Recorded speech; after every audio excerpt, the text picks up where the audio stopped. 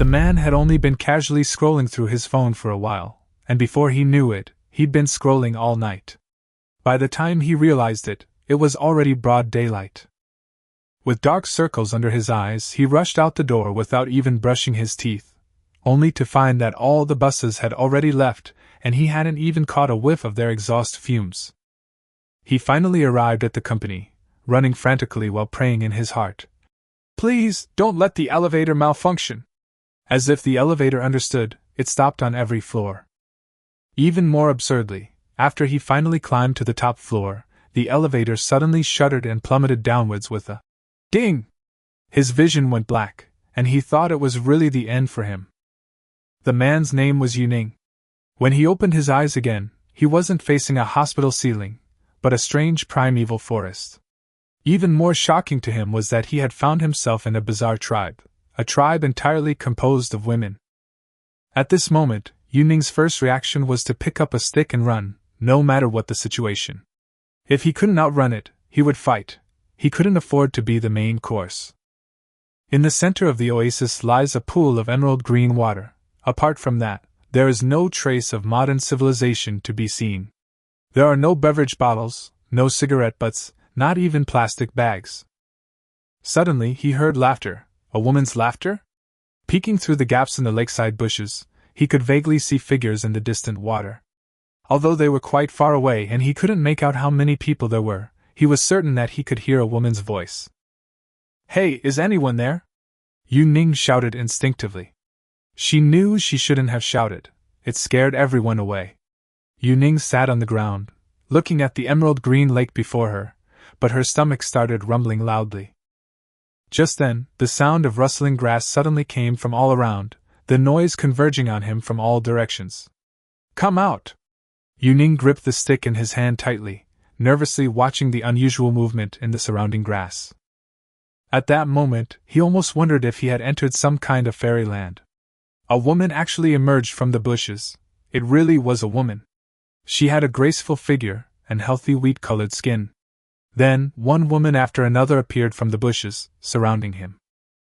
"Good riddance! This death was worth it! I've suffered so much as a slave, and God has finally granted me a heavenly reincarnation."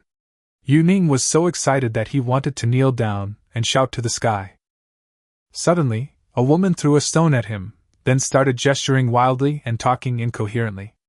The other women joined in, but Yu Ning couldn't understand a word. Sure enough, there was a language barrier. But it didn't matter. They were all incredibly beautiful, so what they said didn't matter. "This is my empire!" He couldn't help but scrutinize the group of women. Some wore animal skins, while others were simply covered with leaves, appearing both wild and primitive. Even more striking was the fact that each of these women had incredibly healthy figures, with proportions comparable to supermodels. Yu Ning pointed to himself, trying to communicate with them. I am the Emperor. The Emperor, do you understand? Yil. One of the women even mimicked his words. Damn it, you little brat! If it weren't for your good looks, I would have slapped you right here, Yu Ning said helplessly and amusedly. He noticed that although the women in this group were of varying heights, almost all of them were thin and sturdy, probably due to limited nutrition during their life in the wild. As he observed these supermodel cavemen, a wild beast's roar rang out, and the women scattered in all directions. Yu Ning looked up and saw a male lion charging towards him in the distance. Holy crap! This is too outrageous! It's held difficulty right from the start? Shouldn't it be a gradual progression, starting with weak beasts? Yu Ning shouted as he ran, but the group of women ran even faster than him. The forest was full of trees, and he tried to use these obstacles to deal with the lion, but he was used to sitting for long periods of time and did not exercise. How could his physical strength compare with that of the lion? At this moment, he realized that he was completely naked and did not even have a cloth to cover himself. The lion roared and panted as it approached him. Yu Ning circled a large fort tree, screaming inwardly. System! If only you could jump out now! Give me an AK, and I'd dominate the savannah! Seeing the lion pounce, Yu Ning swung his stick at its head. Unfortunately, the stick seemed to be eaten by worms, and it broke in two with a single blow. Luckily, the lion got stuck between the branches of a tree. Yu Ning immediately spotted vines on a nearby tree and pulled them down with all his might. Vines and moss fell and entangled the lion, immobilizing it temporarily. Meanwhile, the group of women watched the spectacle from a distance. Yu Ning was utterly shocked. "You're supposed to be primitive people, aren't you? Don't you have any skill with spears and bows?" But they truly didn't have it. Their figures were entirely the result of daily survival training. Yu Ning watched the lion struggling on the vines, and in despair, he collapsed to the ground. Right there on the ground, he touched a sharp stone. And this lion entangled in the vines might be his only chance to survive. Yu Ning didn't care about anything else. If he didn't act now, he would surely be the one to die. He dug out a stone with both hands, picked out a sharp edge, and stabbed it fiercely into the lion's eye. From the depths of the forest came Yu Ning's angry curses and the lion's screams, and the surrounding wild animals scattered in terror. The women who had been watching watched as Yu Ning, holding a stone, desperately smashed it against the lion's huge head, and they all rushed over, picking up stones from the ground and smashing them down as well. "Damn it! A bunch of stupid women!" Yu Ning gasped for breath, his hands already scraped raw by the stones. The women surrounded the lion, letting out a series of howls, as if they had contributed greatly to the battle between man and lion. Yu Ning was utterly weak, nearly collapsing. Faced with such a massive, real lion, he almost wet himself in fear. He staggered to the lakeside to wash his hands. Thankfully, his wounds weren't deep. As soon as he turned around, he saw hundreds of women standing behind him. There was simply too much to see. But Yu Ning was certain that this place could not possibly be Africa. Their skin had a wheat-colored sheen, not bronze but glossy and smooth, and their long, slender legs, primitive and rugged, stood before him without any hesitation. The unexpected treatment made him realize that his life-or-death struggle had been worthwhile. The group of women knelt around him, chanting a language he couldn't understand at all. A petite woman stepped out from the crowd, adorned with seashells and ropes, her animal skin skirt covering her hips, a flower wreath around her neck, but her upper body was completely naked. "I don't understand this," Yu Ning replied helplessly. "Take me to a place to eat," he said, making an eating gesture as he spoke. The woman turned around and discussed with the others, their words seemingly tinged with some argument, but she quickly stepped forward and led the way. Yu Ning observed their dwelling, rows of small caves that looked like they had been dug by hand. Besides the women accompanying him, there were hundreds of other women of similar age living in the area. Strangely, he didn't see a single man. Yu Ning couldn't help but wonder how these people reproduced. Around the cave stood a statue that looked like it had been meticulously polished. Abstract but not hard to recognize, it was Yu Ning's naked appearance, especially when looking down. The parts were exactly the same as his own. Several sturdy women dragged the lion back, singing and dancing all the way, saying something that Yu Ning couldn't understand. The women in the cave popped out like groundhogs on the prairie, looking around everywhere. Yu Ning even thought about finding a hammer to smash the whole cave open. "This is so primitive!" he exclaimed, speechless. The good news was that Yu Ning was the only man here. The bad news was that their so-called eating consisted of cutting the lion into pieces and tearing them apart with their bare hands. There was no language, no culture, no tableware, and no cooking skills. All they had was to eat raw meat. A few large leaves wrapped around chunks of meat and a lion's heart were placed in front of Yu Ning, looking like a delicacy they had specially prepared for him. "I need to get a fire going first. I can't eat this raw food, and there are parasites too," Yu Ning muttered as he began searching for materials to start a fire. He knew the principle of making fire by friction, and the women looked at him with puzzlement, but no one said a word. The sight of Yu Ning bravely slaying the lion had convinced them that he was a strong person. The petite woman who had previously communicated with Yu Ning stepped forward again, seemingly aware that Yu Ning couldn't understand her language. I am the Emperor! The Emperor!" Yu Ning repeated. "Eel! My head hurts so much! I just want to die!" He almost collapsed. Yu Ning picked up a stick, gathered some leaves and dry grass, placed them beside him, and began to try to start a fire by rubbing sticks together. However, the wound on his hand clearly made it difficult for him to exert any strength, and no sparks appeared for a long time. He grabbed the woman and pulled her over, startling her so much that she immediately knelt on the ground, her face filled with terror. Master! Master! Yu Ning changed his words. Pigman! Destroy it! He gritted his teeth and said no more, handing the stick to her and rubbing it together with her hand. The woman seemed to finally understand, and began rubbing it on her own. Seeing Yu Ning smile, she became even more enthusiastic. Yes! Keep drilling, and it'll be on fire soon! But the woman would always stop after a few thrusts, looking at Yu Ning, touching the burning marks, and asking curiously, Don't stop! Yu Ning was almost frantic. It was like they were talking past each other. He changed his approach, avoiding the wound, and frantically rubbed the stick. At this moment, several women surrounded him and began singing and dancing, seemingly cheering him on, but to him it looked more like mockery. Hours passed, and the fire still hadn't broken through.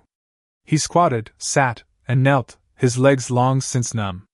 Finally, Yu Ning collapsed to the ground, and the woman sat down beside him, mimicking his actions as she continued to drill through the wooden stick. Language is really important. Since you reborn me in this godforsaken place, why didn't you provide a translation function? He cursed under his breath. A burnt smell filled the air. Although it hadn't caught fire yet, the temperature was already very close. The rhythm of the woman rubbing the wood caused her whole body to sway. There's smoke. Yu Ning's eyes lit up, and he immediately took the stick, enduring the excruciating pain as he continued rubbing at high speed. Whoosh! He blew out a few sparks and quickly brought the dry grass and bark together. A dozen or so heads crowded around, blowing wildly. This was probably the first time in the world that someone had produced fire with their bare hands, and Yu Ning's excitement only fueled the women's terror. To them, the way he held the fire stick was like a god descending to earth. The women knelt and kowtowed to him, while Yu Ning silently lit a fire and skewered the meat. As dusk fell, the fire blazed, filling the air with a delicious aroma. A few meters away lay piles of fresh game, clearly indicating that hunting was no easy feat for these women. The petite woman, familiar with Yu Ning, stayed by his side. Although she was still wary of fire, the aroma of the meat had already whetted her taste buds. Without salt or seasoning, Yu Ning had never been so hungry, and could only grit his teeth and gnaw on the lion's rough meat. Me! Your Majesty! Learn from me! Your Majesty! You're forcing me! Yu Ning was going crazy. He almost grabbed the woman by the collar and slapped her across the face, only to find that she wasn't wearing a collar at all. Her appearance, after removing the flower wreath, was completely exposed to him. The days here seem exceptionally long, though I wonder if it's just my imagination. But what's worse, all the other people have caves to live in, single or double, but none for Yu Ning. The woman he knows best is squatting in front of the fire, curiously poking at the flames. As dusk settled and the temperature dropped, the evening breeze grew chilly. Yu Ning rubbed his hands together and yawned, signaling, "Time to sleep, you know?" The woman, mimicking him, clasped her hands together beside her face. "Yes, it's time to sleep." "Dumplings," the woman repeated, but mispronounced the word. He was too lazy to correct her, thinking that the fire would keep him warm, but his back was still painfully cold. The woman, on the other hand, seemed to be used to the night's chill, her expression calm. The firelight flickered, the branches crackled, and sparks drifted across the night sky in the breeze. The starry sky was exceptionally clear, seemingly within reach, far more captivating than the neon lights of modern cities. He suddenly pulled the woman beside him into his arms, not for any other reason than to keep warm. Although he had eaten some meat earlier, it wasn't filling at all, and he hadn't even touched the lion's heart. The woman paused, a look of confusion in his eyes, but she didn't push him away. She stared at his expression, unsure whether it was rejection or acceptance, seemingly understanding but not quite. Although they were embracing, their heads remained apart. Yu Ning murmured to herself, "The way you look at me, it's so strange." She didn't understand, but just smiled softly, a smile that melted Yu Ning's heart. In the firelight, her features appeared soft and beautiful. He held her tighter, his hand resting on her shoulder, gently stroking it. The woman was initially uncomfortable, but quickly got used to it and even imitated his movements, touching him in return. The night wind was too cold, and all their romantic thoughts were blown away, leaving only the instinct to warm each other. Where do you live? If you have a cave, take me there for the night. He found these people really strange. Why did they insist on living in a cave? There were clearly small hills nearby. Why didn't they look for a cave? Cave? The woman repeated, puzzled. Yes, a sleeping hole. Yuning nodded.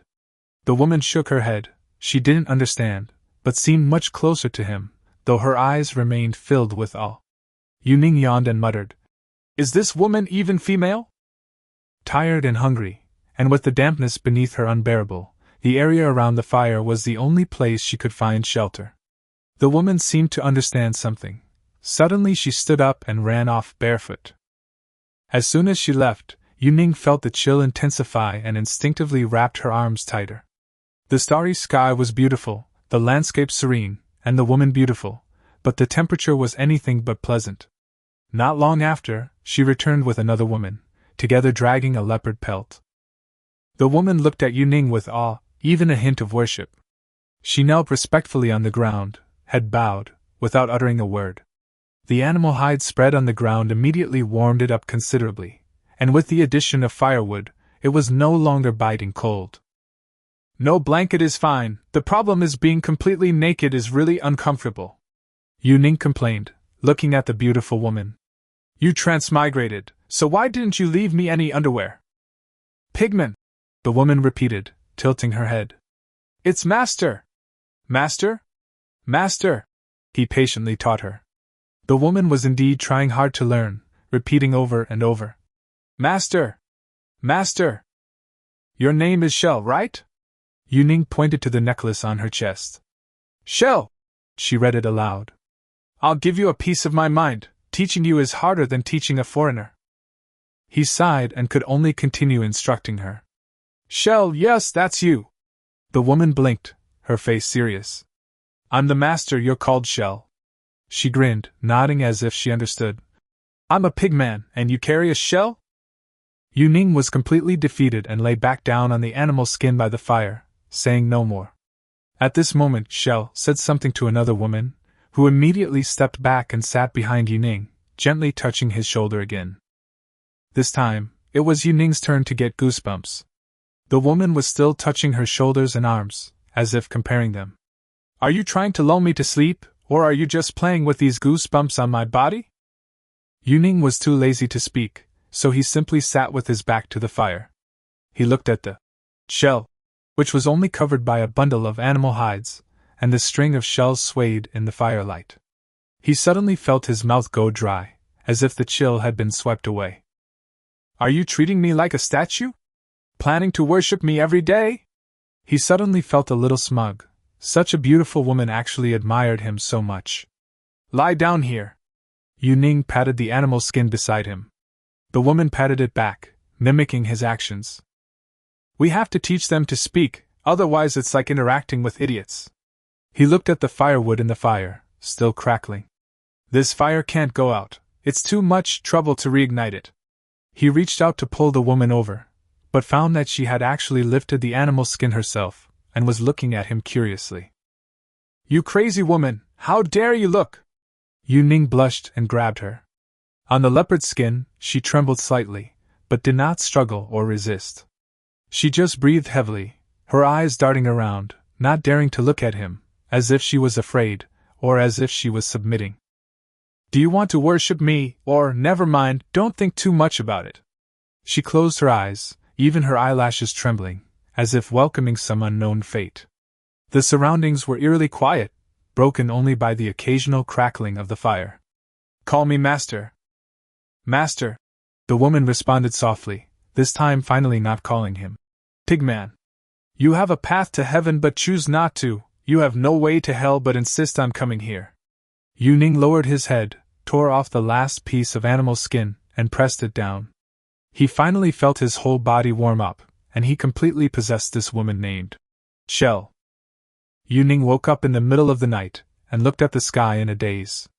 He gradually realized that the day-night cycle here seemed to be much longer than on Earth, as if it took 2 days to complete a day. As dawn broke, sunlight streamed into the camp. Suddenly, Shell knelt before Yu Ning, her face devout, with a strange expression. Yu Ning was bewildered. Turning around, she saw a large group of women kneeling on the ground. This scene was too embarrassing. No matter how shameless Yu Ning was, he couldn't handle hundreds of people watching him completely naked. He was so embarrassed he almost wanted to disappear into the ground. He coughed and said, "It's already morning. Why aren't you looking for something to eat? What are you doing kneeling here?" Now he finally understood why these women all had supermodel figures. They were genuinely thin from starvation. He called out, "Shell! Master!" Shell immediately ran over, her eyes filled with enthusiasm and adoration, a trust she had never shown before. "Fire! Add firewood!" Yu Ning pointed to the fire and demonstrated, throwing firewood in. "Add firewood!" Beak immediately understood, and she called to the others in a babbling voice. In a short while, several women returned carrying firewood. Yu Ning sighed. Finally, she understands human nature. This is so hard for me. Master? Shell nestled closer again. Okay.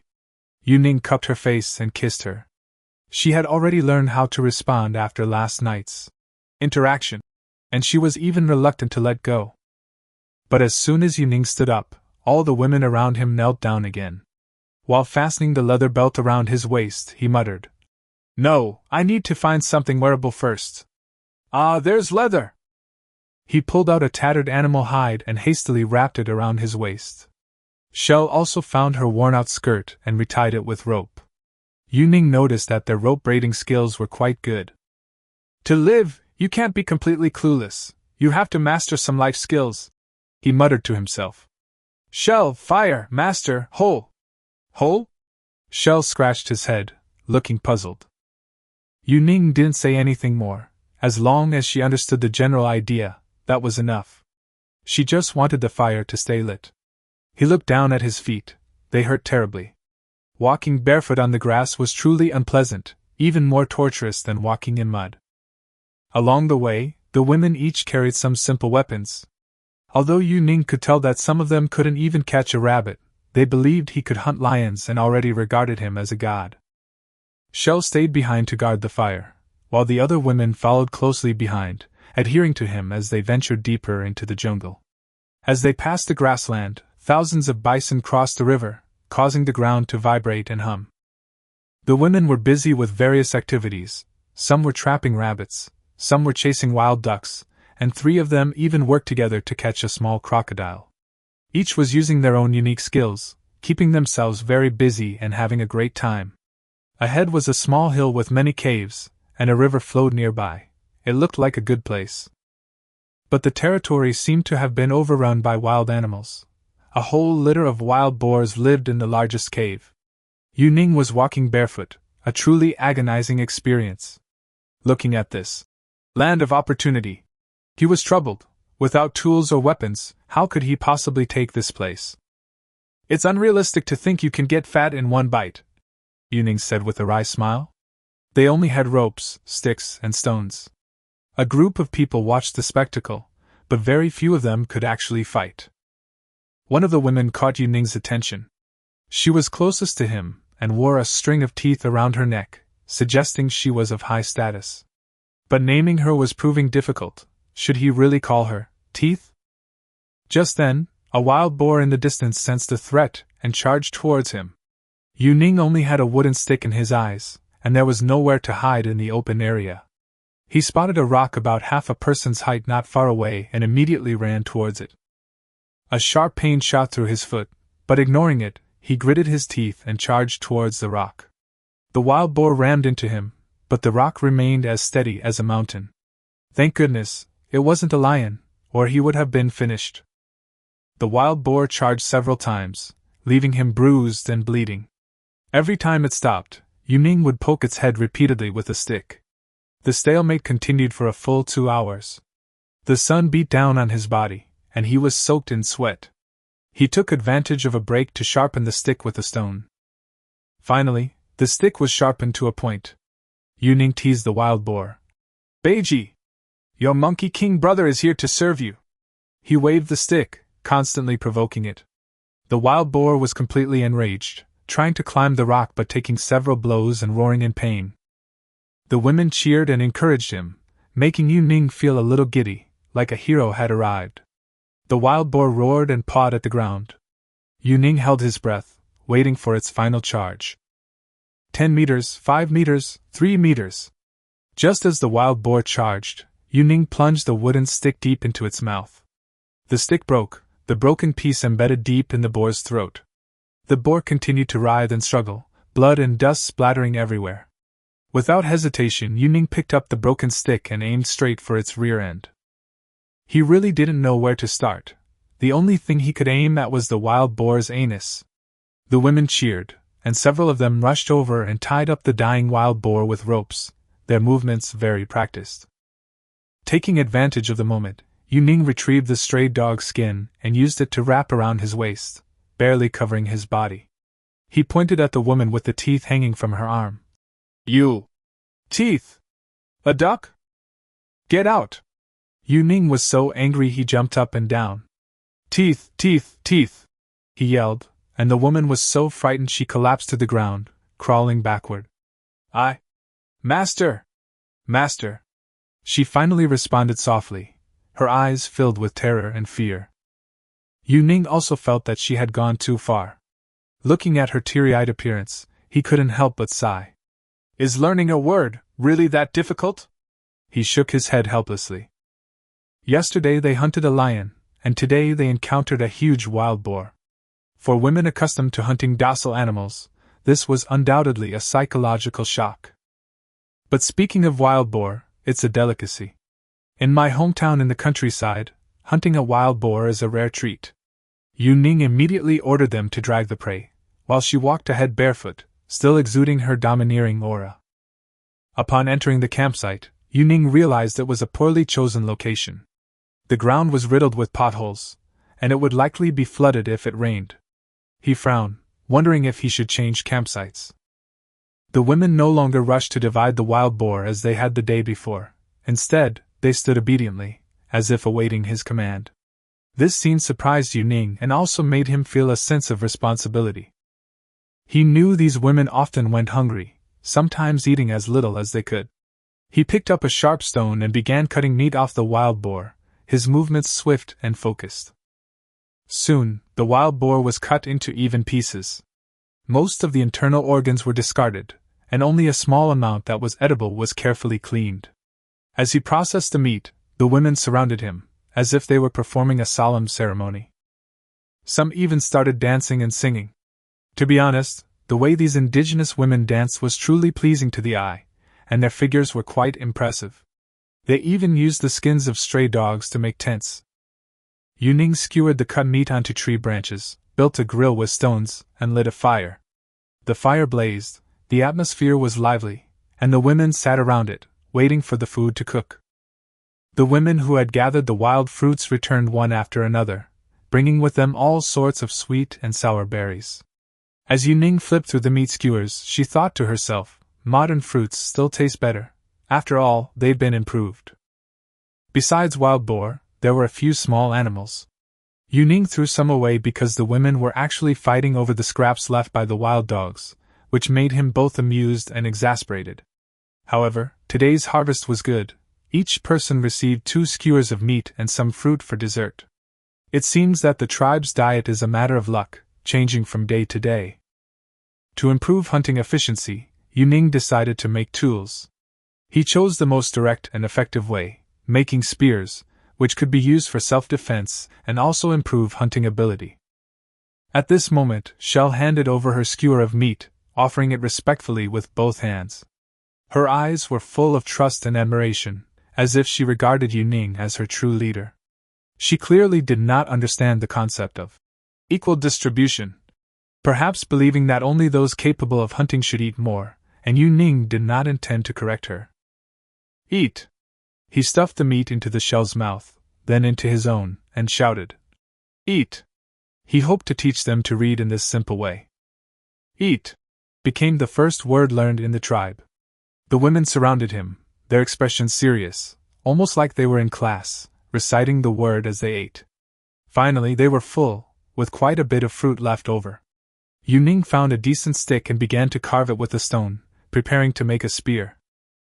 Despite the constant stream of new and old wounds on his body, he felt a sense of accomplishment.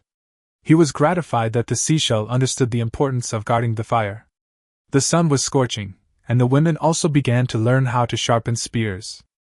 Roughly calculated, this batch of weapons could arm over 100 people. If this force were organized, it would already have the foundation for a large-scale hunt. Shell excitedly pulled him along, chattering incessantly. Shell pointed ahead, her words few, but Yu Ning guessed what she meant. She wanted to take him somewhere. He got up and followed her through the woods. Before them lay a stretch of emerald green lake. Shell ran joyfully over, leaped into the water, and then surfaced, resembling a beautiful woman emerging from a bath. Shell uttered the word again, and this time Yu Ning understood. He wanted him to join him in the water. He removed his animal skin and plunged into the lake, the water crystal clear and refreshing. The lake water was crystal clear, yet it unexpectedly shimmered. Yu Ning looked down, and was completely stunned. The bottom of the lake was full of gold nuggets. This was outrageous. It was as if she had stumbled into a sea of wealth. However, he didn't take it too seriously. Even if he could refine it into a wine cup, it wouldn't matter, since there was no wine here. What he cared more about was the seashell's radiant smile. That adoring look in its eyes stirred something within him. One by one, the women jumped into the water, laughing and chatting. Although they kept their distance from Yu Ning, their eyes were filled with respect and longing, especially the woman with the tooth ornament. It was a kind of worship born of all. For Yu Ning, this was the foundation for establishing his rule and governance. He had become the absolute center among this group. The lake water was cool and refreshing, and the scenery was delightful. Yu Ning relaxed in the water.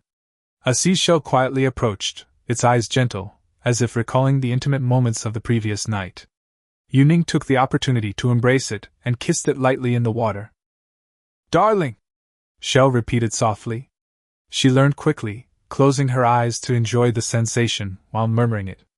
The women on the shore watched the scene, their envy evident in their expressions.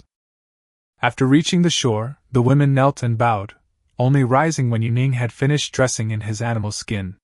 They didn't understand his language, but their actions spoke volumes.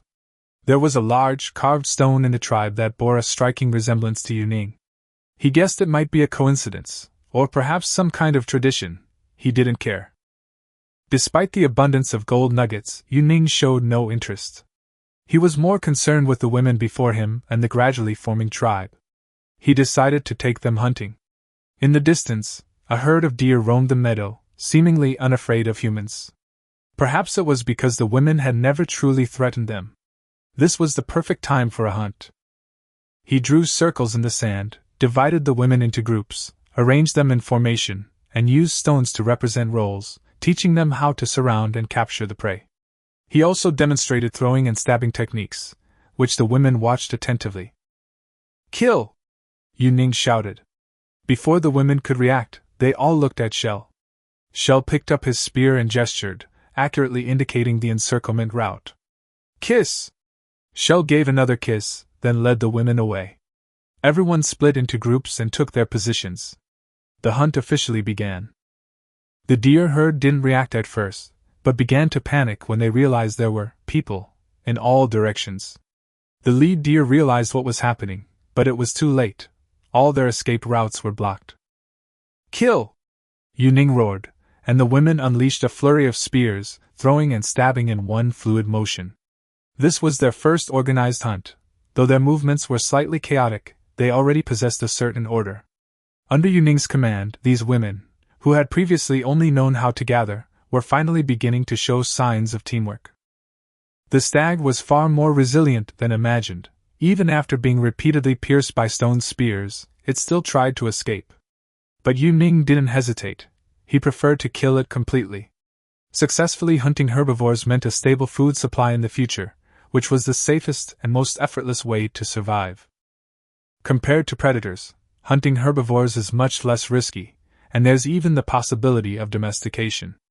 This hunt was quite successful, with 4 male deer and 2 females killed. As for fawns, it's probably not breeding season, as they were not found.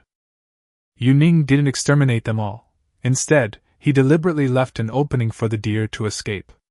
Killing more would be pointless. There were neither storage facilities nor processing technology available. The most pressing issue right now wasn't meat, but salt. Food was temporarily secured, but shelter and clothing remained major problems. The fact that she was naked, in particular, made Yu Ning constantly feel insecure. No matter how she tied the wild dog's skin, it would easily slip off. Worse, her body's instinctive reactions were constantly being stimulated. After all, he was surrounded by women, and even if he tried to avoid them, the visual stimulation was unavoidable. Yu Ning could only try to shift his attention and focus his energy on more practical matters, such as distributing food and organizing work. The women quickly learned to use thin wooden sticks as barbecue skewers and began to prepare firewood on their own. A few of the bolder ones even followed Yu Ning's example, gradually building up a makeshift stove, much more efficiently than they had imagined. Gradually, Yu Ning discovered that these women were not completely incompetent. They could make dried fruit, fire simple pottery jars, twist rope, and process animal hides. Perhaps they possessed even more skills, which had not yet been discovered. The results of the hunt were obvious, but Yu Ning had no intention of stopping. Hunting skills quickly became a must-learn course after they had eaten their fill. The women learned with exceptional seriousness, understanding the concepts of eating and killing much faster than expected. Judging from their reactions, they likely suffered from chronic food insecurity for a long time. At the very least, it's certain that their quality of life has gradually improved since Yu Ning's arrival. This is the most obvious change. At this moment, Yu Ning had two unavoidable questions on her mind. The first was the issue of reproduction. Since there were only women here, there must be other tribes or male groups nearby. The second issue is more practical: tools. Without tools, many plans are just empty talk. Manufacturing weapons, building shelters, and making clothing all require the support of basic tools. Yu Ning untied the seashell skirt, pointed to the rope around her waist, and then to the ground.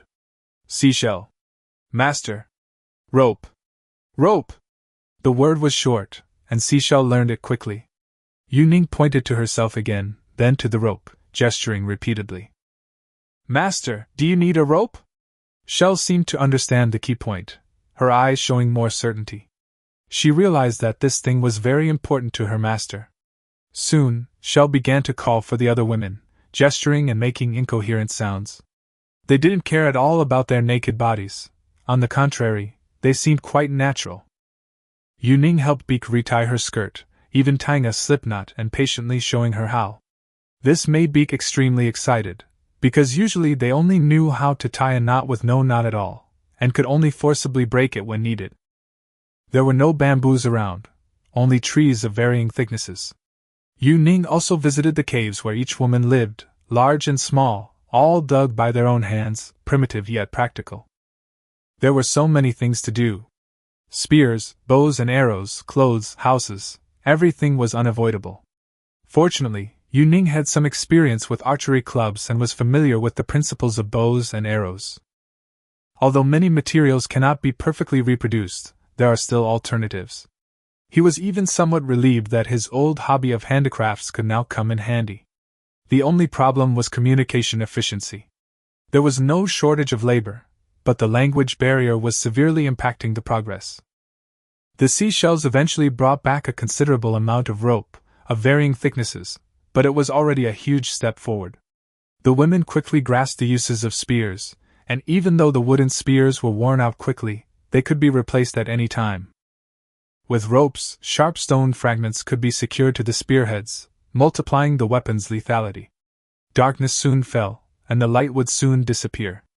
At this point, the campfire became the most important element of the night. This time, the women didn't return to the cave as soon as it got dark, as they had the previous night. Instead, they gathered around the shell and talked in hushed tones. The woman Yu Ning called Teeth was particularly agitated. Soon, Shell and several women brought over animal hides and spread them out over a large area around the fire. They seemed to have guessed that Yu Ning would need to rest by the fire tonight. Tooth also brought over a clay pot they had made themselves, filled with clean water and carefully selected fruit, the best in both size and ripeness. At that moment, Yuning truly felt the feeling of being cared for the first time. That night, they still knelt on the grass, leaving only the animal hides for Yuning.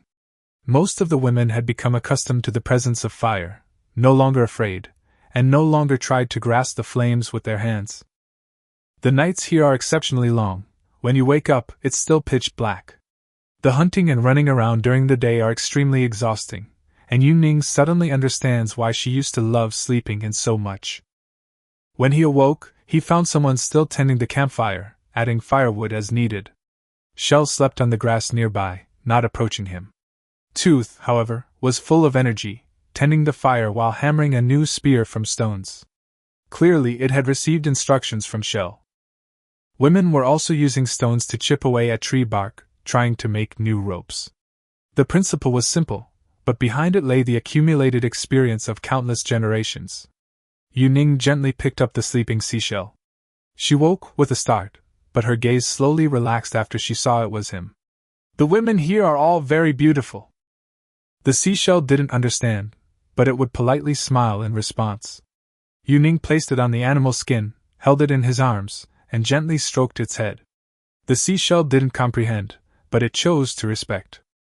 The fire gradually warmed up. Yuning knew that some of her reactions were only known to herself. Beak hesitated, yet also felt a mix of anticipation. "Darling," she said, taking the initiative. Without hesitation, Yuning pulled her close and kissed her in the firelight. The women around them watched from afar, their eyes never leaving her. Yuning suddenly stood up, the movement so sudden that Beak quickly clung to his neck, her face filled with panic. This wasn't a battle charge. It was just a reflex action after waking up. When he came to his senses, he realized all the women around him were staring at him. Dawn was breaking, the sky tinged with yellowish white, and the distant chirping of birds could be heard. He casually flipped through the pottery the women had made, selecting a few usable pieces. He poured all the wild fruits, water, and meat he had stored into the earthenware pot, and soon a bubbling sound came from the pot.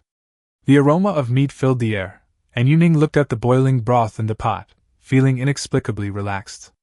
Compared to the venison from last night, this soup was milder. The women in the cave, drawn by the aroma, rose with eager eyes. The lack of seasoning didn't matter. A sip of hot soup was already a great blessing. This was his second day in the oasis. Yesterday he had only explored a quarter of it. Today, he decided to take the women to try their luck. He figured he could gather some materials along the way, see if he could make some ropes, arrow shafts, or even weave a few baskets. It would be much better than carrying things on his back.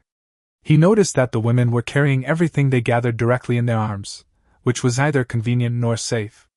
With tools, their efficiency would definitely double. But now, let alone iron tools, even basic wooden tools are incomplete.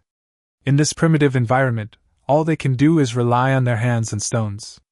With large temperature differences between day and night, and no houses, caves have become the safest haven. If Yuning continued to live outside, she would definitely fall ill sooner or later. He drew a crude map on the stone slab with clods of dirt, marking the areas he had explored and determining the direction of sunrise. The women nearby watched curiously, unable to understand his drawing. Yuning didn't intend for them to understand. It was merely his own reference. Beak's attitude had changed today. She was no longer as stiff as before, and her voice was gentler when she called him Master. He gently hugged Beak, and she responded by mimicking his gesture. Hug! As a result, the women around them also rushed forward, timidly imitating him. Last night Yaya and several women worked tirelessly to make many spears, even sharper than the ones from the day before, and also selected sturdy wooden sticks as spares. They sifted through the rubble, trying to make arrowheads. Yuning then realized that she had underestimated the manual dexterity of these primitive people. He skimmed the foam off the pot, used two skewers joined together as chopsticks, picked up a piece of meat from the pot, and gently blew on it. Although it still tasted a bit fishy, having a bite of hot meat first thing in the morning was already a great satisfaction for him. Yuning led Beak to the riverbank, picked a large leaf, and washed it clean with the river water. Then he placed the hot meat on it to cool. To his surprise, Beak only gave a few simple instructions, and the other women quickly followed suit, picking leaves and washing them as well. It seems they've adapted to the new rules. Now that they can fire pottery jars, there's so much more they can make. Pottery bowls, cups, bricks, tableware, these are all first steps towards a civilized taste. And he's now making progress step by step. The pictorial inscriptions on the stone slab caught Shell's attention. She immediately recognized the symbol of fire. Excitedly, she cried out, "Master, fire, firewood!" He smiled and rewarded her with a kiss. Shell immediately explained the contents of the inscription to the other women, as if she had deciphered a divine oracle. The other women listened, stunned. After hearing the explanation, they all knelt down and began performing a strange ritual towards Yuning. The scene became quite sacred for a moment. He sighed helplessly. "Fine, kneel if you want. I can't help so many people. I still have to go hunting today." There was still some leftover food from yesterday's hunt. The women, tasting cooked meat and hot soup for the first time, absolutely loved it, praising its deliciousness repeatedly. However, hunting with so many people together wasn't very efficient. He wanted to divide the work, but the language barrier made it difficult for him to give precise instructions. But he soon realized something strange. Why was the entire tribe full of young, beautiful women? There wasn't a single old woman? He hadn't seen any children, not even a man. Logically, a tribe shouldn't be like this. Reproduction, aging, and death shouldn't be absent. He began to suspect that there might be some secret behind this. Could it be a conspiracy against him? Or another Truman Show? Beak didn't understand what death was at all, and Yuning couldn't express complex concepts in the existing language. His questions remained unanswered. The women were especially excited today because killing meant eating their fill. Their target today was wild sheep, not deer. After all, deer were too agile, and carnivores posed a significant risk. Wild sheep were relatively safer and more suitable for training these primitive women. Despite wielding sticks, the women were still a terrifying sight to wild beasts. Several wild dogs were frightened away at the mere sight of them. Yuning felt that the women were much bolder than before because of his presence. He had discovered those wild sheep when he first arrived at the oasis. He also noticed that there were other smaller oases nearby, and possibly even other ethnic groups. However, he dared not make contact for the time being. His current strength was too weak. If a conflict broke out, Yuning would have no chance of winning. His priority was to train his team and improve their survivability. He casually drew a wild goat, and although the image was terribly ugly, the women understood his meaning at a glance. He called Shell over and placed a few stones on the ground to indicate to her. This action completely baffled Shell, who had no idea what it meant. Yuning patiently guided her, pointing to several women and then to the stones, dividing them into groups and simulating the route. Beak suddenly understood and immediately imitated him, forming groups, drawing routes, and assigning tasks, her expression full of accomplishment. The women cooperated well. Those assigned received the stones, listened intently to Beak's chatter, and nodded seriously as they did. Yuning, seeing her earnest expression, couldn't help but applaud. Beak didn't understand applause, but she was also happy, infected by his smile. Shell completely copied Yuning's command style, but the language made her communication more direct, and the tribe's operations gradually became more organized. However, today's hunt was more difficult. There were more wild sheep this time, and they were larger, with a group of them eating heartily on the grassland. He stared at the sheep's plump hindquarters, his mouth practically watering. Suddenly, his teeth darted over. It seemed she hadn't followed Shell's instructions. It appeared this woman had ulterior motives towards him, which was why she had defied orders and come along. Shell had probably already sensed it but hadn't acted. Shell was clearly angry, and she questioned Teeth in a hurried tone. Although Teeth retorted verbally, she looked obviously guilty and unconsciously glanced at Yuning, her eyes full of pleading. Yuning remained unmoved.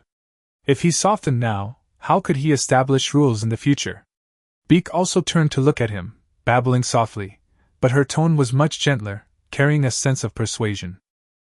Yuning pointed to the wild sheep on the ground, signaling Beak to lead the group out, but Yaya wanted to follow but was stopped by him. His firm attitude made Beak feel inexplicably more at ease. The hunt went well. The newly forged spears were very effective, and teeth certainly contributed a lot. Rewards and punishments must be clearly defined, a principle Yu Ning understood. Although he didn't know who the tribe's original leader was, he roughly understood the structure. The group is clearly centered around seashells, teeth, and the woman pulling the animal's skin. All three wear necklaces.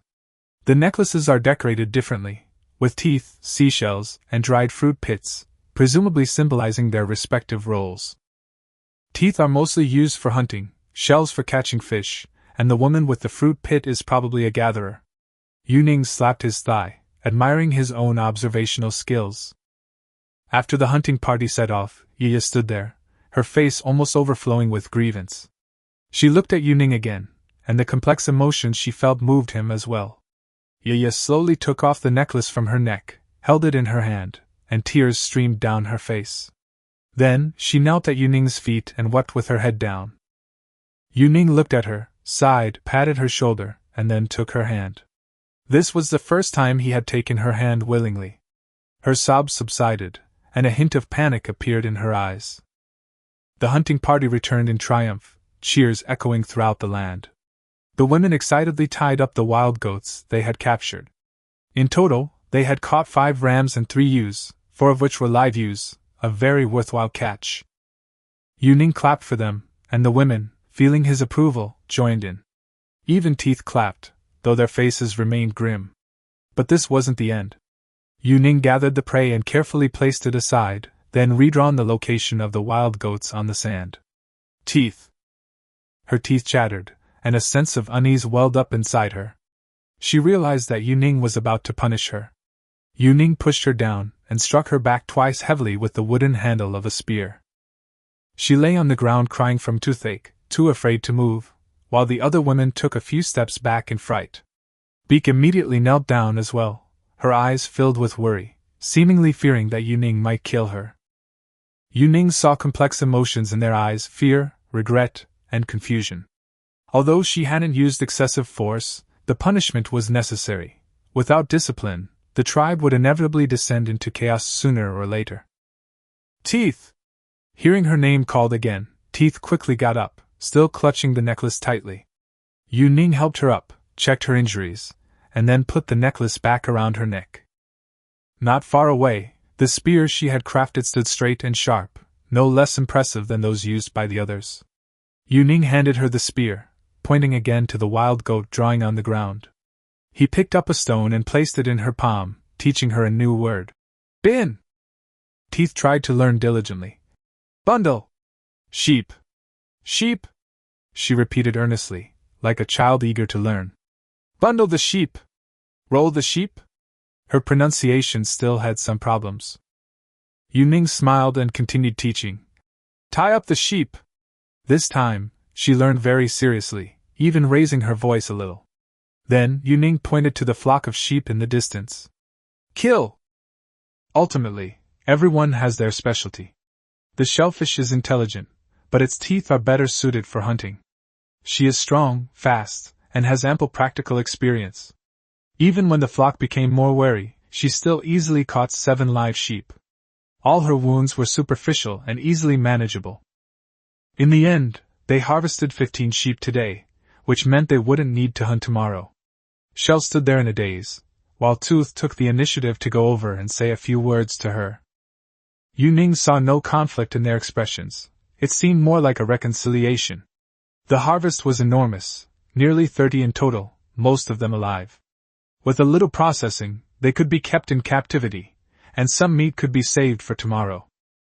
On the way back, the women laughed constantly. Some led sheep, some sang, and some danced around Yu Ning. This group seemed easily satisfied. Food was enough to make them happy. Beak looked slightly downcast, and Yu Ning reached out to pull her hand, then pulled Yaya's hand as well. He could sense that Beak was worried when he punished Yaya. That was already good enough. Yu Ning didn't expect them to have any lofty sentiments, he only hoped they understood the most basic kindness. Around the campfire, roasting lamb became the most joyful moment. Unlike the usual cut pieces, Yuning put the whole lamb on the grill this time, with 7 or 8 fires roasting it simultaneously. The fat dripped onto the charcoal, filling the air with a fragrant aroma, making the smell of roasted meat mouth-watering. Teeth cut off a piece of meat while slaughtering the sheep and gave it to Shell. The two laughed without any qualms. Around the fire, the women sang tribal songs. Though the rhythm was chaotic, the atmosphere was lively. Although Yuning was tired, he still picked up the seashell and spun her around a few times, even imitating how he fed her meat, just like he did with the teeth. Afterward, he also picked up the teeth and walked around the fire. Her teeth chattered, her expression stiff, clearly showing panic. The pain from the daytime punishment still lingered. But she didn't resist. She understood it was part of the punishment, and Yuning had already shown leniency. She knew this man had once single-handedly killed a lion and a wild boar. If he were truly ruthless, she would have been dead long ago. Her body was strong and supple, possessing a powerful beauty that surpassed that of a seashell. Yuning kissed her lips, her teeth wide open, letting him kiss her without moving. Beak whispered a few words beside her. Her teeth slowly closed their eyes, and gently opened their mouths. "Darling?" she whispered, pointing to herself, her eyes still filled with disbelief. Yuning didn't reply, but simply placed his hand on her waist and gently embraced her. Transmigrating wasn't all bad. Roasted lamb, fruit, and so many women to keep him company. This day was a feast for them. While the mutton was roasting, Yuning was also busy. She led a group of women to build a simple wooden fence around the sheep and raise the live sheep. The fence was actually quite crude. It was just wooden sticks driven into the ground to form a circle. The problem was that cutting down the wood was too difficult. The few tree trunks we got yesterday were painstakingly gathered up piece by piece using stones. The enclosure was quite sturdy, keeping the sheep contained and preventing them from running around. Yuning even threw some grass in, and the women followed suit. For the first time, he felt that this primitive lifestyle was beginning to offer a glimmer of hope. On the animals he had hunted in the previous hunts, he had deliberately left a lot of fascia. Although the women didn't understand, they all believed he must have another plan. Sure enough, Yuning instructed Shell to fetch rope. She made ropes of various styles and even hung plant fibers to dry around the area.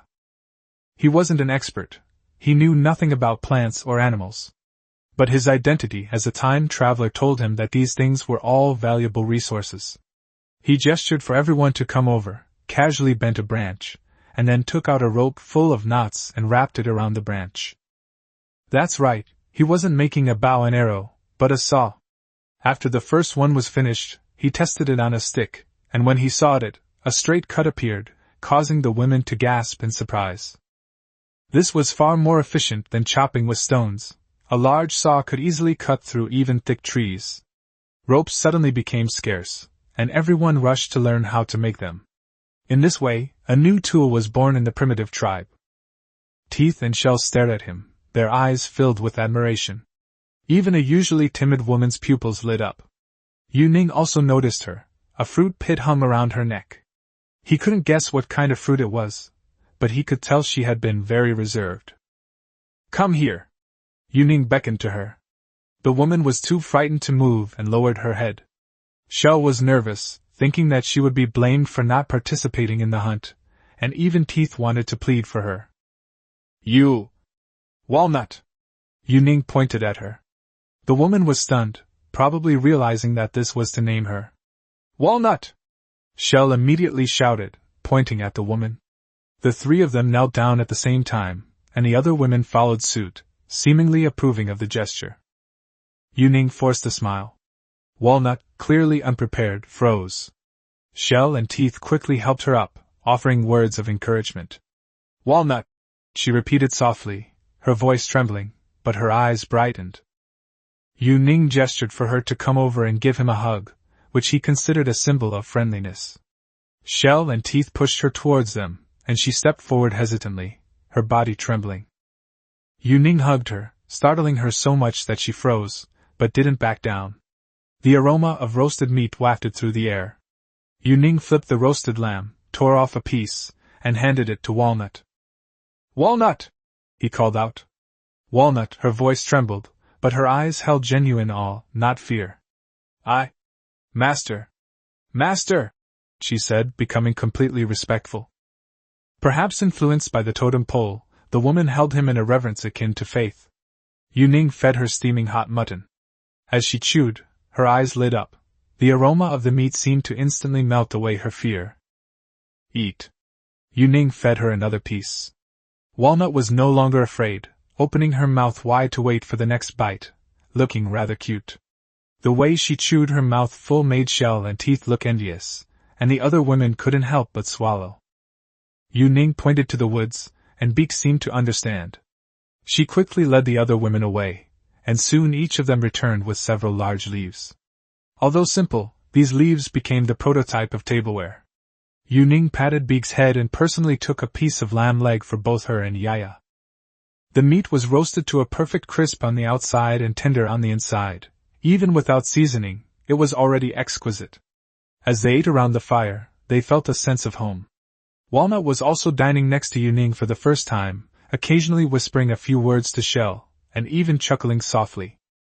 The marks from the beating were still visible on her back, the skin torn and bleeding. Yu Ning actually regretted it a little. He seemed to have gone too far in establishing his authority. He reached out and gently touched her back. Her teeth clenched slightly, but instead, he reached out and smoothed his brow, smiling as he raised the lamb leg. As evening approached, Yu Ning hung up the leftover meat to preserve it, and began peeling bark from the tree. Walnut, seeing this, immediately came over. This was something she excelled at, and she seemed quite enthusiastic. Yu Ning carefully cut the bark into strips, like noodles, and began weaving them from memory. The other women gathered around, watching his movements quietly.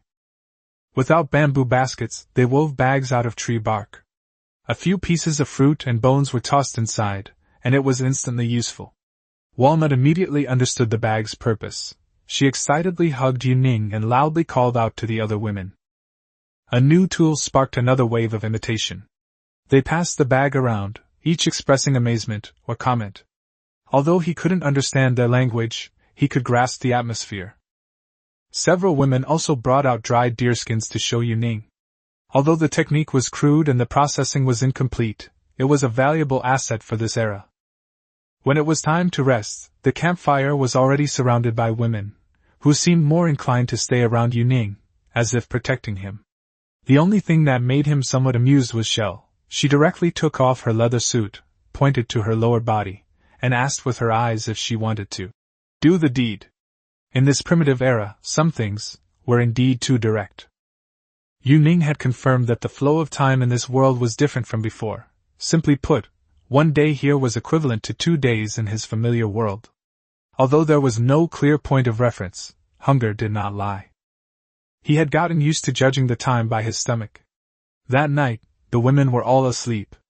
Yu Ning, however, unexpectedly discovered that Teeth not only hunted but also patrolled and kept watch.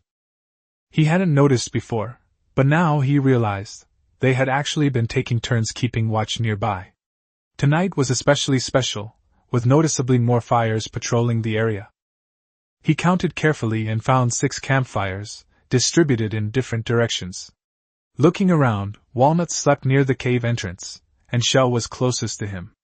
They had also learned to use animal hides as bedding, gradually adapting to their new way of life. At this moment, Yu Ning felt a little hungry. There was still some uneaten meat hanging nearby. The women were always frugal and didn't eat much. Some dried meat had also been dried, clearly showing they were used to living frugally. Yu Ning got up and woke Teeth, who followed him sleepily. Seeing him take the meat, she asked with a questioning look. Eat? Eat. He nodded in response. He removed a few ribs from the lamb rack, skewered them with wooden sticks, and prepared to reheat them. Teeth clearly didn't understand why cooked meat needed to be roasted again.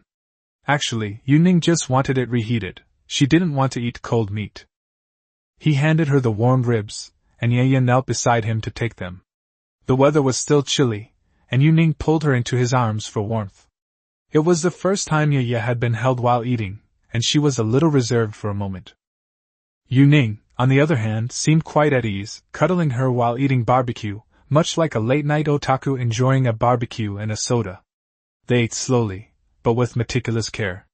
Years of food shortages had made them cherish every bite. As Yuning ate, he sighed, thinking that for the women in this place, even late-night snacks must be a luxury. Suddenly his teeth whispered, "Master," pulling him back to reality. He was lost in his fantasies when his body involuntarily reacted. Teeth noticed, her whole body stiffened, yet she dared not move. She could clearly feel the change in his body temperature, and seemed somewhat nervous. "Hold me," Yuning whispered. He tossed the bone into the campfire, and whispered in her ear. Teeth then realized that a hug doesn't necessarily have to be face-to-face. From behind, it can be just as good, and even warmer. She gradually relaxed and began speaking to him in a language he couldn't understand. She spoke rapidly, occasionally punctuated by sounds like boom. She seemed to be describing a hunt, a battle, or some kind of explosion. Although she couldn't understand, Yuning didn't mind and simply listened quietly. He placed his hand on her chest, feeling her excited heartbeat. Just then, Beak woke up, and the scene suddenly became awkward. Yuning felt like she'd been caught red-handed, like a scumbag caught red-handed. But the shell didn't seem to care at all, and even earnestly called him Master. Then, she spoke at length to the teeth, as if imparting her experience. The teeth listened attentively, nodding vigorously. Beak even struck a few poses, demonstrating with great enthusiasm. Those were the gestures she used when she was intimate with Yuning, and she was teaching them to teeth without reservation. She even exaggeratedly rolled her eyes, the movements so perfect that Yuning couldn't help but laugh. He made a sleeping gesture, something he had taught Beak before. Beak immediately lay down, but her eyes were wide open, showing no intention of sleeping. This scene was so absurd that Yuning almost burst out laughing. They were actually teaching this kind of thing as a tradition. Although she wore nothing but a necklace, she obediently lay down as instructed by the shell cult. The scene seemed to be reenacting a ritual, making one wonder if it was some kind of tribal ceremony. Yuning leaned forward and whispered, "Honey!" Her teeth cooperated by reaching out and grabbing the fur on the animal hide. The bones in the fire crackled, and black smoke rose. Beak winked at her from the side, as if encouraging her to be brave. This time, Yuning chose to treat her gently, feeling somewhat guilty for having hit her before. He slowly approached, wanting to lessen her pain. Hiss! Her teeth clenched, her fingers gripping the fur tightly. She clearly felt the pain, but did not resist. "Kiss!" she whispered again, her eyes filled with tears as she kissed him. Yuning did not respond, simply letting her kiss him. As dawn broke, Yuning noticed the patrolmen were changing shifts. It seemed the tribes here were very disciplined. Teeth's eyes softened, the wildness in them giving way to gentleness. She leaned against Yuning, gazing into the distance, quietly waiting for the sunrise. Shell seemed surprised by her gentleness last night, and even asked Teeth about it. Teeth just shook her head, indicating she didn't know. But Shell still gestured for her to continue trying to please Yuning. Teeth hugged him knowingly, glancing at Seashell as they did so. These physical interactions made Yuning begin to ponder the importance of language. He found himself speaking less and less, relying mainly on simple words like eat and hug. Thinking of Robinson Crusoe, life without language can be depressing. But then again, compared to the 996 work schedule, this place is practically paradise. Since that's the case, he has to teach them to speak so their lives can have quality. The outside world is unknown. There might be other tribes, even cannibals. Becoming stronger is the right path now. He looked down and saw that his teeth were resting on his lap, their faces pressed against his body. She tried to get up, but Yuning gently pressed her down. Ugh! Beak was stunned. She watched this scene in shock, as if her worldview had been turned upside down. The sun rose, and the huge totem was bathed in golden light, appearing sacred and solemn. This was the first time Yuning had seriously examined it. Adorned with flowers, leather, and animal horns, it was clearly a tribal offering. The teeth raised their heads, sunlight streaming onto their faces, their eyes filled with panic. Yuning stared at them, uttering a single word. Eat. Yesterday's hunt was quite successful, but we can't eat barbecue every day. Yuning thought for a moment, since the seashell had a shell on its neck, there must be sea nearby. Yuning racked her brains for a way to communicate. After all, they didn't speak the same language, and gestures alone wouldn't be enough. He shouted into the distance, "Shell!" The next second, Shell came running over, carrying a beautifully woven bag that was clearly much better than his own. "Master!" Shell happily held up the bag to show it off, his eyes full of anticipation.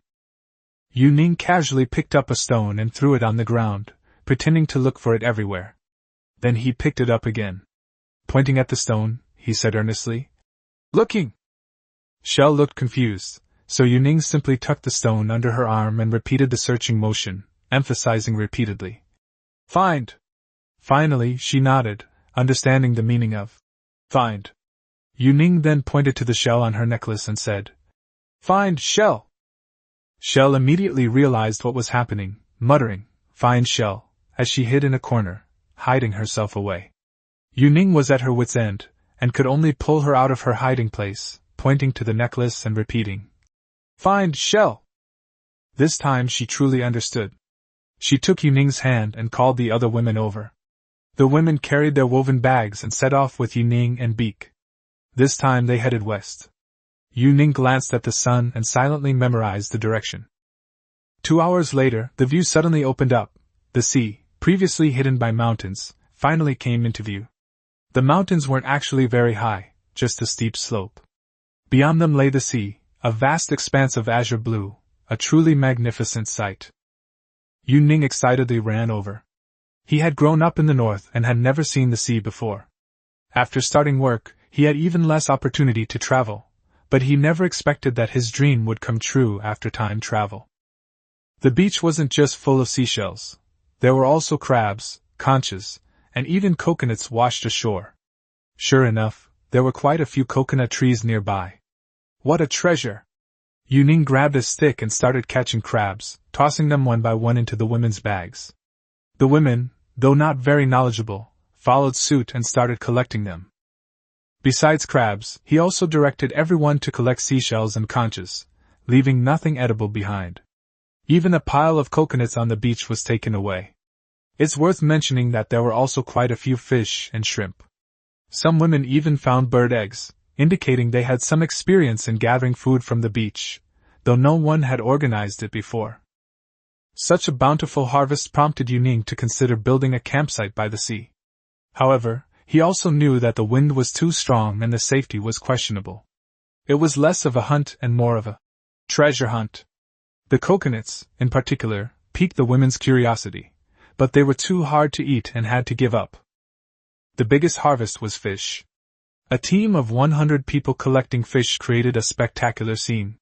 Yuning suddenly realized that she, a mere worker, had become a leader. The most excited were the walnut collectors. She was in charge of collecting them, and this time she could finally use her expertise. With more bags, their efficiency doubled. "Go home!" Yuning shouted. Although no one understood what "go home" meant, they still shouted along with him. Fish soup, grilled fish, crabs, coconut juice, the seafood feast tonight was something to look forward to. Although many fish had died on the way, Yuning didn't care at all. On his way back, he had an extra find. He discovered wild chili peppers. The peppers were small, no bigger than the tip of his little finger. Just as he was about to pick one to take a bite, Walnut rushed over and snatched it away, gesturing frantically. It turned out she had eaten the walnut before. She mimed fanning her mouth and sweating, then called over Shell to translate, creating a somewhat comical scene. Shell, of course, couldn't say much and could only guess. But Yuning didn't believe it, picked a fresh chili pepper, and started eating it right away. One bite, and the spiciness made him stick out his tongue. He quickly grabbed a coconut, cracked it open, and gulped down the coconut water before he felt better. Shell and Walnut were frantic and immediately organized the other women to find water and fruit. Cracking a coconut with stones wasn't easy, but Yuning managed to do it anyway. The sweet coconut water delighted him, while Walnut stared at the coconut in astonishment, both curious and puzzled. "Eat!" He poured the coconut water into Walnut's mouth. He hadn't taught her the word, drink, yet, but she understood. So the women took turns drinking the coconut water, and their admiration for Yuning grew even stronger. They admired his courage and knowledge. Yuning kept the coconut shells, thinking they might come in handy someday. Before the fruit hunters returned, he began to count the group. Only then did he realize that he had never counted the number of people accompanying him. He would feel extremely guilty if anyone got lost. 2 hours later, after confirming that everyone had returned, he secretly resolved that next time he would definitely take attendance beforehand. Just as he was about to rest for a while, trouble broke out at the camp. The women came running in panic, crying and pointing in the direction of the camp. Each of them held a spear, and the ground was littered with freshly gathered supplies. Yuning couldn't understand what they were saying, but he knew something was wrong. He grabbed his spear and charged towards the camp. The camp had been attacked. Many women were injured, the scene was a mess, the sheepfold had been torn open, and several sheep were missing. There were about 5 or 6 injured women, all with bite or scratch wounds on their arms and legs. It was clear they had fought back fiercely. Yuning carried a seriously injured woman on her back and washed her wounds with clean water. The others also carried out the carcass of a wild animal, resembling a wild dog but larger. With no herbs and no medical skills, he could only resort to the most primitive method, fire. The fire blazed brightly, and he picked up a burning stick, preparing to disinfect his wound. To be honest, he hesitated. He didn't know if bacteria or infectious diseases existed in this world, nor was he sure if burning would worsen his injury. But he dared not gamble. There was neither alcohol nor herbs, only the ashes from the fire and the burning wounds. The women watched him with fear and tension. One woman, though nervous, did not flinch. She trusted Yuning, and did not back down even in the face of flames. Suddenly, Beak rushed out from the crowd, her eyes fixed on the fire in Yuning's hand. She was so anxious that she could barely speak, only repeatedly shouting, "Me! Me! Me!" She never disturbed Yuning when he was doing something serious, so her excitement this time must mean something important was happening. Unable to communicate verbally, she used gestures. She mimicked diving and swimming motions, and even made a gesture of kissing Yuning in the lake. Lake? Yuning's heart stirred, recalling that emerald green lake. He was completely bewildered, not understanding why Shell had taken him to the lake. It wasn't until she mimicked Yuning's actions of cleaning women's wounds that Yuning suddenly realized she meant the wounds needed to be disinfected and bandaged. Cleaning the wounds was only the first step. Just then, Walnut burst out, chewing on some green plants, a little juice still clinging to the corner of her mouth. She also held a few green leaves in her hand, which Yuning immediately guessed were herbs. He pointed to a woman's leg injury, then to Walnut's mouth. Walnut nodded, applied the chewed green residue to the wound, wrapped it with leaves, and finally tied it tightly with rope. Yuning finally breathed a sigh of relief that these women actually knew some first aid, and her mind was no longer troubled by the idea of burning the wound with a fire stick. At this moment, Shell pointed urgently towards the lake again, still shouting, "Me! Me! Me!" with an even more anxious expression than before. Yuning was also quite willing to play in the lake, but now was clearly not the time for swimming. However, Shell was not usually this impulsive. In the end, Yuning decided to trust Beak's intuition and follow her. After all, she was the closest person to her in this unfamiliar world. The other women followed one after another, and even a few of the injured women managed to get up, wanting to go to the lake together. Yuning noticed that these women bathed in the lake almost every day, as if it had become a religious practice for them, and they would never miss it no matter how busy they were. When they arrived at the lake, the emerald green water was still clear and tranquil, and the glittering gold nuggets at the bottom of the lake were still dazzling. But Yuning had no interest in the gold nuggets at this moment.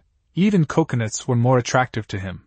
The injured woman was carried to the lakeside, and the others knelt down to offer a devout prayer to the lake. This was the first time Yuning had ever witnessed such a ceremony. In the past, they would simply jump into the lake to play and frolic. Several injured people actually walked slowly into the lake on their own. Yuning wanted to stop them, but Beak's firm and solemn expression made him change his mind. Under the sunlight, the gold nuggets at the bottom of the lake reflected a dazzling light, surrounding several women, while the others chanted a song that sounded like an incantation. Walnut also stood by the lake, facing the water and chanting something aloud. Although the content was unintelligible, his tone was full of power. Yu Ning was so exhausted that he unknowingly fell asleep against a tree. The chanting seemed to have a magical power, drawing him into a dream. He didn't know how much time had passed when Shell gently called, "Master," waking him up. Opening his eyes, he saw that several injured women had already emerged from the lake. A row of long legs stood side by side, water droplets falling, refracting the sunlight to create a breathtakingly beautiful scene. But Yu Ning was astonished to find all the wounds were gone. He knelt beside their legs to examine them closely, and there wasn't even a single scar. This lake water truly possessed magical power. He considered cutting himself to try it, but the complicated ritual made him back down. Then he thought there were still fish to wash, so he might as well take a bath while he was at it. For a man, a more casual bath is fine. Yu Ning took off the animal's skin and plunged into the lake. The other women followed joyfully, splashing water and laughing. If the lake water could truly heal wounds, could it also help with illnesses? This thought lingered in his mind. Strangely, despite the lake's size, there wasn't a single fish, not even tadpoles. This was highly unusual. But now wasn't the time to think about that. Yu Ning began splashing water on the women, who laughed and dodged in all directions. But no one dared to retaliate, not even with a playful splash of water. Their respect for him was genuine. On his way home, Yu Ning had an unexpected surprise. He found a patch of wild radishes. This was a rare vegetable. He excitedly started digging with a stick, and when he pulled out the first radish, the familiar smell made his mouth water. The radish wasn't big, but it stirred up his longing for home. As he dug, he shouted, "Pull!" and pulled out an even smaller one. The other women joined in the digging, and soon a pile of radishes was stacked in front of him, dazzling the eye. Fish were stewing by the lake.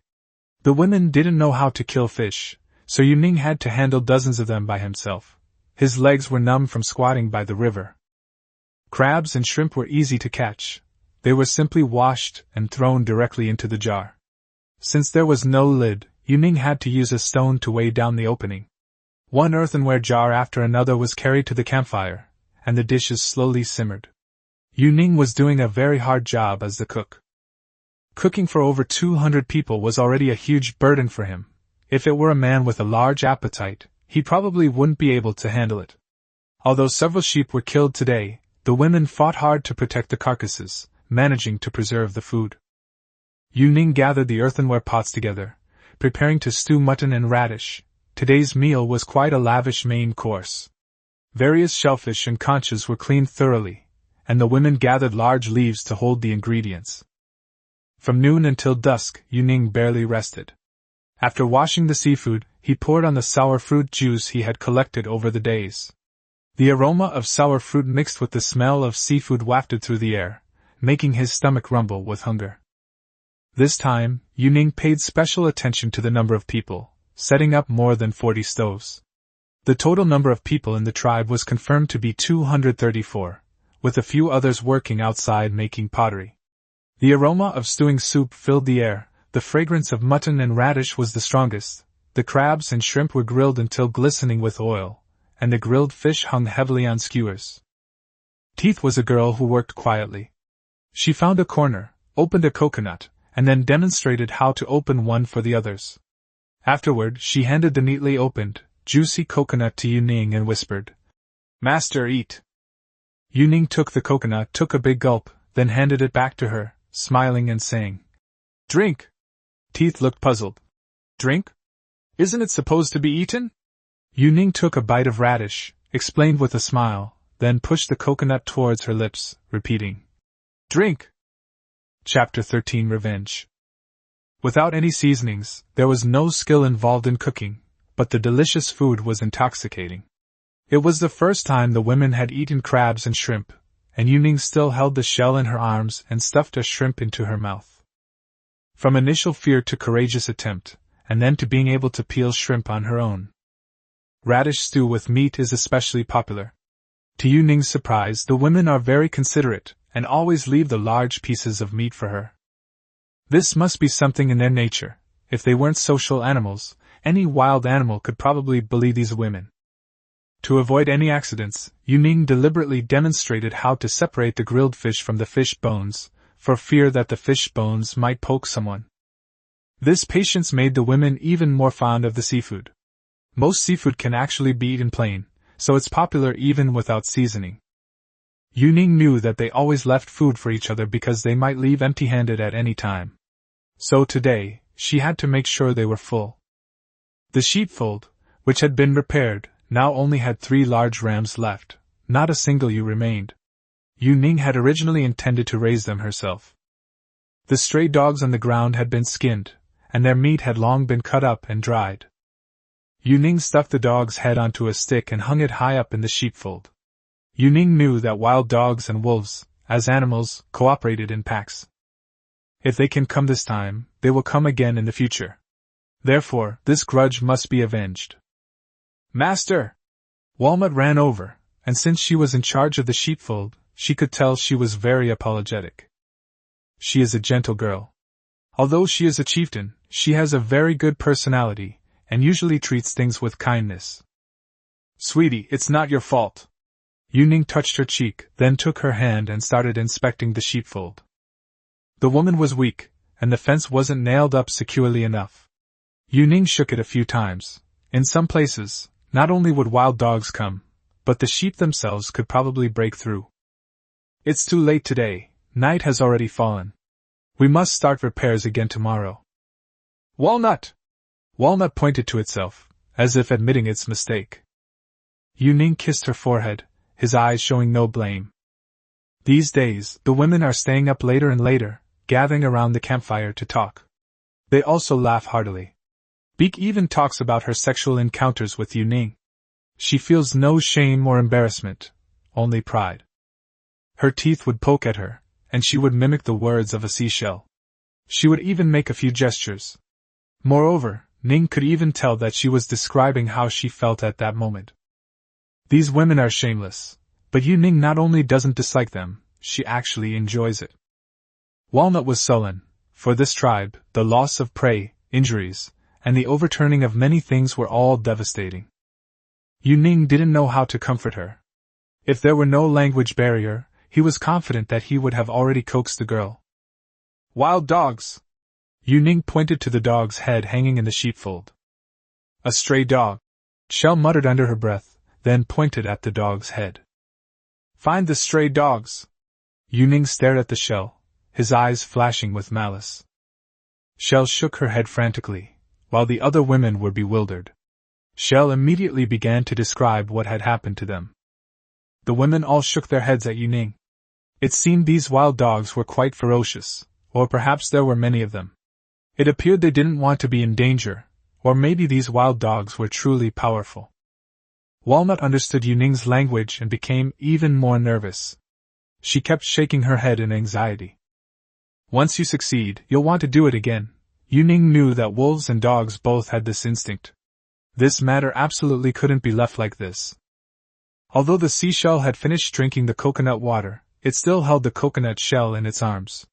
Yuning brought out the saw she had made herself and cut the coconut shell open.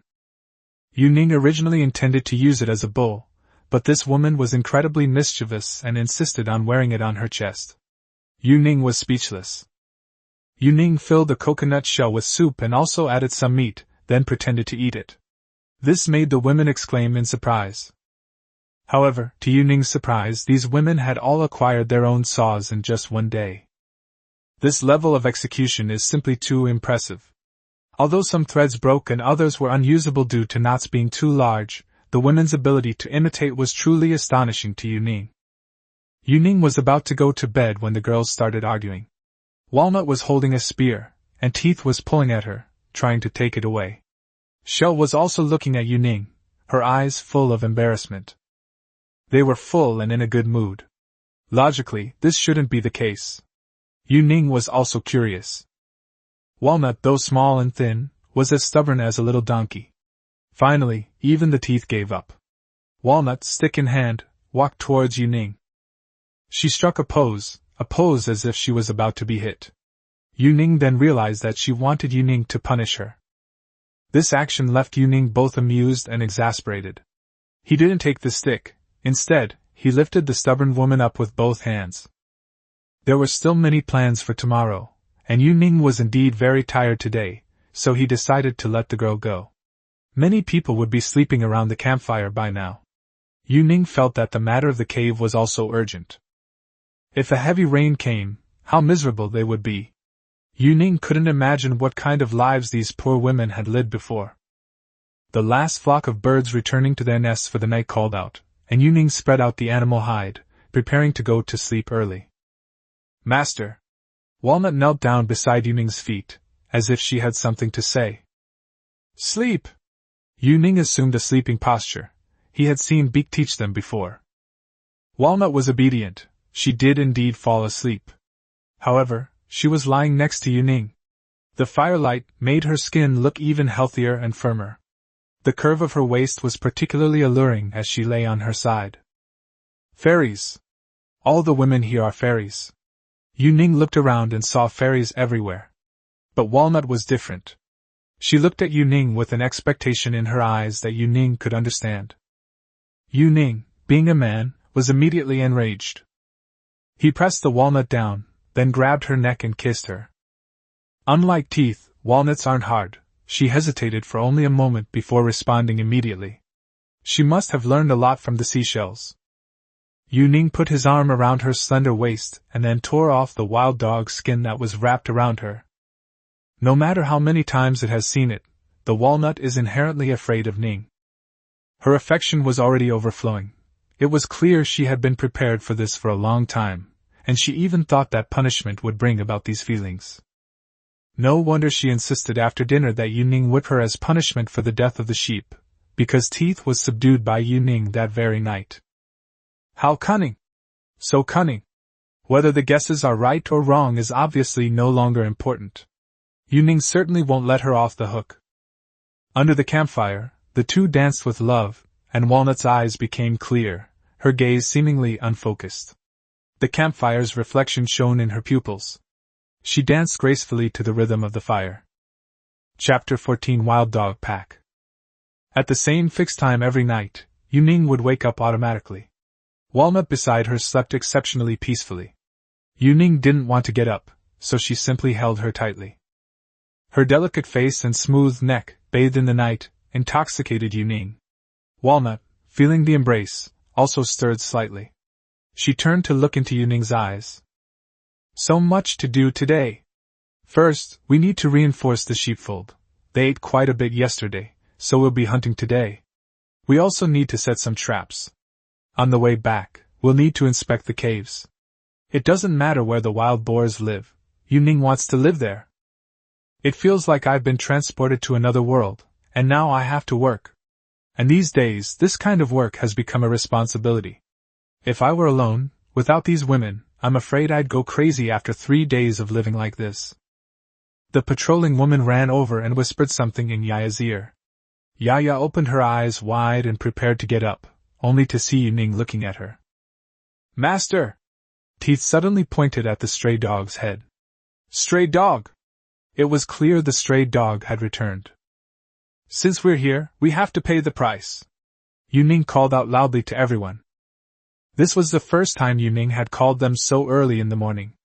Some of the women got up from the ground, some crawled out of the cave, and some had already picked up their spears. Kill! Unlike the wild dogs, Yuning didn't intend to hunt them. Instead, he walked to the patrol campfire in the distance. He found several women already waiting there, while the wild dogs in the distance could only be seen in 2s and 3s. You guys came before dawn. Today I'm going to beat this dog. Following the old custom, Yuning drew a hunting map, this time not an encirclement, but a parallel approach. When facing predators, surrounding them will inevitably provoke fierce resistance. Yuning's task at this point is to deter and drive them away. The real hunting will begin once he has crafted other tools. The wild dogs had lived with the women for a long time, and most of the time they coexisted peacefully. Sometimes, however, they would steal the women's prey. This made the women hate them. On the hilltop, there was an exceptionally powerful wild dog, clearly the leader. Yu Ning dragged the spear behind him, making it appear as if he were unarmed from the front. He wanted to get as close to these bastards as possible and kill as many wild dogs as he could. The people were divided into 3 teams. This time, almost everyone had come out. Except for a few women watching the campfire and the sheepfold, almost everyone was here. Yu Ning drew many dogs, but only one was the largest. Its physique was very distinctive, and that was Yu Ning's target. The women quickly understood what he meant, because Yu Ning had drawn a large forked gourd on the dog. The character we're teaching today is Wei. Yu Ning used stones to make the gesture of surrounding. The teeth and the shells started discussing it. Even the walnut, which wasn't good at hunting, was thinking. The 3 women suddenly joined hands and surrounded Yu Ning. Yes! Surround them! A pack of bipeds, pulling on spears, dragged a long line up the hillside. The pack of wild dogs, seeing the bipeds coming up the hillside to their right, also became active.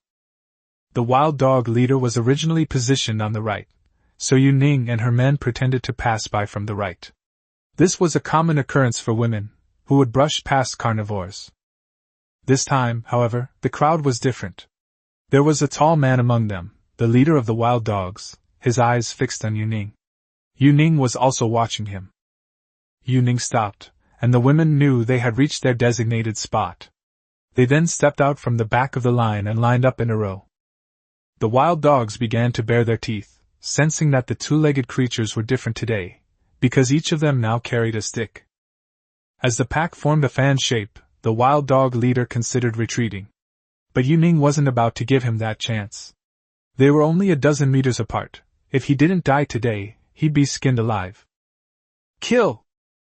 At Yu Ning's command, the women in the back row threw spears, and Yu Ning led the women in the front row to charge out. The stray dogs suddenly panicked. They usually encountered 2-legged creatures that threw stones and carried sticks, but today they were suddenly surrounded by such a large group. In just over 10 meters, and in only 2 or 3 seconds, Yu Ning's spear had already pierced the neck of the wild dog leader. A stray dog suddenly let out a painful howl, and the surrounding stray dogs were already in disarray. The women randomly thrust their spears at each other. The women in the back row followed closely, picking up spears from the ground and giving chase. The wild dog leader, with Yu Ning's spear piercing its neck, struggled but couldn't get up, so Yu Ning simply pinned it to the ground. Then, he thrust the spear all the way through. Seeing that Yu Ning had caught the largest one, the woman immediately thrust several spears into its mouth. Yu Ning hadn't expected this woman to be so ruthless. The stray dogs had already scattered in all directions. It was their main target all along, so Yu Ning had no intention of chasing them. Yu Ning learned how to count the number of people. None were missing, but several were injured.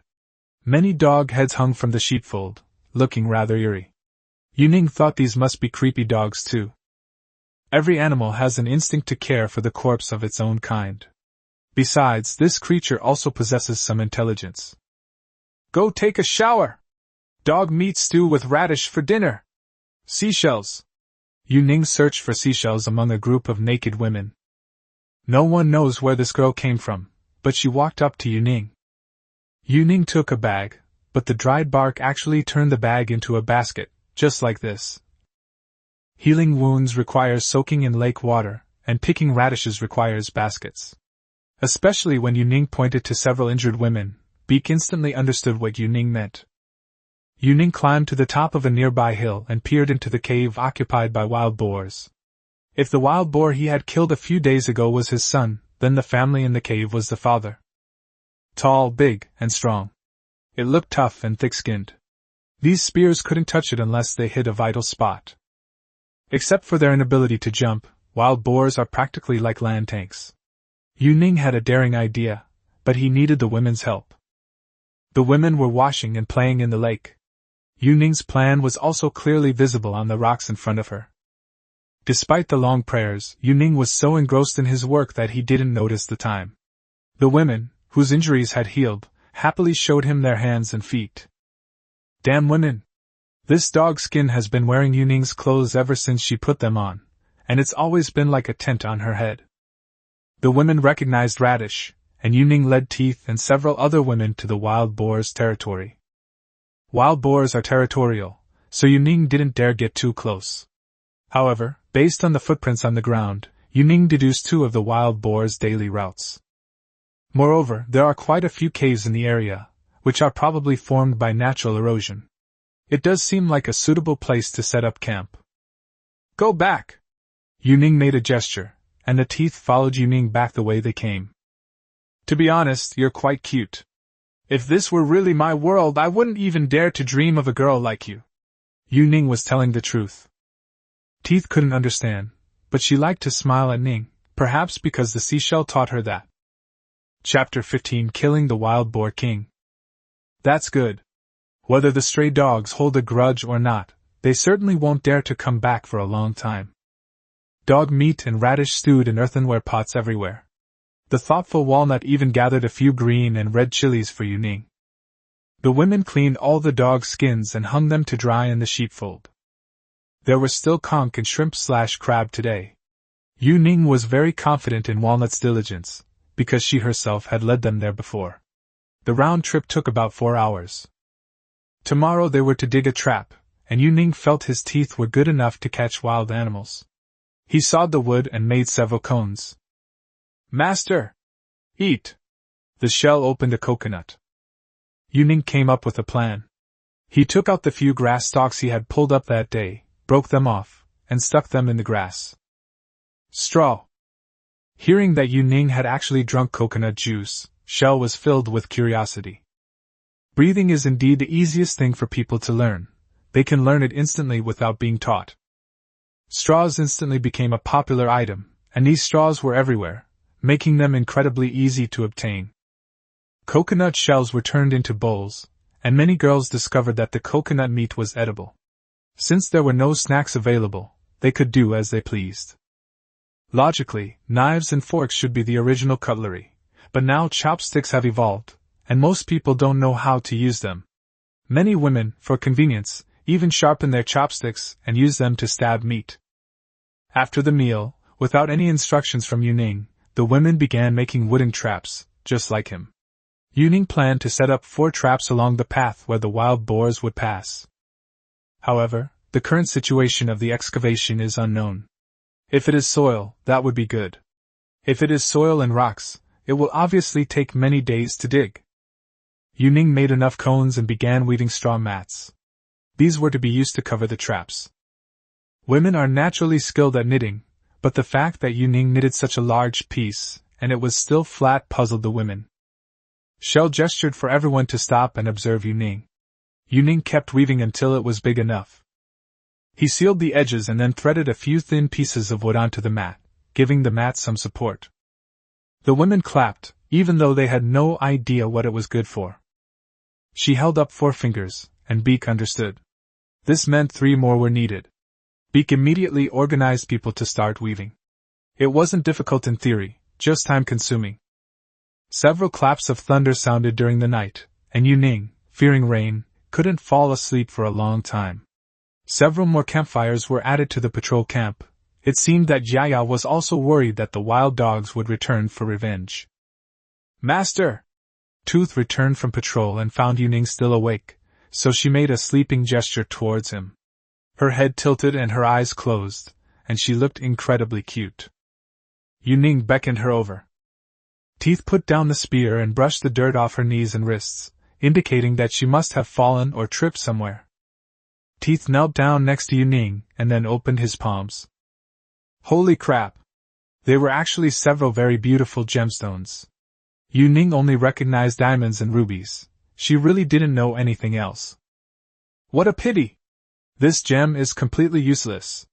If he could keep it in his own world, he would have already contacted an auction house. Master! Teeth! She wanted to express something, but didn't know how to say it. Yuning's kiss invaded his mouth, his teeth were held tightly by hers, and he responded passionately. Walnut rolled over in its sleep, lying there spread-eagled. Its teeth were all showing in a smile. As the first rays of sunlight shone on the camp, Yuning had already led his men to dig traps. To make the women understand, he deliberately marked out the area with his spear, and then started digging himself. If Yuning were to dig it himself, it probably wouldn't be finished in 10 days. But having a large group of people makes a big difference. 100 or so people dug 4 holes, jumped in, and took turns digging. By the time the sun had fully risen above the mountaintop, the crater was already knee-deep. Yuning had passed by here on her way to the beach and, seeing the walnuts, led a group to collect them. "Master! Drink!" Walnut brought Yuning a coconut with a straw. Yuning noticed that the tip of the straw had been polished. Perhaps someone had pricked their mouth with the straw yesterday, which was why she was so thoughtful. Besides digging, we also need to be prepared. This place is very close to wild boar territory, and we are very likely to be attacked by them. If today's progress goes smoothly, we can set up traps this afternoon. To Yuning's relief, the pit wasn't filled with mud, and even less with rocks. The surrounding area was mostly sand and red clay. There were almost no hard objects beneath the soil layer. Yuning set up the trap all by herself, burying wooden stakes underneath and placing several ropes underneath. The ends of the ropes were placed at the edge of the trap and secured with Yuning's thin wooden sticks. The women finally understood the purpose of the straw mats, to gently cover the body with a layer of dry grass and soil. Yuning deliberately marked it, because falling into it could truly be fatal. Although there was the lake, fatality and injury were different. With the 4 traps set, Yuning began to study his route, leading the women to a distant place. Then he drew a line. If I wanted to live in a cave, there was really no need for me to bring danger to them. Most of these women were completely focused on themselves. None of Yuning's previous relationships involved a woman like this. Yuning then provoked the wild boar's cave. "Pig demon! Your grandpa's here to take you away!" Yuning's voice echoed through the valley, a sound utterly unfamiliar to this land. A family of wild boars poked their heads out. However, Yuning only spotted 3. 1 piece, 2 pieces. Yuning kept throwing stones at the wild boar, and Teeth was about to charge out when Shell stopped him. 3 wild boars charged out together, and Yuning stood behind the trap. He was waiting for them to arrive. Yuning planned an escape route that was close to an S-shape, because wild boars are very bad at turning around. Another interesting point is that the wild boars in this world seem to have shorter front legs. Pigs are pigs after all. When the first wild boar fell into the trap, the others actually stepped on it to catch up with it. Yuning started running at top speed, and the other 2 wild boars behind him almost drifted off course. "Chase them! Come and chase them!" The second wild boar fell into the trap successfully, and Yuning felt that today's traps would make it very easy to hunt them down. The third wild boar seemed to have noticed something amiss. Although it didn't understand what Yuning had done, its companion's screams brought it back to its senses. This is absolutely not going to work. Yuning mustered his courage and approached the wild boar directly. No matter how much he threw stones or tried to scare it with spears, the wild boar focused its attention on the howls of its companions. "Not going to chase, huh?" Yuning slowly approached the wild boar, waiting for the right moment, and thrust his spear into the boar's nose. The sensation in Yuning's hand was exceptionally clear. A heavy, steady, and forceful thrust. Only a hole was pierced in the boar's nostril. The sharp wooden spear that pierced his body was likely just a superficial wound. The wild boar went berserk and began pawing at his skin. Yuning strolled leisurely around to the back of the trap, where the wild boar trap was a straight line between Yuning and the trap. It finally plunged in headfirst, and the women shouted from afar as Teeth excitedly ran over, spear in hand. Yuning was also happy. He was happy because of the woman's cheers, and he was also happy that he had finally found a place to settle down. Chapter 16. Oh my God! Yuning was too happy too soon. A much larger wild boar emerged from the cave, a full size larger than the previous 3. "Walk!" Yuning urged the group of women on desperately, and the women ran over in all directions when they saw Yuning urging them on. The ground trembled as the wild boar ran. Yuning didn't have time to get around the trap, it was too fast. Not far away was the rock where the wild boar had been killed for the first time, and Yuning led the wild boar in that direction. The wild boar was just as strong as it was fast, and it relentlessly chased Yuning, circling the boulder. Yuning didn't even have a chance to climb up. Fortunately, the circle was too small, and the wild boar, not being good at running in circles, finally slipped. Yu Ning took the opportunity to climb onto the boulder. They underestimated the wild boar. It turned and crashed into a rock, nearly overturning it. Compared to the previous wild boars, this was a true behemoth. Yu Ning believed that given enough distance to charge, the boulder would likely be overturned. The wild boar's blood-red eyes were fixed on Yu Ning, and the base of its tusks was as thick as a seashell's wrist. If it were to headbutt him, it would definitely break wherever it went. The wild boar began to retreat. Yu Ning knew it was about to charge. What to do? Yu Ning's mind raced.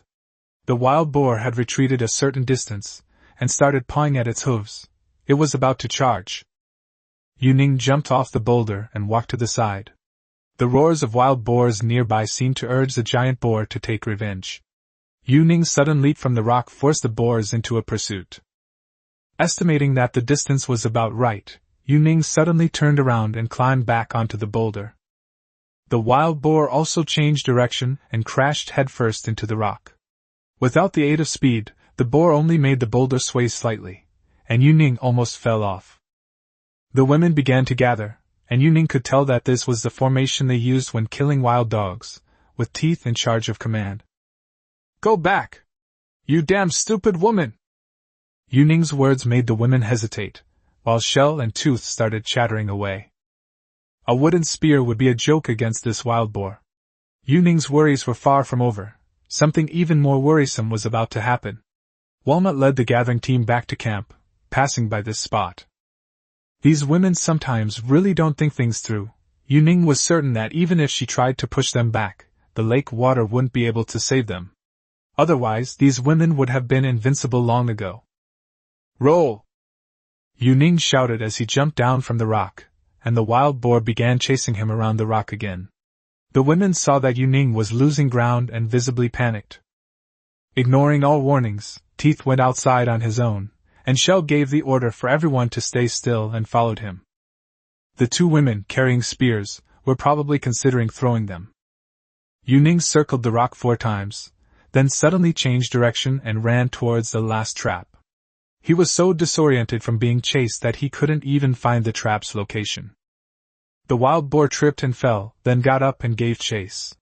Yu Ning ran desperately toward the trap, the imprint of the straw mat on the ground allowing her to discern its outline. "Come on!" The wild boar seemed to understand Yu Ning's provocation and charged straight at him. At the same time, the Shell and the Tooth were thrown after a running start. With a sudden thud, the wild boar felt a heavy weight on its back. A squeal followed, and it began to struggle in terror. The 3 other wild boars nearby stopped squealing. They seemed to know that this giant boar had also met its fate in the trap. The wild boar showed no sign of giving up. Its belly and forelegs were pierced by the buried wooden stakes, yet it still tried to escape from the trap.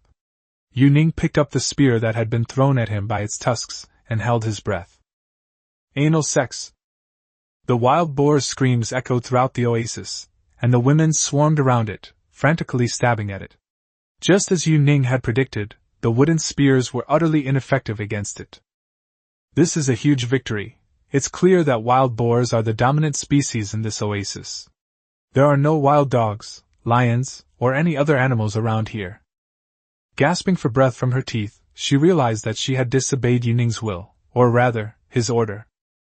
Amidst the noisy cheers, the Shell whispered something to her, and she nodded and shook her head at times. Although she had also disobeyed orders, Beach showed no sign of unease. She was calmer and seemed to understand Yu Ning better.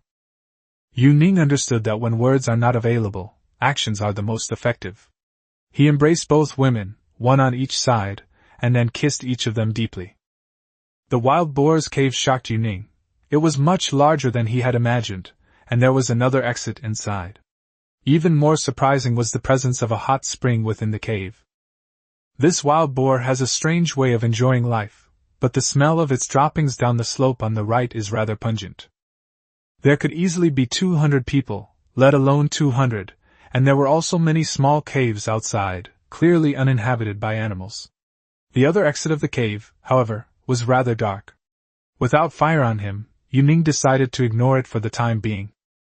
part 1 of the grand moving plan is complete. Compared to the campsite, this place is safer, more spacious, and drier. It also provides shelter from the wind and rain. Yu Ning has even planned out sheep pens, storage rooms, and toilets. I didn't have much property to begin with, and I estimate I can move tomorrow. I just wonder what the significance of that huge totem is. Tonight's meal is wild boar meat. These days, we eat whatever we can get our hands on. But considering the harvest, all the hard work these past 2 days has paid off. Yu Ning carried several animal hides on his back, and then lit a torch. The women didn't understand, but they certainly didn't suspect anything. Shell understood somewhat. Although it was just a guess, she was pretty sure it was almost certainly true. So Teeth carried a bundle of spears on his back. If this woman truly waits until the future, she will likely be a formidable warrior. Walnut was the least understanding, although she was doing it, and it was clear she had asked many questions. Shell's answers did not particularly satisfy her. But when the fire was lit in the cave, animal hides were laid out throughout the cave, and items were neatly arranged, everything changed. The women became excited and began to sing and dance.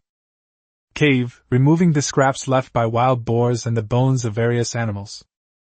The Shell and the Tooth were discussing something, which Yu Ning could tell was definitely inappropriate for children. In particular, the Tooth was deliberately imitating the Shell's calls. To preserve their way of life, everyone pitched in, gathering stones to build a new stove. Even the 3 remaining sheep were driven into the cave. Now there's no need to light fires and patrol everywhere anymore. As long as we guard the cave entrance, everything will be fine. As for the other cave entrance, Yu Ning didn't have time to deal with it for the time being. The firewood they brought was only enough for a small campfire. For primitive people, the night was terrifying. Yu Ning also didn't want the women to go out and gather firewood at this time. There was a large, flat area inside the cave, but Yu Ning's attention was drawn to the warm hot spring water. After a busy day, a hot bath was incredibly soothing. Who could understand the comfort it brought? Chapter 17: A Great Creation.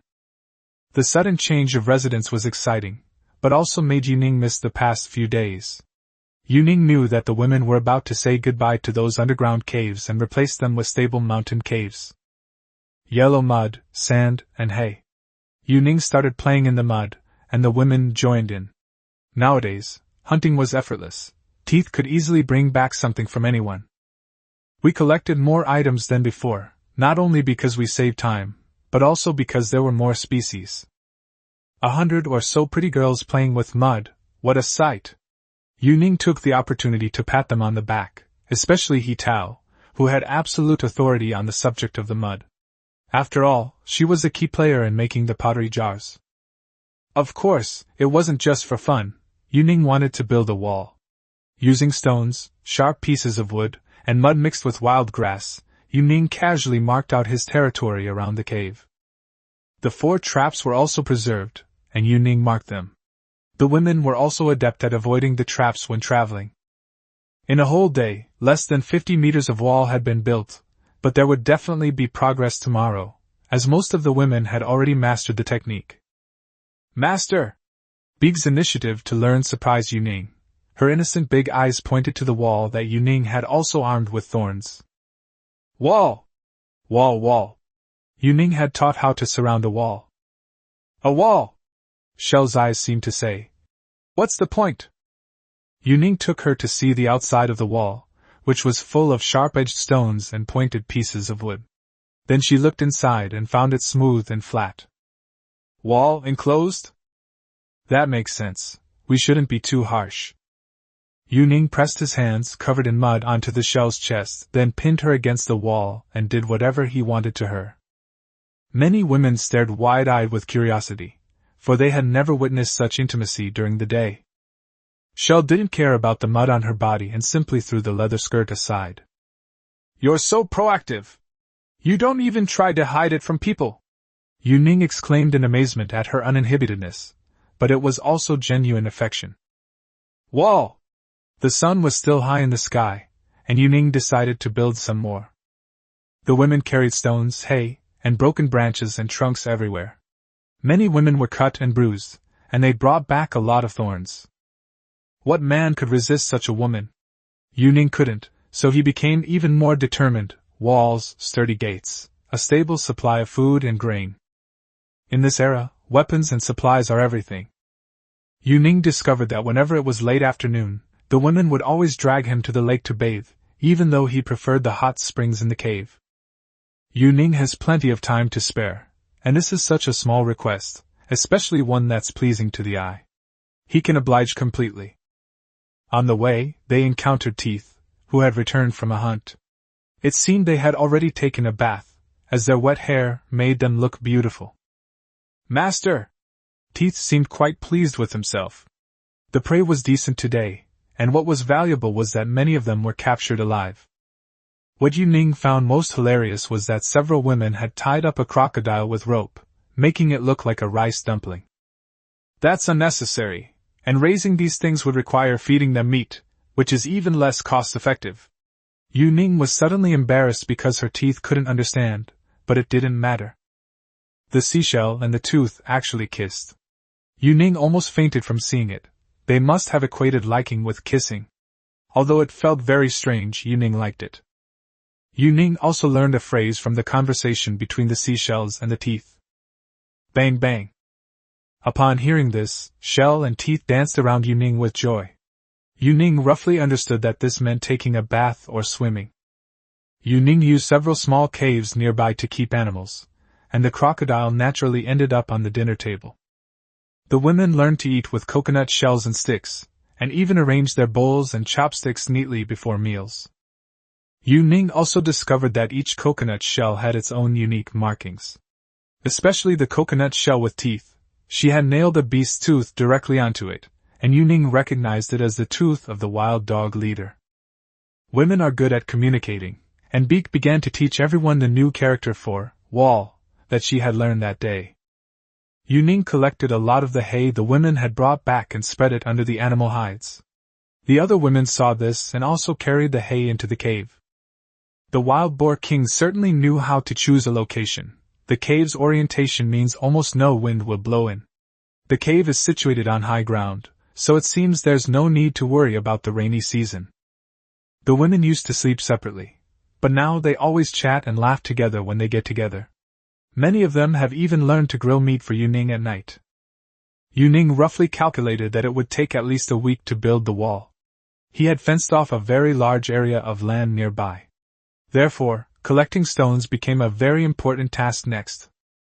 The beds covered with hay were much softer. The women even rolled around on them to show how comfortable they were. In the middle of the cave was a huge bed. Hundreds of animal hides were pieced together and sewn together. Then everyone slept together. Yuning's seat was right in the middle. However, the women arranged for him to wear a wild dog skin. Yuning believes that he should have worn the wild dog skin around his waist to make the women mistakenly think that he liked dog skin. Patrols have become simpler now. A few people are enough to stand at and near the cave entrance. Several bonfires have also been lit outside the cave. Yuning wasn't very familiar with the women on patrol. They mostly slept during the day. They were responsible for guard duty at night, and rarely participated in other tasks. Living together, Yuning gradually discovered that the one with the highest status wasn't afraid of teeth or shells, nor was it a walnut. It was a woman with fair skin in the patrol team. Perhaps because she hadn't been active enough during the day, the woman's skin was indeed rather light. She also had a rope, but instead of wearing it around her neck, she had it wrapped around her hand. There were several bones tied to the rope, which looked like the joint bones of some animal. Yuning was actually quite embarrassed about the past neglect, as the women in the patrol team mostly ate leftovers. Their work is both dangerous and arduous. Yuning was eager to get to know this woman, because based on the descriptions of her teeth and seashells, she was the backbone of the tribe in the past. "Master!" Yuning stepped out of the cave and happened to meet the woman. The woman looked smiling and confident. It's also because there are too many beautiful women that Yuning overlooked her. "Hug!" Yuning opened his arms and hugged the woman. The woman planted the spear against the cave entrance wall, and then embraced him tightly. "Dalalai!" the woman said, uttering a phrase Yuning often heard but didn't understand. Once he was certain it was well-intentioned, Yuning took a pottery jar, filled it with some soil, and led the woman into the cave. This is a jar of red clay. Yuning used water to turn the clay into mud. Then he left his handprint on the wall. He gestured for the woman to press her handprint as well. The woman seemed to understand and was quite happy to do so, so next to Yuning's handprint was the woman's red palm print. Chapter 18 Everyone's Creation. Yuning and the night watchwoman's handprints were imprinted on the rock wall, and Yuning gave her a fitting name, Bone. Yuning waited until everyone woke up, and he asked each person to press their handprint. A whole row of handprints filled the cave, and Yuning turned their handprints into the horizon of the story. The first painting he received was of a campfire, which the girls had seen before. The seashells, teeth, and walnuts all identified the fire and the firewood. Many stick figures, all with long hair, surrounded the fire. The stick figures were drawn in a simple and humorous style. I even added 2 dots to their faces, and drew a huge penis on myself. This delighted the women, and all sorts of rumors circulated. Even funnier, it seems the shellfish revealed the truth, because the tooth had been eaten before. Yuning originally thought she would be ridiculed, but she didn't expect it to be a very glorious thing, because she could see the clue from the proud face of the spear. The picture shows barbecue, coconuts, the seaside, wild dogs, wild boars, and a cave. The women were very clever. They understood almost immediately because Yuning knew she had no skill in painting. Today's task is still to build a wall, but Yuning has given Beak a new task, to redraw the picture using animal blood. This made the shell very proud, even more so than the teeth eating its owner. The women were not only diligent, but also imaginative. They understood that the outside of the wall was to keep out animals, so they also hung the skulls of wild dogs and wild boars on it. Soon, the area around the cave really did resemble a tribe, and they looked like a powerful and capable group. Stove-like structures were built both inside and outside the cave, and the former latrine used by wild boars for defecating was also converted into a toilet. The difference is that the outlet for the hot spring drainage was rerouted, so now the excrement can be flushed away by the hot spring water. This thoughtfulness appeals to women, who love cleanliness and fragrance. Many women still collect flowers in their spare time, even if the flowers wither quickly. Yuning left a narrow strip of open space where he planned to plant flowers. Of course, his main purpose was to prepare for future crops. After 9 long days, the wall was finally completed. Yuning led the seashells and walnuts to make a sturdy gate, which, in addition to a simple mortise and tenon structure, was also secured with rope and resin. Strong ropes were used to secure all the joints of the door, which were then reinforced with resin. However, there were no hinges. Therefore, a suspended door was created using ropes. The huge rock where the wild boar fought was also decorated, and it was mostly used to dry fish. Yuning couldn't tell the season here, but he made some plans in advance for the winter. The city wall will need to be improved in the future. Yuning left space in place, preparing to reinforce the city wall thoroughly when he has the ability to fire bricks or quarry stone. However, in its current state, it is not afraid of either the wild boar king or the lion pride. The women did indeed feel safe from the walls, and Yuning planned to build 4 more towers for easier patrols. Next, Yuning wanted to get to know everyone, or more precisely, to give them names. She was already very familiar with many of them. However, women don't feel anything. They were originally just assigned roles without names. Bone was quite relaxed, and it was rare for her to have her stress relieved. Yuning then learned that sometimes Bone would lead the night patrols and go to the lake to bathe late at night.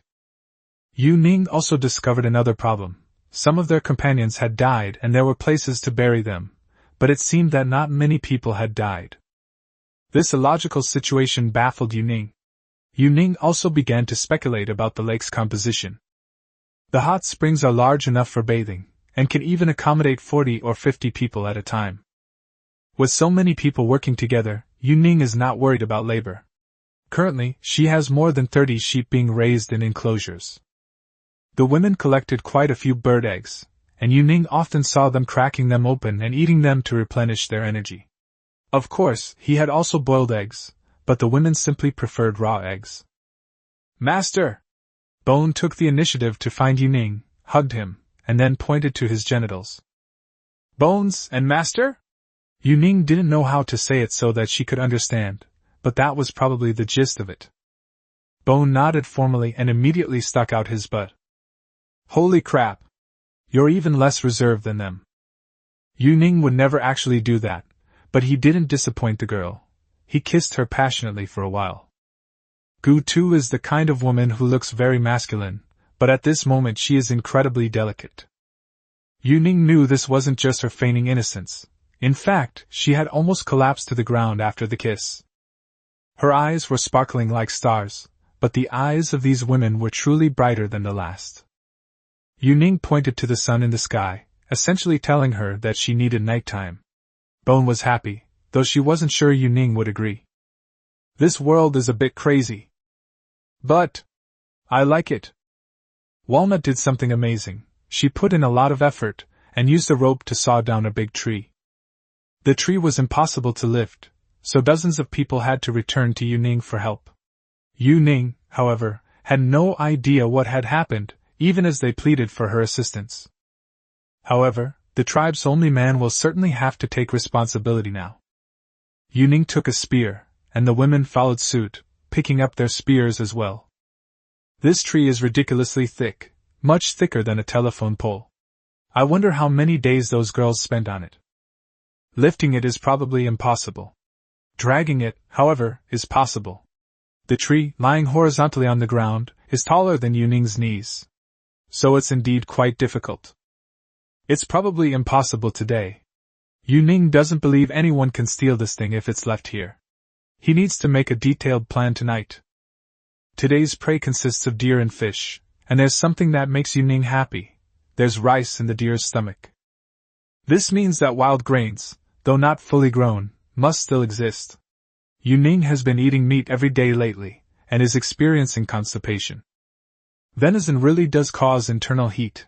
After eating it, looking at these girls made him want to eat them. Yuning sleeps with different women every day, but they are all seashells, teeth, and walnuts. He doesn't dare to sleep with other women most of the time. They do have some differences in status, but there are no clear rules. It seems the shell has done quite a bit to the bone. The teeth are a bit more unusual. She seems to be talking to the bone with her mouth. The other exit of the cave is behind the mountain. However, the entrance is quite high, requiring climbing to get up. So Yuning simply sealed it off with stones. Bone lay down next to Yuning, and she took the initiative to hug him without even saying, hug. She was indeed a quiet girl on ordinary days, and Yuning didn't hide it as he hugged her tightly from behind. She also went along with Yuning, even boldly reaching out her hand. The cave paintings should depict this scene, at least Yuning felt they should. The bones were almost entirely formed on their own. Initially, she was indeed surprised by the changes, but later she calmed down and focused on her own feelings. The clanging sounds were clear in the quiet cave, and many women would get up to look. Yuning discovered that the seashell and the teeth were secretly kissing. Chapter 19 Giant Tree. As dawn broke, Bone, true to his reputation as someone who patrols daily, indeed possessed a remarkably vigorous leg. Yuning didn't exert much effort. She relied entirely on her own strength. However, she looked quite exhausted. Today we need to find a way to transport the wood back, and Yuning has prepared quite a few logs.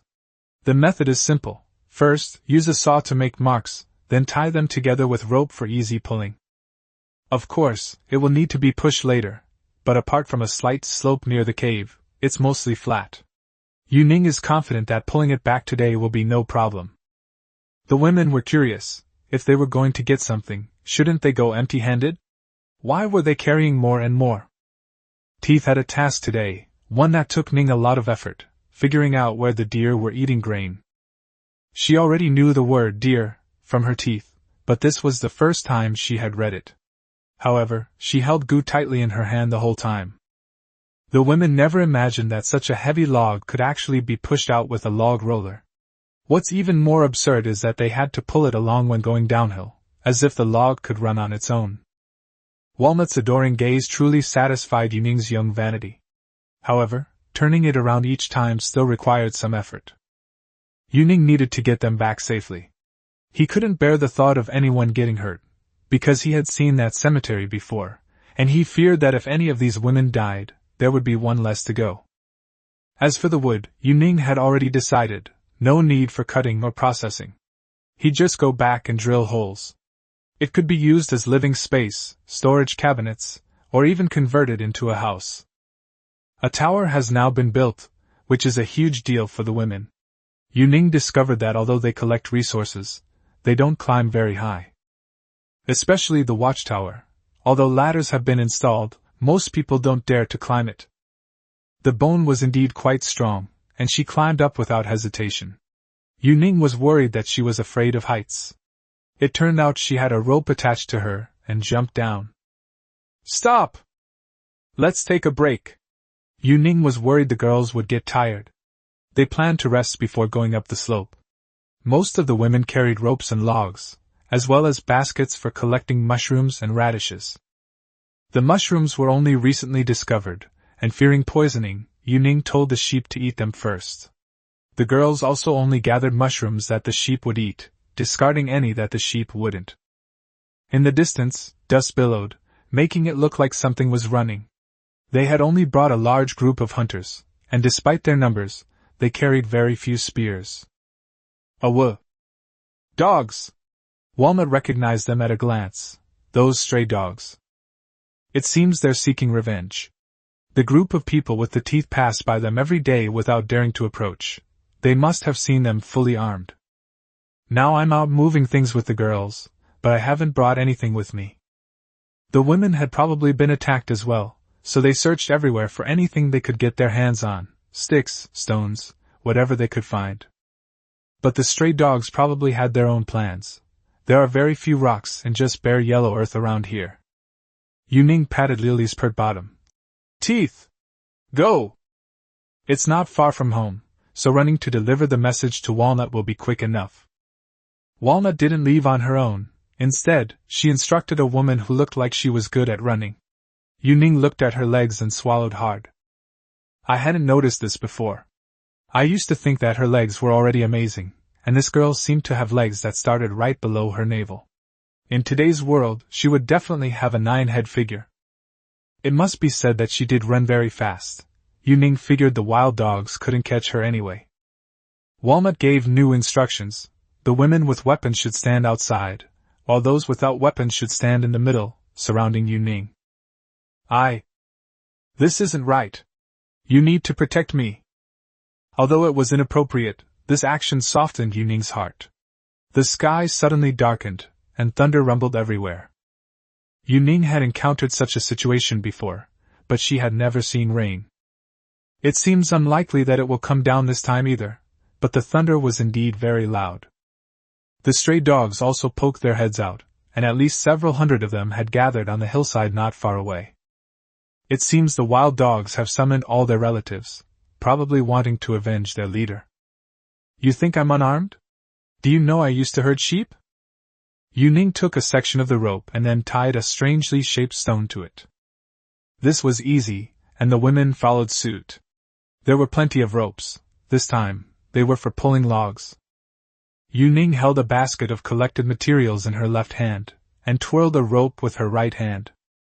On the grasslands there is something called a dog hammer, which is a dog specifically used to protect sheep from wolves and wild animals. Today's surprises were the greatest for Walnut. She was amazed at how big the log was. Now she realized that her owner could create things at will. Dozens of people had crafted these meteor hammer-like weapons, and the sound of ropes swishing everywhere filled the air. They brought plenty of baskets. It seemed that wearing them on one's hands would indeed provide defense. Although the stray dogs hesitated, they still charged forward. Yuning aimed and swung his hammer at the dog's head, causing it to whimper instantly. This boosted the women's confidence, and the stray dog that Yuning had hammered was already bleeding from its head. Although surrounded, the women's morale remained high, and now that they had weapons, some of the braver women even took the initiative to attack. This thing is specifically designed to deal with dogs. And once it attacks, there's basically no way to dodge. It's lethal regardless of distance. The sharp edges of the stone further increased its power, since even a round stone couldn't be bound by rope. Before anyone could be seen in the distance, Yuning could already spot the tips of many wooden sticks. It seemed that the teeth were arriving with their spearmen. These bastards, last time I killed their leader but didn't seriously injure them. Today I'll make sure you suffer a horrible defeat. Kill! The women hadn't expected their master to be so brave. Yuning swung the rope like a helicopter propeller. Upon hearing the sounds of killing, the men with the teeth quickly ran to the top of the slope. In their eyes, Yuning charged alone into the pack of wild dogs. Kill! The bark of the teeth was like thunder. Her voice was loud and menacing. All the women lined up in two groups and charged at the wild dogs. The wild dogs had always wanted to ambush, and they knew they couldn't mess with those carrying spears. But these leashes were even more dangerous. It seems the pack of wild dogs has no new leader, or perhaps its position is not yet secure, as the dogs have scattered. Unexpectedly, some of the four-legged animals were unable to escape, and many stray dogs were impaled and killed on the spot. Teeth was really provoked this time, and she became quite protective of her own. Seeing Yuning surrounded, she charged forward like a madwoman, chasing after him all the way up the hillside. Come back! Return! Teeth! She didn't hear Yuning's shouts at all. The group of women hunting with spears had a similar personality to Teeth, and they chased after her on their own two legs. Yuning ran up the hillside and found that these women were truly fierce, chasing and killing as they went. Below the hillside there were struggling and howling wild dogs everywhere. Some were lame and blind, while others were dead. Looking down, Yuning was even more dumbfounded. There were actually other people below the slope. Chapter 20 New Humans. The women had never actually traveled this far before. It was their first time encountering such a situation. Both sides were nervous. Instead, the remaining wild dogs seized the opportunity to escape, which Yuning discovered as he rushed down the hillside. These people were also wild men, but the kind that still had fur. It was obvious that the other party regarded him as an enemy. This tribe was not small, but it was different from a human. They are naked and wild, and have fangs. Teeth! Yuning was afraid something might happen to her, and the teeth seemed to be communicating with them. It was clear they were talking past each other, but at least there was no tension. Compared to them, these savages were very primitive. They didn't even have any tools. Yuning was also relieved. In terms of physical strength, the other party was indeed superior. However, in terms of civilization, there was a real generational gap. In other words, without the time traveler teaching them, they would probably have been separated from fire for millions of years. They can only be described as a group of monkeys that have taken on human-like features. Master! The dog? Let's not chase anymore. Yuning touched his teeth. Since there are these people, there must be other groups as well. We should focus on development. The wild dog that hadn't died yet, called Tooth, carried the killing intent of everyone. If we're talking about killing, Tooth was truly the most ruthless one in this tribe. However, Yuning still vividly remembered how desperately she had tried. She'd have to reward her that evening and make her eat again. The women, dragging their spoils, climbed over the hill and discovered that Walnut was also leading a group to kill the remaining wounded wild dogs. That's the right thing to do, otherwise the stray dogs wouldn't know who the king and queen are. Yuning counted the number of people and was confused again. He didn't know how many people Ye had brought. However, looking from the hillside to both sides, none of his men had fallen behind. Teeth began to examine the new gadget Yuning had made. Yuning wasn't stingy. It was just a rope used to tie up a broken stone, nothing of value. Give! Teeth? Yuning nodded and casually wiped the blood left by the stray dog from her face. With more people around, pushing the log became much easier. Yuning simply climbed to the top of the log and joined the group in chanting slogans. The shell on the tower had been anxiously watching, and when the door opened, the skeleton was the first to come out to greet them. Instead of attracting a crowd, the huge log prompted several women to examine Yuning's body. Perhaps they're afraid of getting hurt. Once inside the walled enclosure, Yuning realized the log was ridiculously large. It was so big that several small rooms could be carved out of it. The group of fierce women piled up the stray dogs into a small mountain, and there were about 40 of them. Yuning looked at the bones and teeth to retrieve the stones, knowing that there would soon be 40 wild dog heads on the wall. Now living in caves, the women have started a new project, making all kinds of dried meat and dried fish.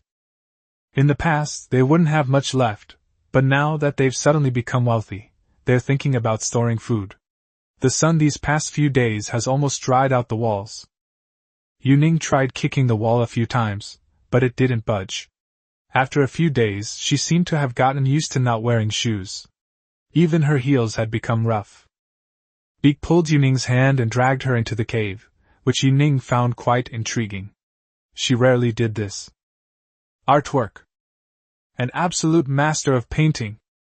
The seashell, inside the cave, was expanded and improved once again based on Yuning's original manuscript. Besides blood, there were other colors. Yuning looked at the stones on the ground and the plant's sap. This seashell was truly a genius in this respect, especially its paintings, which were not only easy to understand at a glance, but also vividly depicted the scene at the time. Everyone was applauding. The shell wasn't shy, it was simply proud. The kind of pride that comes from being genuinely proud of oneself.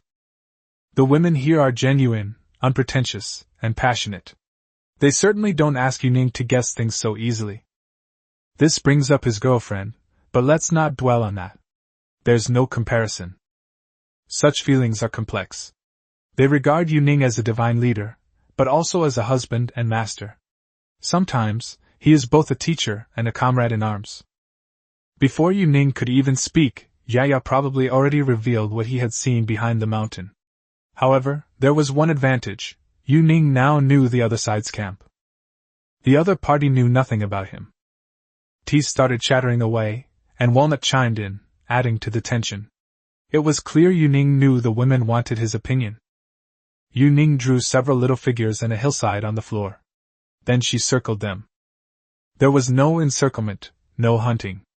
Nor was there any depiction of a killed gourd. Instead, caves and walls were drawn nearby. The women began to consider Yuning's meaning. Bone didn't participate, she simply sharpened the spear in her hand even further. The best defense is indeed the bow and arrow. Yuning has stored a lot of animal fascia, as well as deer tendons. Knowing that Yuning would find these teeth useful, the teeth were also neatly collected, and now there are dozens of them. If only there were bamboo, but unfortunately, none could be found nearby. Yuning has now prepared clay, and he wants to fire a few crucibles. But there were no other ores, only gold. Gold is too soft and really useless except for decoration. Even copper or iron would be fine. In fact, Yuning felt that if there were a sample, perhaps these women could be found. But here's the problem: there are no samples. On this continent, those who could wield stone tools were at the top of the food chain. If it were metal, Yuning didn't dare imagine it. If it were metal, Yuning would want to make children with these women every day. They will surely be able to unify the entire continent and become the conquerors. The priority right now is language. We need to teach them first. With language, many things will become much easier. At least we won't need to use gestures. And having language would make it more interesting, right? I stewed dog meat today, and some fresh radishes came out. Yuning is also preparing to dry radishes. Not having salt is a big problem. The trace amounts obtained from food over a short period of time are still useful. However, if the time is too long, there may be problems. At the very least, it is highly likely to be night blindness. Master! Shell pulled over a woman. Yuning recognized her as someone who had been collecting walnuts, and she was one of the few women who could climb trees. Shell. Yuning touched her cheek, then rubbed her forehead against hers. Shell pointed at the woman, then grabbed her chest. He then pointed to his own. What does this mean? They look about the same size. Is this asking me to compare them? Shell pushed the woman directly to the spot where Yuning usually slept, and only then did Yuning understand what it meant. Isn't this basically offering me a bed? But why is that? Is it because of a reward for me? But it's obvious I can sleep with anyone. If you don't understand, then there's no need to understand. If it's venison or dog meat every day, who can stand it, right? Yuning stopped thinking and flipped over to press down on him. Yuning used to mind being watched, but now she doesn't care anymore since it's all being broadcast live anyway. They sleep together in a large cave. Let whoever wants to watch, watch. Chapter 21 Torrential Rain. These past few days, Yuning has been hunting with Yazi, trying to find out where the grains on the deer come from. This girl is now a true expert hunter. She can tell what kind of animal there is and how many there are just by looking at the tracks. Yuning, lying on the ground, couldn't understand a thing. Moreover, in order to capture her alive, she even modified the lasso. It's somewhat like a modern lasso. Besides millet, the next step is to find wood for making bows and arrows, since the wood used for drawing bows needs to be flexible and also needs to be polished and crafted. To increase flexibility, animal fascia also needs to be added. There was a rope, but Yuning preferred to use horsehair. The wild horses seemed too cunning. And the wild horses here were unusually large. They wouldn't be easy to catch. Owner! A girl from the hunting party ran back excitedly, while Yuning, who had fallen behind while searching for things, was lagging behind. Valley! The girl, carrying a handful of grain, slid directly to Yuning's side. It is indeed grain, but I don't know what kind it is, it doesn't look ripe yet. Take me! The girl clearly understood what that meant, because Yuning had already walked out. Her eagerness was clearly because she wanted to know where he was. The millet was growing in a mountain hollow, overgrown with weeds. However, it didn't look ripe yet. Yuning felt it resembled wheat, but this thing had longer ears of grain and was smaller than wheat. Yuning peeled off the husks of the grains and put them in her mouth. For women, anything unfamiliar is dangerous. Yuning's sudden shove startled her so much that she bared her teeth. It looks edible and has a slight wheat aroma. I'm just not sure if it can be grown. The land here seems quite dry. It looks like this crop doesn't need much water. Yuning would casually grope a girl's buttocks, and afterwards, he would compliment her, seemingly quite pleased. He was probably conveying his feelings to the girl. The women wanted to gather some, but Yuning stopped them because the millet was not yet ripe. But the women couldn't understand it. In their minds, anything useful should be collected and taken away. Yuning couldn't explain it clearly at once, but the women were obviously very obedient. The hunt had taken them quite a distance when another clap of thunder sounded in the sky. Yuning had heard thunder at least 10 times since coming here, but had never seen rain. So this time she wasn't flustered, even though the sky was overcast. Yuning was actually happy. No one could stand eating meat every day. Originally, Yuning planned to cut some wood to make spears. In addition to hunting, Yuning also organized assassination practice for the girls in the innermost part of the village. Because other tribes have been discovered, regardless of whether they are human or not, we must be wary. Besides, just because Yuning doesn't have the intention to invade others now doesn't mean he won't in the future. The women's hair suddenly became frizzy and static-prone. This is not good. Yuning noticed that several girls near the edge of the woods all had static electricity in their hair. Run! Although the girls didn't understand, they could tell it was a running word. Yuning had spent a lot of time and effort on these simple words lately. Sure enough, once they left that area, the static electricity decreased significantly. Yuning herself had never encountered this situation before, but that spot must have been where lightning struck. Sure enough, they hadn't taken more than a few steps when a bolt of lightning struck the spot where they had just been. The power of divine punishment was beyond human comprehension, and the women were so frightened that they knelt on the ground. Teeth suddenly understood why Yuning had told them to run. She rattled off a long explanation, which only increased the women's admiration for Yuning. It's raining! Yuning couldn't believe it. He had imagined raining countless times these past few days, but this was the first time. Women, however, particularly enjoy the rain. After being touched by the cool raindrops, they actually reach out and wait to get wet. It probably doesn't rain more than a few times a year, so they're happy. Yuning is happy too. He once wondered if this was the Truman Show. Now there's thunder and heavy rain. Now they're just waiting for the seasons to change. Yu-Ning knew that running back now would only result in getting soaked in the rain, and it was impossible to hide under a tree right after being struck by lightning, so he simply got soaked in the rain with the girls. Tooth excitedly hugged Yu-Ning, then embraced him and showered him with kisses. A kiss in the rain is indeed romantic, and Yu-Ning once longed for a girlfriend like that. But now he has over 200 girlfriends like that. Most wild animals don't seek shelter from the rain. They mostly stand still and let it soak them. Teeth held Yu-Ning's hand, as if they were hurrying along. To be honest, I admire these women. Yaya led Yu-Ning to a small cliff. The other women gathered a lot of leaves. The wild bees on the cliff were all knocked off by the heavy rain. The women had come here specifically to wait for the sweet honey. Goodness, it seems they'd been waiting for this honey for quite some time.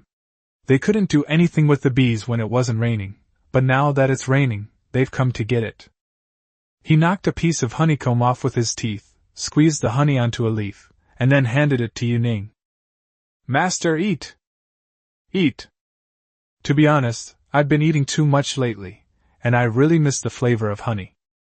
The leaves have a hint of mint flavor, combined with the honey coating. Instantly, the mint-like taste fills your entire mouth.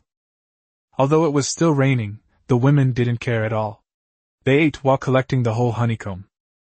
Seeing that Yu-Ning liked the tooth, he personally wrapped another one.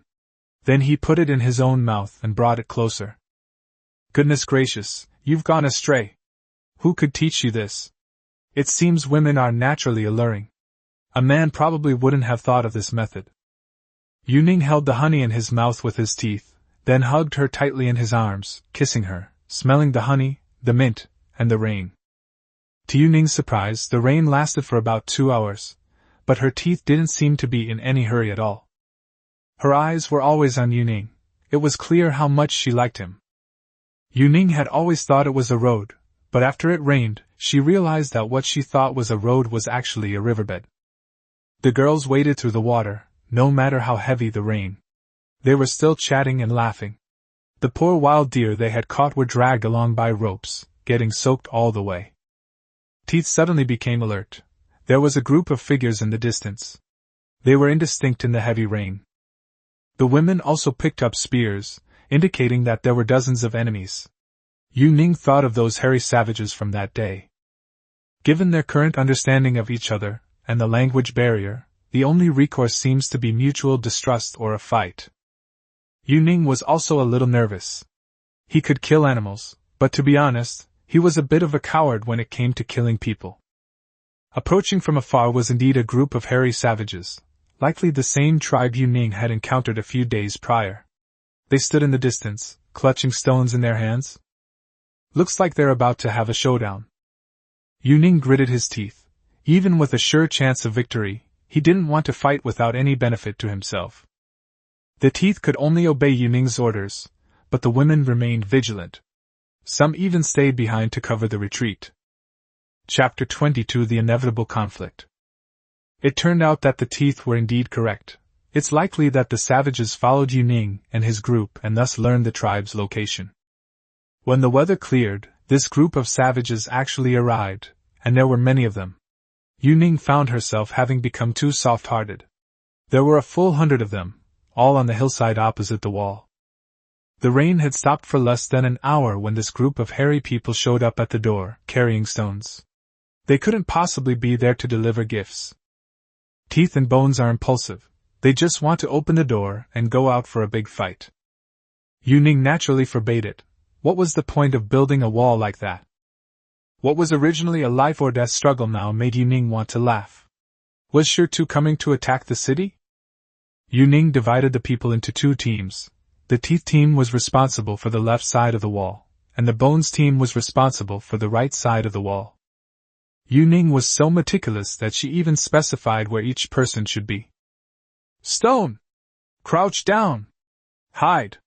Yu-Ning was explaining simple strategies and methods to Teeth. To make her understand, Yu-Ning even took out the ruby she had given him, along with her teeth. Stone! Yu-Ning said, throwing it over, and it was caught by her teeth. Stone! Yu-Ning gestured for his teeth to throw at him. I'm afraid to use my teeth.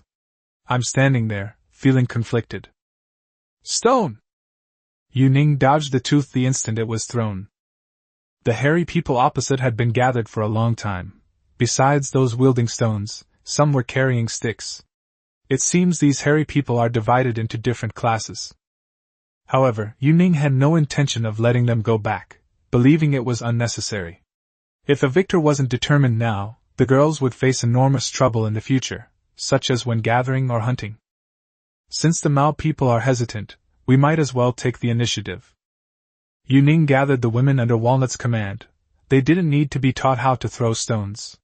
Just give them a target, and they'd be good at it. There are plenty of stones in the yard. We can just dismantle the stove if necessary. If these scoundrels don't submit today, there will be endless trouble later. Yu Ning quickly assigned the tasks, then shouted loudly towards the outside of the wall. He then threw the stone he was holding. They were only 20 or 30 meters apart, and they could clearly see each other's movements. The moment Yu Ning made her move, the girls also threw stones. The hairy people immediately launched a counterattack and charged towards the wall. Tooth, in her haste, picked up a stone, ready to throw it, but Yu Ning glanced at her. She then threw the stone down and picked up the spear. After throwing 2 waves of stones, Yu Ning led the women to take up their spears and stand behind the wall. Most of the hairy men were facing the gate, and through the gate, their spears were incredibly effective weapons. Sticks were practically useless. The hairy men who climbed the wall aren't much better off, despite their strength and ferocity. The top of the wall is covered in either wooden stakes or thorns. Even if they manage to climb up, several spears await them. The gate became the most obvious battlefield, and there was no movement from the bone side at all, which made her anxious, and she paced around in circles. Of the more than 100 men, more than half were lying on the ground in just over 10 minutes. The remaining few strong men still tried to break down the door, but they were almost all covered in blood. Apart from a few women being hit by stones that passed through the gate, Yu Ning's side didn't suffer any losses at all. Yu Ning originally thought they would be defeated and run away, but unexpectedly, these hairy people were very straightforward and fought until only a few of them remained. Trying to run away? We never intended to let you go back when we came here. Yu Ning took out the bow and arrows he had been working on for several days. At close range, aiming was unnecessary. The arrowheads were made from fish bones, sharp and thick. Teeth was really excited to see something new, especially after Yu Ning shot a hairy guy in the chest. Teeth's eyes lit up. Master! Master! Teeth can't express themselves, but she clearly wanted this new thing. After the massacre, Yu Ning was terrified, but the women treated it like slaughtering animals. The more civilized a society is, the less adapted it may be to this kind of environment. Bones and teeth originally meant they were for eating meat. Yu Ning couldn't accept that. He really didn't dare to eat them. Most of the women expressed regret. It was clear from their eyes that the meat was being wasted. All the hairy people were dragged to the opposite hillside, where Yu Ning prepared firewood to burn them all. Eat? Teeth still thought Yu Ning was going to roast the hairy people to eat, but this time the roasting was not done properly, without cutting or washing them. Yu Ning shook his head. He couldn't explain it to her because even if he could, she wouldn't understand. In the women's eyes, people from other tribes were like food or animals. If they were defeated, they could be eaten. But he couldn't do it, so to distract her from her teeth, Yu Ning taught her archery. Yu Ning stuck firewood into the soil and placed a coconut on top of it. Teeth raised the bow and arrow, ready to draw it, but Yu Ning grabbed her hand. The arrowhead! Yu Ning pointed to the tip of the arrow. It looked very sharp. Pull! Yu Ning gripped her teeth and then exerted force with her hands. Let go! The arrow was shot, though it missed. But Yaya was as excited as a child. Master, what's your name? The tooth wanted to know its name. Bow and arrow! Yu Ning picked up the bow and arrow, holding the bow in his left hand and the arrow in his right. Teeth has now mastered the pronunciation of bow and arrow, and can learn simple things in one go. More importantly, they almost never forget. There's a saying that goes, those who care about you will never forget what you say. Teeth wouldn't give up, but Yu Ning couldn't smell the roasting smell at all, so he could only ask the women to add firewood, and then burn it clean. A pile of corpses will attract wild animals or plague, not to mention whether any of these hairy people are even left. As darkness fell, Yaya followed Yuning back to the cave, but his hands never stopped. He kept aiming. The bow and arrow also caught Bone's eye, and that was it. The two of them clearly wanted to fight over it. Yuning's head was about to split open, so he could only work through the night by the campfire to finish the task. It would have been better if they hadn't been in a rush to finish the order, because several women who were connected to Yuning gathered around. After all, they themselves knew in their hearts that they were definitely different from other women. At least Yuning was willing to give her priority, especially since she knew Yuning doted on her. She would often brag about it. Okay. Since we're all going to have to do it anyway, one for each of us. Yuning's best choice was mulberry wood, but that wasn't available here. Horsehair was also unavailable at the moment. Yuning used deer tendons soaked in oil. The smell was quite strong, but my teeth didn't mind at all. The bow and arrow were passed from hand to hand among the women. As for the arrowheads, due to time constraints, some were made of bone and some of stone. Iron arrowheads are certainly possible in the future. The women were quite clever. They knew how to sharpen an arrowhead. After all, they were used to sharpening stone tools. But the stones they used seemed to be of even higher quality. They really are indigenous people. They know about materials. Among the stones they use is even obsidian. In the darkness, a shadowy figure appeared on the hilltop, glancing at the campfire at Yuning's camp before retreating. Chapter 23 Offering. Yuning made 5 bows. The women would make the arrows themselves. Yuning also found out where obsidian was found. It seems Walnut will take Yuning there tomorrow. The greatest joy in life here is painting on the rock walls. But this job has now been handed over to Shell. Shell is a good painter and a good recorder. She really records the important things every day. Today she recorded the battle, honey, and arrows. Everyone would admire her paintings together. Many of the paintings were drawn by the seashells based on descriptions. This made Yuning somewhat sigh. A woman ran in a panic, and then Bone went up to ask her what was wrong. "Master!" Bone didn't know what to say, so he looked at the seashell. The shell started thinking and began to imitate the hairy man's movements. Yuning probably knew that not all of these people had died. One reason was that even within his own tribe, it was impossible for everyone to go out hunting. Since they've come and haven't made a move, there are only 2 possibilities: either they're planning a sneak attack, or they've already submitted. There is only one watchtower in the camp, and the view is excellent from several high points in the wall. There are no blind spots in this place. Yuning had observed the area carefully, and there was absolutely no possibility of a sneak attack. Moreover, Yuning trusted these women completely and knew they would never slack off or be careless. The woman climbed the tower and pointed to the opposite hillside. Yuning wrapped animal pelts and grease around an arrow, then lit it and fired. My teeth were stunned. She stared at the rocket with her mouth agape, looking at it with a "Why didn't you teach me?" expression. It's not that I don't want to teach, I just remembered it myself. Teeth handed the arrow she had made to Yuning. This girl is really going to starve her master. The arrow she made for herself is so hard and straight. Wrap some fur around it, then wrap it with some slaughter oil. Heat the oil over a fire and ignite it. When she handed the arrow to the tooth, no one knew how excited she was. No matter what she was shooting, she just wanted to shoot the arrow as soon as possible. The figures on the hilltop were also frightened by the faint firelight. A flaming bow and arrow, in this world plunged into darkness after the sun has set, this is a terrifying, mysterious, and unquestionable power.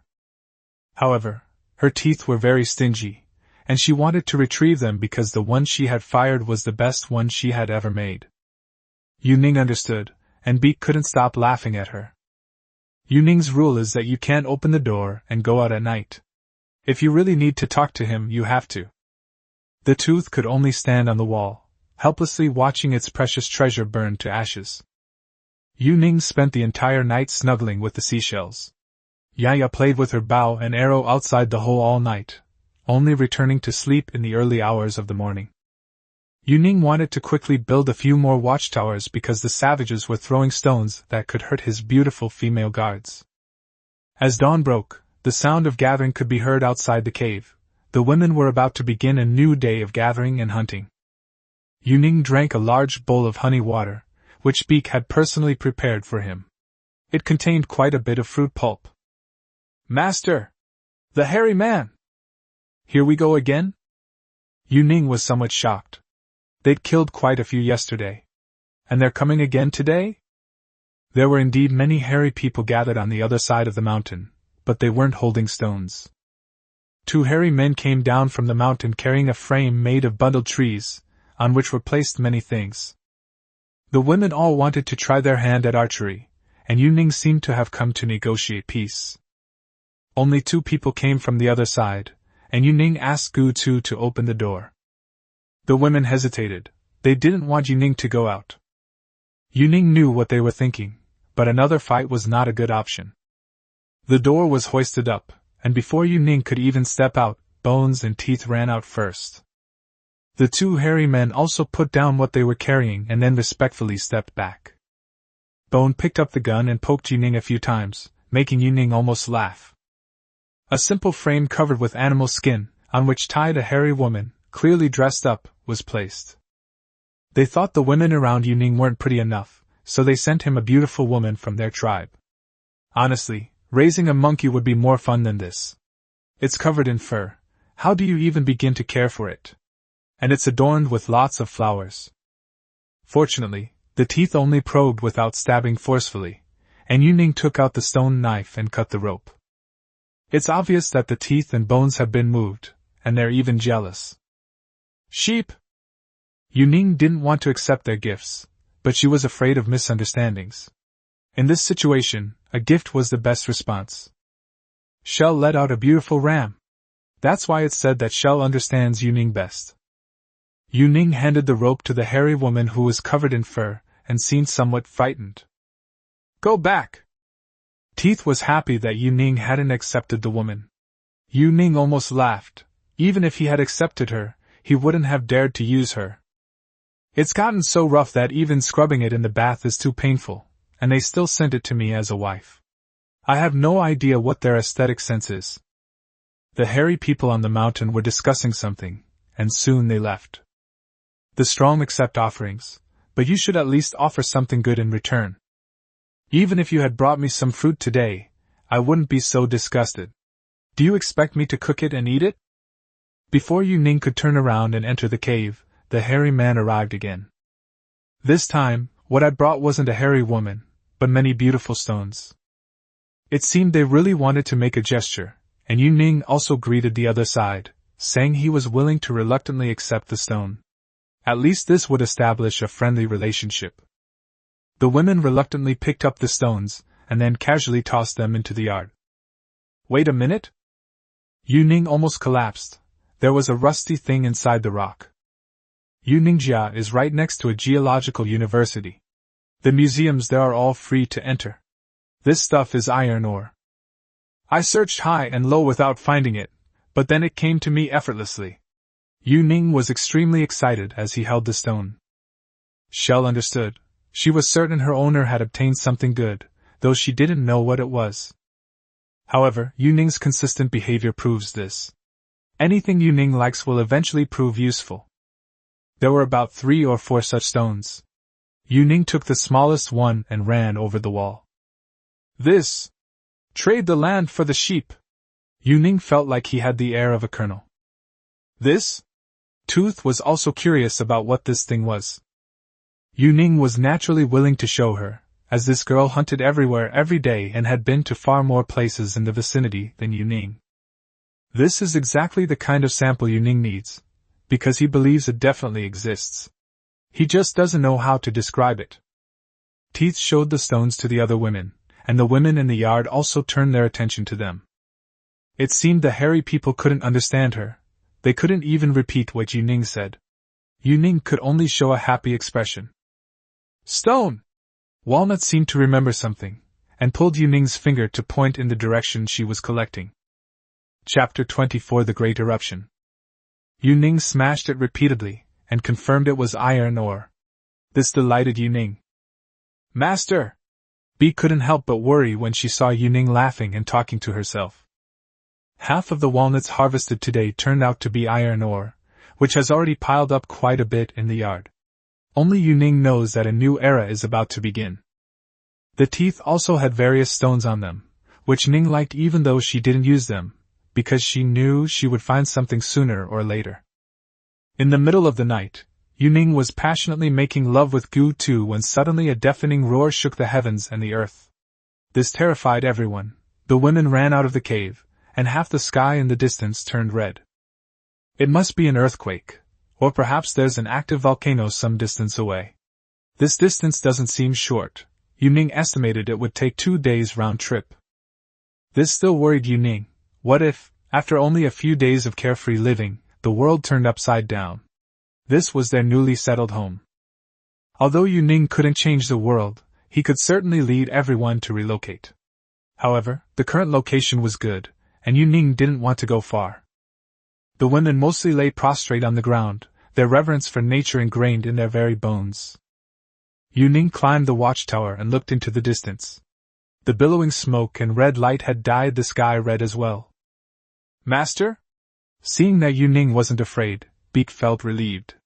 In her eyes, Yuning was incredibly wise. As long as there is such a volcano, the surrounding area will not only have lava and mineral deposits, but also changes in climate and geology. It would be a lie to say that there is no impact. But relying solely on 2 legs, there are many things that cannot be done. Yuning once wanted to tame horses, but he lacked the basic knowledge. Jaya even bruised her backside while helping him tame the horses. He's only human, and after being together for so long, with women who have been so good to him and so compliant, how could he not feel sorry for them? The only thing not afraid of a volcanic eruption was, surprisingly, walnuts. Yuning found this very incomprehensible. She even chatted confidently among the group of women, as if she knew this kind of knowledge. And judging from the looks of it, she was planning to go to the site of the volcanic eruption. This was no joke. Yuning was certain he could stop her, but he was also curious. The seashell answered his question, and it seemed to be related to the pottery jar. Yes. The clay pots were fired. These women don't have fire. Should we take their clay pots? It was baked near a volcano. Yuning instantly understood why each jar had marks from rope and sticks. It was because they couldn't get too close. Although this was just speculation, Yuning found a pottery jar to examine it, and then stuck the spear into the mouth of the jar and held it in place. Walnut was even more surprised. She hadn't expected Yuning to understand this process. The sentence is incomplete and lacks context. No wonder they have pottery even without fire. They use lava. In that case, there's no need to go to the volcano. Yuning was going to teach Walnut a lesson, how to fire various utensils. Because he needed to smelt iron ore, Yuning also needed to fire crucibles and then cool them before casting molds. Then, impure iron was used to improve it step by step. It's said that Guy's TikTok videos are unique. Yuning is a man obsessed with knife forging competitions. Although he lacks the ability to forge steel, he can certainly produce iron. The walnuts will come in very handy next. Because the prerequisite for doing all this is having a kiln. Yuning needs bricks to build the kiln, and then professionals with expertise in walnuts are extremely important. Bricks fired can be used not only for construction and walls, but also for stoves and cave dwellings. If the iron were to be forged, it would be absolutely invincible on this known continent. Yuning became more and more excited as he thought about it, imagining himself equipping his female bodyguards with iron armor and training some horses. TSK. Yuning was having a sweet dream, and her hand was touching the teeth's leg. Master? Seeing Yuning's expression, the teeth assumed he was interested. He had only just finished halfway through working with the bone. Perhaps it's because he's been eating a lot of meat. Lately, Yuning has been playing the groom every night, and he's been in incredibly high spirits. Especially venison and mutton. Eating too much of them makes him feel hot all over. Watch as I take on 2 opponents single-handedly. The aroma of meat fills the air early in the morning, and women now know to add wild fruits and radishes, and even know to stew coconut meat in water and add honey to drink. There has also been a huge improvement in eating habits. Everyone has their own tableware, although it is just simple chopsticks and coconut bowls. But this was a huge step forward, and Yuning didn't want to delay it. He went to collect the clay with walnut early in the morning. He needed to haul red clay for making bricks and clay for making pottery jars. Once we got iron tools, the first thing we made was wheelbarrows. Look how tired I, with over 100 wives, was. But a four-wheeled cart would have been better. That's the idea, but in reality, it's much more difficult. The soil has to be loosened with a stick, and stones have to be picked off and then carried in handfuls into bags, but you can't put too many in. To prevent leakage, leaves are laid down while filling the bags. Primitive people really had it tough. Yuning also marveled at human civilization. It truly is a towering giant. Women have limited strength, so Yuning had them fill half a bag, leaving empty space for gathering food. Looking at the day's results, the quantity really wasn't very large. Walnut's eyes were practically sparkling. Yuning suddenly realized how much thought the girls had put into preparing food for him every day. Yuning chose a vacant lot. In fact, he had fenced off a large area specifically for development. Therefore, the soil was sorted and stored, along with the iron ore he had collected from various places. It's all right. What's little today can accumulate over time. Life is getting better and better. Every beginning is difficult. Yuning wanted to make bricks, so he had to create a mold. This was in an era when even wooden boards were unavailable. The giant log that was dragged back from afar will probably come in handy now. Yuning made a ruler out of rope and has been studying the log these past few days. Beak began to take good care of Yuning, doing whatever came to mind, busying himself around the yard. Even at night, Yuning, who usually had a lecherous look, had been busy outside these past few days. Sometimes he could even fall asleep by the campfire. However, his efforts were not in vain. He had obtained the structural diagrams for the brick kiln. He had also completed the prototype of the crucible, and although he had fewer brick-making molds, they were at least neatly arranged. The problem was finding a sieve to sift sand and soil. Without wire, he figured he could only make a bark sieve. But that material was too soft. The sounds of weary birds returning to their nests drifted from all directions. Yuning looked at the results of the past few days, feeling neither satisfied nor disappointed. Master! Eat! In the past, Yuning was in charge of distributing the food, but these past few days, he's been the one who's been busy preparing delicious food for him. It's clear that the roasted meat was cut into small pieces with a stone knife to make it easier for him to eat. Inside a separate coconut shell were chopped radishes and his favorite chili peppers. One day, Yuning felt that the days here were very long, and these past few days had passed too quickly. Eat! Yuning gathered the seashells, took the bowl, and went back into the cave. Chapter 25 Playing in the Mud. Walnut took a full 10 days to gather food, and a lot of sand and soil were piled up in the yard. These women are really capable. They traveled such a long distance to gather food and then had to dig the soil twice. Most of the girls in the collection team had marks on their shoulders from carrying heavy loads. Yuning only noticed this recently. They'd even modified the bags into backpacks. If there's no suitable sieve, then pick them up by hand. Shell! Pun pun! Yuning mentioned Ping Ping, which made Beak extremely happy. She immediately informed all the other women. Yuning knew that these women had many favorite things, but going for a swim in the lake was a daily necessity. Beak happily made a flower wreath, and she took Yuning's hand, leading the tribesmen towards the lake. To be honest, there's a hot spring inside the cave. But Yuning hasn't taken a bath for several days. The lake water was still beautiful and clear. Yuning picked up quite a few gold nuggets this time, but they were very heavy, so she could only pick out the small pieces. The seashells were strange. Yuning had seen these glowing stones many times, but he had never taken them before. Yuning's idea was simple: try making a few big gold chains. The group of hairy people would occasionally be encountered, but most of the time they would stand far away on the side, showing great respect for this group. Yuning's reflection in the lake startled him. Holy crap, that frizzy hair and a full beard. A true caveman. Counting the days since the mural was created, it's only been less than 3 months. But the women thought he was very handsome, even more so than when they first met him. Picking up a sharp stone, Yuning tried to shave. Unsurprisingly, the beard wouldn't come off, and his face only hurt from the effort. Beak touched Yuning's face with heartache. She even thought Yuning had been sick these past few days. The hunting tooth, along with her men, arrived at the lake. She ran up to talk to the shell and suddenly noticed that Yuning was also in the water. She was clearly very happy, as she jumped into the water and nestled in Yuning's arms. She no longer felt the fear she once did. Although there was still admiration in her eyes, there was now more dependence. In their eyes, the lake is a sacred lake. Perhaps Yuning will become normal after soaking in it. It seems today's harvest wasn't good. This doesn't seem like the results of a tooth hunting expedition. Yuning was just about to encourage her when, surprisingly, an elephant was among the group that found the teeth. What? What's going on?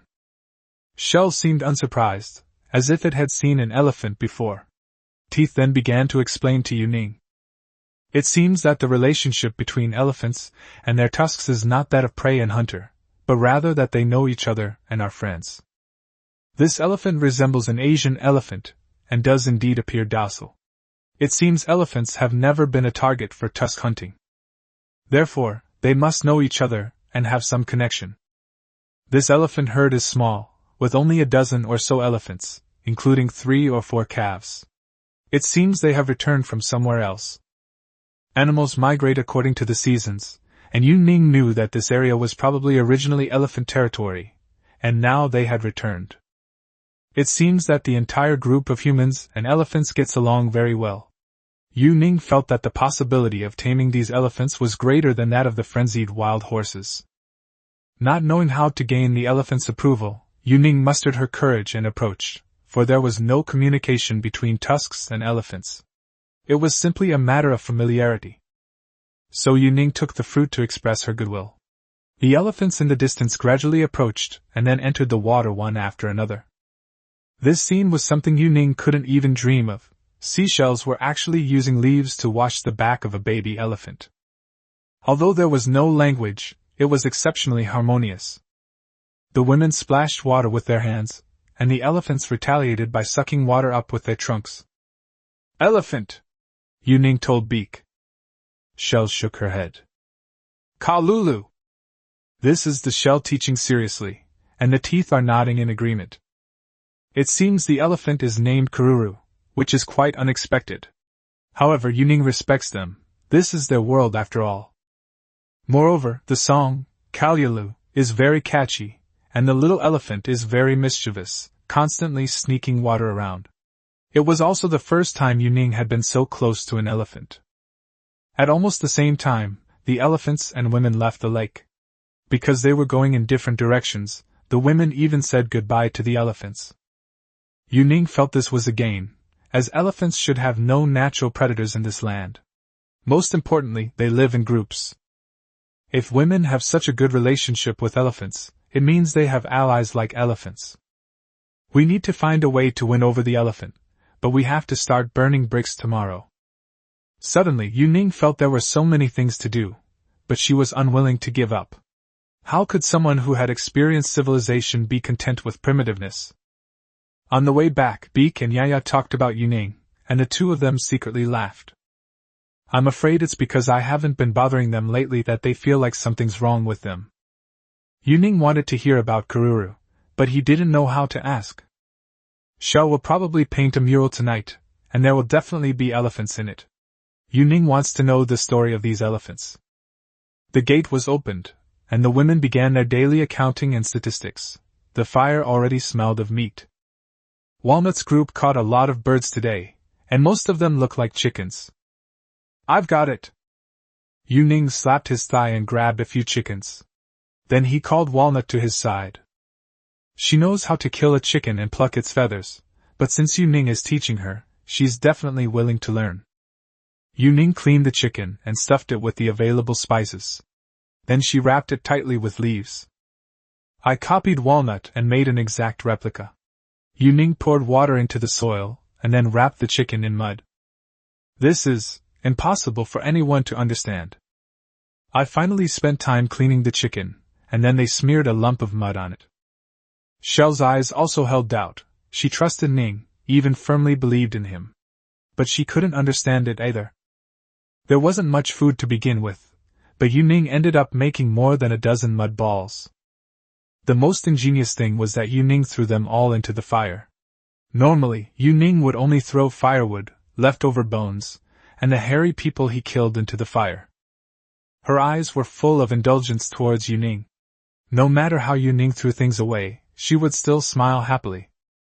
A beggar's chicken was roasting in the fire, and a fragrant broth was simmering over it. It's a pity we caught fewer chickens today. Women are less likely to accept hard-boiled eggs, but beggar's chicken should be different. As Yu Ning roughly kept track of the time, he actually had no idea what to expect. The last time he had ever worked with this kind of thing was when he was a teenager and stole a chicken from his neighbor. Back then, a packet of chili powder and a little salt were all it took to make a delicious meal for a few boys. Seeing the blood and foam rolling off the meat, Yu Ning used a stick to pry the beggar's chicken out. The women looked at the dark lumps of mud and felt sorry for it. It's better to cook it long than half-cooked. Although Yu Ning cooked it a little too long, the delicious aroma of chicken burst out when a stone was thrown into the soil. Chapter 26: Breaking Through the Stone Age. The women had never smelled anything like it before. In fact, there was no other way to catch chickens. Most women wouldn't choose this animal because its fur is difficult to manage and there's not much meat to eat. Moreover, you often get chicken bones stuck in your throat, and what's worse, chicken always smells bad. But this time was different. The chicken that Yu Ning prepared was not only incredibly fragrant and appetizing, but also incredibly tender.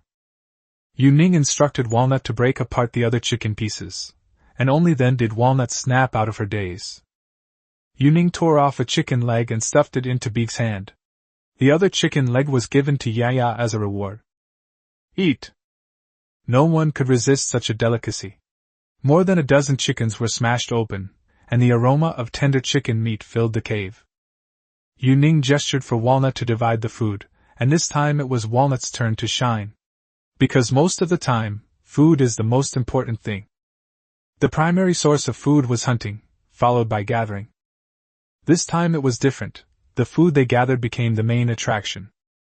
Following Yu Ning's example, Walnut distributed the chicken legs to those who had contributed more and made more contributions. Primitive society was simple, and these leaders were all good leaders. Because the women each had their own baskets, it was immediately clear how much they had gathered. Other jobs were similar, such as weaving baskets, digging up radishes, and even picking wild fruits.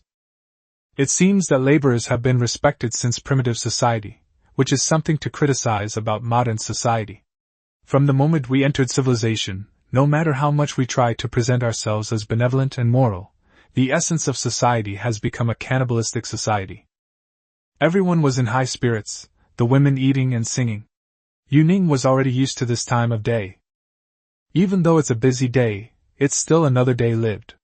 Isn't that right? The joy and abundance of the present moment are very important. While gnawing on a chicken leg, he kept giving Yu Ning a thumbs up. She was very happy. She had been worried that Yu Ning wasn't doing well these past few days, fearing that she might be sick. But after eating a few bites of chicken, she realized something. The master should be doing more important things, because with a whim, the master can easily change and influence their lives. Other women idolize him, and the women here respect him greatly, but as they've gotten to know each other better, their feelings have deepened. The women were very outgoing and never hesitated to express their love. Many women had taken the initiative to ask Yu Ning questions. The question is simple: hug or kiss? Yu Ning rarely refused them, in fact, almost never. And the women were easily satisfied. A hug from Yu Ning could make them happy for a long time. After eating and drinking his fill, Yu Ning started making bricks. He had only watched documentaries about this before and had never actually operated one. Since there's no brick kiln, it's probably too early to talk about firing bricks. It's more accurate to say they're baking them. Yu Ning, lacking experience, could only manage a dozen or so bricks at a time, with a small fire. he was indeed prepared for failure. That's just how reality is. If you try to bake soft cookies, they'll turn out so bad they'd make a dog cry. If you try to bake a solid brick, it'll end up as dry as a shortbread. Seeing Yuning's low spirits, the women didn't know how to comfort him. Walnut, imitating Yuning's technique, encouraged him to do it again. Indeed, behind every successful man, there are hundreds of women. Yuning struggled with the furnace 3 times, barely managing to produce some bricks of acceptable hardness. Setting up a brick kiln would probably require around 400 bricks, Yuning thought, glancing at the blueprints she had drawn up. She couldn't help but space out. Use? This is a term coined by seashells meaning how to use this thing. Yuning was actually impressed by her talent, and began to teach her step by step. Although there are few bricks, there are enough to arrange them. Moreover, the regular shape not only makes them aesthetically pleasing but also makes them easier to shape. Shell seemed to understand, but she didn't know what the point of building such a thing was. The walls around her heart were already very strong. Walnut thoughtfully brought over a late-night snack, and Yuning was surprised to find that the girl had washed her hands before preparing the snack for her. They have indeed undergone many changes due to their own influence, and most of these changes are for the better. The skewers contain meat, wild berries, and a few pieces of root vegetables. Since women wouldn't harm themselves, I took a few bites. It tasted a bit like potatoes, slightly sweet. To be honest, walnut harvesting is not a safe job at all. Every day, you have to hunt animals and face them, but walnut harvesting often involves trying new species. It's reminiscent of Shunung tasting hundreds of herbs. Now, most of the things gathered in the tribe are confirmed by her to be edible. There wasn't much fresh meat from today's hunt. Yuning could tell the women were eating leftover dried meat from yesterday. Everything she got, however, was fresh. Walnut, come hug me! Yuning opened his arms, and Walnut jumped up. He also ripped off the stray dog's skin from Yuning's clothes. The meat was grilled perfectly, tender and juicy, and thoughtfully seasoned with other herbs, though Yuning didn't recognize them. Eat! I'm eating, silly woman! Yuning hugged her, making Walnut appear even smaller. During this time hunting and working with them, Yuning had also gained quite a bit of muscle. Eat this? Walnut pointed gently, her eyes full of coquettish charm. You've gone astray! It's probably the teeth that taught her that. When Yuning is asleep, the teeth will secretly come and eat her. Walnut tried to lower her head, but Yuning lifted her chin. Then she took a bite of the meat off the skewer. Walnut was picked up by Yuning and placed in the hot spring water. The two of them were surrounded by the warm hot spring, with steam rising all around them. Yuning put his arm around her waist and then kissed Walnut. The only sound was the gentle murmur of water. The campfire illuminated the cave walls, and the murals depicted the hardships and joys of Yuning's days. The water gurgled and flowed, and the walnuts made melodious sounds that pleased Yuning. Occasionally, seashells made noises that echoed through the cave. The murals depicted the stories that happened to Yuning after she arrived here, as vivid as if they were projections before her eyes. Master! I'm afraid. Walnuts are afraid. What are you afraid of? Yuning almost laughed. Although the wording was inappropriate, he knew what it meant. Bones were nearby. She turned to look at Yuning, then at Walnut. Yuning waved to her, signaling her to come over. She wasn't coy at all. She tore off her leopard skin and ran over in a few steps. Yuning was surprised to find that the chickens he Tao had captured actually crowed. This was quite a rare sound. The women also got up to work one after another. Teeth probably knew what Yuning and the others had done last night, because today their lips were pouting more than anything else. You've got such a pouty mouth! Yuning pinched his beautifully toothed cheek as he prepared for his workday. Okay. I don't understand anyway. Just take it as a compliment to me. The aroma of meat wafted through the courtyard, indicating that the walnut gathering team was ready to head out. Chapter 27 Ironware. A lot of bricks have been fired.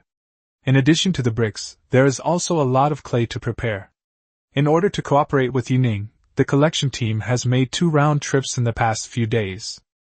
Tooth is the same. Besides basic hunting, it also brings back stones, and it seems it has stored up quite a bit of iron ore. Yu-Ning began building the kiln using bricks and mud. This kiln would eventually have to be destroyed because the bricks weren't hard enough. However, this was enough for the time being, and Yu-Ning quickly built up the kiln, only to find that some bricks were needed to seal it. Watching Yu-Ning bustling around, the women couldn't offer much help. The patrolling women had been busy all night, and were now preparing to rest. Shell has now become the matriarch. She prepares breakfast for the patrolling women and assigns tasks to the others. The new bricks quickly took shape and were just waiting to be dried in the fire. Yu-Ning then sculpted a huge basin out of mud and made several holes around the edge of the basin. This is the crucible Yu-Ning prepared for firing. It needs to be skewered with a wooden stick when it's taken out. After all, molten iron is no joke. A pool was dug in the yard for smelting.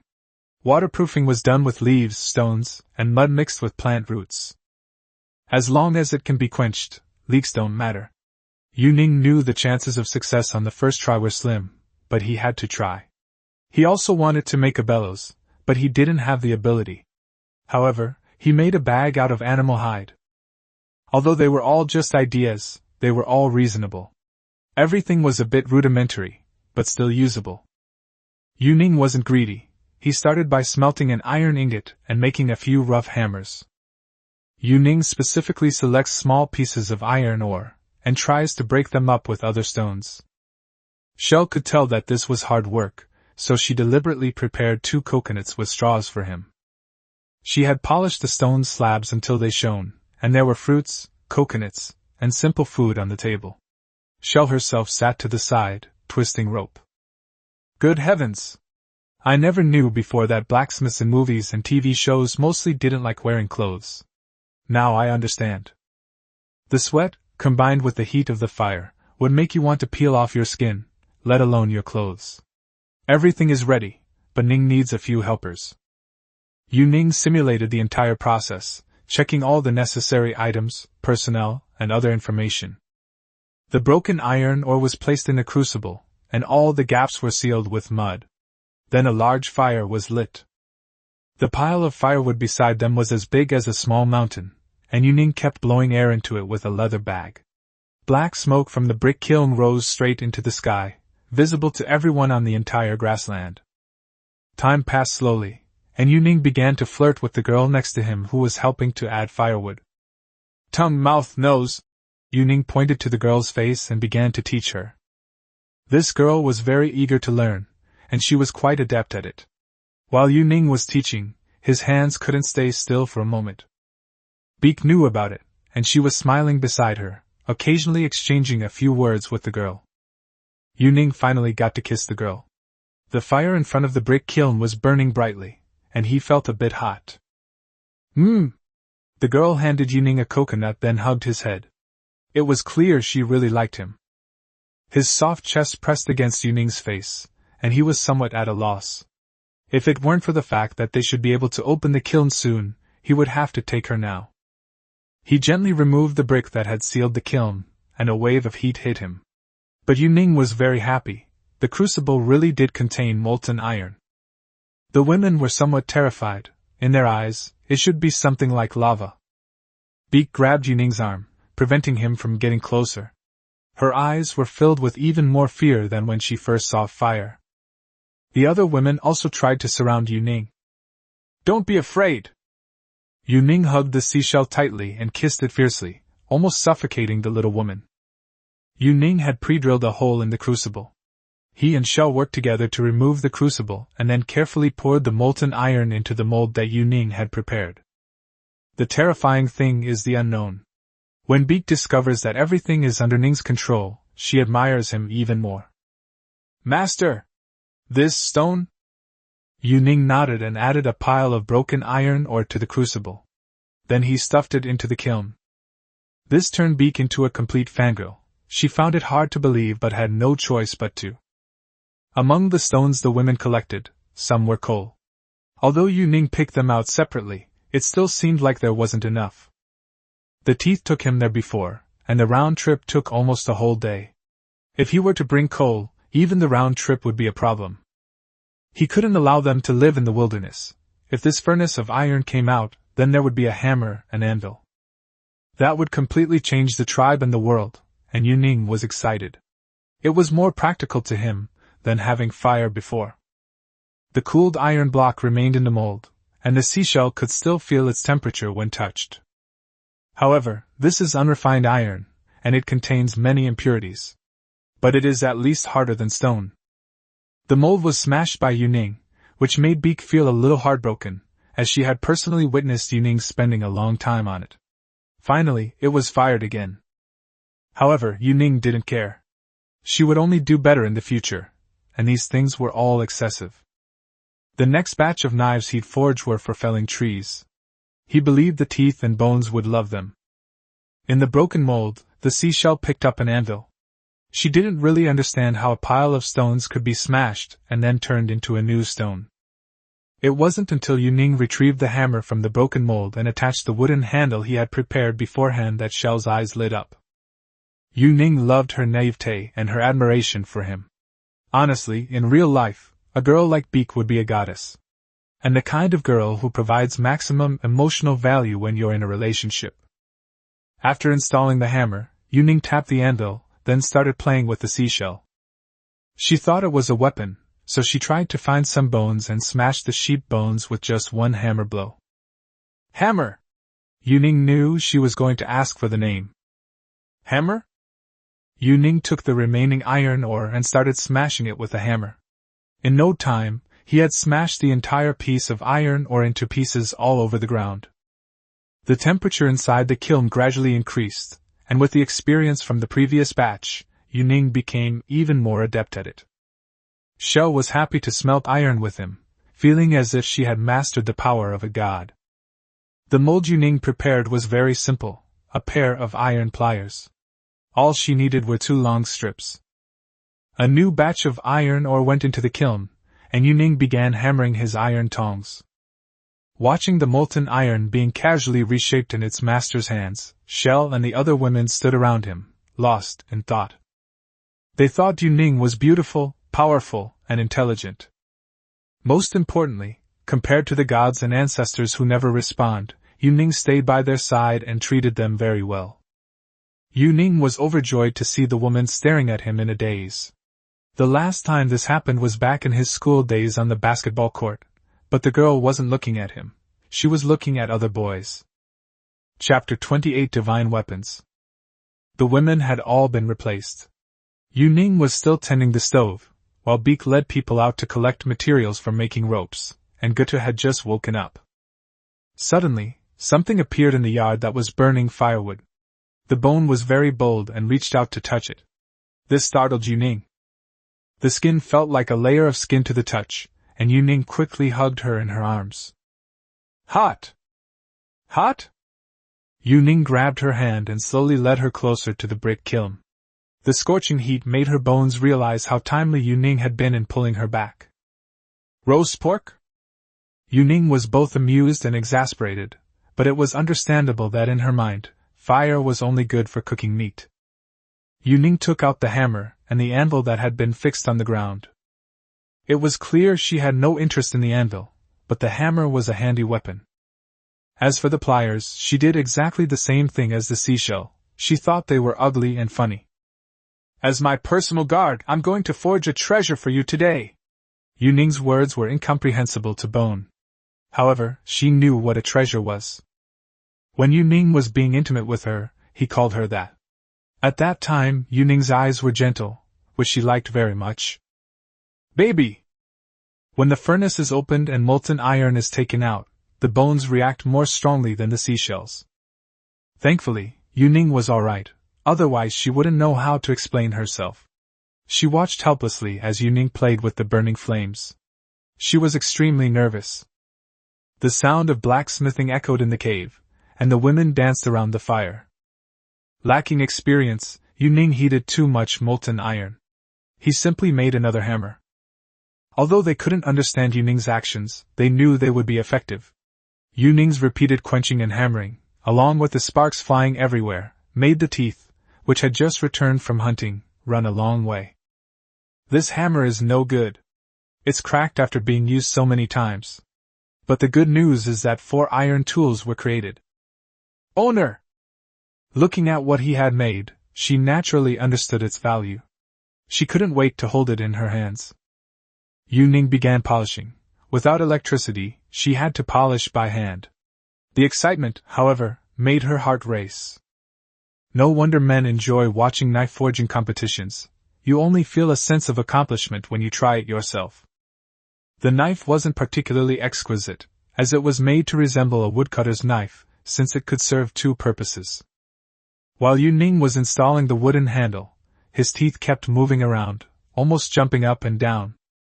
Iron ore, once an incomprehensible stone, has suddenly become a treasure, and even the fragments that Ning smashed were picked up. Yu Ning carved teeth, seashells, walnuts, and a cute bone on the wooden handle. The pattern markings fit perfectly in the palm of your hand, providing a non-slip grip. This is the first truly meaningful gift Yu Ning has received after being here for so long. After the final polishing, Yu Ning confirmed the sharpness of the blade, then called over the 3 women who had been waiting nearby. Walnut wanted to join in, but she was grilling meat. Walnut! Yu Ning called out her name while holding 4 machetes. Master! Walnut had been waiting all along. She knew in her heart that she had a share. Knife! Yu Ning let his teeth hold the spear, and with a single swing of his blade, the spear was cleanly cleaved in 2. Shocking! Unbeatable! The sky has fallen. The women accepted the items that Yu Ning had personally crafted for them, and caressed them as if they were caressing a lover. Yu Ning, worried that they might hurt their hands, also took a radish and made a cut on the blade. The women were even more excited. Teeth had someone hold up a spear and, imitating Yu Ning, swung it down, a truly swift and deadly strike. The most crucial part was the carving on the knife handle. Shell looked at the small carving on the knife handle and compared it to the one on her necklace. Relative! Beak jumped into Yu Ning's arms, expressing her gratitude and affection wildly.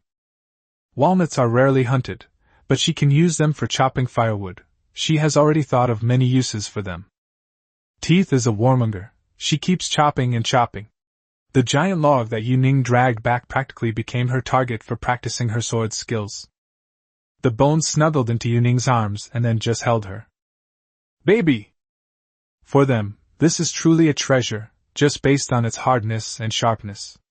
Unless they're incredibly stupid, it's practically invincible. Yu Ning has an even bigger surprise in store, but he really can't swing the hammer today. The bone swiped the bone on the hilt of the knife, then pointed to the pattern on it. You bone! She couldn't express her feelings verbally. She even asked the seashells for help to speak, but she still couldn't get it out. The other women were not only envious, but also happy. The tribe's strength brought them only benefits. I knew that this small tribe, apart from some markers of identity, had no private property. Now, these few machetes have become, in fact, private property. It seems they added something extra to the dinner. Yu Ning's bowls still contained the best fruit and the best meat, only in larger quantities. Even during the meal, they were still showing off the knives in their hands, and the walnut one was even passed around for everyone to see. However, Yu Ning was somewhat disappointed when she saw the woman next to Beak. She was the only girl besides the 4 women who had been intimate with Yu Ning. Although she still had a smile on her face, she probably wasn't feeling very comfortable inside. Yu Ning also felt uneasy, as he didn't even have a name yet. But he really didn't know what to name it.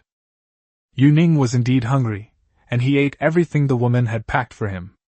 They then danced happily. Shell took out mineral and plant-based pigments, and used them to record this great day on the cave walls. Yu Ning could tell that the man in the middle with the sun behind him was himself, especially since there was a big thing drawn on his crotch. The man handed 4 knives to 4 women, and the women knelt on the ground to accept them. If we don't talk about the past, it's easy to mythologize it. Just now it was almost dark, but in the mural, the sun above his head seemed to have a halo.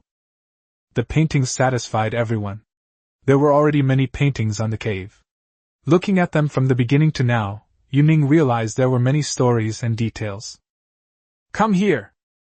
Yu Ning pulled the disappointed woman out of the cave. He broke the iron ore again and placed it in the crucible. The woman followed his lead, appearing exceptionally humble and earnest. The fire in the cave was reignited, and Yuning directed her to put the crucible inside the cave. Then, together they sealed the cave with bricks and mud and waited. Owner? The woman didn't actually know why Yuning pulled her. She didn't think Yuning could possibly care about her feelings. This woman spends most of her time gathering things, and when she returns, she's busy cleaning and working. You can't owe a woman a favor. A gift! For you! Yuning made a mold out of mud by the fireside and then baked it dry against the outside of the brick kiln. Whether the woman understood or not, Yuning was preparing to make a dagger from these iron ore fragments. Chapter 29 Outsiders. In the past few days, besides hunting, the women have been searching for stones everywhere, and even Tooth has been leading people to find the hairy people, hoping they can help collect them. Although it's unclear how they communicated, the Mao people did bring back a considerable amount of iron ore. Besides his beloved battle sword, Yuning began making spears for the women. You see, wooden spears are basically disposable when facing strong wild beasts. However, metals are different. They can be reused and have a powerful destructive force. Moreover, making the same items saved Yuning the trouble of creating molds. The hairy people envied having a campfire, but Yuning had no intention of giving them any fire. Behind the hairy people's dwellings was a forest. And Yuning didn't believe in them either. However, as a token of gratitude, Yuning would give them some wild beasts he had hunted when they found iron ore. The women also felt it was only natural, since hunting was no longer a problem with iron tools. Now Yezi carries a spear in his left hand, a bow and arrows on his back, and a short sword at his waist. With such excellent equipment, Yuning is confident that he can aim and shoot wherever he wants with his spear. As for clothes, it's not cold anyway, and being naked is great, it looks good and is convenient. Yuning likes to be naked. When Yuning swung over 200 spears at once, he almost got sparks flying from his arm. Last night, when the girl with the dagger tried to get intimate with him, he was too lazy to even move. However, seeing the fully equipped women, he truly felt the ambition to unify the world. There's no other reason than that they're too powerful. When this group of women shout for battle together, even stray dogs passing by have to tuck their tails between their legs. Speaking of these stray dogs, they've become cowards these days. Whenever they see women, they turn and run away without even looking back. On the contrary, the hairy people have been appearing more frequently lately, bringing iron ore, strange stones, and fruit they've somehow acquired. Now that the spear was finished, he needed to make some household tools. He already had a kitchen knife and a butcher's axe, but he didn't have the skill to make a saw. He also didn't have the skill to make a pot by hand. It's kind of embarrassing to admit, but Yuning felt like the most useless transmigrator. He figured that while he was still developing, other people were already hand-picking grenades. It seems that if we collect a few more tomorrow, we'll be fully equipped. But it's strange that it's been so long and none of these 5 women have gotten him pregnant. I'll have to teach them blacksmithing skills in the future, because if I'm the only one equipping so many people, I'll eventually get exhausted. Owner! The teeth practically flew in. She'd never seen her run so fast. Yuning sensed something big was about to happen. Die! My teeth are starting to feel a bit loose. Take me there! Yuning knew something must have happened, otherwise she wouldn't have run back to report it. All the women took up their spears, a truly spectacular sight. This group was a deadly temptation. For Yuning, it was temptation, but for others it was deadly. The tribe of the Mao people was massacred, leaving no one alive. Although he had no emotional attachment to the Mao people, they had at least been good partners who traded goods. Seeing this tribe perish, Yuning felt a pang of sadness. The other women in the hunting party had been waiting there for a while, but it seems they didn't get to see it either. However, Yuning wasn't worried, because most of these dead hairy people had been beaten to death with stones and clubs. Judging from the stiffness of their bodies, they must have died last night. If it's not a wild beast, then what is it? Yuning was torn between eliminating them or remaining indifferent to the situation. After all, they were women, and some of them felt sorry for the Maoran tribe when they saw their miserable state. You could tell that they were all very angry. Yuning confirmed that they were not animals. Judging from the footprints, this group of people did not seem to be fully evolved, because they had 3 huge toes, which looked somewhat like ostrich footprints. However, he was certain they walked upright, which was terrifying. They were intelligent, and upright walking meant they could use tools. That posed a threat. Yes. That's a threat. And a provocation against Yuning. It's clear that they discovered the tribe of the hairy people and then took them down at night. But why? Because they had no money, no resources, and no choice but to eat the hairy people. Yuning led his troops back to the cave to improve its defenses. He added 3 tall towers and now even set up campfires every few steps along the walls. The teeth traced the footprints of the outsiders, and then the other women discussed it. Outside the cave, they even practiced their skills for a while at night. As Beak spoke, she gestured, and Yuning felt that she meant they would protect themselves. At night the bone guards increased their presence, with dozens patrolling the perimeter. Guards stood watch at regular intervals along the wall to ensure absolute security. Yuning didn't sleep all night. The first half of the night was because he was messing with the walnuts, and the second half of the night was because the walnuts were messing with him. As dawn broke, the roosters crowed in the yard, and Yuning finally decided to catch up on some sleep. Walnuts were not harvested today because the women decided to combine gathering and hunting for safety. Teeth and Shell seemed to be arguing. Yuning could tell something was going on. Teeth suggested leaving more people to guard the area. Shell, however, thought there was no need to hunt recently. The gate was pulled up with ropes, and the hunting and gathering teams set off in one direction. Bones left behind dozens of exceptionally elite women. These dozens of women weren't the strongest, but they were the most experienced. Yuning recognized them. They were the closest to the 4 leaders.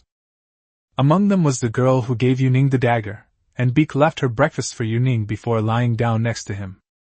She slept yesterday, but wasn't sleepy. She just wanted to lie down with Yuning. Beak couldn't stay still. She was sewing something with wild dog skin and rope. Yuning was certain it was for herself. Firstly, these women had been misled from the beginning, believing that Yuning liked wild dog fur. Secondly, if it was a leather skirt, only Yuning's waist would fit. Yuning didn't know how long he slept. In his dream, he and the beautiful bone were entwined in a hot spring. Shouts came from outside, urgent and warning. Bones and Shells rushed out of the cave. Walnuts remained by Yuning's side. It must be the group that attacked the Mao people. Yuning picked up a weapon, and Walnut gestured for him to stay. Are you kidding me? I'm that kind of person. Ignoring all attempts to stop him, Yuning rushed out, where the girls were already waiting on the wall. This is absolutely outrageous. If I'm not mistaken, there are thousands of people on the other side. This is hardly a tribe. In this kind of world, it should be considered a vassal state. Although there were only a few dozen people, the women were not afraid at all. On the contrary, Yuning was somewhat unsettled. With firewood for burning crucibles behind him, Yuning immediately lit a fire in the yard. This way, they could notify the teeth team in the distance. Secondly, these people were using primitive tools, and Yuning was certain they were afraid of fire. Chapter 30 Daily Training. A great battle was about to break out. Yuning took off his bow. Although he had not yet had time to forge iron arrows, fire arrows were even more terrifying. A horn sounded from the opposite hillside, and Yuning realized it sounded familiar. He had heard it yesterday, but he had thought it was some wild beast. Yuning took the initiative and struck first. Although he only had a few bows, the lit rockets would certainly be a deterrent. The savages only had stones and had never seen ranged weapons with fire before. Suddenly, a dozen arrows were shot out. Although they did not hurt anyone, the flames were terrifying. The hilltop looked tall and imposing. It must be the leader. Unfortunately, the bow was too poor. Even a powerful shot would be powerless. The women lit bonfires on the walls, dozens of metal spears were ready to be used, and Bones and Shells were already prepared at the gate to meet the enemy. The fire blazed up, the flames from the burning firewood becoming menacing. Yuning raised the torch and threw it outside. He discovered that when faced with fire, they all hesitated and then went around it.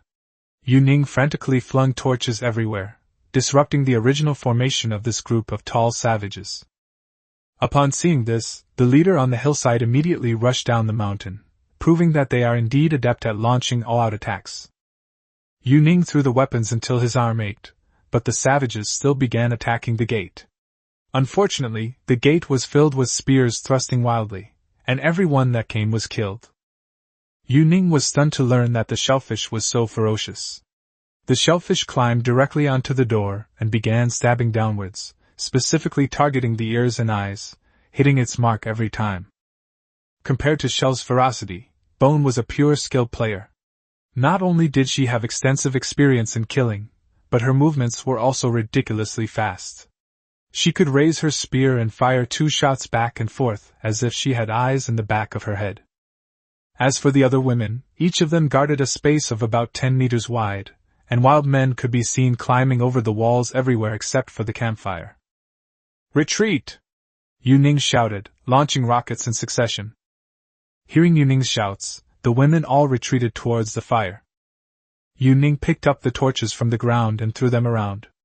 The savages gradually lost their fear of fire. The women pointed their spears outwards, surrounding Yu Ning and the wounded in the middle. The wall was breached, and the gate was forced open. "Retreat to the cave!" The cave entrance was wide, but the spear held a clear advantage. If they could just hold the entrance and wait for the teeth and walnuts to return, then they'd have a chance. Suddenly, the girl with the dagger leaped down from the tower, plunged a dagger into the temple of a savage chieftain, then straddled his neck and stabbed him dozens of times. Finally, she severed the savage's head. "This is incredible!" Yu Ning rushed out to greet her, but a huge stick slammed heavily into her back. The girl with the dagger was sent flying by a punch. The bone-wielding girl rushed out to catch her, but was hit by several rocks. Blood instantly flowed from her forehead. "Kill!" Seeing their companion injured, the women were filled with utter rage. Shell smeared a handful of sand on her lips. "Hazage!" The women, who were originally about to retreat, smeared a handful of sand on their mouths. Then they all exhaled and sprinkled it out. Without thinking twice, Yu Ning threw a spear, which struck the savage squarely in the chest. Then he smashed his hammer directly onto the savage's head. Although outnumbered, they were armed with spears. While the women had the advantage, the stones were difficult to defend against. Many were struck, some with bruises, others with broken heads. The girl with the dagger lay down, using her spear to support herself. Seeing Yu Ning watching her, she also scooped up a handful of sand. The girl with the dagger said something to him. Though she didn't make a sound, Yu Ning could see the shape of her mouth. "Baby! Hasaki! Hasaki!" A deafening roar came from afar, as tusks came crashing down from the mountaintop, followed by a herd of powerful elephants. The stalemate instantly turned into a reversal. Yu Ning had guessed that the teeth would come back, but she didn't expect it to be so soon, and with an elephant in tow. Teeth were running through the crowd, and Yu Ning could tell that she was heading straight for the leader. If we're talking about the tribe's strongest fighter, then Teeth is undoubtedly the one. She's calm, ruthless, and absolutely violent. Teeth fired 4 arrows as he ran, and not one of them missed. They all struck the tall leader's limbs. Just as the savage was in pain, a spear from the tooth pierced its heart. The savage grabbed the spear and tried to struggle. The spear pierced right through it, then it rolled to the savage's feet, pulled out a machete, and slashed dozens of times. The savage's head was held high by a spear, and under the blood-red sky, the naked and murderous woman was like a monster from hell. The elephants were even more outrageous, trampling people frantically after knocking them to the ground. What appeared to be a large, imposing man was like a toy to the elephants, who trampled him until his internal organs gushed out and his rectums prolapsed. Some wild men were even trampled by elephants, causing their internal organs to burst out of their mouths and abdomens. Seeing the reinforcements with teeth, Shell gave an order. These women were fearless. They charged straight in. Hundreds of savages began to flee.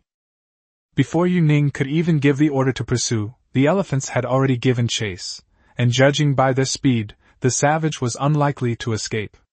This herd of elephants numbered less than 100. But if such a large number of elephants went berserk in the face of primitive humans, it would be a catastrophic disaster. Many girls were soaking in the lake, and women, some slightly injured and some uninjured, sang on the lakeside. The elephants also joined in with mournful cries.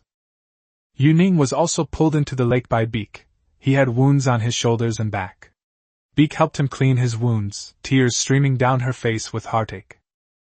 The girl with the dagger was also lying in the water, her hands clasped together, being supported by several women. Yuning had always thought that the lake water might heal injuries, but now it seemed that was not the case. Many injured elephants have recovered one after another. They gather by the lake and continue their ancient rituals. Yuning's injuries had healed, and so had the dagger-wielding girl's, though she was visibly extremely weak. The lake water had turned from emerald green to pitch black. It was unclear whether this was due to nightfall or genuine darkness. The walls were badly damaged, one of the towers was knocked down, and the gate that Yuning had spent a long time reinforcing was also broken in many places. Outside the cave, the corpses of savages were everywhere. Yuning piled them all together, mixed them with animal fat and firewood, and started the largest fire on the continent. The knife she was using was worn out, and she looked at it with a sullen expression. Yuning decided to make her a real battle knife, not the machete she was using now. This was the most somber dinner ever, even quieter than the first day Yuning arrived. The elephants kept carrying the cannibal's body near the fire, while wild dogs watched from the hilltop. Yuning picked up the savage leader's head and hung it on the side of the gate with a rope. He wanted to use its head to warn all the powers on the continent. Chapter 31 Throwing Fireballs. This was the sleeplessest night Yuning had experienced since arriving. The women were depressed because of what had happened that day, even though no one had died. They had received threats, however. Against a powerful race, slightly superior equipment seems to offer little advantage, especially in the face of a sudden attack like today. It's hard to say whether it will happen again in the future, and I dare not even think about it. In addition to teaching women blacksmithing techniques, Yuning began making charcoal. Firstly, charcoal is essential for gunpowder, although he lacked the ability and means to produce it. He even forgot the proportions. Secondly, higher temperatures would allow for the forging of better iron, which he intended to use to create shields and armor. That night Yuning held the girl with the dagger as they fell asleep. The girl with the dagger slept very soundly, and she seemed very, very tired. The shell and the tooth were discussing what had happened that day, with the tooth feeling particularly guilty. Because Shell hadn't allowed her to leave early in the morning, Bone listened silently without saying a word. Walnut held a wooden handle in her hand. The handle of her knife had broken today. She planned to get a better wooden handle tomorrow. Yuning touched the girl with the dagger on the back, then slowly got up and walked out. He smashed the iron ore, added gold and another type of stone he didn't recognize, and then put it in a crucible. In the darkness, he lit a fire in the brick kiln, and then sealed the kiln opening with mud.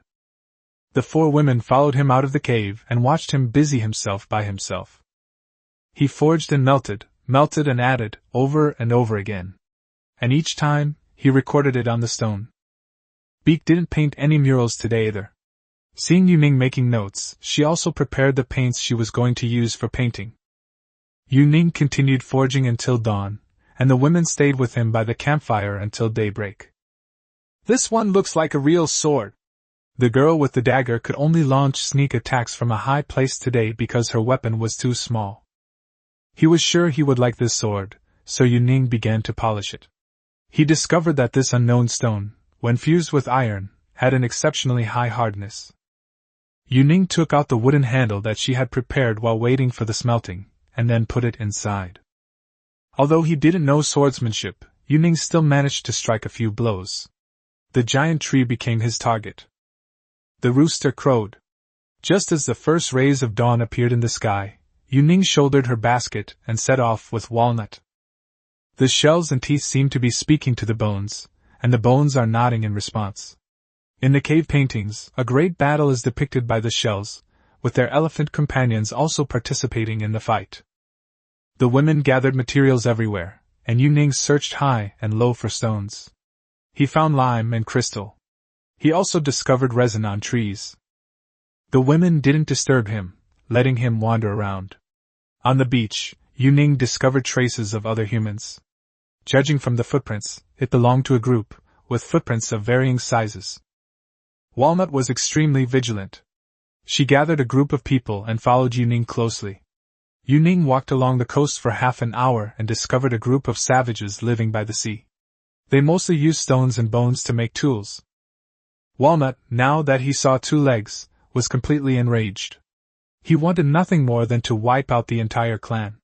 Yuning quickly stopped him. In this era, primitive humans would not stray too far from their camps, so each had their own area of activity.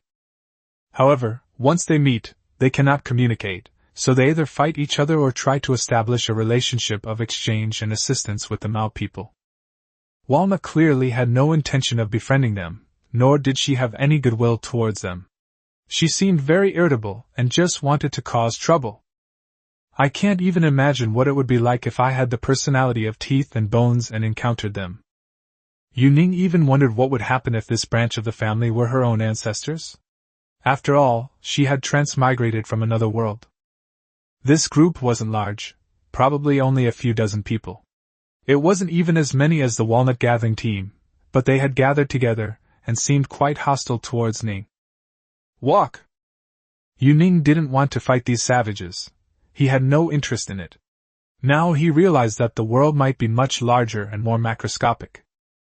And the women's group is certainly not the largest group in terms of size, territory, or population. Those who launched a surprise attack on us like yesterday are probably tribes that were driven out or exiled after fighting for territory. He needs allies, and at the very least, there can't be any more fighting until he equips the women. Don't give him too much, just 200 iron spears and swords, and 200 sets of armor. Then he can chop down anyone he sees. Although Walnut was puzzled, her respect for Ning kept her rational. She clutched her chest, indicating that it hurt a lot. Yuning also clutched her chest, then picked up Walnut in a princess carry. He let Walnut hold her, while she rested her head on Yuning's chest. Master, very good. Shells, teeth, bones, walnuts, surround Master. Yuning could tell that her words implied love or protection. The walnut was indeed very light, small, and frail. Make more rope! Yuning knew that Walnut and the others were great at making rope, but she had to give them a specification, otherwise it would be the same as last time, with ropes of all thicknesses. Make a shield first, either a female shield or a female shield. Those primitive people would throw stones at the drop of a hat, so a shield was essential. Besides a shield, there were other basic protective gear options. The spear had to be made of pure iron. Even if it takes turning over every single stone, this matter must be done. Dagger looks much better today. Yuning cooked a meal just for her, but she still had to take a bath in the lake before eating. It seemed she was really badly injured. I could tell yesterday. This girl is usually very cheerful, but yesterday her smile was forced. Yuning found it truly laughable that a modern person who transmigrated into this world almost got killed. I wonder if the women are very disappointed in him. Walnut was busy twisting rope all night, while Yuning looked at the mural, which depicted a tribe discovered on the beach, with Teeth capturing a stag and a wild dog. Yuning added paintings to the mural, depicting the pain of the dagger, the emerald green lake, the sharp sword, and himself weeping in place. The women were still watching, but Beak already understood. Her eyes were filled with heartache, and she rushed into Yuning's arms, bursting into tears. No matter what, Shell was a leader. And the most important of all the leaders, the women had never seen her like this before. More than a dozen brick kilns have appeared outside the cave, and all kinds of ores are constantly being brought in every day. The sounds of anvils and hammers can be heard day and night. Every day, besides hunting, Teeth would return and join Yuning in hammering away. Nothing, except going to the lakeside, could stop the women from throwing themselves into the enthusiastic reforms. Yuning picked up the coconut bowl and drank the water in big gulps. His back ached, and he was drenched in sweat. Beside it were a shield covered with iron rivets, silver armor plates, and a metallic iron spear, all lined up. The women looked at the pictures on the stone slabs and threaded resin-soaked ropes onto the armor plates. Chapter 32 Fully Armed. To enhance the armor's strength, Yuning cut animal hide ropes and added leather to the finely polished armor plates. While not as heavy as armor, all vital parts of the body were thoroughly protected. Women's slender figures meant that fewer armor plates were needed to make them compared to men's. Although the first suit of armor was a bit rough, it was still polished very smoothly. After all, the girls were his women. Teeth! Yuning gently woke Teeth from her slumber. Master? Normally, if Yuning calls her in the middle of the night, it's probably because he's up to something bad. This time, however, Yuning was carrying a hammer, indicating that he had just finished forging iron. Yuning took Ya's hand and led her to the campfire, then helped her put on the protective gear inside the armor. It may not be aesthetically pleasing, but her teeth still feel good, and she is happy that her owner makes her clothes. When the fish scale-like armor was put on, Teeth's eyes lit up. The breastplate was made of soft fish scale armor, while the horn guards and breastplate were made of thick, round iron plates. As it turns out, good looks make even burlap sacks look good. The armor was equipped with a place to hang quivers, and a battle sword was worn at the waist. A finely crafted black iron spear. Oh! Ah! The spear charged straight into the cave, waking all the women. She wanted to show off and be cool. Yuning followed her into the cave. She struck an assassination pose and then hugged Yuning. Yuning combed up her long hair, then held the bone comb in her mouth and tied it up with a leather cord. A golden headband adorned with teeth was placed on Yuning's head. The gold glittered by the campfire. The high ponytail tied around the teeth made her look even more spirited. The women gasped in surprise, then were overjoyed, because during this time he had measured almost everyone's body and head. The countless stone slabs beside the brick kiln were all their measurements.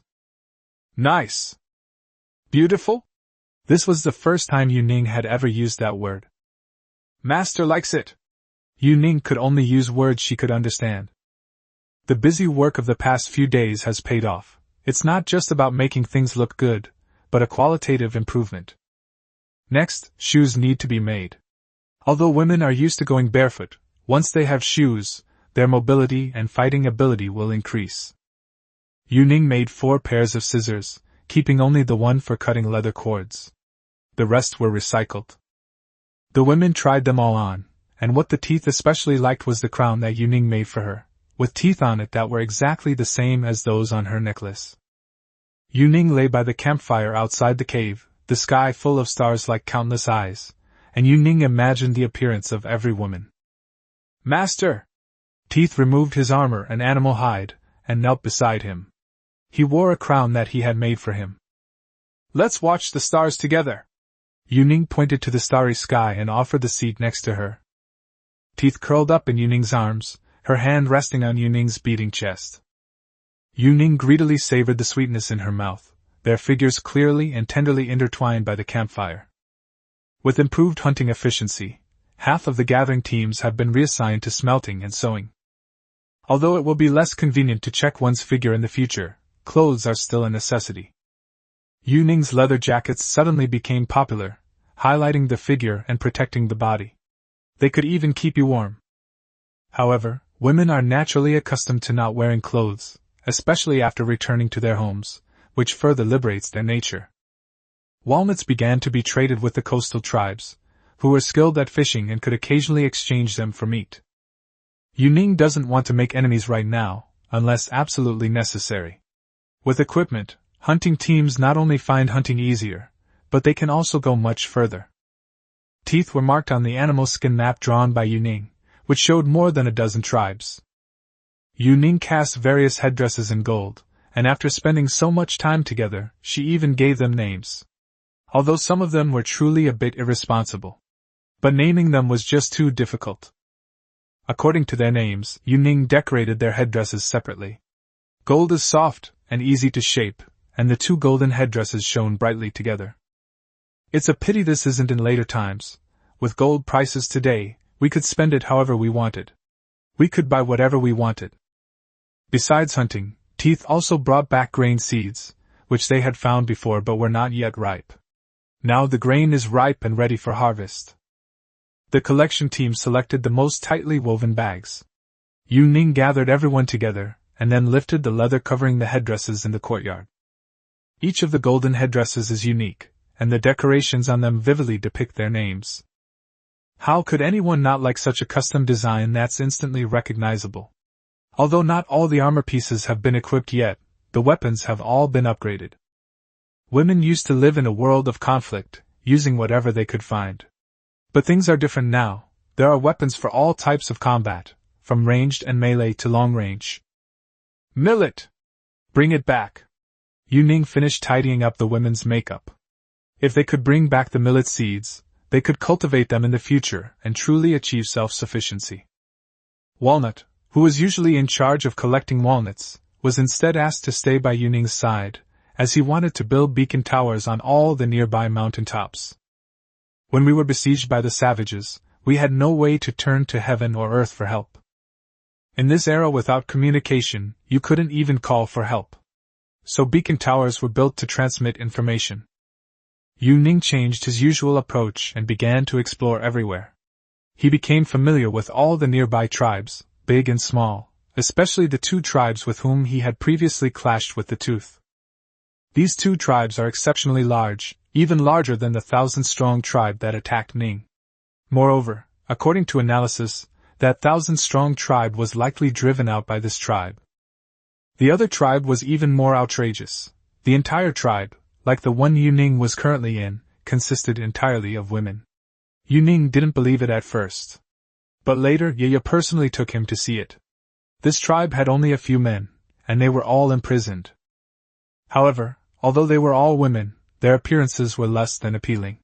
They had a somewhat ape-like, atavistic look. Perhaps they were their ancestors. It's likely that the men were captured from who knows where. Besides these, the remaining tribes should not be underestimated. One tribe is particularly skilled at animal husbandry, and everyone has an animal to command during hunts, resembling a beast-taming sect. What made Yu Ning especially envious was that they had actually tamed horses. He had tried everything but hadn't been able to tame a single horse. Some tribes on the map need to be conquered, while others need to be befriended. The warlike ones must all be killed. Yu Ning had been ambushed, and he would never forget that night, especially when the girl with the dagger was injured. Yu Ning couldn't even imagine how heartbroken he was that someone had died that night. Everyone has a love of their life, and Yu Ning's love is no exception, except that she has too many. The beacon fire was lit, and Yu Ning used dry grass and withered leaves to smother the flames, after which thick smoke billowed out. Chapter 33 The Steed. The return from the hunt used to be a joyous celebration, with women singing and dancing to the bounty of the hunt. But now, the singing and dancing are no longer for celebrating the hunt. Yu Ning began his academic studies, and the first lesson of the day was about people. Yu Ning first taught people, and then drew it on his exquisite stone blackboard. He used actions such as reliance and embrace to express what it means to be human. Then they taught the mouth, eyes, nose, ears, hands, feet, and legs. Yu Ning's requirements were simple. They didn't need to be able to write. Being able to read and understand the meaning was enough. To make it easier for them to grasp the concepts, she used herself as a demonstration teacher. That's concise and to the point, and women find it very interesting. Once you learn how to use it and master it, you'll always be able to learn more in the future. The women would also ask questions, and Yu Ning, because they learned quickly, even answered some of them, such as about eyebrows, lips, and makeup. But the most creative one was the girl with the dagger. She had been recovering well these past few days and hadn't participated in any labor. Seeing Yu Ning ask the question, she also posed a probing question. Yu Ning had no choice but to teach them a new word, diao. The women burst into laughter because of this, and Yu Ning himself found it funny. He wasn't even sure how to write the character. Today, Yu Ning made more armor, which he then distributed to the bone. He didn't differentiate between them. He simply prioritized equipping those with higher combat strength. Even under the campfire that night, Yu Ning was still busy. Beak probably felt sorry for him having to stay by her side the whole time. Actually, the women were all talking about this in the cave. Ever since the last sneak attack, Yuning had been busy as soon as she woke up, and then went to sleep after she finished. He no longer even shaves with a razor, except when eating. Sometimes he even eats right next to the anvil.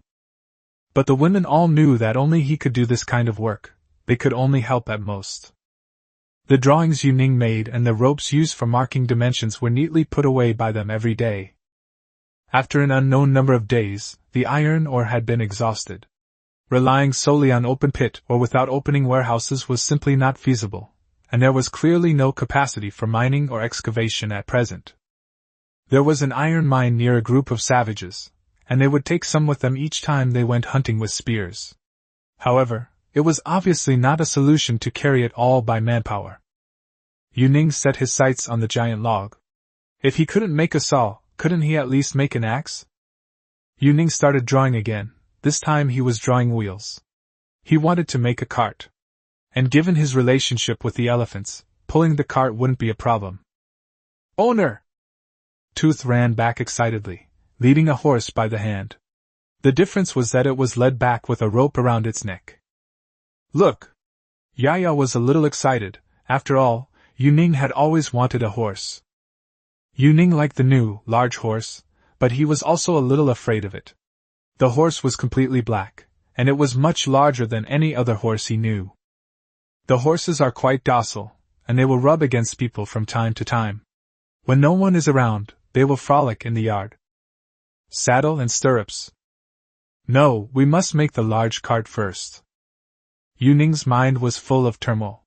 There were too many things to do but no clue where to start. However, he learned about the tribe that could control wild beasts, and wanted to trade horses for some baskets. This deal was absolutely worthwhile, and Yuning didn't even hesitate. As long as it wasn't involving exchanging ironware, Yuning was willing to make the trade. Horses were not very useful to this tribe. They were exceptionally short, and Yuning had once suspected they were goblins. However, now it seemed that these dwarves were not so green and had a lot of ideas. The giant tree finally came in handy, despite its size. It had many holes, but thankfully the wood was of good quality. Yuning's car was made entirely of wood, and he didn't have the carpentry skills, let alone the expertise in mortise and tenon joints. So he decided to use nails to install it. A circle is not difficult for a modern person. Yuning can easily make a circle by using a spear as a compass. The women continued to imitate the movements on the ground, but it was indeed difficult to do it using only axes without a saw. Having a vehicle means you can haul more iron ore. These days, just having a vehicle is a remarkable achievement. Teeth was truly a fierce woman. She could mount a horse without any armor, and her suit of armor was the envy of all. After the women finished their studies, they began training as soldiers in the courtyard. They gradually got used to the hot springs. Before, Yuning would go to soak by herself, but now when Yuning goes, there are often other women in the hot springs. Yuning couldn't stand it. He would conquer someone by the hot spring every now and then, and the women spread the word. The hot spring actually became a place where Yuning could favor them at any time. Shell was a thoughtful woman. She even laid out new soft grass and animal hides next to Yuning for this hobby. 5 large trucks were parked neatly in the yard. Today, we'd test our results. Unfortunately, my craftsmanship is rough. That huge log was enough to make 10 carts like this, but I didn't have a good aim with my axe, so a lot of money was wasted. The wooden planks on the vehicle body were not of uniform thickness, but the wheels were very round.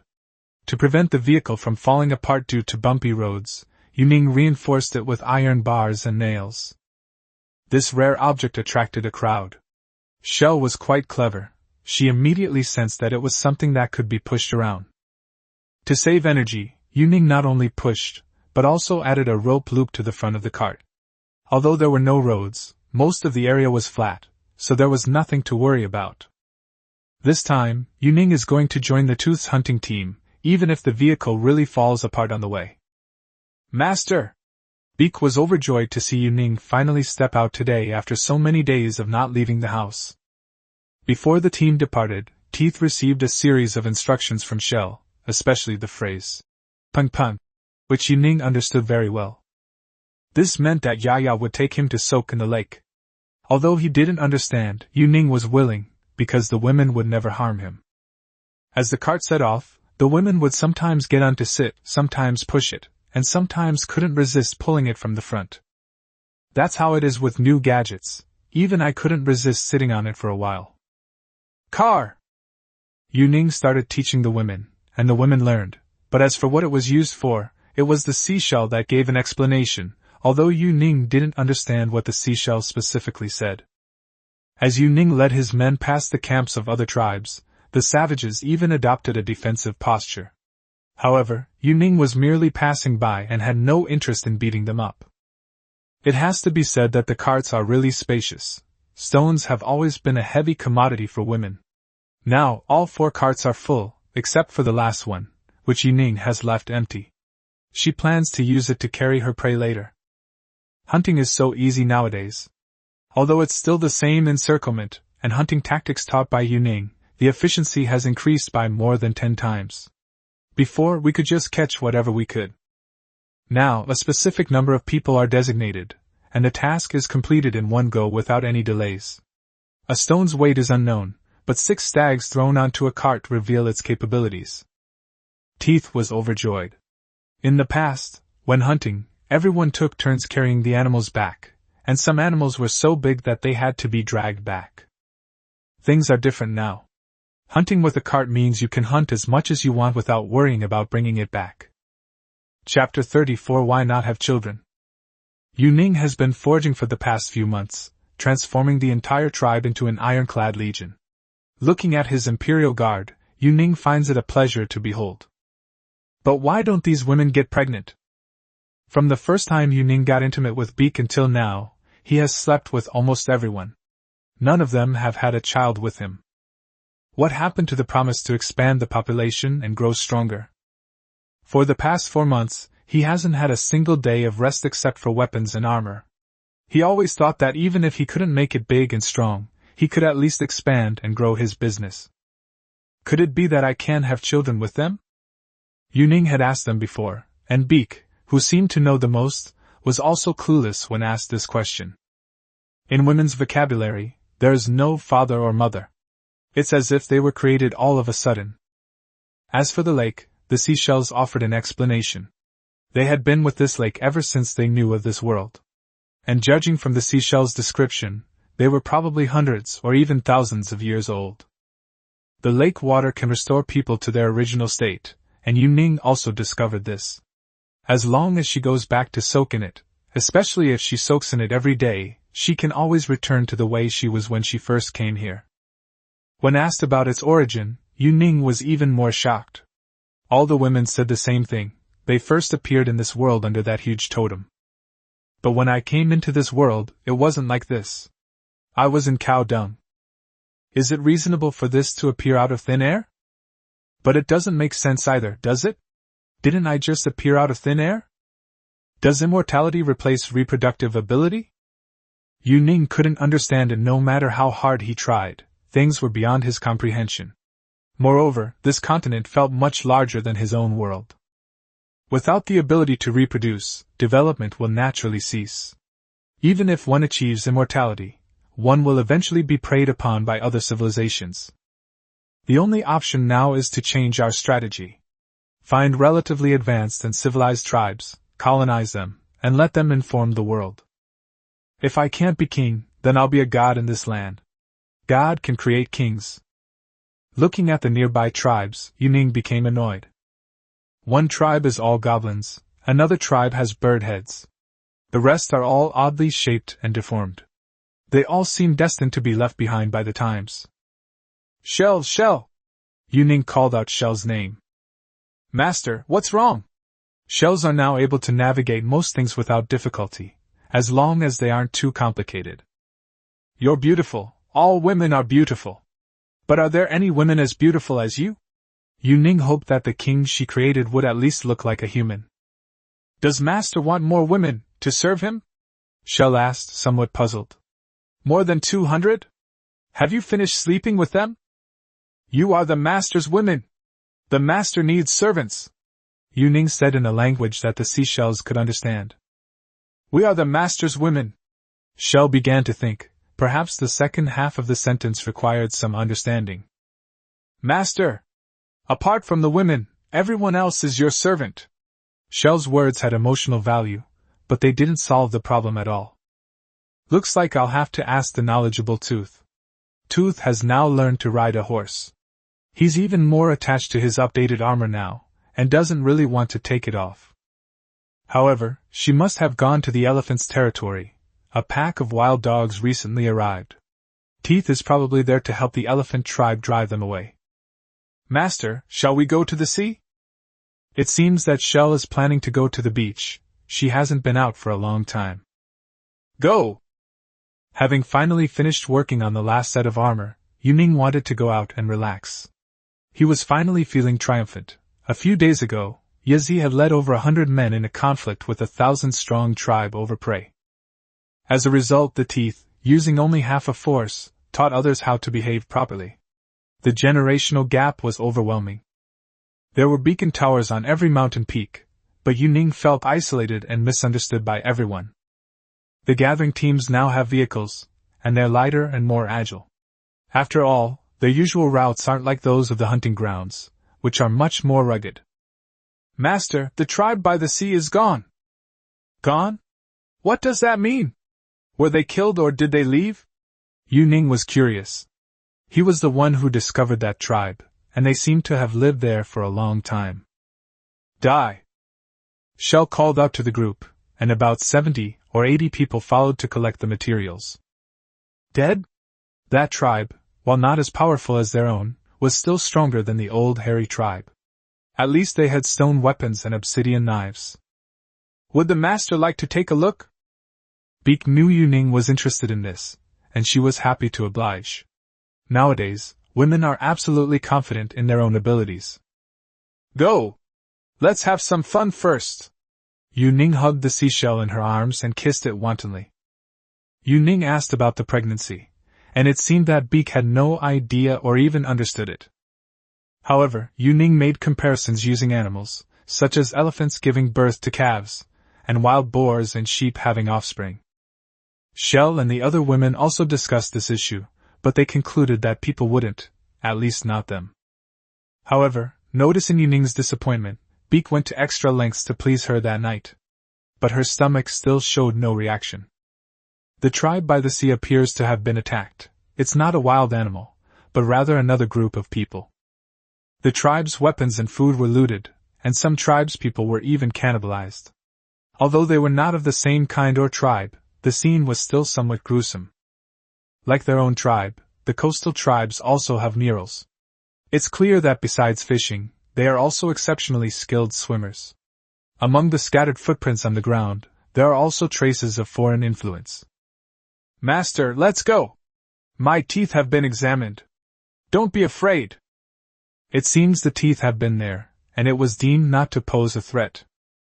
The tribe had built many huts out of trees, which Yuning inspected. Besides various conches and seashells, there were also some glittering gems. Yuning kept them all. One seashell was particularly beautiful, and Yuning planned to replace the one on the necklace with it. Is it pretty? Beautiful. Shell understood what Yuning meant and took off the shell around her neck. The remaining women scavenged for items, coconuts, bird eggs, various wild fruits, and shellfish. Just as Yuning was tying the rope around the seashell's neck, a large group of people carrying animal bones and fish bones walked along the beach. Most of these people were blue, and they had some scales on their bodies. They looked even more fishy. People kept getting out of the water. It looked like there were soon a couple hundred. The women were well trained. Even the blind woman had formed a formation and surrounded Yuning and Beak behind her. Without a word, as Shell fired an arrow, the two groups immediately clashed. The fishmen spoke in a muffled, guttural language, and, relying on their height and strength, charged forward first. This would have been quite difficult in the past, especially since the fishmen's scales actually had considerable defensive capabilities. But now... Chapter 35. If you're not convinced, beat them into submission. The girl with the dagger took the lead and stabbed the fishman leader through the throat. These fishmen had no idea that their leader would die on the spot, nor could they find that these petite women were so fierce. In just one encounter, it was like a fully armed samurai suddenly storming into a bathhouse, leaving more than a dozen corpses lying on the ground before the other side could even react. The blood on the ground was blue, which made Yu Ning very uncomfortable. The women just treated this group of people like animals. It was clear they were somewhat afraid. One round made them realize the disparity in strength, and that the women possessed considerable martial prowess. Seeing this, Shell gave a command, and the girl with the dagger charged straight into the fish swarm. There's a real difference between those who've been trained and those who haven't. Before they were just agile, but now, with their relentless practice and the addition of iron weapons, they can easily cut through this group of inferior beings. The carcasses on the ground were more like fish, yet their overall appearance resembled humans. Furthermore, judging from their skin and scales, they mostly lived in water. The fishmen were forced into the water, some even jumping into the sea to escape. They were powerless against the iron spears. It's unclear whether it's a human or a fish, or whether it's edible, but Yu Ning felt a bit disgusted by the blue blood. One of the fishmen had its belly cut open, its mouth opened and closed, and it had no nostrils. Yu Ning was certain it was a fish. Whether this stuff tastes good or not is unknown, but we should at least find out how to use it. Yu Ning squatted down to observe. The scales are ordinary fish scales, and the teeth aren't sharp. Damn it, after all this effort, not a single thing is usable. Traditionally, the prey is brought back, but Yu Ning and the women don't want to eat it. Yu Ning didn't even want to take one back to study. The thing smelled like a dead fish. This can be considered revenge for the seaside tribes. Yu Ning washed the spear by the sea, but the fishy smell lingered for a long time. Once the girls had gathered enough, they would start to adorn themselves. Most of the women would wear flower wreaths, and some would also decorate their hair. Master! Watch the fire! There really was a fire not far away. So far, Yu Ning had never seen a tribe that used fire. The women were also somewhat surprised. They came here often, and although they had never been to a place where smoke was rising, the fact that a tribe knew how to use fire excited Yu Ning. A group of people jogged all the way to the place where smoke was coming from. There was indeed a fire, but no one was there. The fire was caused by a pile of firewood, and it looked like it was set on fire by someone. However, there was no one around. The surrounding area was flat ground. No! Shell was also somewhat disappointed. Yes. It's just not there. Yu Ning discovered that the bonfire was simply placed there as an offering. He was very curious about its purpose. Looking for? The word shell means to search for. However, if they continued searching, it would be dark by the time they got home, and the wilderness in the dark wasn't safe. Yu Ning didn't intend to take the risk. Let's go home. Yu Ning patted Beak's little head, growing more and more fond of her. After months of silence, it's natural to be happy to finally have someone who understands you. The cart was loaded with all sorts of things, but the women had never been to this area before, and instead discovered something new here. Yu Ning initially thought it was bamboo, but upon closer inspection, she discovered it was sugarcane. Such a misunderstanding based on appearance is quite normal. In the past, women would have been delighted, as this thing could be easily cut down and turned into a spear. But now that there are weapons, it seems to have lost its meaning. Yu Ning picked up the shell-shaped machete and chopped off the lower half of the sugarcane. He tried licking it, and it was sweet. Aside from the honey he was given before, this was the sweetest thing he had. The honey was all gone long ago. Yaya likes Yu Ning and gives him honey and honey water every day. Yu Ning peeled the sugarcane and then put it in her mouth with a crisp sound. Beak didn't understand why he was biting the stick, and the women also gathered around to look at him curiously. Yu Ning chewed for a while and then spat it out. It tastes awful. Master won't eat it. Shell saw Yu Ning vomit and came over to persuade him. You eat it. Yu Ning stuffed the stick into the clam's mouth. It was clear that Shell was unwilling, but she wouldn't go against Yu Ning's wishes. However, her eyes lit up after just one bite of Shell. Spit it out.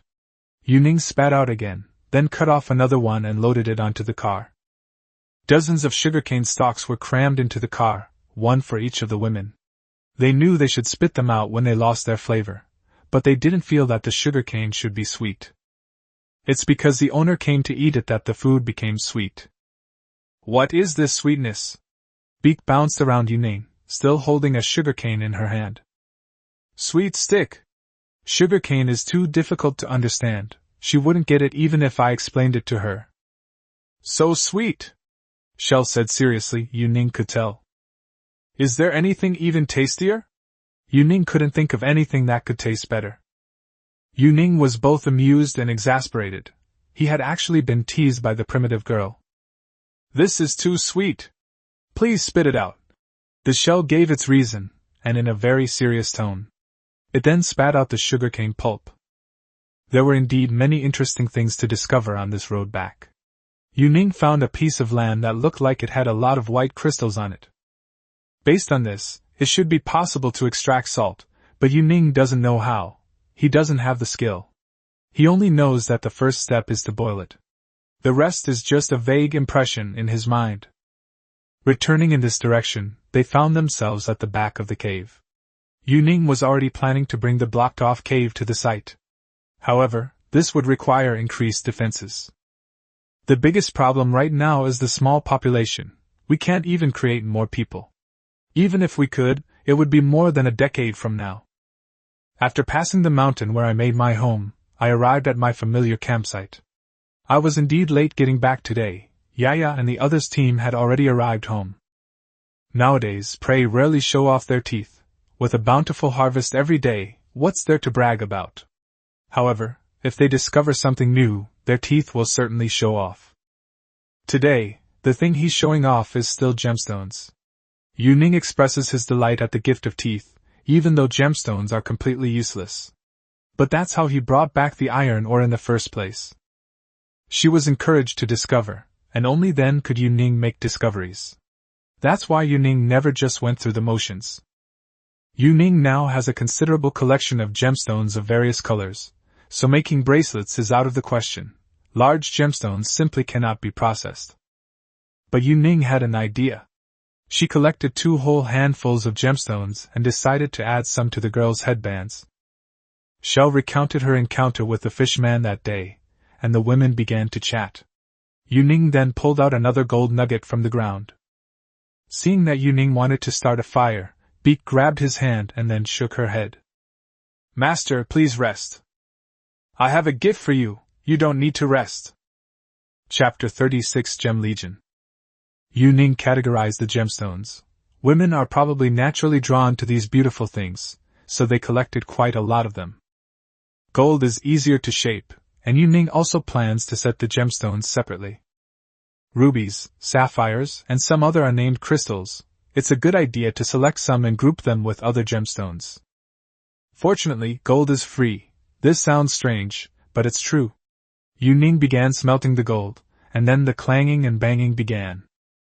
Beak was worried that Yuning would have to work day and night again, so she hurriedly consulted with other women. Master will be busy for many days. Although the shell didn't say it very well, it still conveyed the meaning. Don't worry, the real work is yet to come. This is a gift. Yuning started the fire. Then she took off the seashell headdress. Although she couldn't remember the names of many of the women, she recognized them after seeing them many times, especially since their roles were so clearly defined. Yuning adjusted the seashell headdress slightly, then held up the unidentified, multicolored gemstone.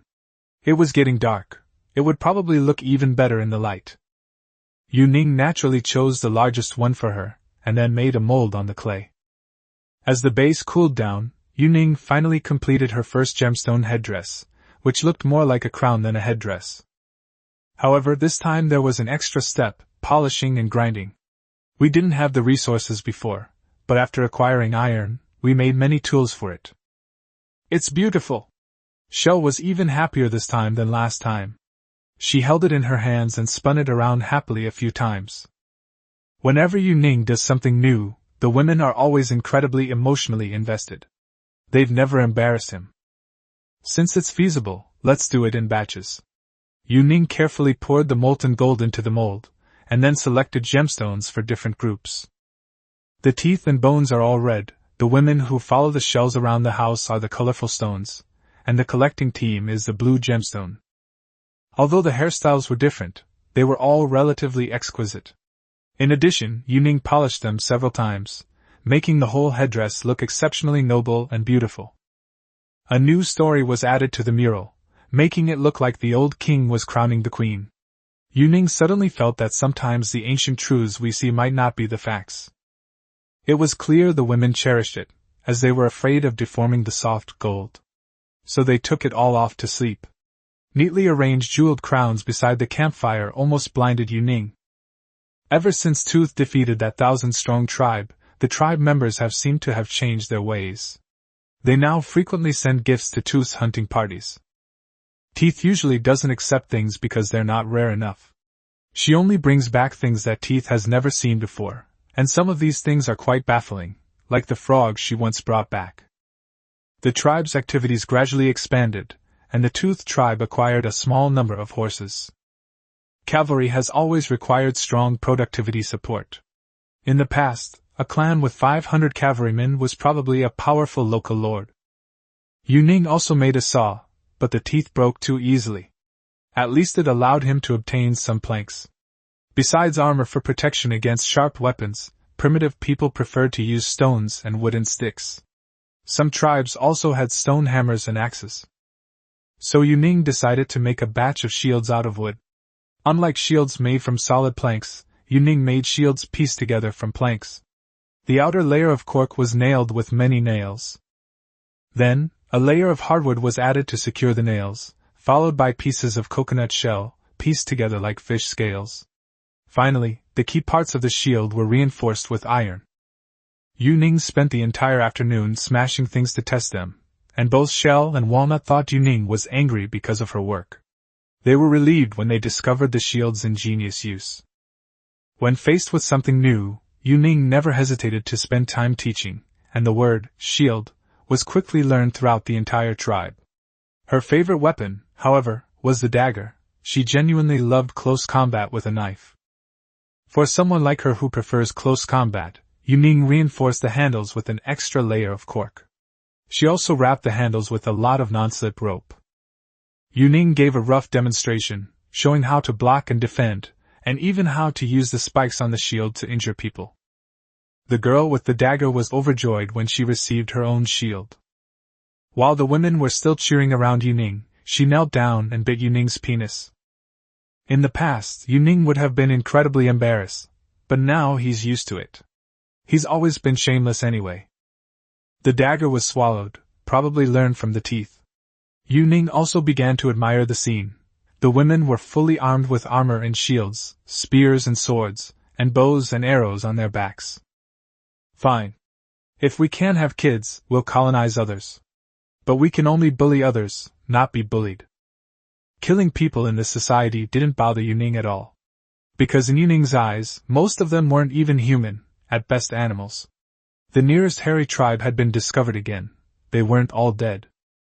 A portion of the Maoran tribe had hidden in the forest, which was later discovered by Yaya when he went to check the beacon tower.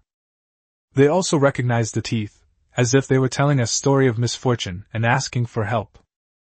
The teeth led them to the place where Yuning had cremated the group of three-toed savages. Some of the heads were still recognizable. The Mao people were extremely grateful and quickly brought their tribesmen back from the forest, but they had indeed suffered great losses, with only a dozen or so people remaining. Although the furry people were no longer of value, Yuning still showed them some kindness. He allowed them to return to their tribe and provided them with some food. However, hunting them is almost impossible now, as their teeth require a cart to pull, and gathering teams also need such labor. This is how the first employment relationship on this continent came about.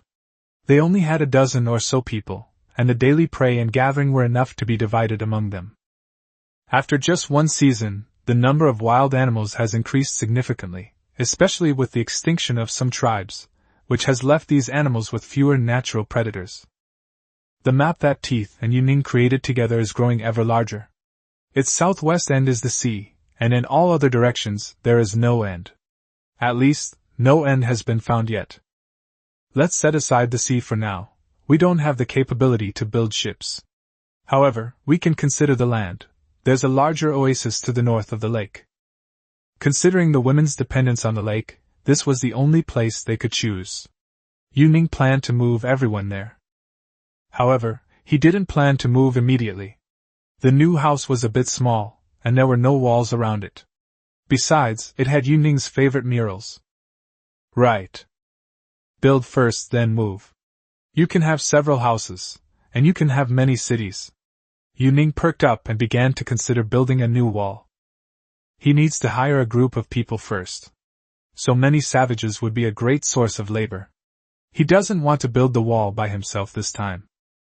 Chapter 37 The Blessing of the Lake. Yuning also expressed the news of the move.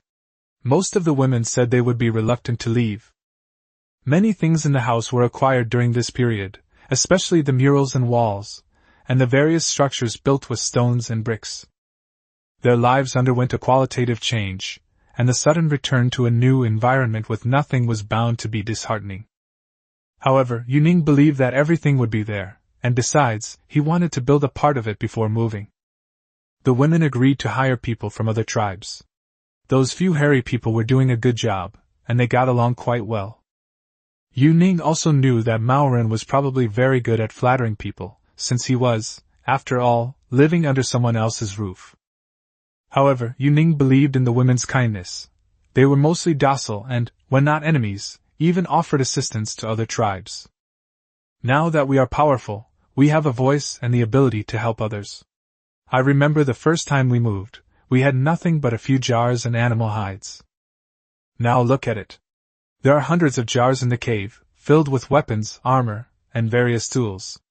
There are also several vehicles. The amount of animal hides alone is 100 times greater than before. Women do indeed cherish things, and some even asked if Yuning's brick kiln needed to be dismantled and taken away. The location for the new house was chosen by Yuning and Yaya together. Beak has even started planning what to put there.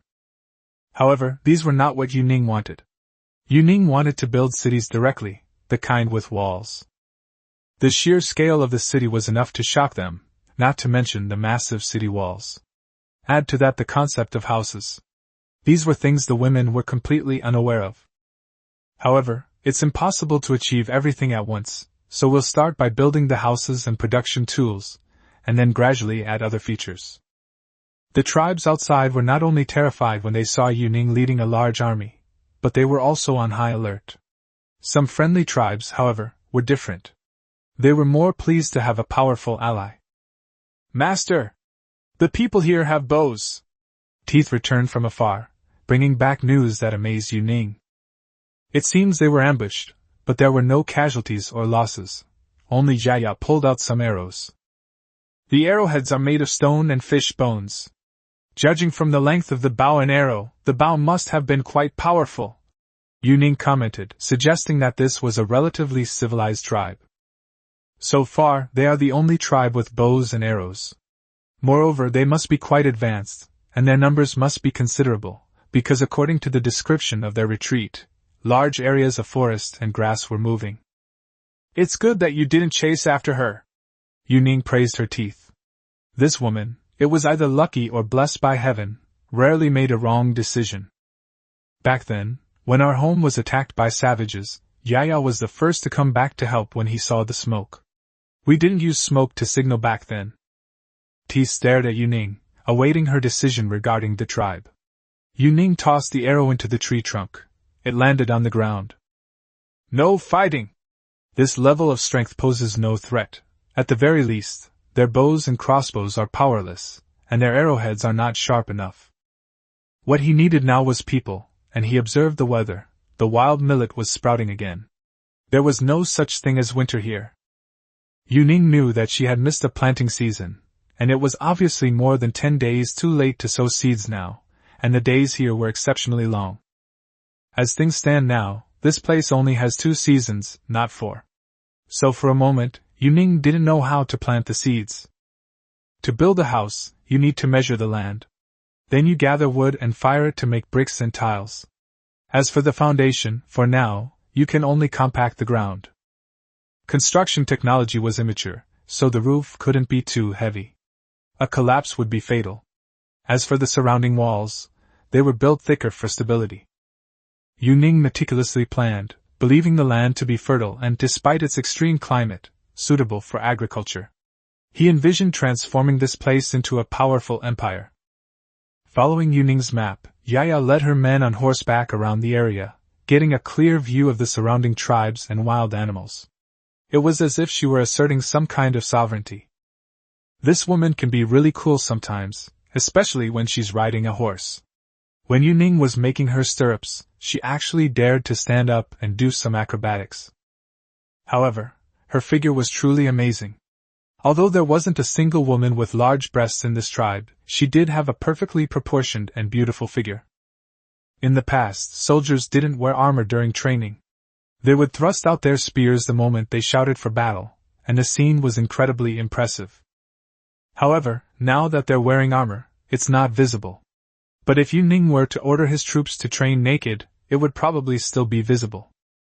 Master, this place is great. Shell is willing to come here with you. Shell looked around. This location had plenty of resources for hunting and gathering. Home! Yu Ning wrote on the ground and then explained the meaning of home to Beak. When everyone is together, that's home. Yu Ning gave the final explanation, and Beak's communication skills have improved by leaps and bounds. Shells love home. Everyone quickly got to work, gathering sand, bricks, and timber. These women seemed very capable. Many nearby tribes came to work for Yu Ning. People from that 1,000-person tribe also came, and the job Shell gave them was to collect red soil. The savages didn't understand, but they could only do as they were told. The seashells had witnessed the formation of the bricks. Although she didn't understand the process, she knew that fire, clay, and firewood were essential. Having more people really makes a difference, especially since there are vehicles available. Yu Ning used to spend a month or two gathering the materials he needed for construction, but today he gathered more in a single day than he would have in a whole month. After gathering supplies for a few days, work can begin. As for these people's wages, animal hides and game can suffice. Moreover, some tribes send laborers simply to seek refuge. Although they couldn't achieve the same level of universal submission, they were still quite formidable. The leaders of the other tribes maintained a very respectful, even deferential, attitude towards their side. Yu Ning, of course, did not use other people's labor for nothing. He provided the spark and promised protection. There's no need to worry about supplies at night. These things are useless to others. Only Yu Ning knew how to use them. For other tribes, these things were all useless except for firewood. The women naturally admired the seashells painting once again, and Yu Ning enjoyed it as well. The distance wasn't too far, and as their former base, Yu Ning naturally wouldn't completely abandon the cave. He had already thought it through and decided to let the Mao people move in. In other words, he was asking them to help look after the house, and the Mao people were extremely grateful for this favor. The novelty of the shield hadn't worn off yet, and Teeth and Bones truly had a knack for fighting. In such a short time, they had already gained a basic understanding of the shield. They even created tactics. Yu Ning also taught the rolling knife technique, which he learned from watching cartoons in the past, but he felt it was inspiring for women. Chapter 38 The conflict begins. With bricks fired and piles driven, the new house quickly took shape. The labor force from each tribe worked hard, making it a rare sight for Yu Ning to have such an easy job. Although they are clumsy and lack understanding, they are not lazy at all when it comes to physical labor. Some tribes even take pride in working for Yu Ning. The hunting spoils have primarily provided for labor, and the Teeth have been under considerable pressure these past few days. The Bones have also placed some of their defensive and gathering functions under the Teeth's control.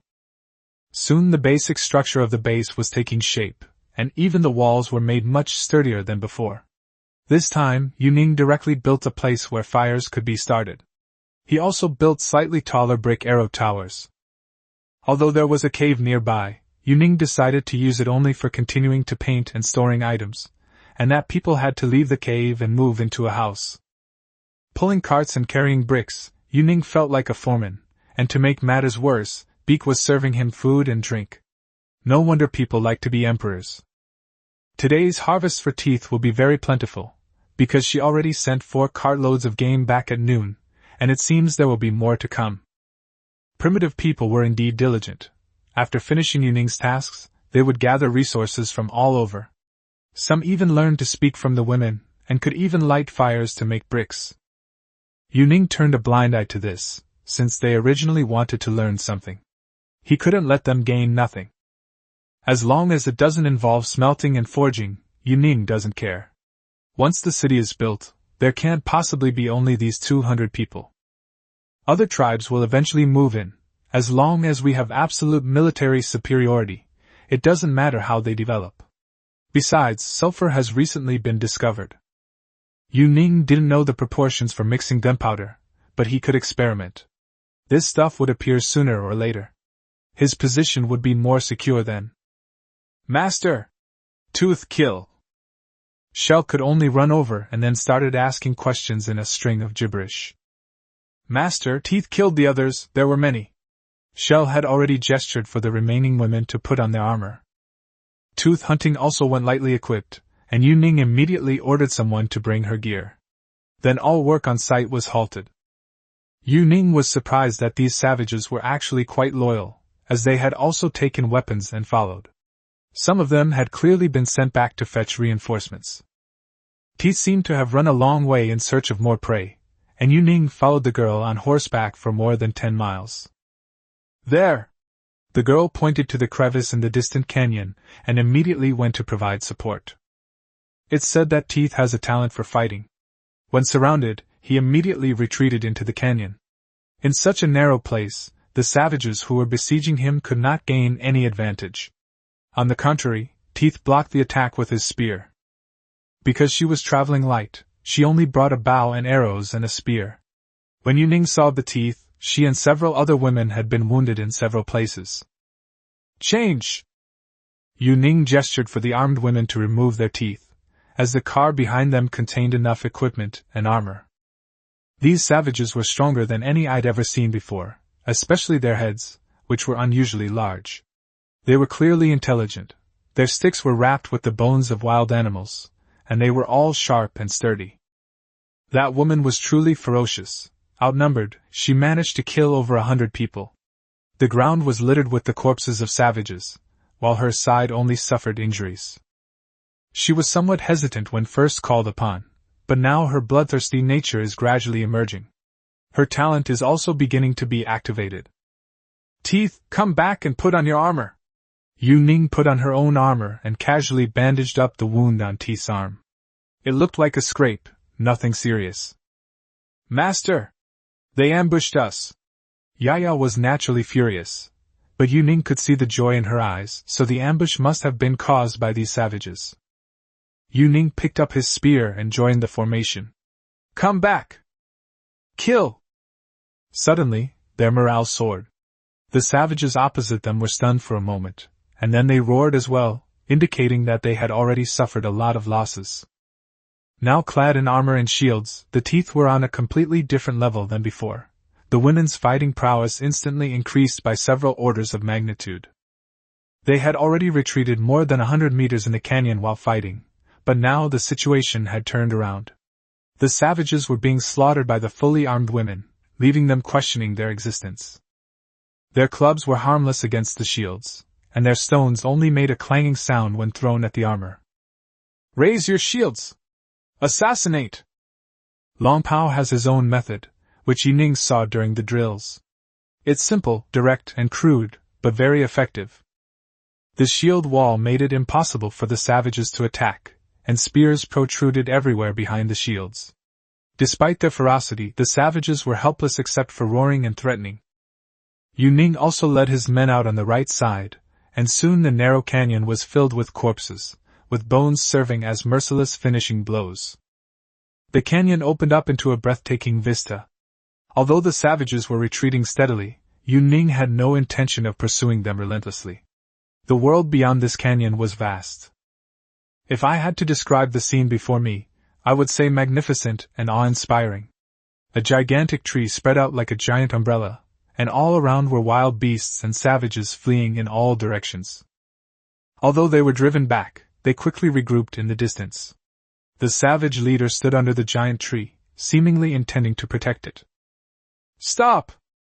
Yu Ning signaled to halt the pursuit, and the two groups faced each other at the mouth of the canyon. A feathered savage with a skeleton body next to the savage leader began to observe Yu Ning. "This person is probably a priest or shaman. It's clear these savages are protecting this land while also avoiding the outside world. However, their tribe is quite powerful. It must have been the tooth hunters who discovered this place, and the savages perceived the tooth hunters as hostile, which led to the battle we see today. The savages suffered heavy losses in this battle, and it seemed a grudge had been formed. However, killing such a tribe was pointless. Yet the language barrier made it difficult to resolve the conflict. The tribe was surrounded by forests, and apart from the giant tree in the center, the other trees were also exceptionally lush. Moreover, the savages and animals seemed to live in harmony. "Master! Kill?" Her teeth and body were covered in blood.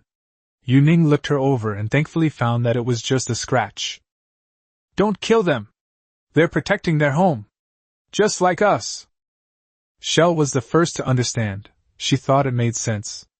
Teeth also began to recall that she had only followed the animals and entered out of curiosity, only to be surrounded and attacked. The savages opposite gathered again, though without any formation. It was clear they had come out in full force. Even more dangerous were the young savages among them. "Fighting like this is pointless. This place is too damp and receives little sunlight. It's not the kind of territory Yu Ning was hoping for." Yu Ning began frantically rubbing sticks together to start a fire. The women knew his intention. This was the same action he took on the first day they met their master, because fire had captivated them. As the sparks ignited, Yu Ning nearly collapsed from exhaustion. He stepped out from the crowd, and the burning branch in his hand instantly instilled immense fear in the savages. Chapter 39: The Miracle of Fire. Yu Ning held the torch high. In the daytime, the torchlight was not at all conspicuous, but it was precisely this small torch that made the group of savages kneel down. The first to kneel was the priest covered in feathers and animal bones. Yu Ning knew that as soon as the torch was thrown down, this lush forest would turn into a sea of fire in an instant. The savages' fear of fire was ingrained in their very bones, and Yu Ning was like a god who held divine punishment in his hands. "Speak, and see if you can make me understand." Although Yu Ning knew there was a high probability he wouldn't understand, at least they were willing to communicate now. The priest knelt as he approached Yu Ning, his eyes filled with fervent worship. He pleaded with Yu Ning in a language he couldn't understand to extinguish the flames. Yu Ning did not do as he wished. She couldn't guarantee what the savages would do once the torch was extinguished. Teeth and shells also served as torches, and these people who arbitrarily manipulated flames were seen as divine punishment and terror by the savages. They retreated in all directions, yet dared not flee. "Let's go back. Take one person with us." Yu Ning pointed to a short, wild man. He looked like a child. The women prayed incessantly, the priest shouted rebukes, and the men tried to comfort the women. The little savage dared not utter a sound, and could only turn to look at the priest. "Why are you all crying if I'm not going to kill him?" Yu Ning wanted to go back and teach him some things so they could communicate in the future. Or perhaps this primitive tribe doesn't eat meat at all. Their diet is mostly vegetarian. This was discovered when they were feeding the young wild children to prevent them from starving. "This wild child only eats fruit." Shell was also puzzled, as she had clearly prepared meat for the wild child. You can tell from the wild animals in the canyon that they live together, and are not afraid of these wild men at all. In fact, they even ask the wild men for protection when they are threatened. The animals in the canyon are mostly docile. There were no carnivores to be seen. "Teach him to speak." Shell was suddenly given this inexplicable task, but although she didn't understand it, she would definitely obey. Nothing Yu Ning did was wrong. The first thing the women did was to soak in the lake. Yu Ning also had minor injuries, so she joined them in the soaking. The nearby lion prides had long been driven away by their teeth, and the wild dogs were now living a life of timidity, tails between their legs. This battle made Yu Ning realize that the tribe he now controlled had progressed under his influence, while the tribes outside were still in a primitive era. This little wild man certainly didn't disappoint Yuning. Peng Peng learned everything. But what Yuning hoped for was that he would learn his own language. The elephant herd also came to bathe. These calves seem to have grown quite a bit, and some are particularly close to Yuning. Now that Yuning has moved, she's closer to the elephant herd. Their relationship should improve even more in the future. The leader of the elephants was a burly male elephant with scars all over its tusks and a broken ear, but it was clear that it was the kind of leader who had been through battles and trials. Whether bathing or eating, this elephant would stand guard, and it would only eat after the herd had eaten and drunk their fill. This quality is rare in other animals. Carnivores, in particular, usually allow their kin to eat only after they themselves have eaten their fill. Yuning admires the elephants, and the elephant leader seems to admire Yuning as well. Their herd has known the women for many, many years, and it's clear that the elephants have helped the women in the past. But now women are powerful, and the reason is always the man in front of them. Yuning named the elephant Mammoth, but the women misunderstood it. Most of them pronounced it as fierce. So women call it fierce. But the elephant seems quite happy with the name and will respond. Yuning picked some wild fruit and ran over to feed it. Although they couldn't communicate verbally, Yuning still chatted with it, praising its good looks and strength. She even expressed her wish to find an opportunity someday to have its broken right tooth repaired with metal. The accompanying savages went back to their work. They had no interest in bathing, and some even hated the lake. However, they all spoke highly of the fight they had just witnessed. The shells also conveyed some meaning, with most of the wild people indicating that they and Yuning were very powerful and that the tribes they sheltered were fortunate. The Maoran tribe now manages Yuning's old camp full-time. They protect the murals and remaining property, and have also learned to clean. They also collect and sort minerals for Yuning whenever they have free time. Although this tribe was nearly wiped out, it has survived and developed wisdom and tools. The surviving hairy people also have a new leader, whom Yuning calls Taishan. Compared to Tarzan, this Tarzan is a real ape, though he's not as handsome. However, he's very reliable and strictly follows the instructions given by Ning and Shell Teeth. Where should we go back to live? Beak was actually a little confused. Where was home now? She preferred the cave she used to live in. Going to a new home, an unfamiliar environment always brings a fresh start. Yuning knew that Beak could only understand. Going to a new home. Although there are places they like, the women only want to go where Yuning is. At first, Yuning separated the tribe and brought them in, and many women actually rushed over in the middle of the night. Not only were they worried, but their eyes were also filled with longing for Ning. Just one night had made them restless. Especially the one who stayed behind. She rushed over early the next morning. The dew on her clothes proved that she had set off before dawn. The new house currently only has about 30 rooms completed. The doors haven't been installed yet, but they're already enough to keep out the wind and rain. The women were also assigned to rooms, except for those on night patrol. 3 or 4 people shared a room. Several bonfires were lit outside. Some people from other tribes went back, while others stayed nearby. One tribe of people didn't rest until night. Yuning also noticed that they seemed to be hard to see during the day, but were more active at night. Although they are small in size, they are excellent at making bricks, especially at digging mud and sand and carrying things. They may not look tall, but they are very strong. Master! This was the leader of the tribe who operated at night. Yuning hadn't given him a name. However, she recognized his ears and sharp nails. It couldn't understand what she was saying. It looked more like a large, strong mole. Yuning nodded in agreement. She also gave them some food to eat at night. The giant mole took out a wooden stake and, using both its mouth and claws, devoured a miniature Yuning in no time. Although the facial features weren't clearly defined, the shape was almost identical. It's a pity it couldn't understand Yuning's speech, otherwise Yuning would have called it Master. It seems this giant mole specifically wanted to tell Yuning that they had this skill. I'm sure I could work on sculptures in the future, and I might even be able to help him make molds, and perhaps even make precision objects. The patrolling girls were just passing by when they happened to see Yuning talking to the giant mole. Master! The women recognized the wooden carving at a glance and began to examine it closely. Yuning knew these four girls well. One of them Yuning called Pearl. Does it look like it? Yuning placed her head next to the statue, and judging from their figures, they were exactly the same. Several women immediately pointed their spears at the giant mole, their eyes filled with rage. Chapter 40 Different Beliefs. The giant moles were terrified. They almost got pricked into a hedgehog by the women while carving something. The women explained to Yuning that some tribes use statues to curse others, and sometimes these curses come true.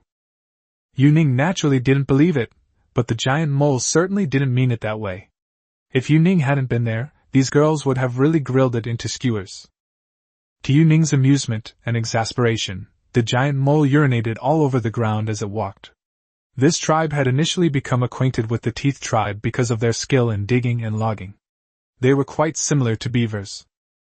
He certainly wouldn't blame the women. After all, they were doing it for his own good. Yuning had nothing else to do anyway, so she accompanied these girls on patrol. Since the last siege of the canyon, Teeth and Bone have agreed that they must wear armor whenever they go on patrol. Today marks the first day of this agreement. What was supposed to be an exciting battle turned into a ridiculous suit of armor designed by Yuning himself. It took forever to take it off, and he needed help to put it on. A few streaks of lightning flashed across the dark sky, and Yuning quickly covered her ears. With a loud bang, the girls were startled. They were even more surprised that Yuning had covered her ears beforehand. This wave of praise made Yuning feel anything but happy. She felt like an idiot playing with an even bigger idiot. There's a chance it might rain, although most thunderstorms don't bring any rain, but Yuning isn't worried. His house now has a very waterproof roof, and even the fire pit has a brick canopy. A water channel was built near the house, and if all else fails, you can go to the cave. The cave here is larger, but there are no hot springs. Shell has gathered everyone together. It seems we'll be discussing redoing the mural again today. Bones deliberately slaughtered a ram for this moment, and then no one pressed their bloody handprints on the wall as they had done in the past. It was Yuning who started this, so naturally he wouldn't refuse. The women left a space right in the center of the mural for Yuning, making it a definite center position. As the bonfire was lit, the women began to dance around it. Yuning also joined in the dancing. He knew he was bad at it, but he wanted to have fun. The women were seeing Yuning dance so enthusiastically for the first time, and they screamed and applauded for him. Men! They're so damn easily blinded. The woman's infatuation with him made him lose his head. He raised 2 torches and roared and shouted in the cave. To the rhythm of the song and dance, the seashell recorded the day's events. Its drawing skills are becoming increasingly refined, with better and better color combinations, especially in depicting the construction of its house. This is a groundbreaking record.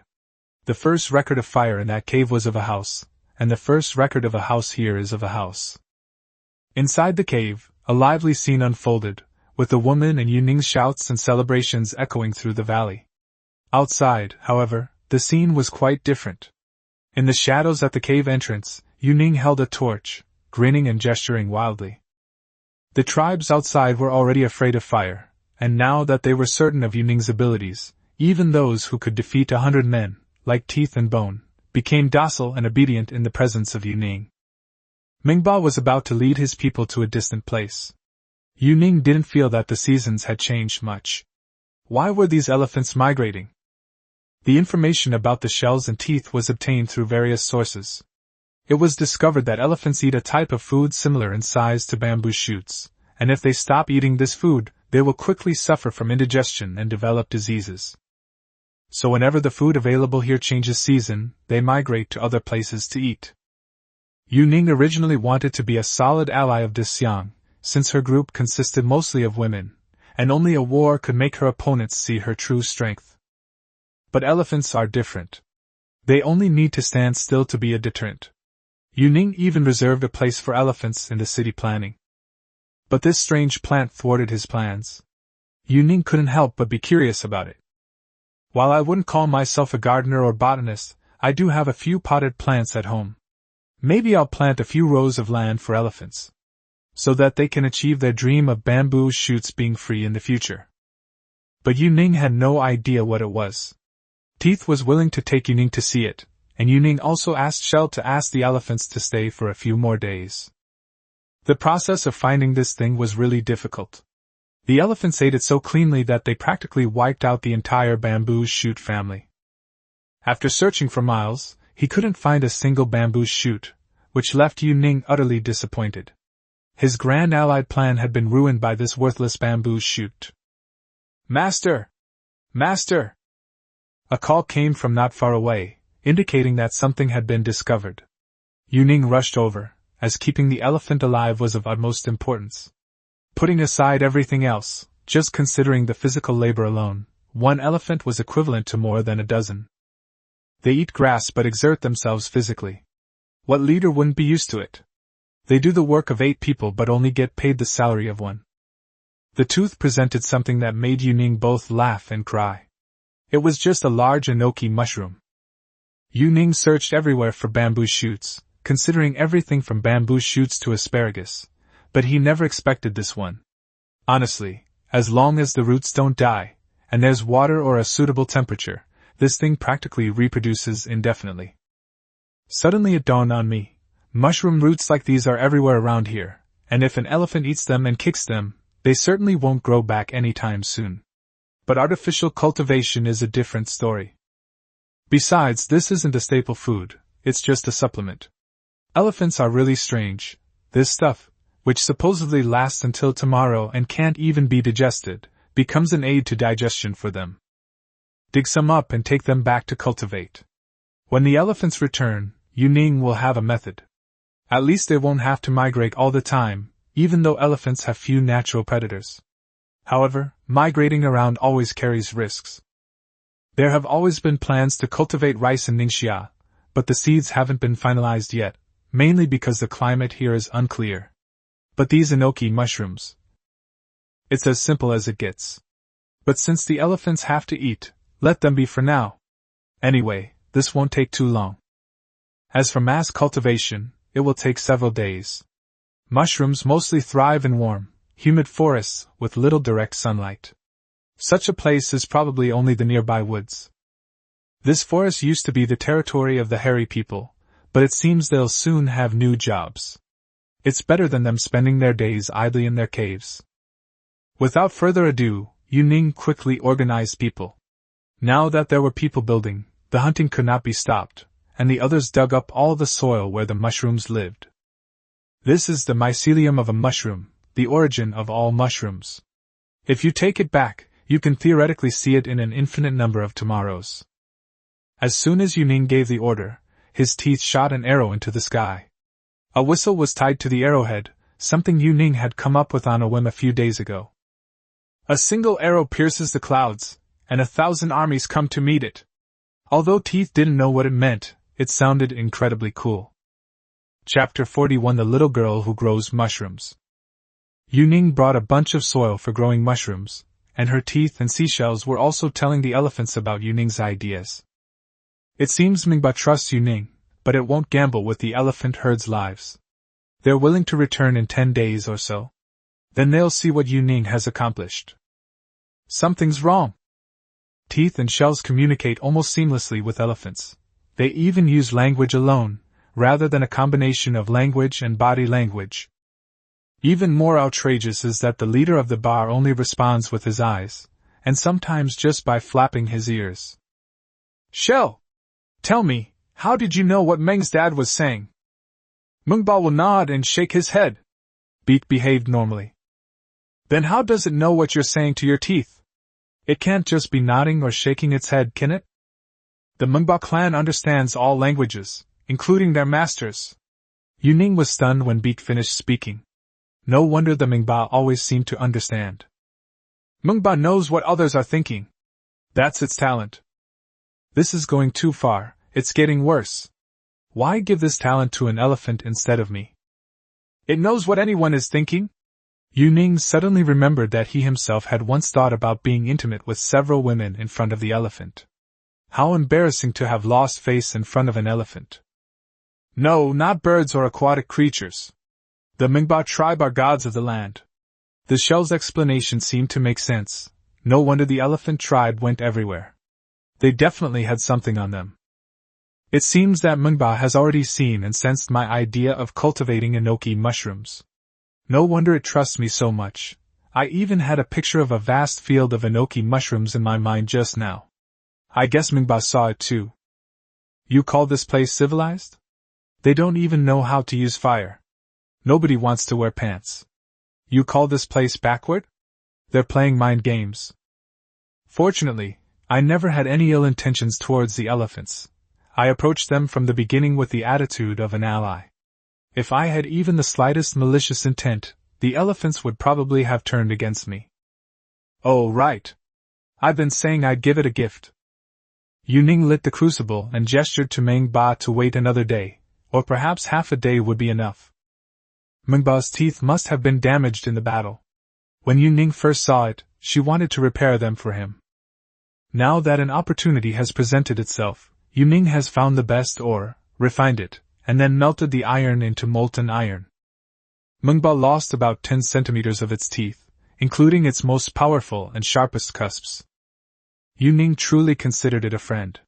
Mengba probably knew beforehand that Yuning planned to make its teeth, and now a sharp steel brace had been made. Yuning drilled small holes in Mengba's teeth, and then fixed the steel brace in place. From ancient times to the present, you can be considered the first elephant to wear braces. No! The first elephant. Mengba was very pleased with the gift, and immediately broke off several large trees to give to Yuning to build a house. Compared to the other elephants in the herd, Mengba was much bigger and stronger. Yuning wondered how old it was. Then she remembered that elephants also occasionally came to soak in the spring. Perhaps, like the girls, its age hadn't changed much. I just don't know if there are still lakes like this in the places they migrate to. Mengba shook his head at him, meaning no. If I successfully cultivate it, and you soak in the lake every day, will you be able to stay young forever like women? Mengba nodded frantically this time, clearly very happy, and excited and grateful. Go ahead and don't worry. You can come back to visit in about 10 days. Yuning had barely finished thinking when he nodded sharply. It seems that Mengba has always known many of my thoughts. Its nods and shakes have always been a way of communicating with me, but I have never realized it. The women naturally hoped the elephants would stay, as the elephants and women had a deep bond over the long years. Knowing that their owner could find a way to keep the elephants, the women worked extra hard. They took tools and led the furry people to plant large areas of mushrooms in the damp parts of the forest. Although the women did not know why their master had told them to bury the soil in the ground. However, their long-standing trust led them to believe that this behavior must have a reason behind it. After Yuning appeared, everything he did brought huge benefits. The wisdom they possess for anything may require them to accumulate and ponder over many years. Yuning hadn't expected that mushrooms would start sprouting in just 2 days. The hairy leader brought a golden enoki mushroom, about the thickness of a finger, to the new camp. Not only were the mushrooms brought to the new camp, but the club mushrooms were also being raised. Shou recognized it immediately. It was what elephants usually ate.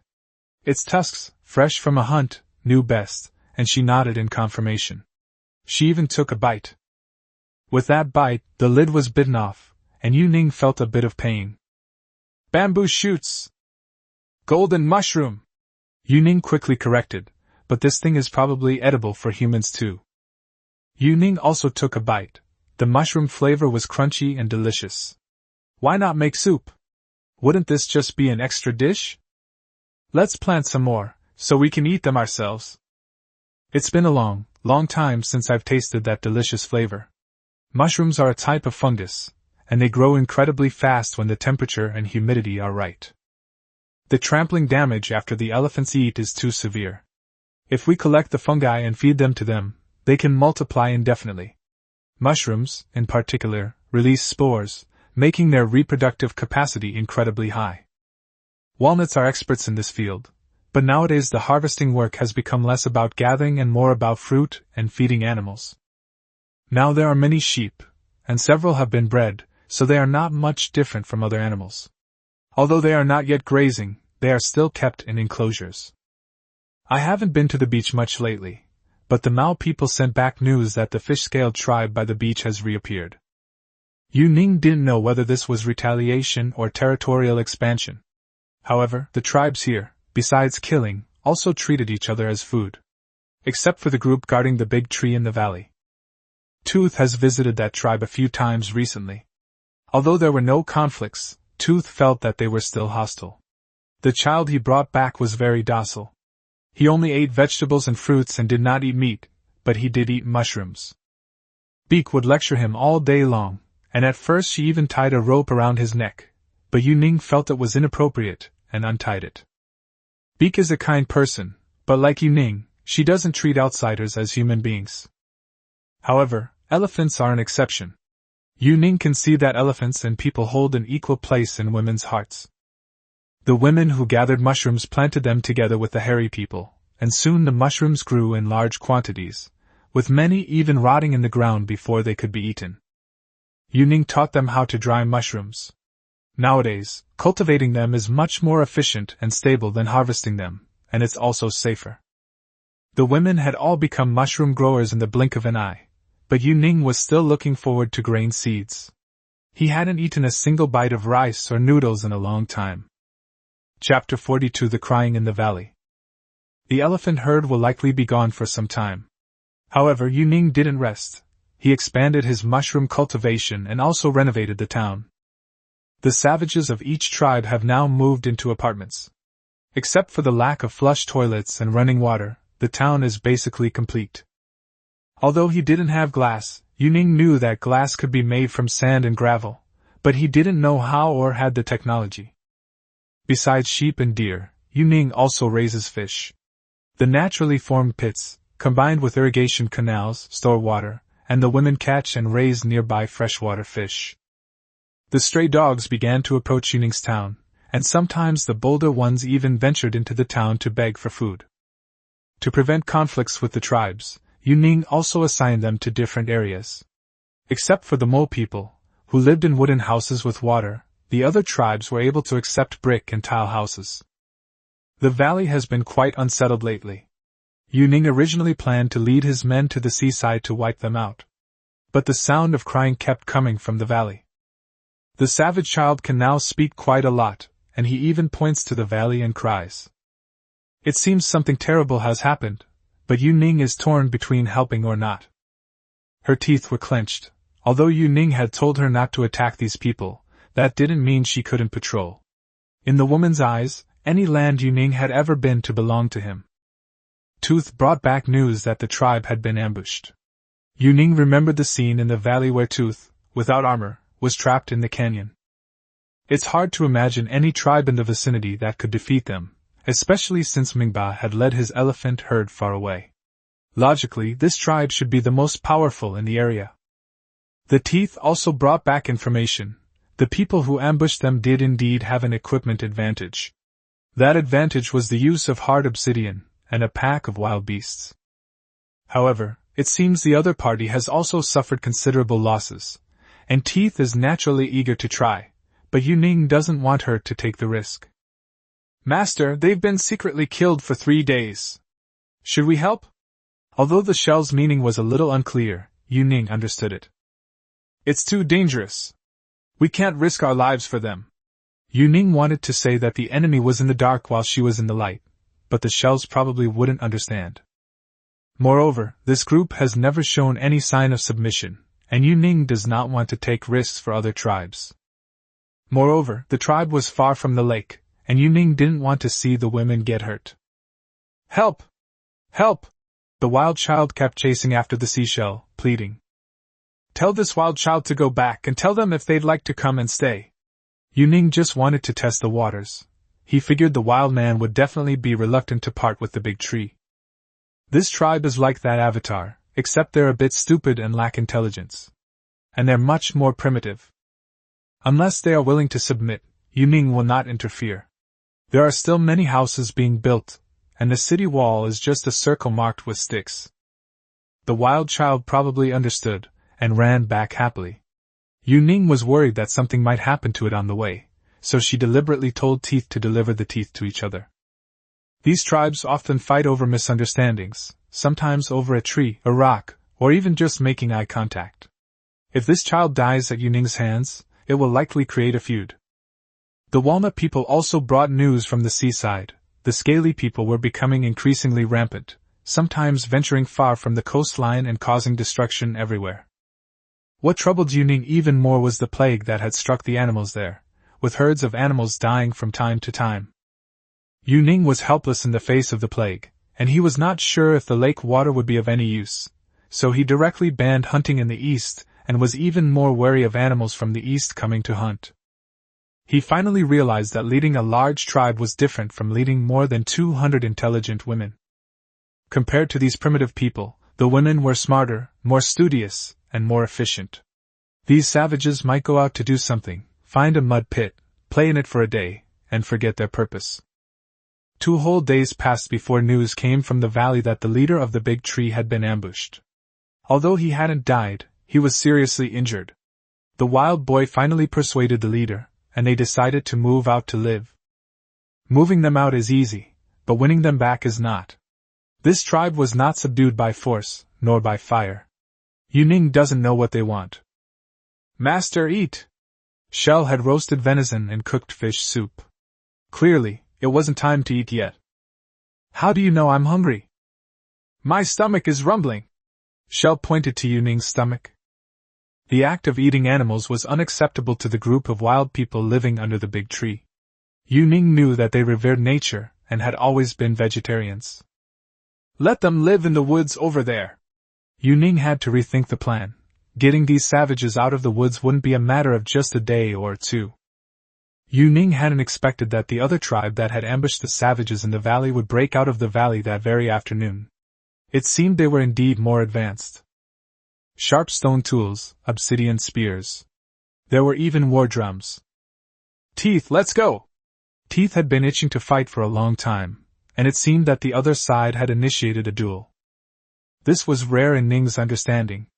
Apart from surprise attacks being difficult to defend against, most tribes would swarm out as soon as they met. They rarely use tactics. The other side actually wants a one-on-one fight. Yuning had confidence in Yazi, but he didn't want Yazi to go. He preferred that they resolve their conflict themselves. If they can't win, then let the teeth join the fight. The leader of the giant tree savages was injured, and they sent out a burly savage who, in addition to carrying a wooden cabinet, also had a rope tied with a stone.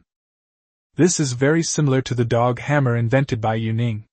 Yuning's tribe, the giant tree savages, didn't have any sharp weapons. They mostly used blunt tools like hammers. This might be related to the fact that they didn't kill animals. Yuning rarely participated as an observer, and Yaya couldn't understand why she wasn't allowed to go. In her eyes, she was practically invincible except for Yuning. The 2 sides were about to clash when the giant tree savage swung the stone ball, his strong arms making a whooshing sound as he swung it. His opponent was a green-skinned savage, or perhaps coated with some kind of sap. The green-skinned savage, wielding 2 daggers, was chased around by the giant tree savage's stone balls. He appeared to have the upper hand, but in reality, he was expending a great deal of energy. Despite his strong physique, he didn't have the habit of eating meat, making it difficult for him to maintain his strength. Although the green-skinned savage kept dodging, it was clear that he was preparing to counterattack. Teeth! Who will win? Big guy! Teeth exclaimed without hesitation. Wrong! Yuning stuffed the peeled banana into her mouth. Small guys are smart. You need to use your brain in a fight. Big guys are out of strength. They're about to lose. Yuning hadn't finished speaking when the giant tree savage was stabbed several times. But he couldn't even touch the green-skinned savage. The savage boy cheered from the sidelines, and the giant tree tribe also shouted for their warrior. The warrior fell to the ground, and the giant tree tribe let out the cries that had been heard for the past few days. It seemed they had been tormented like this the entire time. Me! Now that he understood the tactics of the green-skinned savage, Tooth became even more excited. Chapter 43 Cheating. The green-skinned savage's advantage lay in his movement and agility. Although his movements might not be as fast as Teeth's, he excelled at it. Yu Ning saw Teeth holding the spear and wanted to go up to him, but he stopped her in her tracks. Put on your armor! This? My teeth feel it's unnecessary. Where? Yu Ning didn't want to see her underestimate her opponent, and even more so, she didn't want her to get hurt. The green-skinned savage was shouting as if he were invincible, and Yu Ning whispered softly in Beak's ear. The green-skinned savage also had protection. It wore leather armor. Even many vital areas were protected. This race appeared to be extremely skilled in combat. Following Yu Ning's instructions, Shell retrieved the bow and arrows. Shoot? Teeth didn't expect Yu Ning to do this. Okay. Make him come to you on his own. Yu Ning knew that chasing someone around this huge space was exhausting. If they take a bow and arrow, they won't need to use their teeth to chase after him. Yu Ning wants to see whether the bow and arrow are faster or this green-skinned savage can run faster. Master, the teeth will win. The Shells also had this confidence. They had been winning so many times that their confidence had been inflated. As expected, Qingpi used that tactic. His teeth were quite obedient, and he immediately drew his bow and prepared to shoot. This bow and arrow was a novelty. The green-skinned savage had never seen anything like it before. He stopped moving and seemed to be examining the teeth. Shell, tell them all to put on their armor. After instructing Shell, Yu Ning prepared to put on her own armor. He drew the bowstring taut and shot an arrow with a whoosh. The green-skinned man, caught off guard and scrambling to dodge, was still grazed on the shoulder. Teeth immediately pulled out another arrow, still drawing the bow in preparation. Greenskin completely lost the gait it had when toying with the giant tree savage, and its expression turned panicked. Teeth, on the other hand, simply stood still without expending any energy, while he was the one being targeted by arrows, moving and dodging everywhere. Teeth then understood Yu Ning's intention and focused his attention on the green-skinned savage. The war drums thundered, and the opposing side cheered on the bandits, some even offering suggestions. Another arrow was fired, and Greenskin dodged it, but he was clearly not having an easy time. Teeth was exceptionally skilled at archery, firing one arrow and immediately drawing his bow again. Now Qingpi panicked. There were still more than a dozen arrows behind Yaya, but he wasn't confident he could dodge them all. Having dodged the arrow aimed at his teeth, he launched a preemptive attack. Clearly, this was a mistake. Dagger against spear, that was suicidal. The entire Qingpi tribe immediately took up arms, and Yu Ning knew they would pull this stunt. The teeth that rushed forward pierced the bruised skin twice, when suddenly a group of people pounced on him. This surprised her. She hadn't expected the other side to be so uncivilized. At Yu Ning's command, all the fully equipped women went into battle. The giant tree tribe had witnessed their strength firsthand. Facing the Greenskin tribe, the women showed no mercy. Their laughable stone weapons couldn't even penetrate their wooden shields, let alone their iron armor. More than 100 women, fully armed, marched in formation. The sheer sound of their synchronized footsteps exuded the authority of an army. The savages had never seen anything like it. The green-skinned savages tried to charge once, but couldn't even break through the formation. Yu Ning whistled, and Walnut and Bone, along with another group, blocked the way back through the valley. A bunch of amateurs trying to outmaneuver me with tactics? Yu Ning's actions seemed to have anticipated all of the savages' escape routes. The women changed formation, flanking from the front and back, suddenly forming two huge fan shapes. The two gaps connect the rest of Yu Ning's tribe on one side and the giant tree tribe on the other. These rampaging savages never dreamed they'd be in such a state. Yu Ning lit a rocket and fired it at their war drums. Daggers and flesh against shields, spears, and armor. From the start, they had no chance of winning. That night Yu Ning taught the women a two-word phrase, pride. This was the first time the women had learned a word that could describe both good and bad. The wild green-skinned man's rampage is a form of pride. And the teeth and the women's belief in their invincibility is also a form of pride. Beak is still teaching carefully, but she herself is still trying to understand this word today. Yu Ning's preemptive action prompted the giant tree tribe to hold a meeting as well, where they sat together in low voices. The priest, covered in animal bones, rambled on and on. A new battle scene has appeared in the cave murals, and shell continues its steady performance, even depicting the surrounding scene. Yuning always calls out to a woman with rabbit teeth. Today, she dressed up deliberately, and it seems she's preparing to offer herself. Whenever a woman bravely takes this step, everyone encourages her, and other experienced women gather around to teach her. However, their teaching was always accompanied by ambiguous moans, which made Yuning feel somewhat socially awkward every time. Yuning's house is located at the very center of the entire complex, and it is also the largest and sturdiest building. The main entrance faces a huge bonfire, where the surrounding bonfires are lit every day. Master! Rabbit Teeth really is Rabbit Teeth. Yuning named her Rabbit Teeth because her rabbit teeth were cute. Come and sit down! They're living a good life now, with a bed of hay and animal hides, and a clean house. Yuning looked at Rabbit Tooth, adorned with flowers, and stroked her long hair. Proud! Me!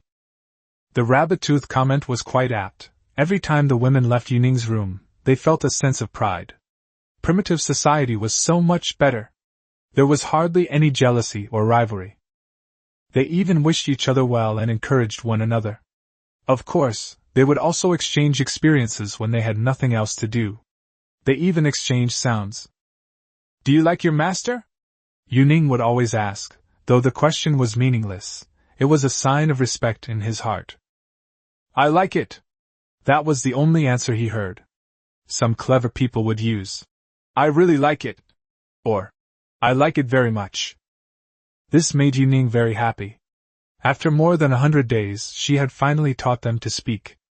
Although they were not fluent yet, they would definitely get better and better. Relative! Without Yuning's permission, Rabbit Teeth mustered her courage and came right up to her. Yuning had never kissed her, because when he first met her, he wondered if kissing her with those little rabbit teeth would result in her biting his lips. She doesn't actually bite her lips, on the contrary, her voice is very sweet. She learned many sounds but never used them. When she truly experienced it, it was completely different from what the women described. Her body reflected light under the campfire, and her smooth waistline fascinated Yuning. The barking of wild dogs came from afar, and Yuning saw that the moon in the sky was a full moon. Under the moonlight and by the campfire, Rabbit Teeth was completely immersed in her anticipation. Until Yuning was utterly exhausted. Are Rabbit Teeth okay? This probably meant she was asking if Yuning would be satisfied. Her serious expression was rather endearing. Most of the women here were sexy, but not many were cute. Yuning, with her rabbit-toothed walnut-like features, began to ponder. Chapter 44 The Big Gold Earring. Manhwa returned with his people as promised, and Yuning prepared beautiful flower wreaths.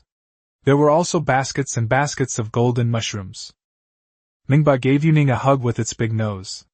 It seems it has learned to hug people on a regular basis. Perhaps it thinks its mouth is too big, otherwise it would choose to kiss.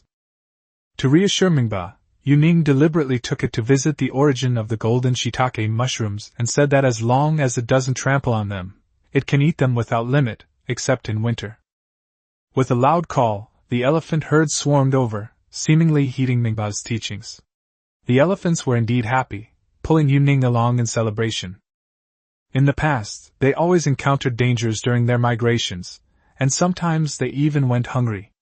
But now it's different. With such large-scale planting, they won't have to migrate anymore.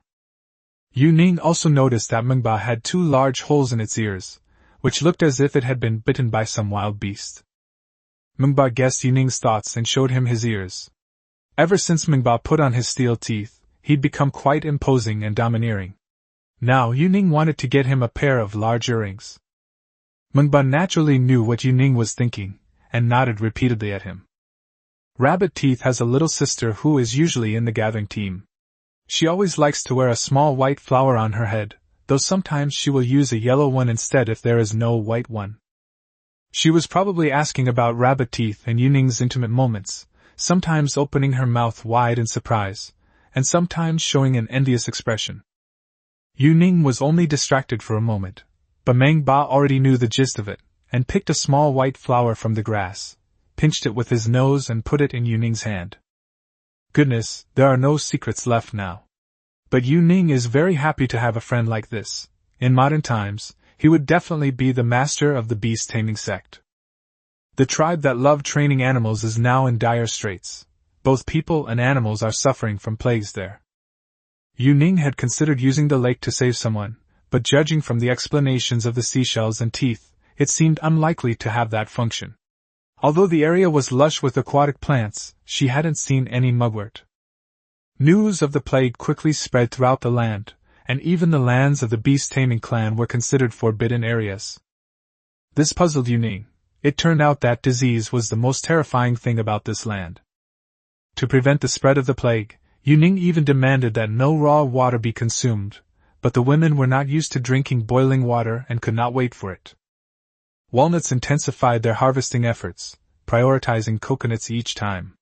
However, even the entire coastline was limited in its reach, not to mention the fish-scaled people had begun causing trouble again. Yu Ning decided to regain control of the beach, but before that, he used the gold he had prepared to make an earring for Mingba. Mingba has a son, whom the women of the tribe like to call Ji. That's roughly how it's pronounced. Every time the women call him that, Yu Ning always thinks they're calling it chicken. However, Ji is a very clever little elephant. It has the strong body of its father, and loves new things. To thank Yu Ning, the elephants decided to participate in the beach activities as well, but Mingba suggested that the younger elephants be given some experience. Ji became the leader of this new elephant team. It's clear that Ji is very loved. Although it's strong, it has no scars on its body. Yaya loves playing with it. In particular, Yaya's black horse and Ji often go out to graze together. The tribe on the mountaintop brought a large quantity of bananas and various fruits with them as they moved to the city. Mingba had never experienced such wealth before. Yu Ning isn't worried about tomorrow's expedition. Frankly, the fish-scaled people are a force to be reckoned with. Even a gathering team could easily defeat them. Not to mention the addition of the elephant herd. As darkness fell, Yu Ning personally lit the fire and made an earring for Mingba with a huge ruby. After Yu Ning finished crafting, he sat on Mingba and began polishing. The file used to make Jianlu was indeed making Yu Ning anxious, but he had plenty of time, so he sat on Mingba and, while filing the large gold earrings, talked about the girl. Yu Ning then discovered that Mingba was a lecherous old man, just like him, because Mingba actually had several wives. However, Mingba hated lions, and one of his beloved wives had been killed by a lion. Yu Ning remembered killing the lion, which greatly surprised Mingba. It shook its head and said, "Yu Ning, don't do that again." The elephant herd has its own territory, but Mingba and a few other elephants stayed in the city. Since they've settled down, they have their own friends. Shell and Mingba's wife are particularly close. The group headed to the seaside, and to avoid interfering with the hunting of bones, Walnut, as the leader of the gathering along the coast, naturally accompanied them. 13 young elephants went, and seeing Yu Ning recording the number of elephants, Mingba felt the sincere affection Yu Ning showed as a friend. Yu Ning had no intention of negotiating with this group of fish-scaled people. Firstly, they weren't very intelligent, making genuine communication unlikely. Secondly, they were too large. Last time, Yu Ning could still smell the fishy smell when he went home at night, so this time Yu Ning hoped to kill them with a bow and arrow. The women gradually understood Yu Ning's intentions. It wasn't cowardice or weakness, but a true battle, a fight to achieve the greatest victory with the least casualties. It was only after the green-skinned man went to war that Teeth slowly came to understand this point on his own. The fish-scaled people were indeed arrogant. Before Yu Ning had even started searching at the beach, he had already discovered a large number of them. Dozens of bows suddenly fired at once, and the fish-scaled people quickly spotted Yu Ning's men, killing them in several volleys. The two groups of people then officially engaged in battle. The elephants truly lived up to their reputation as great warriors. They fought without fear of death. Ji, in particular, charged ahead, and even Gu Tu couldn't hold him back. The fish-scaled people did have weapons, and many elephants were injured. However, the elephants became even more courageous because of their injuries. The women had not forgotten Yu Ning and Yaya's daily teachings. They stood in neat rows, shields protecting their spears as they charged. The beach was littered with the corpses of the fish-scaled people, slaughtered in droves. They do have a large number of people, but land is not their home turf. Moreover, they've encountered the strongest combination on this land. This battle also became the coming-of-age ceremony for the new adult elephants. Although many were injured, no elephants died, which can be considered as Yu Ning giving Mingba an explanation. The original battle was merely to assert sovereignty, but Yu Ning discovered an unexpected gain. When the elephants killed them, they would trample on them, which caused the fish-scaled people to vomit their internal organs. Yu Ning discovered that the fish-scaled people's intestines were very resilient, making them excellent material for making crossbows. The seaside presented a different scene. Yu Ning led the women to cut open their bellies and remove the pungent intestines. To get rid of the odor, Yu Ning led the women to wash themselves dozens of times at the beach, but they couldn't get the smell out no matter how they washed. The hairy people took over the work from the women, and their leader claimed he had a way to get rid of the smell. Chapter 45 Founding the Nation.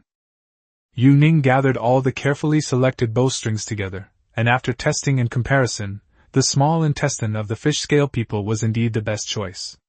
As for horsetails, they would also work, but they couldn't just pluck all the horsetails off the teeth and the others.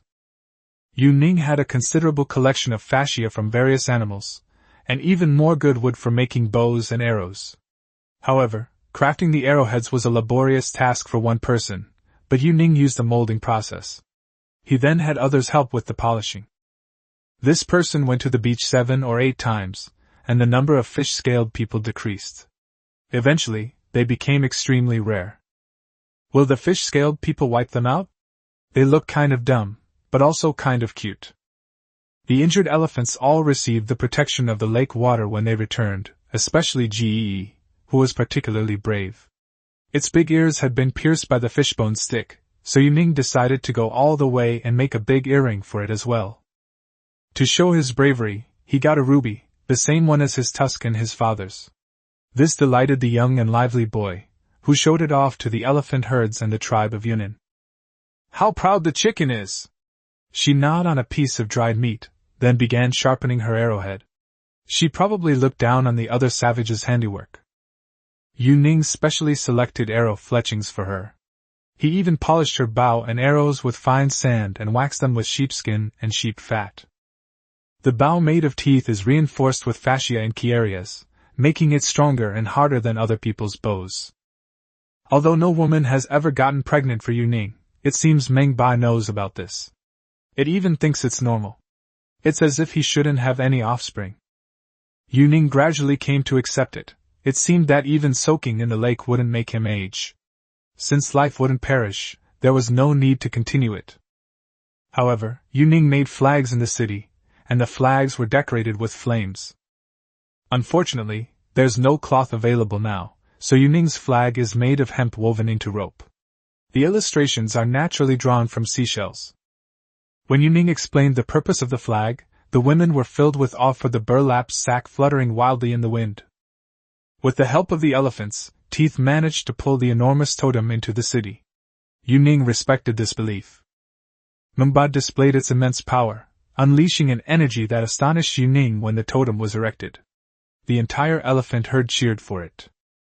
Besides the flag of flames, the territory of the elephant, Yu Ning, also raised a flag with a miniature version of an elephant standing upright.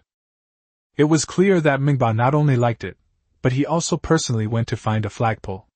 Yu Ning also ordered people to erect a high platform and raise the flag. The people of the giant tree tribe have completely moved out, leaving only the priest and a few tribesmen in the valley. It seems they intend to develop this place into a sacred site for sacrifices. Although these people were tall and mighty, they were truly devout and kind in the face of the forest and nature. The animal bones on the priest's body were the remains of some of the more famous animal leaders in the forest. The complete annihilation of the beast-taming tribe was beyond Yu Ning's expectations. It seems this world has no cure for this. He had originally intended to ask them about their methods of animal breeding. Teeth! Come here! Yu Ning had already made the bow and arrow and wanted to have the girl try it out. Me? Yaya knew in her heart that it was for her, but she asked the question knowingly. I'll definitely make it for you first, Yu Ning answered with deliberate certainty, her smile revealing her teeth. The new bow was a little difficult to draw, but the difficulty meant the bow was strong. She was even happier to discover that the arrows and fletching were all meticulously crafted by Yuning. He drew his bow, knocked an arrow, and shot it at a small tree in the distance, managing to pierce the tree with a single shot. Awesome!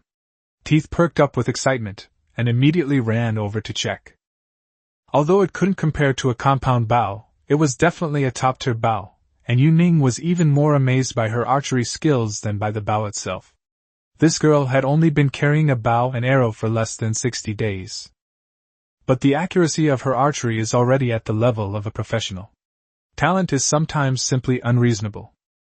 Isn't that awesome? Yuning was also enjoying himself. If the entire clan were equipped with such a bow, they could definitely deliver a crushing blow. But her teeth started to bother her. She also really liked her bow and arrows, because she was always equipped with the most advanced technology compared to other women. Give it to someone else, don't be reluctant. Yuning knew what was troubling her. This girl had gone from being afraid of him at the beginning to now snuggling in his arms and acting coquettishly. Seeing her being affectionate with her owner, Walnut made no attempt to hide it. These days, the transformed fish-scaled people are incredibly rare. Before, killing them was considered beneath them, but now they know their intestines are useful to Yuning. The girls in the collection team would wander around the beach whenever they had a spare moment, as if they wanted to run into someone and kill them on the spot and rip their guts out. Walnut, come here! Yuning just wanted to sit on both of them for a bit. But Walnut, mimicking her teeth, climbed right on top of her. Right there by the campfire outdoors, before it even got dark. The scene was undeniably beautiful. Yuning was enjoying herself, but with so many eyes watching. The elephants couldn't understand why he was embarrassed, especially since they usually did it whenever they felt like it. Mungba couldn't understand why Yuning wasn't focused and was instead thinking about random things. The molten iron was boiling hot, and Yuning began hammering arrowheads with a clanging sound. Around the campfire were delicious foods prepared by women.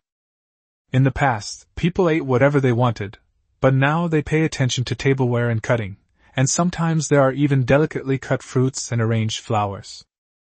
The coconuts have recently been harvested from another beach, and now they've also added sweet sugarcane. Yuning never taught the women how to juice it, yet they've already mastered the method.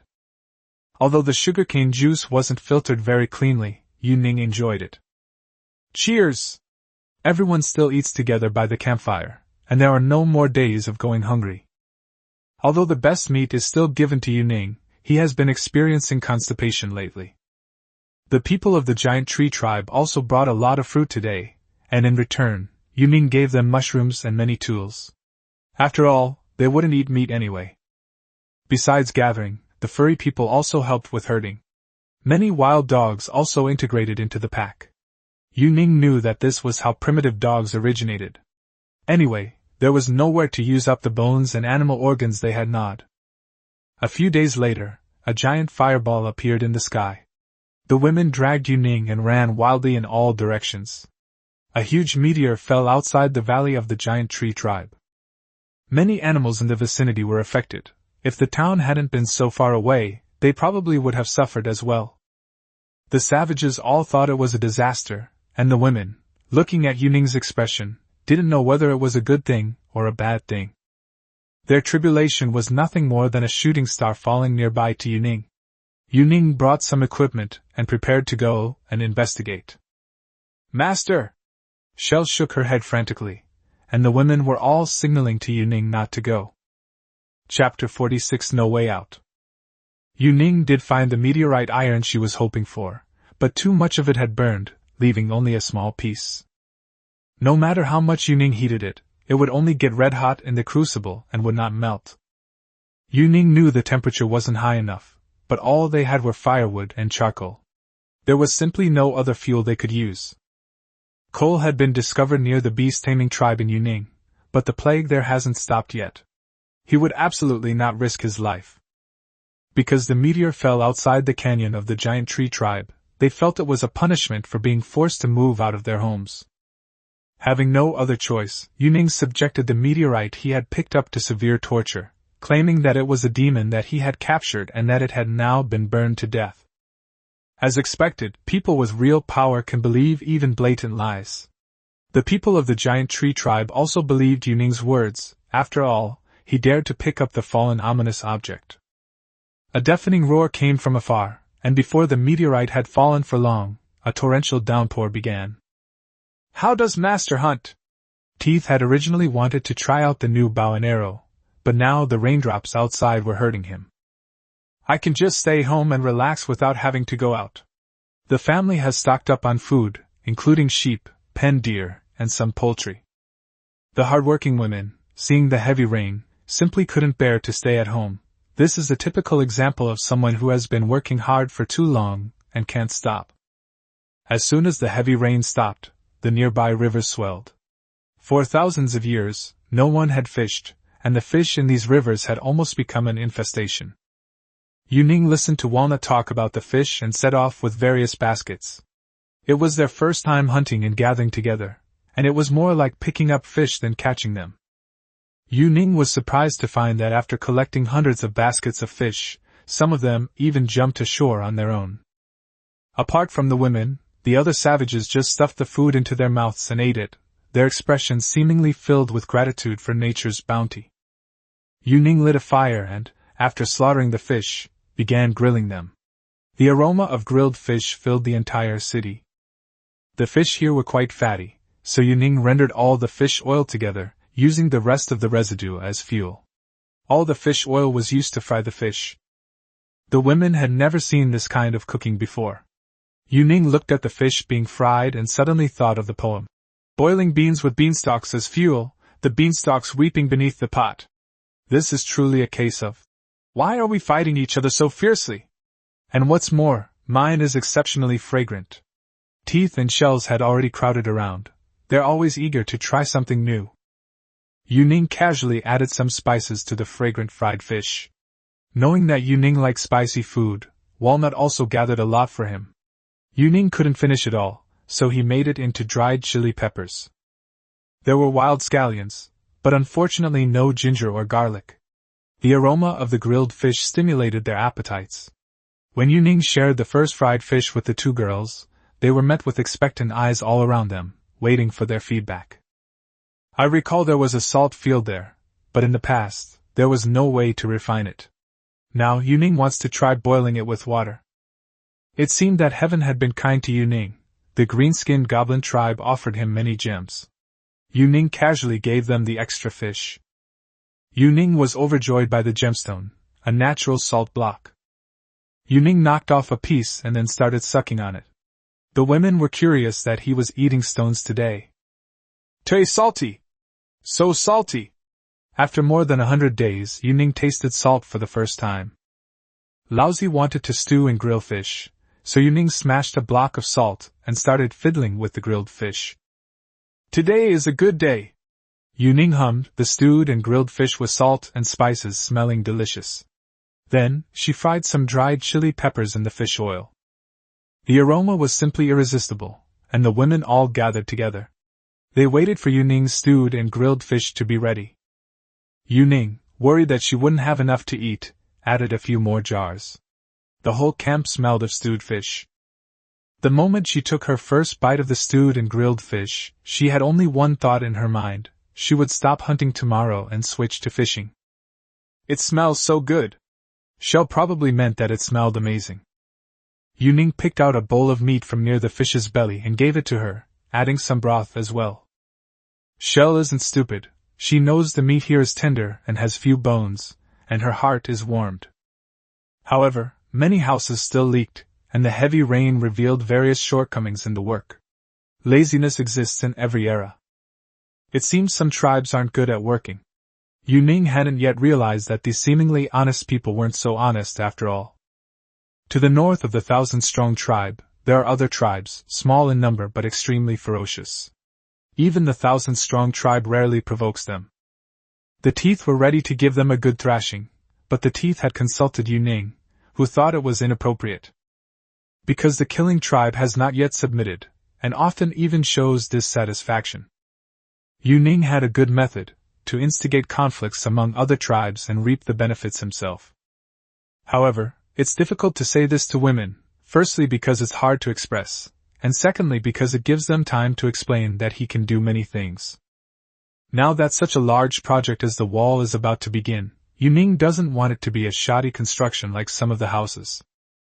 Fortunately, he was smart enough to know which tribes were responsible, so he sent them all to cut down trees, move mud, and haul it away. He made them do all the hard labor. The women had spent another day fishing, but today Yuning missed his beloved Walnut the most. Walnut had gone to the Green Goblin tribe, taking with him dried fish and some discarded tools. The purpose of using walnuts is to obtain salt, pure and clean crystalline salt. Ideally, one should directly ask them to take the walnuts to their place of origin. Just in case, Bone brought dozens of people with him. He also brought a car along. The tribe has started making linen now, but it's woven, not spun. Yuning believes he'll be able to wear clothes sooner or later, but he knows absolutely nothing about looms. He was able to come up with ideas. All that was left was for that genius to emerge. "Master!" Shell pointed into the distance, and Yuning climbed up the tower. "Catch!" Yuning saw in the distance that several trucks were being towed back, but the women seemed to be injured. "Master, there is—" Walnut didn't know what to say, so it could only ask the seashell for help. "What are the shell walnuts saying?" Shell picked up a stick and started drawing on the ground. There was no other way, Yuning hadn't taught her. She could only draw. A seashell painting, a walnut depiction. Soon, the image of a snake appears on the sand. "Ask her how old she is," Yuning asked while urging the injured person to go to the lake. After a flurry of chatter, Yuning plopped down on the ground. "Ask her how many there are?" This Walnut understands. There are countless of them. Because Walnut drew countless lines on the sand, each one making Yuning's heart pound with fear. Yuning's biggest fear is snakes, especially snakes as thick as water buckets, and there are countless of them. "Kill!" Tooth was excited upon hearing this. "Killing an egg won't kill a single one." Yuning knew that if he went there, his legs would go weak. Chapter 47 Shifting the Blame East. Yuning wasn't afraid of such a behemoth. He could handle lions, tigers, bears, even wild boars. But snakes gave Yuning a childhood trauma. And the feeling of snakes slithering and wriggling around was something he just couldn't get used to. Judging from this description, firing a few arrows from a distance would probably be useless, especially against a python the size of a bull, or even larger.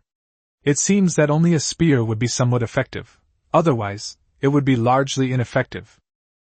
"I want to make explosives." But Yuning gave up after half a day. He could burn sulfur with charcoal, but he couldn't find saltpeter. Besides, he had no idea about the proportions. His original ambition to expand his territory and rule the world instantly crumbled under his feet. Looking at the few tribes around him that he had allied with, they were mostly artisans, with only the giant tree tribe possessing any real fighting power, and those tribes didn't kill. If snakes can't be fought, then other tribes can be attacked. Teeth is psychologically exceptionally warlike, and she's become clever now. She knows to work with Shell to persuade Yuning. The green-skinned goblin tribe is quite loyal. They always offer sacrifices and can't afford not to protect us in crucial moments. Yuning felt like a clever little devil. Next to the green-skinned tribe was the not-so-submissive Thousand-Man tribe, and outside the Thousand-Man tribe were several unfamiliar tribes. Because of fear, Yuning understood that snakes have natural enemies, especially one this big. He even wondered if the giant mole tribe was similar to the honey pot tribe. Then he thought about the size, and realized that sending it over would probably result in a snake. An eagle? No way, there aren't eagles that big. Although he knew that sweaty clothes would affect snakes this size.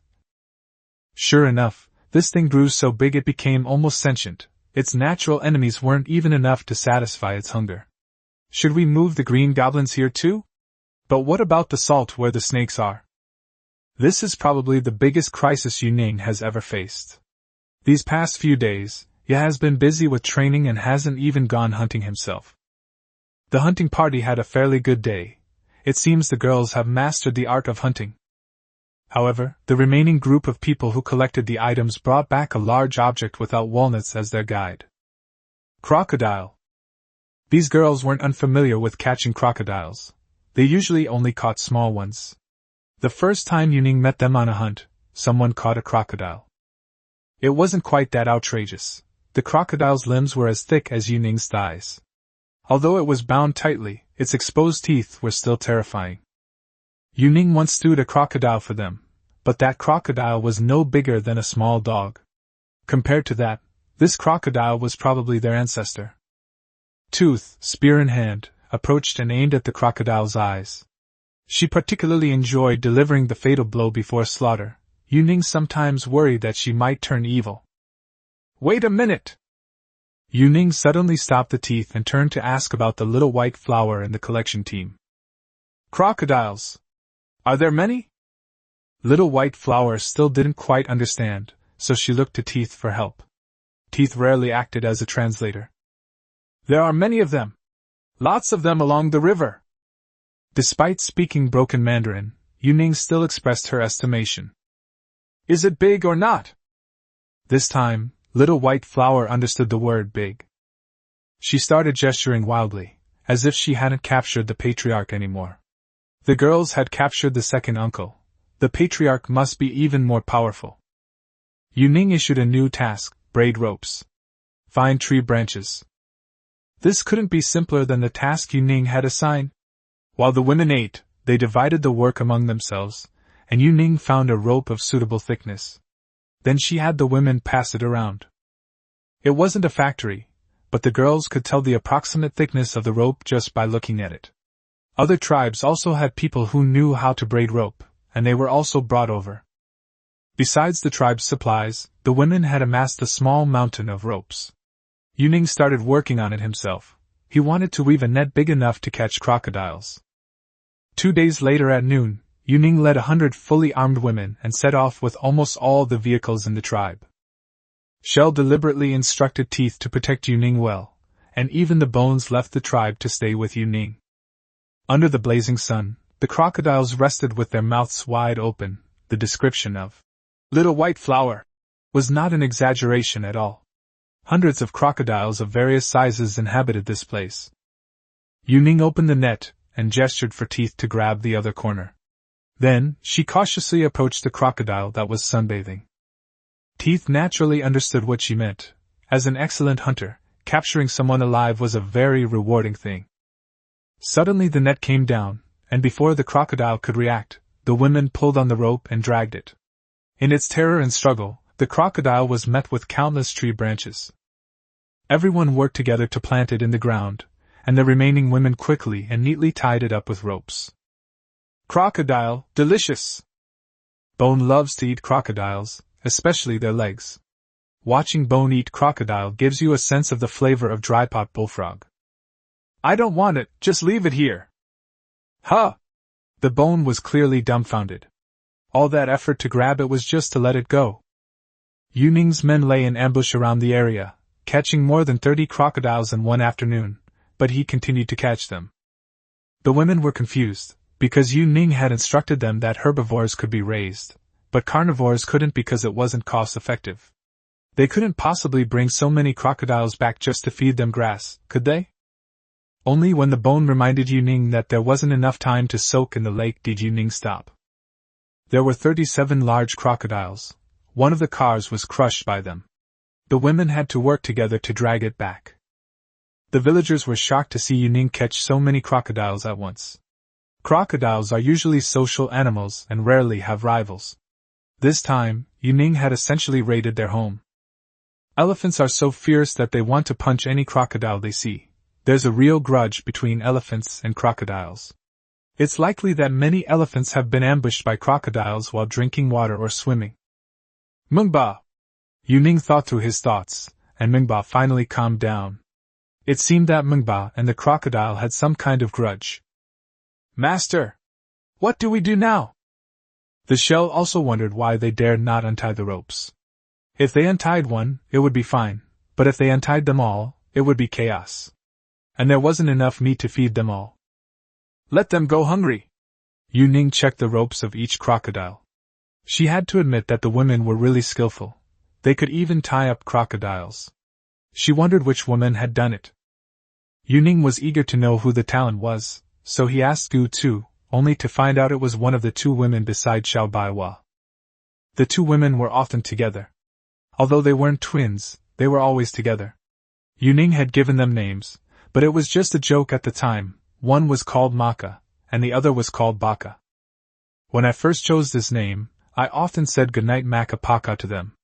Although they didn't understand the reference, Yuning enjoyed it. Teach me! Tie it up! Yuning was quite excited, never expecting to find fun in catching a crocodile. Maka and Baka were quite happy to do so, but it wouldn't do without someone demonstrating. Since Yuning was their master, they dared not do it, so little white flower was tied up like a rice dumpling. Chapter 48. Starve it for 3 days. Send it to my house! Yuning gave a thumbs up to Makapaka's rope skills. Poor little white flower, she was tied up and carried into Yuning's house. The crocodiles were arranged neatly, and Shell, as Yuning instructed, sprayed some water on them every now and then, and was not allowed to be fed. Mengba was overjoyed, and would bring his tribe over to spray crocodiles whenever he had a spare moment. It was completely like he was settling a personal score. Xiao Baiwa always thought that the binding would be loosened, but she never expected that not only would it not be loosened, but Yuning would also keep her up all night. The crocodiles outside the door shed tears. Whether they could understand or not, they were now completely at the mercy of others. Mingba really had a blast, spraying water for 3 whole days without food. It thought Yuning was much better at having fun. It really enjoyed the water spraying show. Yuning led the women to load all the crocodiles onto the vehicle, and then, with a team clad in full armor, headed towards the territory of the Green Goblins. After passing through a narrow rainforest, Yuning saw the group of pythons. There were indeed many of them, and they were even more ridiculously thick than he had imagined. Teeth couldn't understand why they were sending so many crocodiles all the way to the Green Goblins, since crocodile meat was so delicious. As Yuning planted the crocodiles in the ground, she then released them one by one into the python's territory. The python's teeth and eyes gleamed. A prehistoric giant crocodile battles a monstrous python. Yuning told the women to step back, then took out some jerky from his body and started gnawing on it. The crocodiles had been starving for 3 days and were being humiliated by the elephant, while bound by ropes. Now, suddenly, a bunch of giant spicy strips were right across from him. Perfect timing. The crocodiles hadn't moved for a while, their teeth chattering impatiently, but Yuning didn't care. He waited, munching on his jerky. After being bound for 3 days, anyone who tied them up would become numb. The pythons also began to gather around. You see, pythons have fixed habits and a strong sense of territory. Teeth gripped Yuning's hand, took a bite of the jerky in his hand, but kept his eyes fixed on the front. Perhaps the crocodile's leg is no longer numb. The first crocodile has entered the water, and a major battle is about to break out. On a not-so-wide river, crocodiles and pythons engaged in an epic battle. Let's first look at the python contestant in the black patterned leather, also known as the King of Spicy Strips, the King of King's Sausage, and then at the crocodile contestant in the dark green jacket. Yuning started the live commentary. The crocodile was already starving. The women were listening to Yuning's commentary, but when the real battle started, Yuning stopped talking. Blood, a gaping maw, teeth. Mud churned everywhere, turning the entire river into a chaotic mess.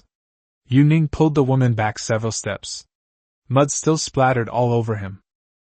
Damn, this is more realistic than a movie! A movie? Teeth clung to Yuning's arm, their eyes filled with adoration. They wondered what their master had thought of, that they'd let the two of them fight. Blood mixed with mud, churning up all sorts of creatures in the river.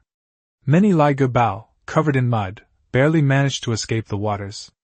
Yuning, having nothing better to do, kicked them back into the mud one by one. There's no shortage of food these days. In the past, women would grab and eat it, but now that they see Yuning kicking, they kick along with her. These onlookers have no principles whatsoever. They cheer for the python when the crocodile is winning, and they cheer for the crocodile when the python is winning. They have absolutely no professional ethics. The outcome of mutual destruction was inevitable.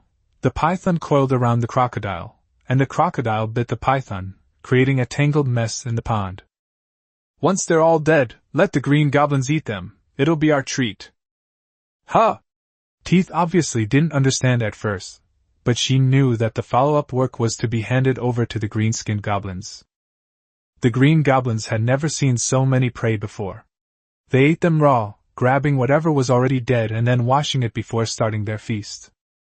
Yu Ning discovered that there were salt crystals around this spot, indicating that there used to be a lake here. However, it has now dried up, leaving only crystallized salt blocks. The green goblins were being unruly. They could have gathered the resources by taking a detour, but they made the women deal with the snakes for them. The women, however, got carried away and actually dared to do it. They've been too invincible lately, so they become arrogant. But it's good to teach them a lesson. It seems there are still many dangers on this continent. 2 truckloads of salt were hauled in, enough for Yu Ning and the women to eat for a very long time. The salt lake was also quite large, so they could collect the salt themselves in the future. When Yu Ning returned, he checked on the 1,000-person tribe again. It seemed that this group had fought with the nearby tribes again, as there were many wounded in their tribe. In this era, whether you survive a serious injury depends entirely on luck. Women are truly fortunate to have such a lake protecting them. However, the lake seems to only protect women and elephants. Other animals rarely approach its waters. Yu Ning's truck was carrying several mud-covered crocodiles and 2 dead pythons. The rest of the cargo was salt. The main reason for bringing back a snake was to demonstrate to the other tribes. As for eating it, Yu Ning couldn't eat any. He couldn't even accept crocodiles. Sparks flew from the campfire. Xiao Baihua's gaze towards Yu Ning had changed today. Before, it was fear and respect, but now it was unmistakably love. But this Macapaka is really good. Yu Ning is genuinely interested in learning from a master. Especially Teacher Gon. TSK TSK TSK. The sounds of Tokyo Hot are all over her mind. As dusk settled, Shell took out her paints. Based on the accounts of Teeth and the other women, the mural depicted the story of today's great battle. The figures were painted very vividly, and Yu Ning was actually very grateful to Shell. Because in all the murals, no matter what story is depicted, he is always in the story, and always in the center position. However, the painting contains bundled white flowers, which is a bit embarrassing. I don't know what this girl is imagining. The plague will eventually disappear, and the city will be rebuilt. The only thing Yu Ning is hoping to solve right now is that huge tribe of 1,000 people. Of course, now is not the time. Because after dealing with the 1,000-person tribe, we still have to face other tribes to the north. Now, the 1,000-strong tribe is actually their shield. It's like building a city and adding sturdy walls. The women, armed with bows and arrows, will be more than enough to deal with them. Force conquers the world, civilization rules it. If it were just about killing, a 1,000-person tribe with only one water source could be wiped out by poisoning the water upstream. This would kill hundreds of households.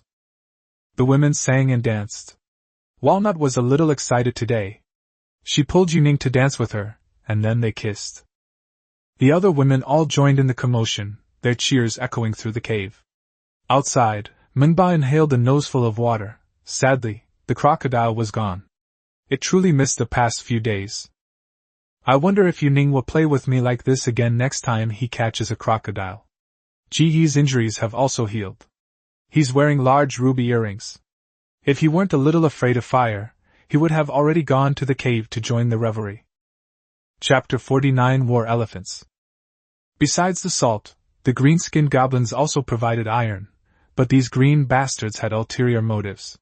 They had previously tricked Walnut and the others into fighting the giant python, and now they were unwilling to reveal the whereabouts of the iron ore.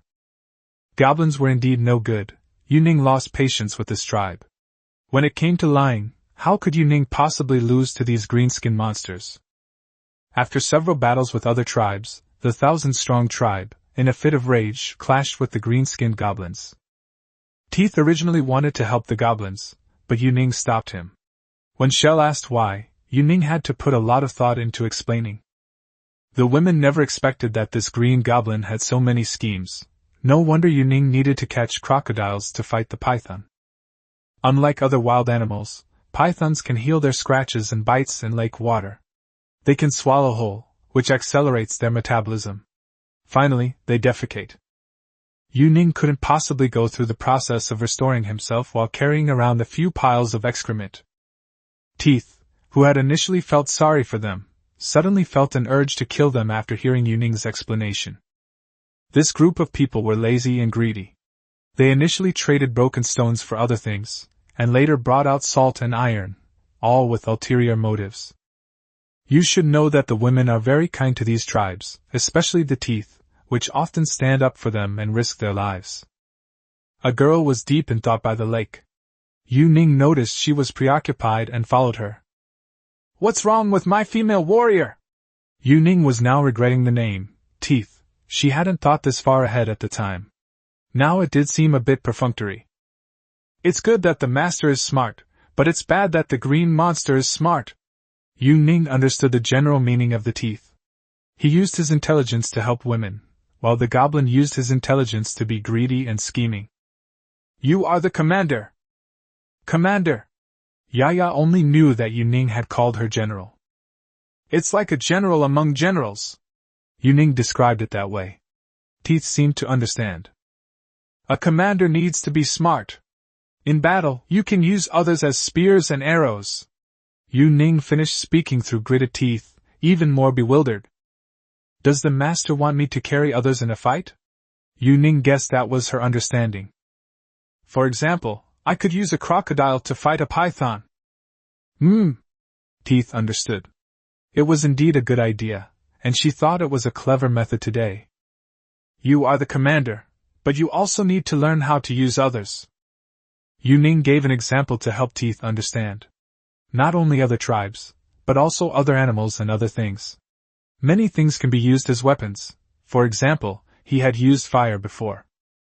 Yu Ning rarely had time alone with her, and he taught her many tactics, such as cavalry, the coordination of shields and spears, the combination of swords and shields, and ranged attacks paired with melee combat. Although Yu Ning learned about these things from movies and history books, she took them very seriously. Yu Ning mentioned Manhwa, praising him as a warrior. Yaya agreed, which is why Yu Ning made braces for Manhwa, making Yaya very happy. Yu Ning explained the theory of elephant warfare to her, which made Yate listen with great interest. Yate had previously been a leader under Manhwa. Yate knew many of Manhwa's heroic deeds. Yu Ning could tell from her eyes that she wanted to fight alongside Manhwa. In Yazi's eyes, the fact that Yu Ning came all this way to talk to her meant that she was highly regarded. Looking at the eloquent Yu Ning, she couldn't resist kissing him. The beach by the lake was white sand, and Yu Ning and Yaya lay on the sand, their arms tightly embracing each other. "This is wonderful, but also quite awkward." Many of the elephants' tribesmen would pass by frequently, and when their tusks kissed them, they would even greet the elephants. The elephants would gather around to watch. After all, they're quite curious. This woman with the teeth wasn't shy at all. Yu Ning sometimes feels that she's not the one taking advantage, but rather the one being taken advantage of. Especially today, it felt like she was being treated like she was in an idle action movie. Tooth was straightforward. Once he got back, he turned against the green goblins, not only refusing to help them but also exposing their scheming. It was clear that these opportunistic goblins regretted their actions, but no one could change the stubbornness of their teeth. She was the commander. If she didn't send troops, who would help them? At Teeth surging, Yu Ning began crafting armor for Manhwa. Elephants are actually quite tough, with their most vulnerable spots being their hooves, trunk, and some other vital areas. Yu Ning also had a conversation with Manhwa. When Manhwa learned that Yu Ning was willing to make it armor just like a woman's, it was overjoyed. The elephant, several decades old, was as happy as its son. Yu Ning's forging skills are now much better, but it will take a lot of time to equip the entire elephant herd, so he will make a set for Manhwa first.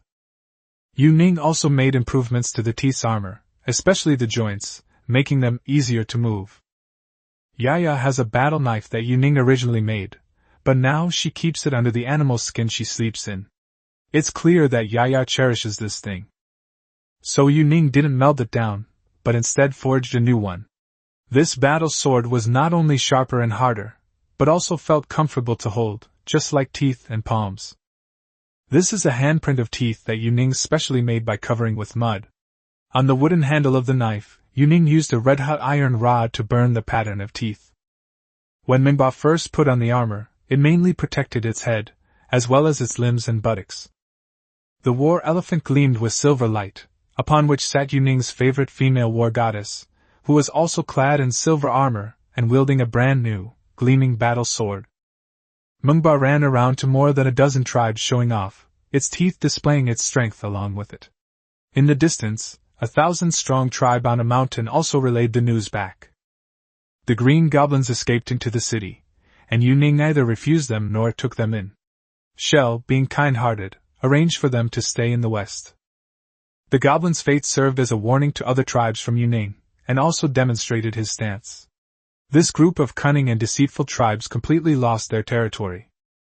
Teeth and Manhwa were indeed a perfect match. Both were war fanatics, both brimming with confidence, and both incredibly strong. Together, they even crossed a 1,000-strong tribe to demonstrate their abilities in other areas. The women may not be famous, but these are always migrating elephants, and there are few tribes that don't recognize them. The 1,000-person tribe changed its attitude and began to take the initiative to show goodwill, and other tribes also sent people one after another. Yuning was surprised to find that many elephants were actually acting as translators for the seashells. Meanwhile, Manhwa's son, Ji, had been pestering Yuning almost to the point of fawning over her these past few days. Yuning knew that the little guy also wanted to wear armor, but Yuning really didn't have that much iron to use. Ji had the same ability as its father, so it naturally knew that Yuning wasn't lying. Among the tribes making overtures, one group stood out. The people of this tribe were nearly 3 meters tall, yet incredibly thin. However, their thinness did not make them weak, on the contrary, they were remarkably strong. This tribe has a unique characteristic: many of their joint bones grow directly from their bodies. Their fists are like bone hammers, and their skulls are incredibly hard. They can shatter rocks with just their knees. Chapter 50 Flying Knife. Yuning calculated that, apart from the small number of the hairy people, the green goblins were practically extinct. The remaining 20-odd tribes, large and small, had expressed goodwill. All the tribes in Yuning have been provided with accommodations, but this person with an unusually tall stature is currently without a suitable house. However, Yuning arranged for them to stay in a wooden shed, given their height. Yuning was caught off guard. The bones and shells compiled some rules, most of which were things that Yuning had proposed in the past. After the murals were finished, the women discussed with Yuning how to manage these tribes. Teeth was quite imaginative. Her suggestion was for each tribe to hand over its heir to Yuning for management, which would be a perfect way to obtain hostages. The idea of shell and bone was more to Ning's liking than the other parties. Each tribe should send an important person from their tribe to be responsible for communication and negotiation. As a result, once this decision was announced, the tribe sent mostly their sons or heirs, because they were indeed important people in their tribes. The Tooth was overjoyed. She had a feeling that she had foreseen this. Yuning understood this quite well. His place was now like a sacred site in the hearts of various tribes, and the successors were brought here to learn. This would make it more convincing for them to go back and take over his mantle. Master, there are other people here. Beak took out the sketch that Yuning had made on sheepskin. Although the map was rough, Beak and Yuning had created it together. Here? Yuning was somewhat surprised. This place had not been explored before, because it was initially discovered due to volcanic smoke. Shell nodded and pulled the person in question over. This was a girl from Makapaka's group. Because she was particularly petite and thin, Yuning had her responsible for observing and completing the map. Tell me! Yuning had always felt that this direction was lifeless, and in his understanding, volcanoes were always just volcanic ash scattered everywhere. The girl was rather timid, but she actually knelt down properly and started talking to Beak in a chattering voice. She said she discovered people who were somewhat similar to us, hairless and not wearing animal skins. They knew how to use fire. They could use fire? Yuning was somewhat surprised. Primitive people using fire already meant they had entered civilization. Yes, they were picking leaves when they met us. There was no fight. Shell's words suggested that these savages were relatively docile. Picking tree leaves? Could they be another group of vegetarians? Yuning then inquired about their appearance, and discovered that these people were actually wearing textiles, and that they could weave in addition to using fire. Although the distance isn't too far, it's not easy to walk back and forth from this place. Yuning once marked the distance on a map, but strangely, the marks he made back then are now unreadable. It's good that you found this. If you find anything else, come back and tell us. No fighting. Yuning was actually quite worried that the women would get into fights. Especially the gathering team, whose fighting skills were far inferior to those under Yati's command. I know. The petite girl could say a few simple words, and then she prepared to leave. Yuning had given this girl a name, and she definitely remembered it. But now it's awkward. Yuning himself has forgotten. You stay by my side, and from now on, your name will be Twin Tails. The best way to solve this kind of problem is to change your name. Anyway, this isn't the first time he's done this. Twin Ponytails? The girl's eyes were clear, but Yuning's mind was filled with wicked thoughts. Master, why keep her by your side? Shell wasn't jealous, she just didn't understand why he would choose her. She's too thin and weak, it's not safe for her to go out. Yuning felt that if this girl went out to fight, she would probably only get beaten up. Shell shook her head and said something to the departing girl with pigtails. Then she placed the coconut shell in front of Yuning. The girl with twin tails picked up a few stones and started throwing them. The coconut shell was hit and bounced up, then knocked down in midair. It had barely landed when it was hit by another stone thrown by the girl with twin tails. She threw 11 stones, hitting the target every time. This girl has an amazing skill. She's a professional stone thrower. In a chaotic battle, whoever she targets is doomed. If she were equipped with throwing knives, wouldn't she be likely use mother throwing knives? She's so brave! Shell's eyes shone with pride for her. I can see that. That's awesome. This girl needs to be trained and equipped. Yuning discovered that these women each had their own strengths. Bone wasn't good with spears, axes suited her better. And that dagger girl, long weapons were just for show when she was in formation. Give her a knife, and she could kill with incredible skill. This girl is a typical long-range player. Her control over distance and her feel for the ball are truly innate. She can even throw unpredictable things like coconut shells flying through the air. Come on, you don't need to do anything. Just follow me. Short? The girl with twin ponytails pointed at herself, and Yuning suddenly remembered that she had named her Short back then. From now on, we'll call her Twin Ponytails. Yuning lifted her up by placing her under her armpits. She looked to be around 70 pounds. Her feet suddenly dangled in the air, and her pigtails tensed slightly. However, she didn't struggle, she simply looked at Yuning. Come on, I'll show you how to make throwing knives. They're number 1 on the Bai Shaoxing weapon ranking. Yuning started to hesitate, first or second. It's certainly not enough to give someone a full suit of armor, but it's definitely enough to make throwing knives for a girl. Yuning had only iron sand and some iron ore in his hands. Since the green goblins were gone, iron ore had been collected sporadically. Yuning wanted to go again. Although that place was occupied by a tribe of 1,000 people, Yuning still had the face to make a trip there. She was thin, with skinny arms and legs, so Yuning decided to make her a batch of exquisite pieces. The crucible was filled with cobbled-together iron ore, and a fire was started in the kiln. The girl with the pigtails was quite sensible. She fetched Yuning's hammer and the leather apron used for blacksmithing. She even cleaned the handles of the pliers.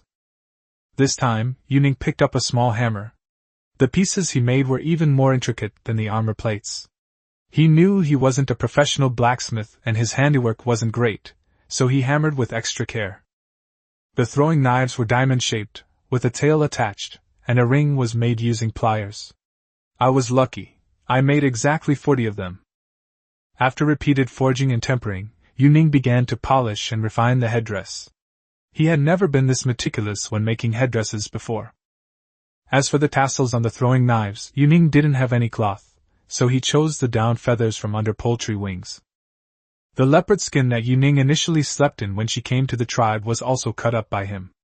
A leopard skin skirt with small pockets took shape in Yuning's hands.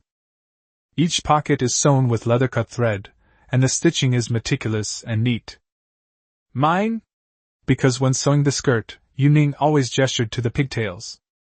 Your? Yuning's words made her overjoyed. The women here never hid their feelings. Even those with pigtails, who tend to be shy, wore their happiness on their sleeves. A leopard skin skirt, the same leopard that Yuning always slept in, paired with 40 gleaming throwing knives.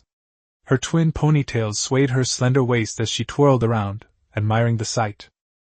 Chapter 51 Deadly Twin Tails. Yuning liked the dress and pigtails because it was made from the leopard skin that Yuning usually wore for her rest, and it was also the first time Yuning had ever made a dress for a woman. But as for the throwing knives, the twin-tailed girl didn't like them at all. It was a complete surprise. She hadn't understood why they made such metal plates, as the armor of the past wasn't like this. But when Yuning threw the throwing knife and nailed it into the wood, the girl with pigtails realized that it was a weapon. Every time Yuning threw a piece of wood, the twin-tailed girl would immediately throw a knife to hit it. Yuning felt incredibly satisfied with this. Even more deadly is that Yuning can throw a handful of firewood along with the knife, and her twin ponytails can still launch the knife at lightning speed. Moreover, if you look closely, you will find that they all hit the target squarely without even grazing it. Heroine, please accept my knees! Yuning's kneeling startled the girl with the pigtails. She quickly knelt down with Yuning, completely bewildered. From now on you'll follow me. If I tell you to embarrass someone, you'll embarrass them, understand? The girl with twin tails nodded vigorously, while pulling her beloved little throwing knives one by one from the firewood. This is called... The girl with twin ponytails couldn't remember the name of the throwing knife. Dart! Dart? Although he didn't understand, he just went with whatever Yuning said. Yuning had actually forgotten that Xuanmuai Guang's name had been changed 3 times, the first one being called Lily. Beak was also laughing from afar. He roughly knew about Ning's naming. After all, she was becoming more and more knowledgeable. However, she particularly liked the name Shell, especially since Yuning had gotten her a colorful seashell from the beach. Wearing this leather skirt required some modifications to the armor, especially to improve arm flexibility. Yuning adjusted the armor on her twin ponytails, removing all the armor plates from the arms and joints. The waist armor was also removed. The armor's performance in actual combat had indeed decreased, but it didn't affect her ability to throw knives. Yuning was truly fond of this new favorite. How could someone be so talented? The 1,000-strong tribe has now occupied the goblin territory, and although the goblins are actively trying to curry favor, Yuning has no intention of helping them. At least, it's unlikely that he'll go to war with the 1,000-strong tribe for the sake of a cunning and deceitful one. Tooth, fearing Walnut would be bullied, accompanied her to collect iron ore. Yuning then discovered that the goblin region was truly a treasure trove, as it even had open-pit coal mines. Master! Teeth saw that Yuning was stained with black bumps and indicated that he should stop playing with the dirty thing. Good stuff, better than firewood. But they really can't bring it back this time. Yuning doesn't have that many laborers. The 1,000-person tribe observed from a short distance. Their relationship had always been neither one of enmity nor friendship. This 1,000-strong tribe is large and strong, so it would be best to cooperate with them. Other tribes also have large populations, but they are difficult to manage when combined. The small tribe that Yuning has taken over is a case in point. A single command can require over 20 translations. Sometimes even the most patient elephant herds shake their heads in frustration. There's no doubt that some tribes, with their advanced development and intelligence, will inevitably be eliminated by nature in the future. No wonder that in the end, only modern humans remain. I'll go tell them! Teeth saw through Yuning's thoughts and immediately rushed up the slope with Mingba. The 1,000-strong tribe wasn't afraid, since they didn't seem to be fighting, and the one person and one elephant clearly showed no hostility. Mingba rejected the ideas of the 1,000-person tribe first, and then they painstakingly tried to communicate with them. You have to understand that the tribe uses several tons of coal every day just for fire, and the place is so far away. It's really inconvenient. Master, they've gone to speak to the chieftain. This roughly means reporting to the leader. Yuning looked at Mingba and Yaya, and they seemed like a perfect match. Yaya explained a lot about the twin ponytails that had suddenly appeared beside Yuning, but Yuning didn't know what he was talking about. A group of people came up the hillside, leaving Yuning and the others parched. Several green goblins were wandering around nearby again, seemingly still unwilling to give up.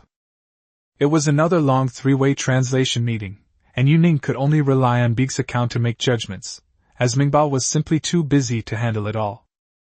Good heavens! So the goblins also tricked the 1,000-man tribe, which is why they attacked them. And the 1,000-man tribe had no interest in the goblin territory at all. The entire operation was solely for the purpose of beating them up. If they hadn't hidden in Yuning's city, the 1,000-strong tribe would have driven them into the lava fields to the south.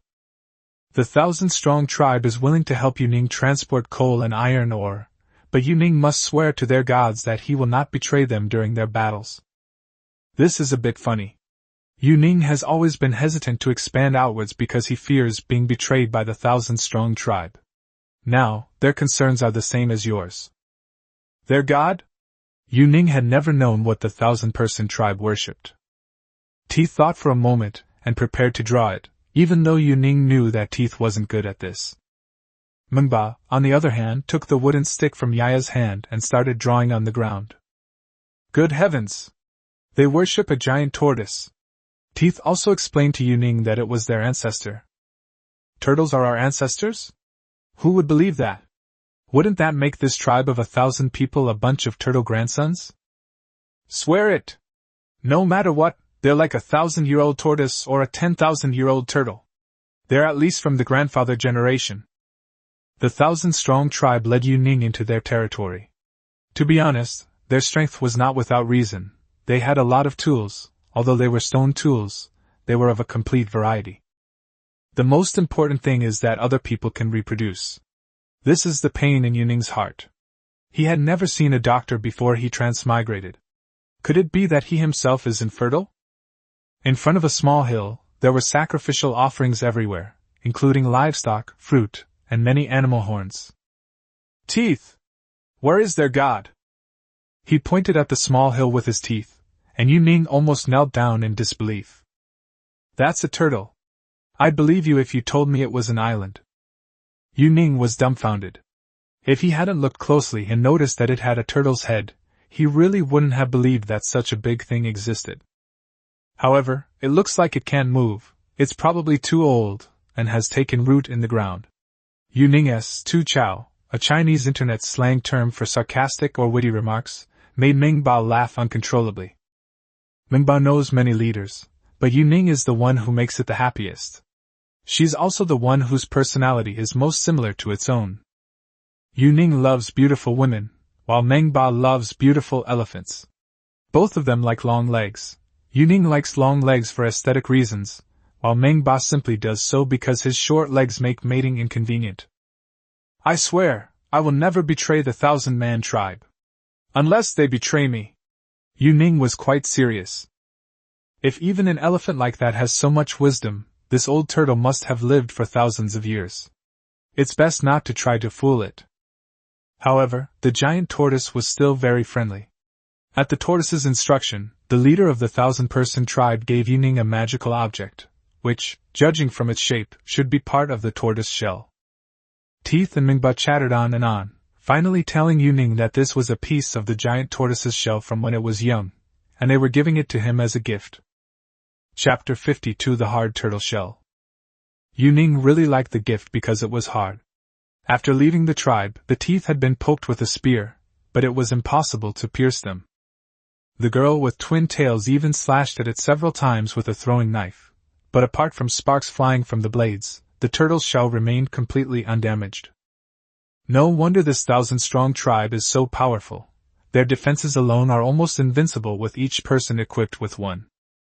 Mingba shook his head, his teeth telling Yuning that there weren't many of these. Back when the old turtle was very young, there were only a few pieces. Ning wondered if the old tortoise no longer had its shell, as it was covered in sand with grass and flowers on it. Ning couldn't tell the difference. Mingba knew the old tortoise. To it, the old tortoise was an elder. And it didn't belong to the 1,000-person tribe, but rather to this land. Ning tried many methods but couldn't find the turtle's shell's weakness. Even burning it didn't work. But the only use for this thing is probably as a shield. It's both light and sturdy. The 1,000-person tribe learned to drive, which Ning taught them to make transportation easier for himself. After all, it's impossible to carry or across several kilometers. The tribe of 1,000 people had dedicated craftsmen who quickly produced a considerable number of vehicles. Although some were defective, Ning admired their efficiency. Ning had to rely entirely on herself.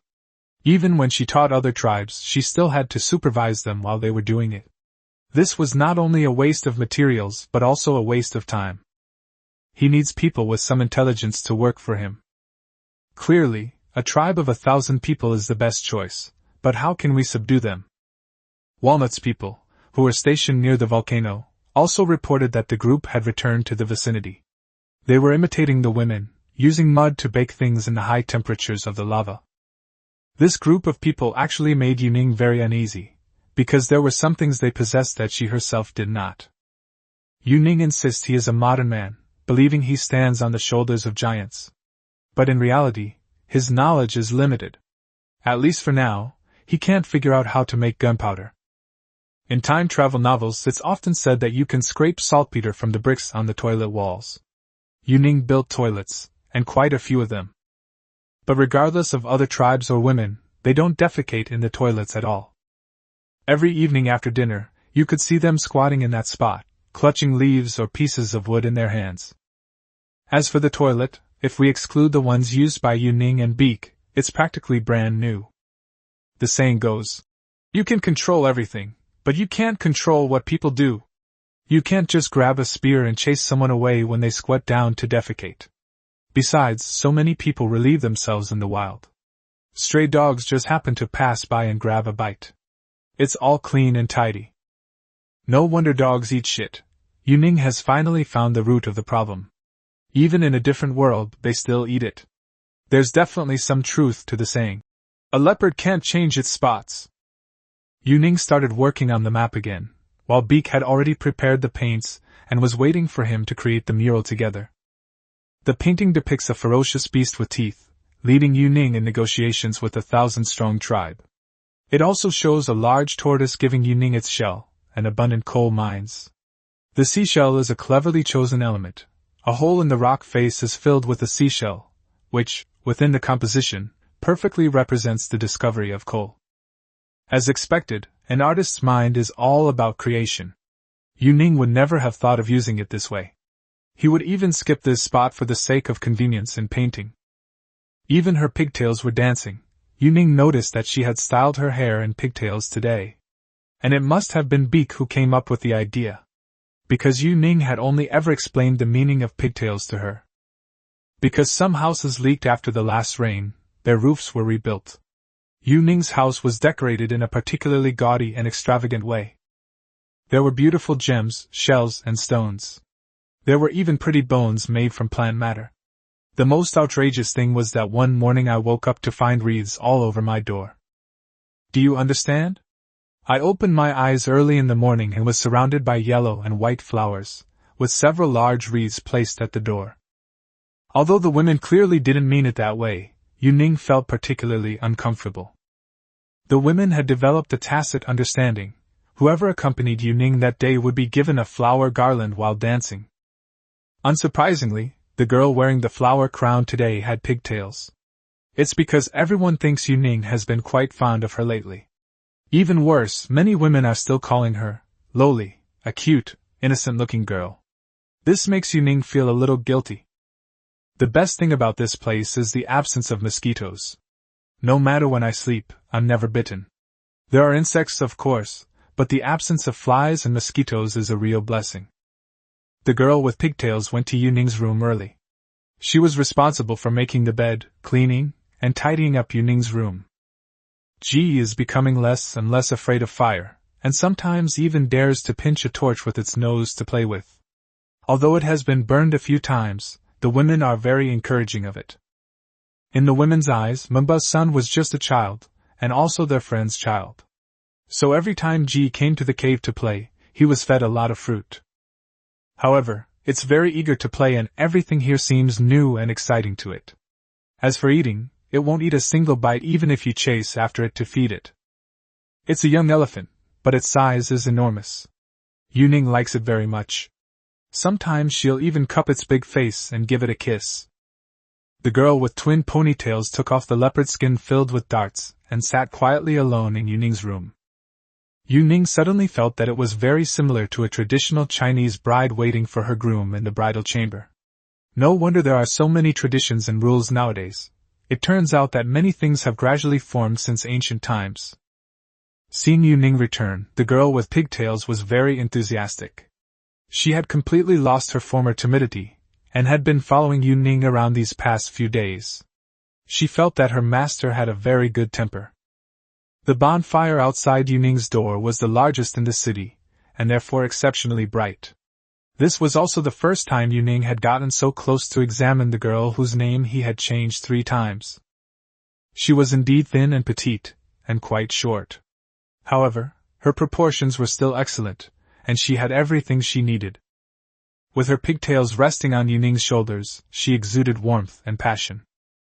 Yuning started singing, then hugged his soft pigtails. The song he sang was Jay Chou's Nunchucks. What is the master singing? The girl with pigtails had worry in her eyes. She thought that maybe she hadn't performed well, which made Yuning lose interest, or maybe she wasn't good enough, which made Yuning sing out of boredom. Are you all right? The girl with pigtails hesitated for a moment, then shook her head and said no. She never expected that simply saying no would elicit such an unexpected response. The women outside were all secretly laughing and watching, their eyes filled with admiration and worship for Ningke. The people here are wild, simple, and straightforward, free from all those troubles. Yuning really likes it. Chapter 53 Dinosaurs? The 1,000-person tribe has established a cooperative relationship with Yuning, which can also be understood as an alliance. Yuning generously shared some simple techniques with him, and as an ally, he also provided some metal tools. This precious gift was something no other tribe had received, and the leader of the 1,000-strong tribe reciprocated with a generous amount of food.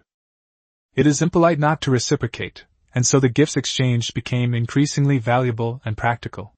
The people of the 1,000-person tribe were far more generous than the goblins. In particular, their appearance is almost human-like. The men are more rugged, while the women have more delicate skin. The goblin tribe was utterly disappointed. Apart from a few who stayed behind, the majority disappeared without a trace. With no worries about the rear, the 1,000-person tribe began its conquests.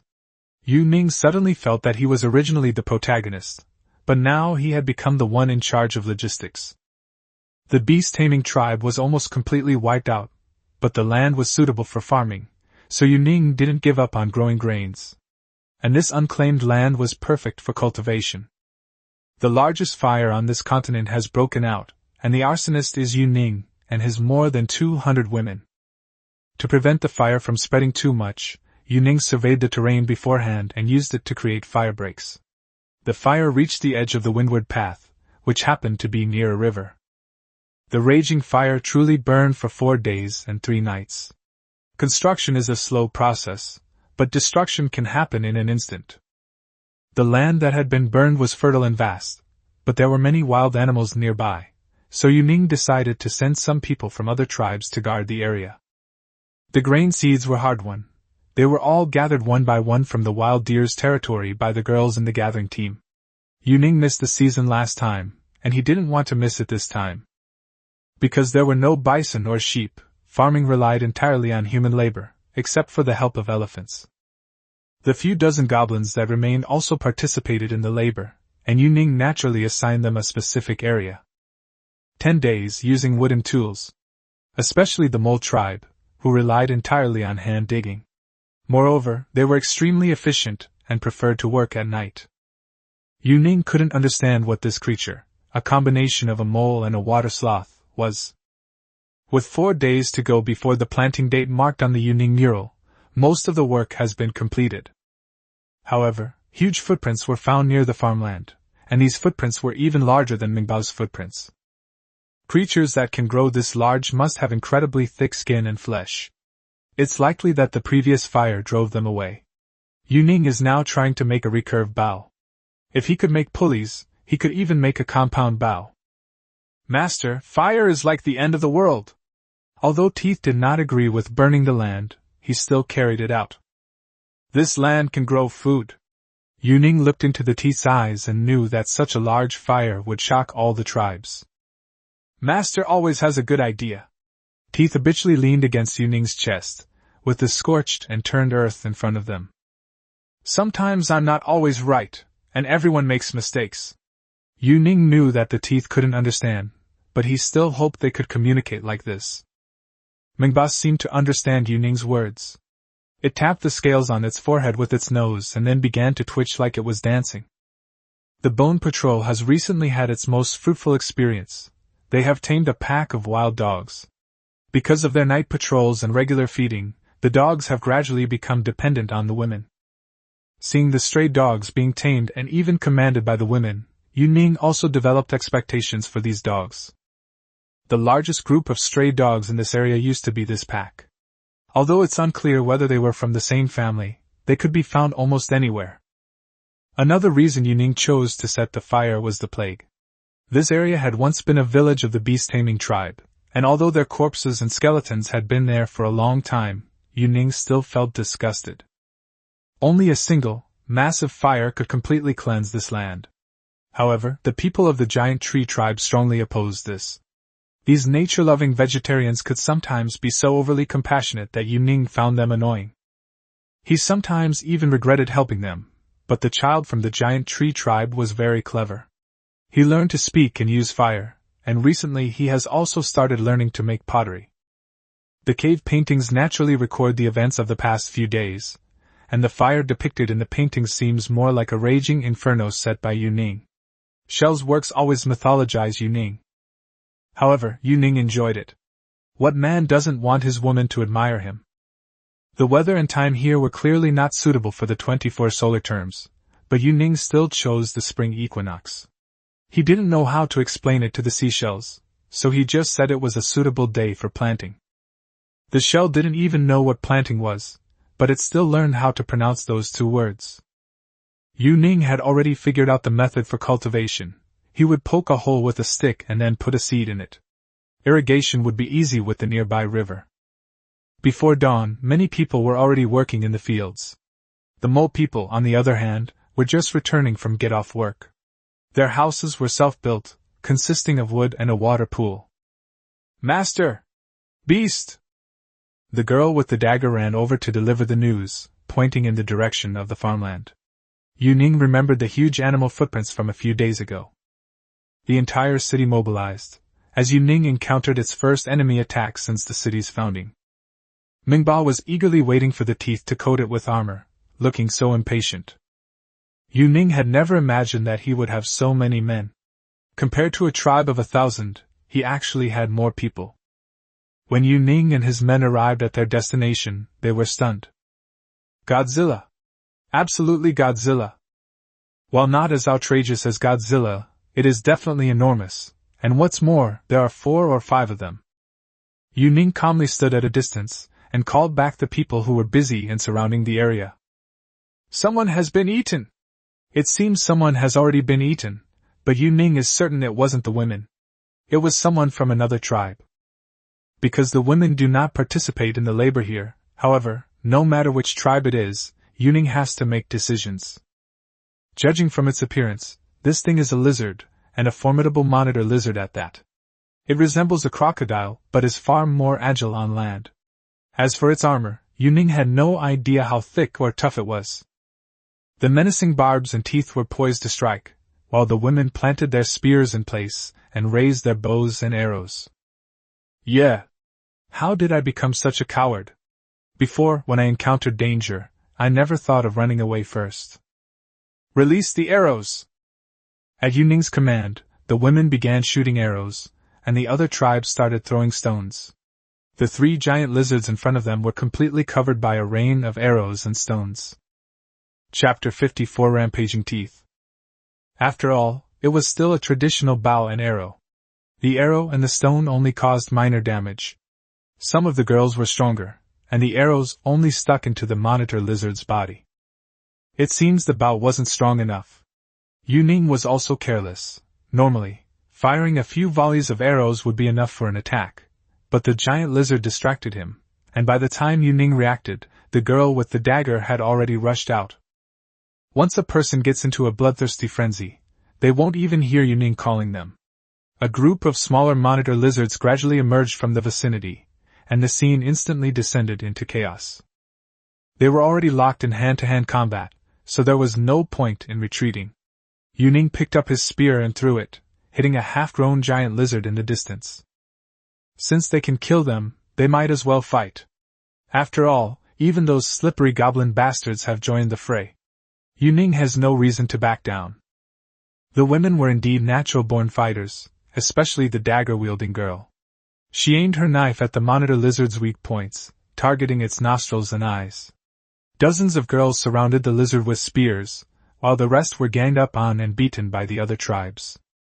The lizard swept its tail at the girl with the dagger, but luckily she was agile enough to lie on the ground. The women were familiar with the lizard's attack patterns and were always on guard against its tail. Manhwa, with teeth on its body, stood on its broad back and brushed past Yuning as it rushed away. Manhwa was truly a pure warrior. The monitor lizard was much larger than it, and when its tail swept across, Manhwa actually withstood it. Teeth leaped from Manhwa's body, and a spear pierced the monitor lizard's head. It then continued to stab at the wound on the lizard's head. The monitor lizard was driven nearly mad by the pain, and other monitor lizards were even swept down by its tail. The tooth gripped the spear deeply embedded in the monitor lizard's head, then picked up a dagger and stabbed it into the existing wound. This woman is so cool she could kill. The giant lizard was in excruciating pain, but no matter what it did, it couldn't shake off the spear on its head. The teeth were piercing a single hole, and the gushing blood completely stained it red. The bones were no less formidable than the spears. She stabbed another giant lizard in the eye with one of the spears, and was then thrown around, feeling dizzy. But instead of letting go, she used her teeth to fight back with a knife. Encouraged, the women unleashed a flurry of spears at the monitor lizards, turning the smallest one into a pincushion. Despite its thick hide, it continued to fight back. Nets, stones, and throwing knives. The women targeted the lizard's weaknesses. Several spears were driven into one of its nostrils, and the immense pain forced it to flee. But the ropes were already tangled around its legs, and the nets and spears were intertwined. The women picked up the spears that had fallen to the ground and threw them repeatedly. The largest monitor lizard, unable to shake off its teeth, began to roll around. Unexpectedly, Manhwa not only rammed into its head, but also picked up the fallen teeth. Kill! Although the twin-tailed throwing knives couldn't pierce the giant lizard's skin, she was just as accurate when throwing spears, and people from other tribes even went out of their way to retrieve fallen spears for her to throw. Walnut took all the nets from the entire tribe, and this land that was once the land of the beast tamers has now become a battlefield between humans and giant lizards. The long period of training and hunting has made the women even more agile. Some of them can easily dodge the monitor lizard's tail and biting attacks and can launch effective counterattacks. The lizards tried to escape, but the spears and ropes restricted their movement. The constant bleeding and pain caused the monitor lizard with its teeth piercing its head to be the first to fall. At this point, fear had completely vanished, and the remaining tribes launched an attack, the fervor of hunting swelling within the primitive humans. The women in the gathering team used nets to pull on another monitor lizard, and every time it rolled over or turned to its side, it was stabbed in various vulnerable spots with spears. If it tried to resist, it would face the pulling and tugging of dozens of people. For about 2 hours, there were monitor lizard corpses everywhere, except for 2 that were still struggling in the ropes. Yuning discovered that their skin was indeed thick, but not tough. Their abdomens were even more fragile. These creatures mostly fed on carrion. It was likely that the decaying corpses of the beast tamers and their animals attracted them to this place. Just as the savages were preparing to share their victory food, Yuning immediately ordered a fire to burn everything to ashes. In Yuning's mind, this thing eats rotting corpses, especially the corpses here which are infected with the plague. Only burning them in a fire would put her at ease. A huge fire littered with the carcasses of a group of monitor lizards, their fat rendered out. Yuning insisted that no one eat them, and he even sat by the fire watching the monitor lizards burn to ashes. The women all went to bathe in the lake, much earlier than their usual bathing time. Yuning was even more afraid of infection when she saw their wounds. Monitor lizards are covered in diseases, plagues, and parasites. Yuning wanted to give them every filthy thing imaginable. The women never questioned Yuning's arrangements. It was the people from other tribes who felt it was a pity. Manhwa was also injured, but following Yuning's wishes, it went to soak in the lake for a good time. Don't you feel the bow isn't strong enough? Yuning looked at his teeth. Today, facing the lizard with its thick hide, the bow and arrow had performed poorly. Master's bow is great, hee, it's thick-skinned. It's a lizard. It's okay, just laugh it off. Yuning touched Ya's hair, which was covered in lizard blood. He even personally washed Ya's hair. Comfortable. Even though Yuning was pressing down on her head, her teeth were still responding to him. Wait until I wash it clean for you, then you can talk. Yuning couldn't find anything suitable to wash her hair with, and was afraid that just washing it with water wouldn't be enough. Manhwa was indeed able to read people's minds. It ran out with heavy steps and came back with a huge melon wrapped around its nose. Manhwa threw it into the water, and the fruit-like thing made a gurgling sound. Then Yuning looked at it, and examined it closely. It looks like a papaya, but it's quite big. Are you suggesting I use this to wash my hair? Manhwa kept nodding, but then punched the big papaya with his teeth. It was full of slippery stuff inside, like some kind of mucus secreted by something. Several women gathered around and applied the product to her hair like shampoo. Yuning herself couldn't help but vomit. I won't give it a bad review, but it does remove dirt and oil. Yuning was very interested in this thing and gestured for Manhwa to make another one, but Manhwa hesitated for a moment. However, he still ran out again. The thick smoke from the burning building could be seen from a great distance. With no wind around, the black smoke rose straight up into the sky. Tooth took the girl hunting again. It looked like she hadn't gotten any roasted lizard today, so she needed to find something else to vent her anger on. By the riverbank, the girl with twin ponytails was washing her beloved throwing knives. Yuning knew she was defenseless against light weapons today, so she was especially careful. Master! Have you taken a bath? What's that short, twin-tailed loli doing? The girl with twin tails was taken aback for a moment. Aren't these all her names? Her teeth had taught her that if her owner took a bath, there was a high chance he would want to. Her twin ponytails were lifted up, revealing Yuning's dogskin apron, and she went up and did a series of things. I don't know who taught you that, but it was definitely fun. Chapter 55 The Worst Transmigrator. Yuning redefined public toilets, especially by including illustrations in them to help women learn about and accept them. Each tribe also has its own designated living area, but people prefer to go out into nature. Furthermore, they love to pick their butts, which Yuning hates. To prevent them from doing so, it specifically set up a rule against picking their butts. Anyway, they'll be punished if caught, but it's not a serious offense. At most, they'll be made to do some chores. News also came from the vicinity of the volcano that the group had not only expanded their activity area but had also expanded their reach. Although there was no armed conflict, people still felt threatened by this group. This is because these people not only used lava to cook things, but also used tools that resembled each other, and more importantly, they wore clothes. Clothing is something that naturally appears more easily as civilizations advance. Yuning has no concept of clothing, while they already have clothes. This makes Yuning suspect that someone else has traveled through time. Teeth decided to go and take a look, while Yuning was still hesitant. Sitting among the time travelers, he was probably the worst one. With no system, no navigation, no main quest, no special skills, no cheat codes, no shop, no armory, and no attribute points. Yuning's dream is to have toilet paper. Because he'd already scrubbed his butt raw with a rock, while other transmigrators just showed off and spent money to boost their stats. Complaining is just complaining. What can I do? I'm just an ordinary college student, majoring in accounting. I spend my time scrolling through TikTok, and my interest in history is practically useless. The team heading to the volcano has been arranged. Since it's just an exploration mission, there aren't many people. Since acquiring its armor, Manhwa has become exceptionally warlike. Therefore, it's determined to go on this trip. Yuning was willing to let Manhwa be willful. Most of the time, it was well behaved and could understand his thoughts. Although it's called a volcano, it feels like it's been many days since its last eruption. The eruption wasn't very large, so it didn't cause too much trouble. Yuning made several recurve bows and decided to try them out this time. However, judging from the look of his teeth, it seems unlikely he'll stop until he kills someone today. On the way to the volcano, they passed a sugarcane field. The women vividly remembered the sweetness Yuning had discovered.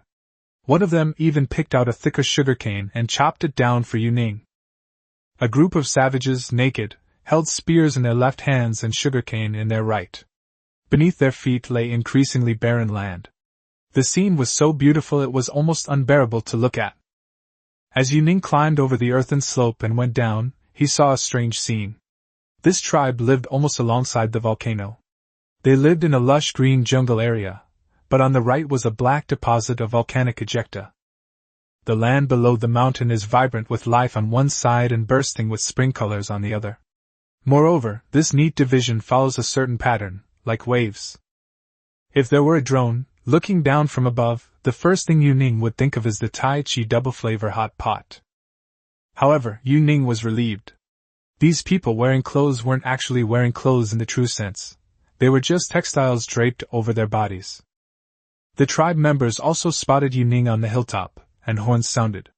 Then, a huge drumbeat came from the valley below, and the group gathered together, armed with various weapons.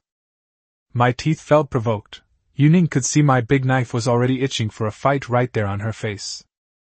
Let's see how it goes first. We might not fight. Yuning looked at the tribe, and surprisingly, the leader was also a woman. This tribe is quite large, though not as many as a 1,000-person tribe, but at least 400 people. There are tree houses in the trees in the distance, making it look like a flock of birds nesting in the bushes. They stopped a dozen meters apart, face to face. The woman leading the group was dressed in what appeared to be animal hair. If one had to define it as cloth, Yuning thought it looked more like a carpet. Manhwa stepped forward, his teeth resting on the hilt of his knife. Yuning examined this peculiar race. They had pierced many parts of their bodies with wooden sticks, then hung bones or ropes from them. Manhwa and Yaji worked together to translate, and Yuning sensed fear and doubt in the eyes of the person opposite her. Master, I'm eyeing her neck. The twin tails probably meant that she had locked onto the leader's throat. Let's wait and see. Yuning was even more eager to win them over. Although the things these people carried and the tools they used were outdated, they were exquisitely crafted. This is a tribe with skilled craftsmanship. Even their nests are perfectly round, made of interlocking branches. It's remarkable that they could create such perfectly round spheres in this day and age. It must be an instinct.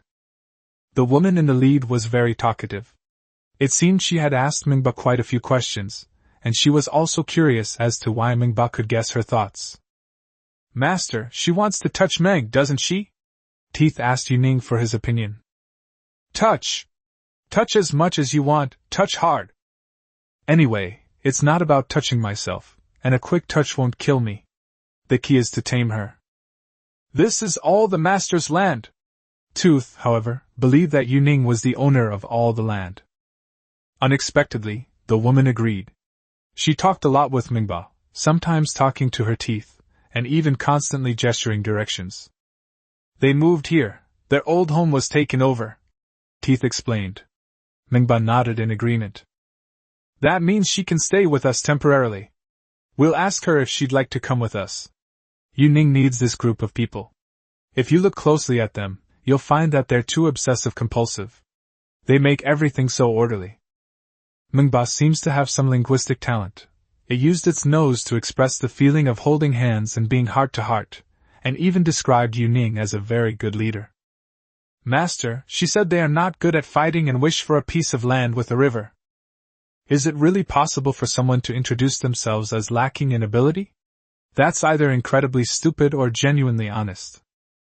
However, the woman wasn't lying.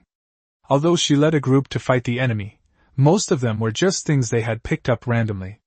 They didn't have any specialized weapons. Yuning was also certain that they had obsessive-compulsive disorder, because one of the savages picked up a stick and used it as a weapon. During their conversation, he kept fiddling with the stick to make it look symmetrical, making it break more and more. He completely forgot what he had come there for. Yuning did have a place to settle them and provide them with security, but this made food a problem. She wished she had known that there would be 400 more people suddenly. She can make her own food, as long as there's land and rivers. Teeth seemed to have left something unsaid. She rarely lies, and she seemed a little nervous. Yuning patted her bottom, signaling her to finish. She wants the headdress, and I don't like her. Teeth pointed to his own headdress, clearly unwilling to give it up. Give it to her, and I'll make you something even prettier. Yuning wouldn't be stingy with a little gold, especially since gold isn't worth much. You can see the teeth's reluctance and unwillingness. However, Yuning changed the design of the teeth into the shape of a diamond. After all, the teeth are the teeth's own. Chapter 56 Moving. Yuning thanked Manhwa's ancestors for 18 generations. It was fine if it could fight. But Yuning even wanted to learn its ability to negotiate with its nose. Yuning did indeed have an elephant in his crotch, only its trunk wasn't as long. Thinking about this, Yuning began to hum a tune. Elephant, elephant, why is your trunk so long? Manhwa naturally understood. It hadn't expected Yuning to actually write a song for it, but why were there strange things in Yuning's thoughts? This tribe has over 300 people, Yuning estimated that's too many. However, their move was quite unusual. They brought nothing but tools. This indicates that the tribe is extremely diligent and confident, or perhaps they have faith in Yuning. This tribe had 3 leaders, but the other 2 were already dead. It seems they had encountered quite a lot before this. The timing coincides with the first time they were discovered, since Walnut used to come here to make pottery, and there was no such group of people here before. Although they were both women, Yuning didn't know how to describe this woman's appearance, but he was certain that if he met her, his elephant nose would never grow. Yuning's ideas are unconventional, but it's been tough for Manhwa. This elephant metaphor makes her feel that things are related to her, but it's so hard to understand. Teeth had a sour face the whole way. Her favorite headdress was on that ugly woman's head, along with her largest ruby. Although there were other rubies in the tribe, they were clearly not suitable for setting in. Yuning noticed her worries and simply pulled her into his arms. This would prevent her from impulsively causing serious injury. Teeth was rarely held like this, and the women around them cheered. Don't be angry anymore. I was going to make you a new one anyway. Teeth became well-behaved in Yuning's arms, and her face wasn't so sour anymore. Manhwa admired Yuning's skill at coaxing women, but he couldn't lift his own woman up. And he couldn't sing either. Passing by a sugarcane field, Yazi voluntarily cut off a sugarcane stalk and gave it to the woman who had stolen her headdress. Afterward, the women casually gathered some other things. There's a type of leaf that Yuning recognizes. It's the one that enveloped the honey during the first rain. The people collected a lot of teeth, and they mostly chewed them directly in their mouths, even stuffing their mouths full of them. Yuning wasn't opposed to it. After all, he had tried it before. The flavor was stronger than mint, somewhat like having a few drops of tiger balm in your mouth. If eaten with sugarcane, it would be both cool and sweet. Tiger balm. Yuning suddenly had another thought. He remembered that if he ate this, he would eat something else. Manhwa was extremely surprised by Yuning's fleeting thought just now. It realized that Yuning was really good at this, and it couldn't do it at all. Yuning, increasingly excited, simply picked some and held them in her hand. This group of people are truly the Virgos of the entire tribe. He had never seen anyone eat sugarcane in such a symmetrical way before, and they would chew the sugarcane pulp into a ball and put it on the ground before spitting it out. Yu Ning couldn't imagine how tired they must be. She herself just vomited as she pleased. The Virgo tribe liked Yu Ning's city, as they had never seen many of the technologies and crafts there before. However, the place Yu Ning arranged for them was near the Valley of the Giant Tree tribe.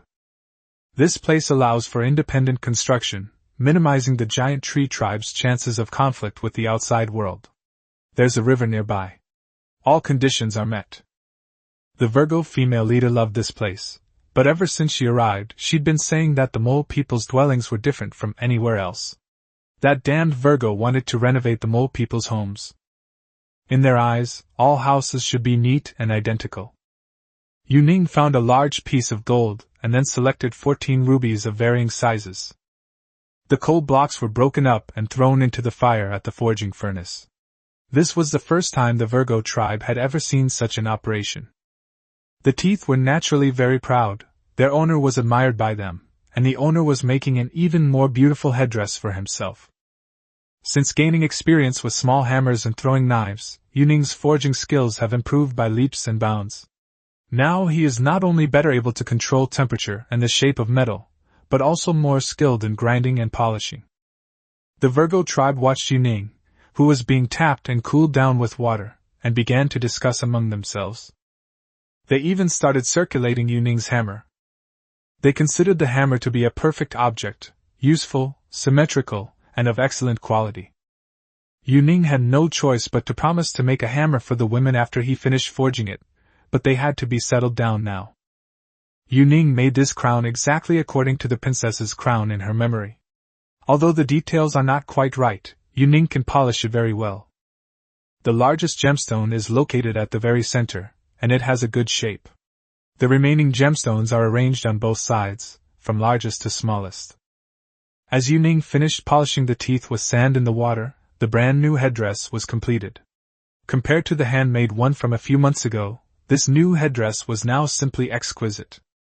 The teeth have already knelt obediently on the ground, which is equivalent to preferring to carry them on one's own head. The distant Mingba's gaze held a hint of resentment. Compared to this crown, its earrings seemed utterly inadequate. Yu Ning made a huge mistake. Mingba was the first person to ask for a new earring. Ah, no! It was Xiang. All the women removed their headdresses, their eyes filled with a desire to wear the same style. It's like she's just creating trouble for herself. Why not just make something exactly the same? Looking at the expectant eyes of the women, Yu Ning felt she'd have something to do these next few days. New stories have been added to the murals. It seems that Yu Ning bestowed crowns upon 2 women today. One was a woman from the Virgo tribe, whom Yu Ning had subdued. The other was the brave seashell. Yu Ning felt like he was being mythologized again, but the seashells seemed to have a filter on him. This left Yu Ning wondering where, centuries later, just looking at these murals, he could already see himself as a creator god. Mingba's earrings were still being made when Ji rushed into the tribe. He pointed at his earrings with his nose and then made a sound. It still comes down to father and son. Mingba kicked Ji in the butt to shut him up, but he also stuffed a sugarcane into his mouth. Mingba has a way of disciplining his children. Kicking his butt and giving him a sugarcane is something else. Well, since he couldn't refuse, he'd just have to put up with it. Yu Ning started hammering away too. Since things had already come to this, he actually enjoyed it. Some of the sown millet had sprouted, and Walnut, wanting to show Yu Ning, actually pulled one out. This left Yu Ning both amused and exasperated, and she gestured that it was fine to say so, but no more could be pulled out. Show it. That millet is only a tender sprout, it can't be shown at all. That's just how things are. Seeds you carefully plant and nurture are more likely to die, while seeds you plant unintentionally are more likely to take root and sprout. Chapter 57 The Handicraft Tribe is breathtaking. Yu Ning was really working hard. He spent the whole night getting only 7 or 8 pieces of gold jewelry. Mingba was satisfied this time. It looked great. Lots of gemstones. It looked luxurious and opulent. Yu Ning finally understood why some men like big gold chains and watches. Ji was given a lecture, and although the earrings were indeed remade, Meng Ba's expression gave off a feeling that he was causing trouble for Uncle Yu. Yu Ning would never leave out shells, so bone, shell, and walnut headdresses were prioritized for crafting. The twin tails also received a new design. They were no longer a joke but rather a throwing knife. The Makapak-ka headdress was rather abstract. Clearly, they didn't understand what Makapak-ka was, but Yu Ning enjoyed it. In any case, the new headdress was indeed more beautiful, which satisfied them. Bone caught 2 crocodiles today and learned how to steam them over high heat. So, her midnight snack is sliced steamed crocodile legs. However, she was very careful, removing the skin and leaving only the leg meat, cooked bird eggs, and cut fruit. Although there weren't many seasonings, Yu Ning could feel her thoughtfulness. Compared to shellfish and walnuts, bones and teeth were like a woman who didn't care about details. She was even more taciturn. Yu Ning had a physiological aversion to crocodile meat, but he ate it anyway. Surprisingly, it tasted quite good. Meanwhile, Bone admired his new headdress by the campfire. Yu Ning had crafted the bone remarkably lifelike. "Master! Does it look good?" The bone was placed on his head, awaiting Yu Ning's evaluation. Makapaka saw this and sat down beside him. These 3 women all had amazing figures. Yu Ning felt like an elephant was about to arrive. "Nice!" Bone was very happy. While tidying up Yu Ning's things from today, he found the leaf with the medicated oil flavor. They probably eat it often. They just grab a piece and pop it into their mouths whenever they see it. Makapaka chews it naturally as well. "Master, what is Virgo?" Bone was very curious when Yu Ning always called them Virgo. This is a bit hard to explain. It's very neat, very. Yu Ning described it roughly, even comparing it to fruit. The fruit was arranged neatly and was roughly the same size. Whether Bone understood or not, she tidied up Yu Ning's things and folded the dog skin that Yu Ning was wearing to the side. "I like sleeping around the fire." Bone seemed to recall when they first lived in the cave, when the women and Yu Ning did indeed sleep around the fire. "You can do it now." Yu Ning had cut the leopard skin last time, and Beak got him a lot of new leather. "I want to sleep together." The bone knelt down and brought its face close. "Connected?" Oh. Yu Ning understood instantly, immediately knowing how to connect them. Makapaka didn't understand, but Yu Ning said something she often said to them, "Good night, Makapaka." Only Yu Ning and Gu Tu remained by the campfire. There was a slight breeze at night, and the campfire danced in the wind, the air filled with the scent of mentholatum. Things never go as planned. Yu Ning originally wanted to punish others with the taste of tiger balm, but Bone's actions instantly made him experience the taste of tiger balm. It was hard to tell whether it was cool, refreshing, or pleasant. Anyway, Yu Ning lay by the fire, not wanting to move at all. Seeing that Yu Ning was resting, Bone added some firewood and started chewing that damn tiger balm again. "Don't eat this, this is what I ate." Yu Ning was a little scared, this stuff was too strong. Bone stuffed the leaves into Yu Ning's mouth and started playing with the flames on his own. "You know, Yu Ning, always seek revenge," so he also said he would give the bone-dead medicated oil a fatal blow. Bone was always a cold and strong woman, with an exceptional capacity for endurance, a fact widely acknowledged among women. Once, despite a massive wound on her leg, she continued to fight wild beasts.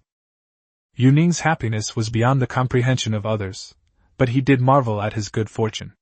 He had liked being here before, but now that he was used to it, he felt right at home. The Virgo tribe members, however, heard the noise and ran over with their belongings. The patrolling women explained the situation to them. Yu Ning hadn't slept outdoors in a long time, and it felt quite nice to take a nap there occasionally.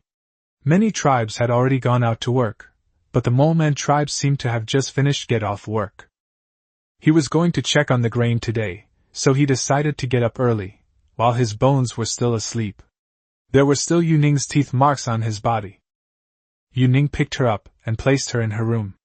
Although the bone had opened its eyes, it didn't want to move at all. Bone's cries echoed from Yu Ning's house again, and the women even covered their mouths and started laughing. Mingbao got up very early and looked at its reflection in the lake. Its teeth were putting armor on it. In its mind, it probably considers itself a handsome male elephant, since it's extremely satisfied with its new earrings. Its teeth are certainly sharp, as it lowers its head to admire its new headdress. In just one night, the Virgo tribe had begun building houses using trees, and they still chose to live in the trees. However, this time the houses were all square. Furthermore, using branches and sticks, they built a perfectly cube-shaped house. Perhaps they found the square houses in the city easier to rest in, or perhaps it was simply for the sake of uniformity in shape. Yuning understood why they chose to feed themselves. They were indeed vegetarians, able to digest most tree leaves, and they ate plant roots and stems. Most people in this tribe have quite good craftsmanship. So, within one night, the basic structure of what they were going to build could be seen. As a token of gratitude, the Virgo female leader gave Yuning a blanket they had woven. Yuning noticed that in addition to plants, animal hair was also used. The pattern was quite beautiful, a perfectly symmetrical leaf. This stuff is quite soft. It's more suitable for wearing than dog skin, especially since it feels like it can be tailored. Yuning had an idea for clothes, but since he also raised sheep, he hoped to use the wool to cooperate with the Virgo tribe to see if they could spin yarn and make clothes. The grains are growing very well, showing that this land is exceptionally fertile. From a distance, the entire expanse of black soil even has a hazy layer of green. Yuning already had a picture of a bountiful harvest in his mind. On the distant mountain, Teeth and Mingba led their people to begin hunting. Now, as long as there was a good harvest, Yuning would cultivate more land. Chapter 58 Engaged in a bitter struggle. Thank you for watching. This is not set on Earth. Thank you for your donations and positive reviews. The previous chapter was delayed due to review issues. The grains are now half the height of a hand, and Yuning finally breathed a sigh of relief. From now on, she can relax and enjoy her retirement, except for the many headdresses she has to forge every day. The 1,000-person tribe has gathered its forces, indicating that a fierce battle is imminent. Compared to Yuning's coastal territory, the 1,000-person tribe faces much greater pressure. Yuning also discovered that the further north he went, the stronger and more skilled the tribe became in combat. Yuning had no thoughts about the land near the volcano. The place where the Virgo tribe had lived was too tidy, so tidy that Yuning couldn't bear to destroy it. Yuning has recently become obsessed with medicated oil, so she always follows the grains to collect walnuts after checking them. Finding a fish-scaled person now is harder than climbing to heaven. Yuning also wanted to improve the bow and arrow, but now they seem to be extinct. They probably saw it being torn apart and ripped apart, and would never dare to come ashore again. Yuning had basically explored the entire coastal area. Apart from finding a very large banana, there was nothing special. The bananas were naturally left for Ming, because Yuning ate them, and whether it was because they weren't ripe or not, they didn't taste good. They were not only astringent but also hard to swallow. The bananas are quite large. A single banana can be as big as an arm. The peel is also very thick, similar to that of a grapefruit.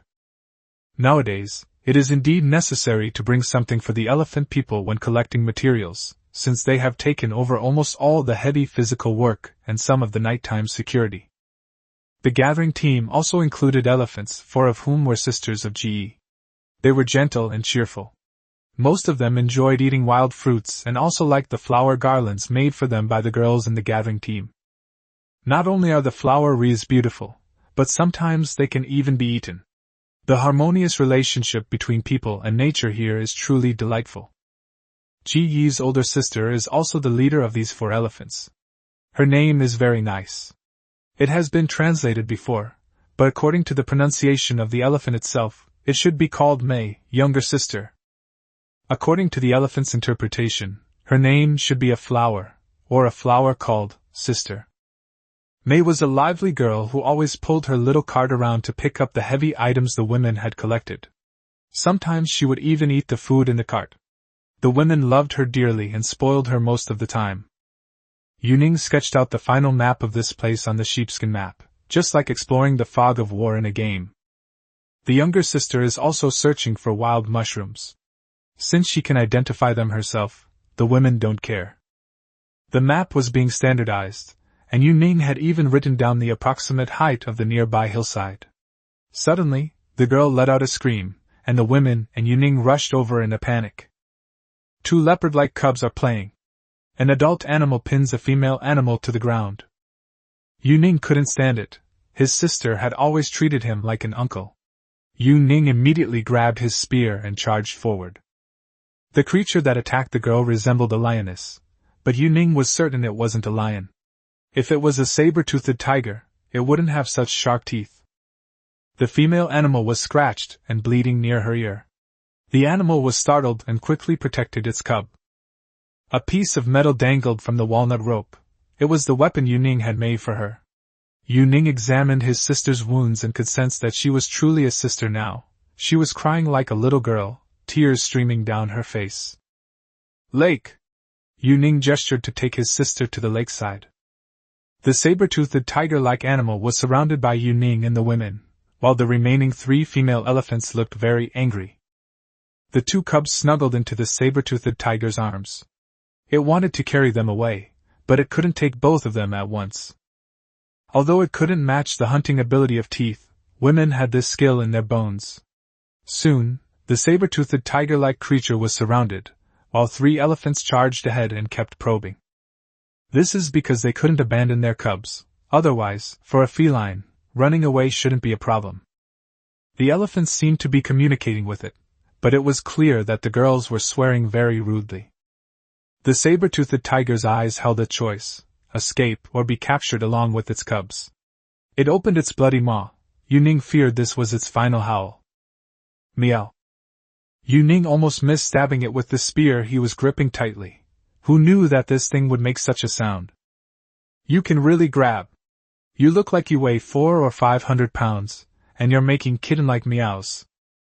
Perhaps knowing that its cries were effective, the big thing actually cried out a few more times and sat up very straight. Yu Ning herself owns a tabby cat, and this creature really does resemble it. Suddenly, the elephant roared, and the huge thing immediately collapsed to the ground. Tie him up! Yu Ning felt there was no need to kill him. The female elephants agreed.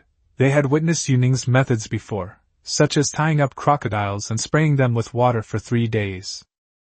Yu Ning could tell that this thing was somewhat cunning, and its compromise was more for the sake of its 2 cubs. To make it feel more at ease, Yu Ning put the cubs with it. Being a mother isn't easy. This creature may ambush, but it's still somewhat gentle at heart. Besides, it's a carnivore. It can't exactly climb a tree to pick bananas. Since it's the sister who's injured, let Meng handle the punishment. The women and elephants were both satisfied with Yu Ning's approach. The 2 cubs snuggled into its arms, so Yu Ning simply put it in the car and drove it back. As for this rope, everyone has become a master since Maka Paka taught it. This saber-toothed tiger surprised Yu Ning. Although its eyes gleamed fiercely, it would immediately act cute and affectionate every time Yu Ning turned around. Was this instinct, or did it possess a certain level of intelligence? The pain caused the girl to scream in the lake, which attracted a nearby herd of elephants, except for Mingba and Ya. Otherwise, this thing probably wouldn't have survived. Yu Ning observed it closely. It had sharp claws. Its teeth were similar to a cat's, without any particularly prominent features, and its tail was exceptionally long, much longer than its body. Don't meow at me. I can only guarantee the safety of your 2 kids. As for the rest, it depends on Mungba's mood. Meow. Forget it, he probably wouldn't understand anyway. If he just brushed it off like that, Yu Ning would feel sorry for him. There were already quite a few people from the tribes along the way, and even elephants came out to greet them. After all, a beautiful elephant warrior like Mei, wearing colored contact lenses, is quite popular.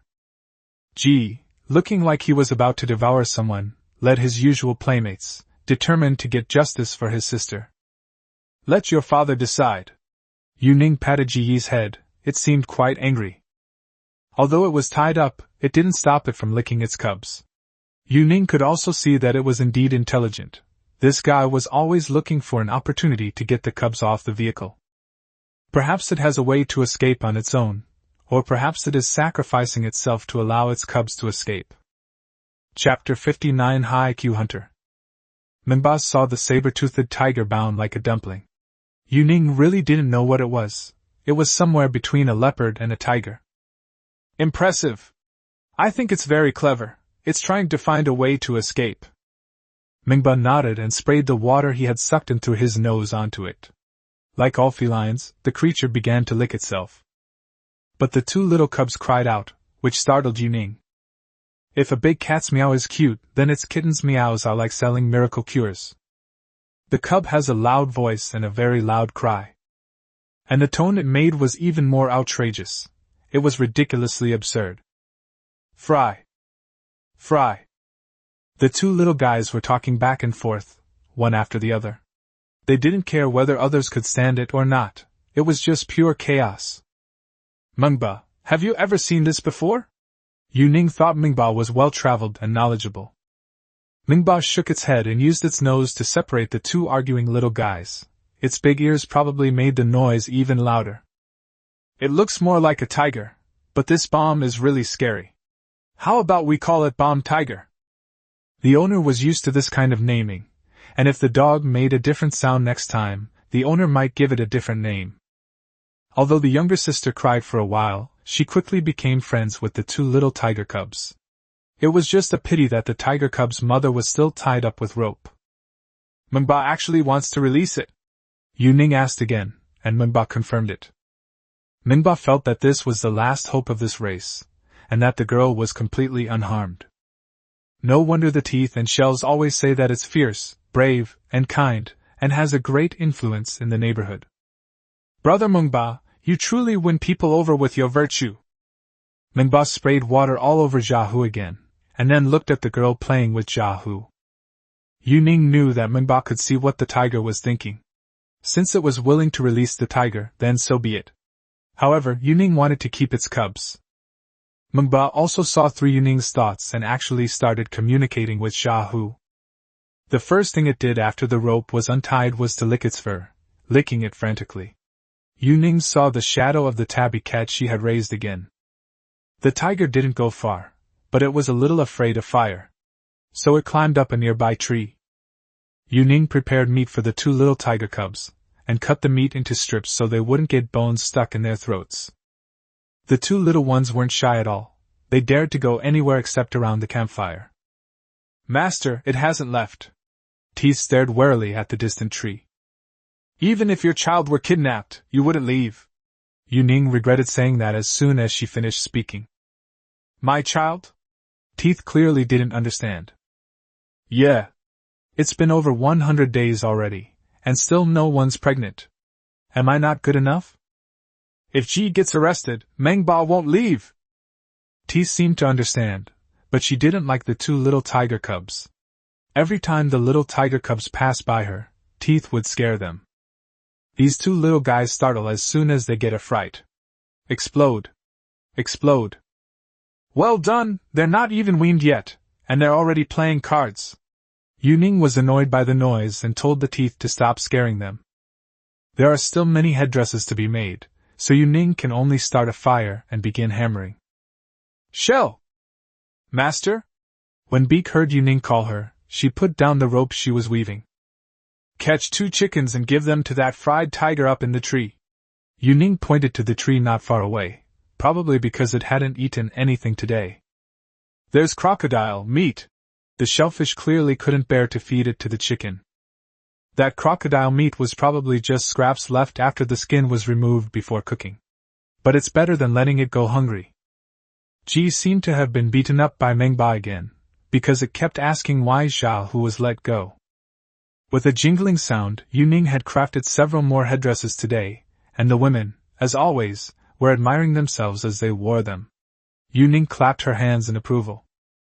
Suddenly, a deafening war drum sounded in the distance, and the Mingba tribe, which had been resting, was roused from its slumber. Apart from the group that attacked the giant tree tribe, only the 1,000-man tribe possessed such a thing. Yuning's own tribe didn't have drums, but he made bells out of iron sheets, and they were only allowed to be rung in dangerous situations. The Great Turtle Tribe! Tooth ran back, confirming the direction. Help? Yuning himself was conflicted. He didn't really want to get involved in a large-scale war. Shells and Walnuts objected, Teeth and Daggers wanted to help the 1,000-person tribe, but Bones remained silent. The shouts of battle were few and far between, faint and indistinct, not as loud as the sound of drums. Yu Ning decided to help them, at least for now. Yu Ning needed them. The existence of the 1,000-person tribe was a natural barrier for Ning. According to Ning's understanding, there were at least 6 powerful tribes bordering the 1,000-person tribe. 2 tribes were even comparable in strength to the 1,000-strong tribe. If the 1,000-strong tribe were to disappear, it would naturally be divided up. However, the flames of war would also engulf them. The shell's idea was simple: mind your own business. The 1,000-strong tribe in the world of teeth had given it a gift, so they were friends. Manhwa also arrived in the city, seemingly prepared for battle. In the distance, in the woods, Jiahu finished eating the crocodile meat, but his eyes were fixed on the direction from which the war drums were sounding. Manhwa said you should take them back, Beak said reluctantly. Whom should we subjugate? Yu Ning was completely bewildered. A 1,000-person tribe, or invaders? Kill one side, and let everyone else be afraid. In Manhwa's eyes, killing is salvation. Yu Ning never expected this guy to have such thoughts. He's a bit like a philosopher. Without further hesitation, Yu Ning ordered his men to put on their armor. The women busied themselves with their tasks, while Yu Ning, carrying a small tiger figurine in each hand, walked to the tree. Don't attack my tribe again. I won't let you go next time. Although I really like Little Tiger, I'm worried about Big Tiger keeping thinking about Yu Ning since she's gone. This tiger seems quite clever. The women might not be able to handle it if left at home. Maybe I should give the cub back to it. These past few days have been filled with constant warfare. They just dealt with the lizards, then bombed the tigers, and now they have to help the giant tortoise. Yu Ning used the tortoise shell as a shield. Set off! Besides the night patrol, there were also female elephants. Everyone headed towards the 1,000-person tribe. Yu Ning hoped that the giant tortoise was alright. After all, living to that age was no easy feat. The sounds of battle grew closer, and Yu Ning drew his battle sword as he reached the mountaintop. Kill them all, except those from the old turtle tribe! Yu Ning's sudden entry into the battlefield brought the chaotic fighting to a halt. Yu Ning could see that at least 3 tribes were simultaneously besieging the 1,000-strong tribe. The matter itself was likely caused by the 1,000-person tribe provoking someone else, but that's not important. Yu Ning Lai wanted to show them who the true masters of this land were. Chapter 60 Instant Fame. Yu Ning's appearance undoubtedly influenced the course of the battle. His troops were well equipped and employed advanced tactics. With his teeth and fierce barbs, he was practically invincible, one a ground tank, the other a god of death from his elevated position. The rest of the group maintained a disciplined formation, advancing and retreating with perfect order. Anyone with eyes could see the difference in skill. The battlefield was quickly divided, and the 3 allied tribes collapsed instantly. The 1,000-strong tribe tried to pursue them, but Yu Ning immediately rebuked them. Find a way to translate what I'm saying. Yu Ning looked at Manhwa and his teeth, appearing particularly formal. Stop all fighting, or you will become my enemy. While the accuracy of the translations, is unknown, absolute force is the most convincing. The 3 tribes all stopped fighting. The 1,000-strong tribe wanted to use Yu Ning's troops to counterattack, but found that Yu Ning had no intention of continuing the attack. Go and fight! 1 against 3! Yu Ning looked at the leader of the 1,000-person tribe, who actually wanted to use him as a weapon. The scene was unusually strange, with calm and embarrassment written on the faces of the chiefs of the 1,000-strong tribe. Yu Ning's message was clear: the 4 groups parted on bad terms. Yu Ning became the one who ended the war. And for the first time, Yaya displayed its strength before 4 powerful tribes.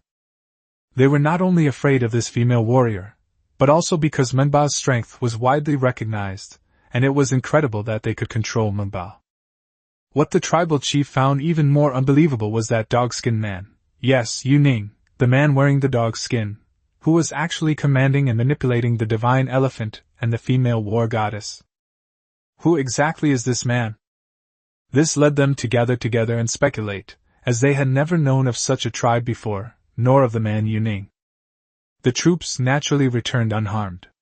The generational gap was too large, and their sudden attack caught all 4 tribes off guard.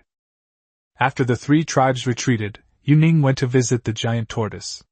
The giant tortoise was also unfortunate. Its rear end was riddled with weapons. Whether someone mistook it for a small mountain or it was intentional, no one knew. However, it seems that it was not hurt at all. Mingba is very respectful to the big turtle, which shows that this old turtle has a very high status.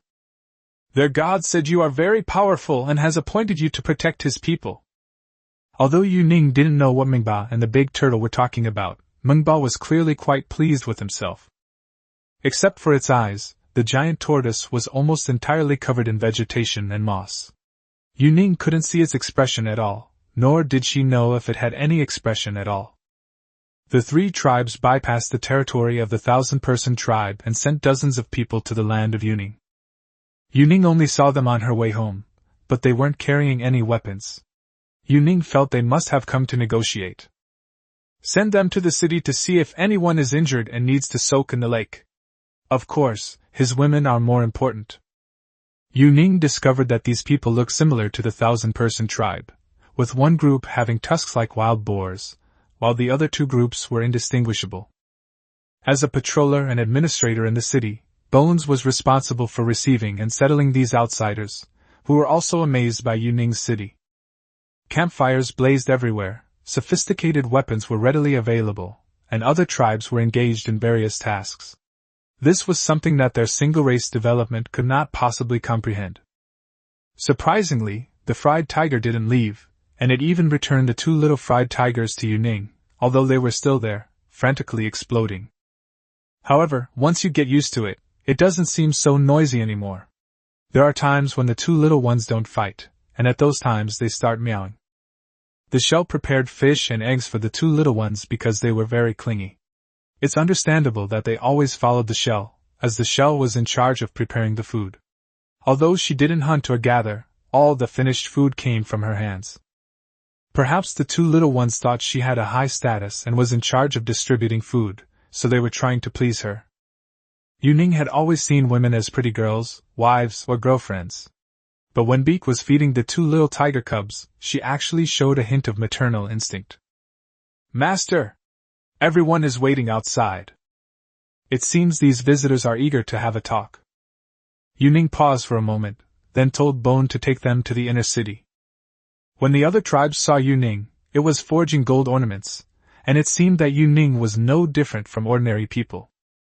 Yuning remained silent and continued building on her own, while the other few people became restless. However, Bone sat quietly to the side, waiting patiently. The sword on her body was exceptionally sharp, and judging from her status, which was similar to that of the woman riding the divine elephant today, the group of envoys could only continue to wait. Yuning made 3 headdresses. Although they weren't as exquisite as women's headdresses, she still adorned them with inlays. Crystal, stone, and a small piece of iron ore. Yuning naturally couldn't have them inlaid with the same stones as the women.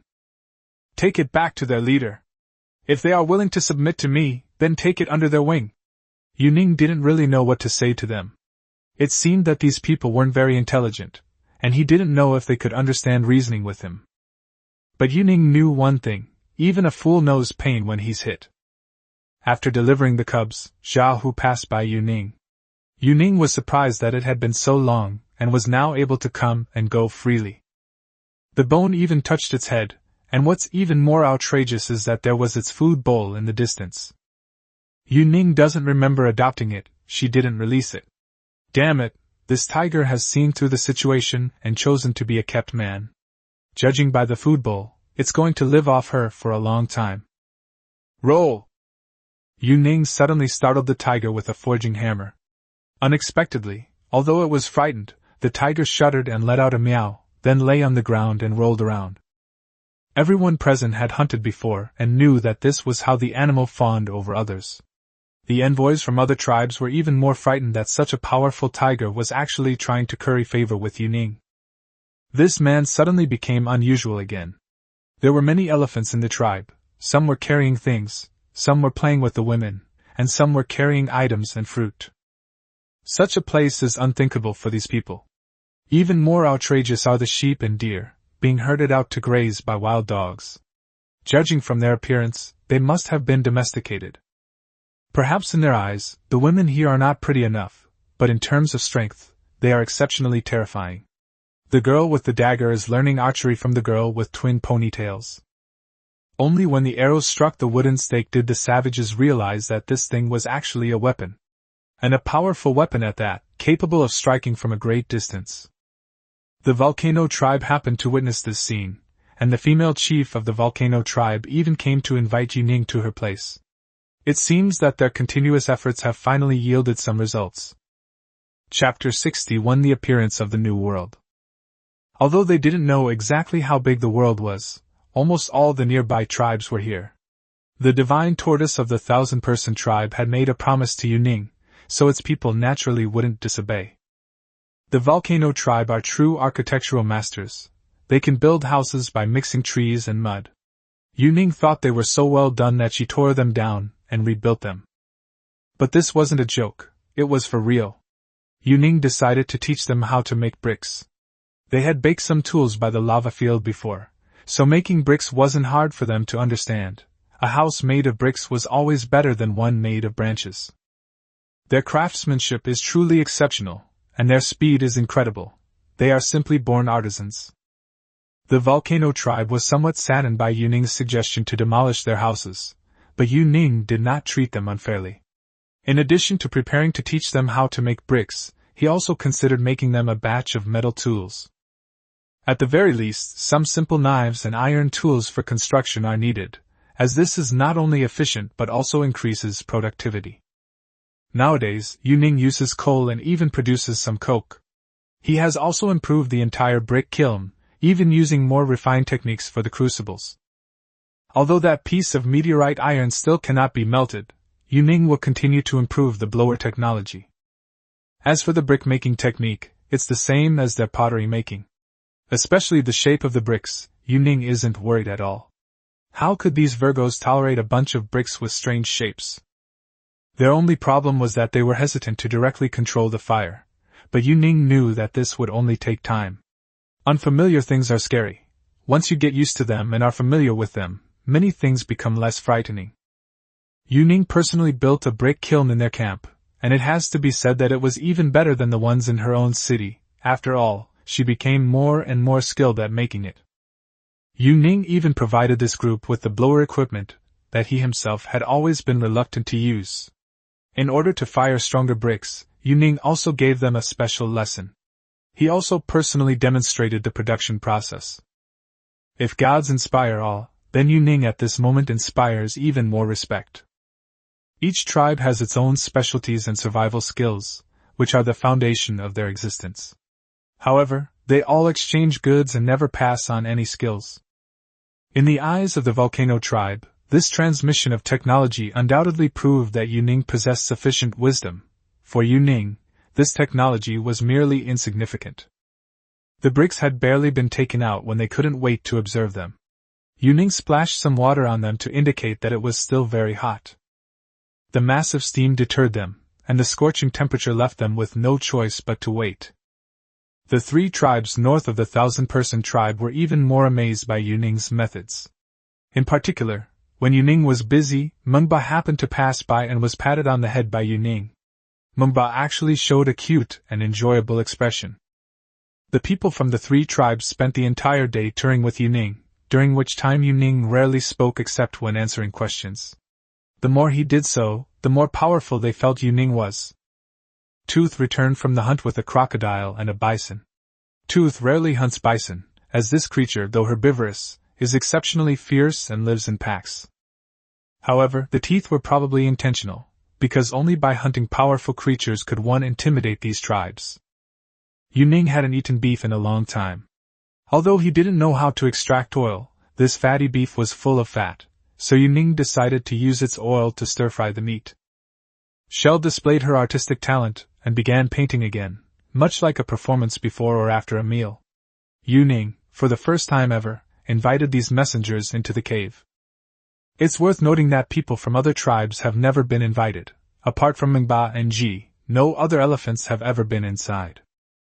The story depicted on the murals was crystal clear, further confirming their belief in Yuning's invincibility. Those green goblins who hadn't left had clearly changed their nature. They no longer lied or plotted strange schemes. Instead, they spent most of their time learning and working. They even began learning to gather and store useful resources for the tribe. Yu Ning discovered that although these guys were not well behaved, they had a strong affinity for rare metal ores.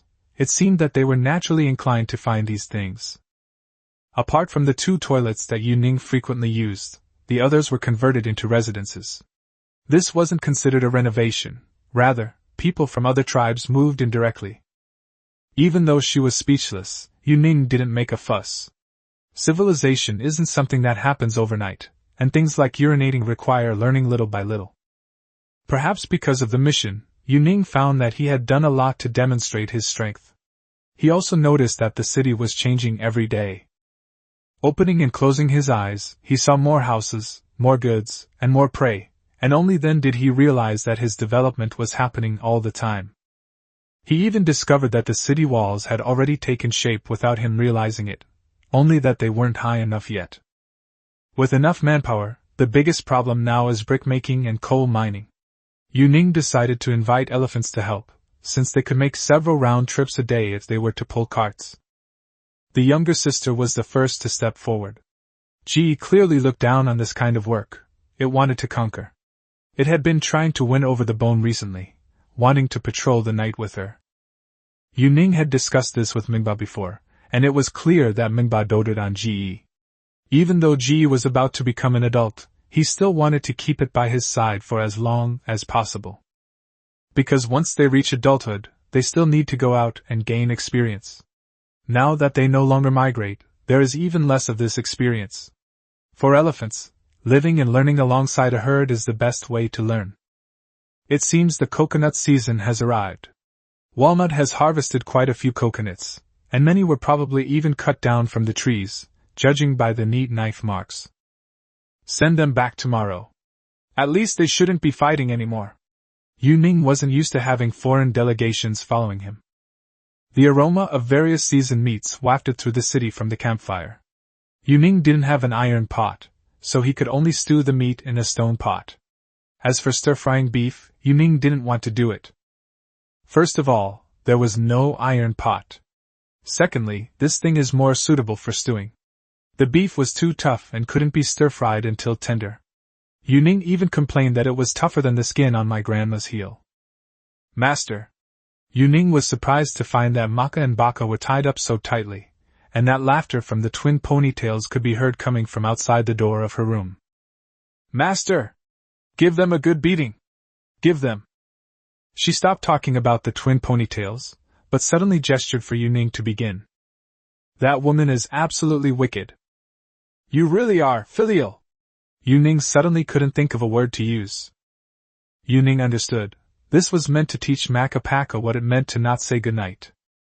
I wish you good night, Makapaka, but tonight you won't be able to stay good night for a little while.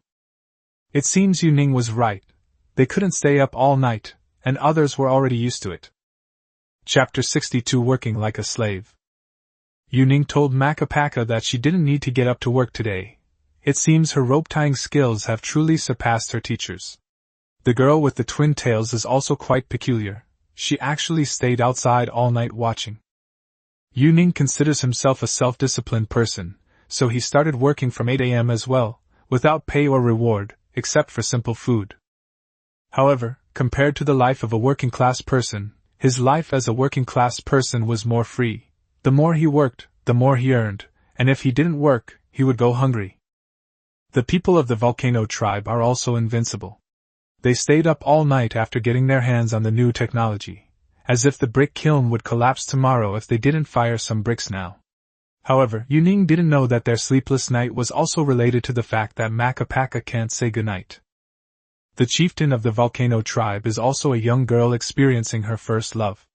After you've been keeping her up all night, what else can she do but get up and start making bricks? The people from the 3 tribes had eaten breakfast early in the morning and left. Whether they ate well or not is unknown, but they definitely licked the utensils. It was clear that Shell was a little disgusted, so she simply gave them the utensils and shared some of the overcooked beef with them. Because the story and effects of medicated oil are also told in the tribe, It has now become a popular snack. Walnuts are even being cultivated, inspired by Yuning's example. However, her method left Yuning both amused and exasperated. She buried the leaves directly in the soil, and because she was worried, she even cleared a patch of land to bury the branches. Yuning felt that she was giving herself trouble, and to prevent Walnut from being disappointed, Yuning spent some time teaching her how to transplant. Walnut seemed to understand something and immediately dug up all the parts that had been buried. Most of the things here are naturally grown. Yuning taught them how to water and irrigate, and in their eyes, Yuning seemed to be creating life. Beak is an observant woman, and Yuning estimated that what happened to him today would most likely happen at that cave. People from the 1,000-person tribe also arrived early in the morning, but they brought bad news. After all, they had suffered heavy losses yesterday. Some advocated revenge, while others advocated settling things peacefully. There are stubborn people everywhere. The group of people who advocated war in the 1,000-person tribe left the tribe and settled near the volcano tribe and the goblin tribe. The younger sister has now become a true transport captain, personally taking charge and possessing an excellent sense of direction. In fact, whenever she's in charge of a delivery, the other women basically don't need to accompany her. Mengba was happy that his daughter had found a job. Mengba himself was working for Yuning. It was just a pity that his daughter was an elephant. If she were a real girl, Mengba would have given her to Yuning. There was a girl in the night patrol named Tuta. Yuning didn't know the meaning of the name, she just called her that because everyone else did. Yuning had given her a name before, but embarrassingly, she forgot it. However, there was a clue on her gold jewelry. Yuning had engraved a pattern on it. Yuning remembered, this girl's name was Beautiful Feet. God knows what he was thinking at the time, but the girl's feet were indeed beautiful, with slender ankles and pretty toes. Besides, she mostly worked on guard duty and patrols, so her feet weren't as rough as those worn out from long outdoor trips. Beautiful feet! Yuning felt incredibly lewd. Master! Meijiao ran over barefoot. Compared to other women, she was more lively and mischievous. Come with me to the 1,000-person tribe! Huh! Beautiful Feet clearly didn't understand all that. Come with me! Okay, Meijiao took out her spear armor and then tied her hair into a high ponytail. I don't know how the soil and water here can nourish people. Yuning clearly ate all night yesterday, but seeing her like this, she's hungry again. How about a kiss? The Beautiful Feet weren't shy at all, and directly wrapped their arms around Yuning's neck and gave her a passionate kiss. Fairy! Waste fairy! She's about to become a spirit! Yuning didn't bring many people, besides Meijiao, she only brought another elephant. This elephant was one of the stronger ones in the Mingba tribe. It was smaller than the Mingba, but the Mingba had indicated that it was quite intelligent. However, judging from its clear and bright eyes, which resembled those of a college student, Yuning had some doubts about Mengba's judgment. One moment the beautiful girl was riding on the elephant, the next she was weaving a flower wreath for it, and then she was picking something and stuffing it into its mouth. Yuning discovered that this girl was not only lively, but practically restless. Passing by the river of the 1,000-person tribe, Meijiao simply sat down by the river and splashed water at the elephants with her feet, and the elephants gently retaliated with their trunks. Originally, Yuning went to the 1,000-person tribe to do serious business, but seeing her youthful and lively appearance, he suddenly wanted to stop and admire the beautiful scenery in front of him. Meijiao hadn't expected Yuning to be in this place. Her eyes widened in surprise until Yuning actually took her. The elephants were happily playing in the river. The herd seemed quite pleased with this sight. The sky was filled with azure blue and white clouds, while Meijiao's beautiful eyes were filled with tension and relief. Okay? The question about her beautiful feet is probably asking about Yuning's feelings or behavior towards her. Beautiful! She knows the word beautiful, and beautiful feet. When she was given this name, Beak mentioned it, and ever since then, she has felt that her feet are beautiful. Want more? Meijiao had a deerskin skirt, and although she didn't have a top, she looked like she was about to put it on. What more do I need? I'll be drained dry sooner or later. I don't need any more. The 1,000-person tribe is just behind the mountain. I don't even want to go anymore. Meijiao chewed a piece of tiger balm in her mouth, then used a bone comb to tidy up her messy hair. Unfortunately, Yu Ning felt he lacked the energy. This girl sitting by the river combing her hair was truly. It was still early, and the sunlight was a bit too bright. The temperature by the stream was just right for a nap. Now that the whole area around here was his, he closed his eyes peacefully. A sudden chill. It's happening again. Last time, Yu Ning's train of thought was interrupted. She remembered the last time was just the last time. Why did I invent this strange way of playing? Yu Ning rode an elephant to the tribe of 1,000 people, and to be honest, he was too tired to walk any further. Upon seeing Yu Ning arrive, the remaining tribesmen also gathered around. Mei Jiao was clearly a little nervous, and she held up her spear to signal them to keep their distance. As expected, the clear eyes were a facade. This elephant was a better translator, and it could even teach the beautiful feet to express more precise meanings, such as kill, escape, and harm. This elephant not only understands language, but it also understands gestures. Isn't it a perfect translator? Yu Ning felt that asking it to pull timber was beneath it.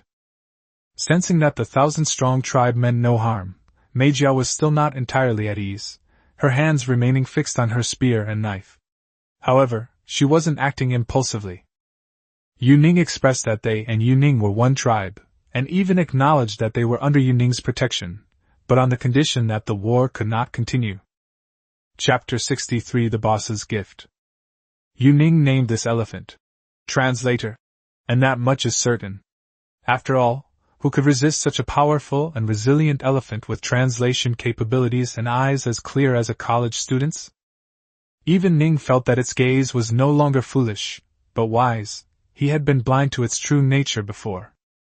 He didn't want Yu Ning's protection to remain just lip service. He felt that they were all his subjects, even though they weren't as harmonious as he thought. It's nothing more than food and resources, which are scarce for everyone except Yu Ning and his tribe. Most tribes go hungry, and almost no one is truly full. There aren't many tribes like the giant tree tribe that completely sacrifice their own well-being. The volcano tribe is also mostly vegetarian, but they eat bird eggs. So their complexions are slightly better. The 1,000-person tribe no longer numbers 1,000 people. After several battles and exodus, it now has less than 500. The tribe's leader asked the giant tortoise many questions and finally submitted to Yu Ning. Meijiao breathed a sigh of relief only after leaving, but unexpectedly, the people of the tribe chased after her and gave Yu Ning a woman. To be precise, she was a petite woman, because her body was indeed too small and she looked only 13 or 14 years old, but to be fair, she had everything a woman should have. According to the 1,000-person tribe, this was captured by them. Originally, Yu Ning wanted to make offerings to them on her first visit, but she was too fierce, and they were afraid of angering Yu Ning. Has she become less fierce lately? Yu Ning doesn't think so. It's not that she stopped being fierce, but rather that she's starving. Should I take her in? This wild little woman might be a bit dangerous, but she's very pretty, just too small. You could say she's miniature. Not accepting? No matter the reason, it's just an excuse. Yu Ning wanted to accept it. He had never seen this kind of product before. Although the tribe's method of binding people was inadequate, the bindings were very secure. Yu Ning placed her on the elephant, and then got off to walk. Are you tired?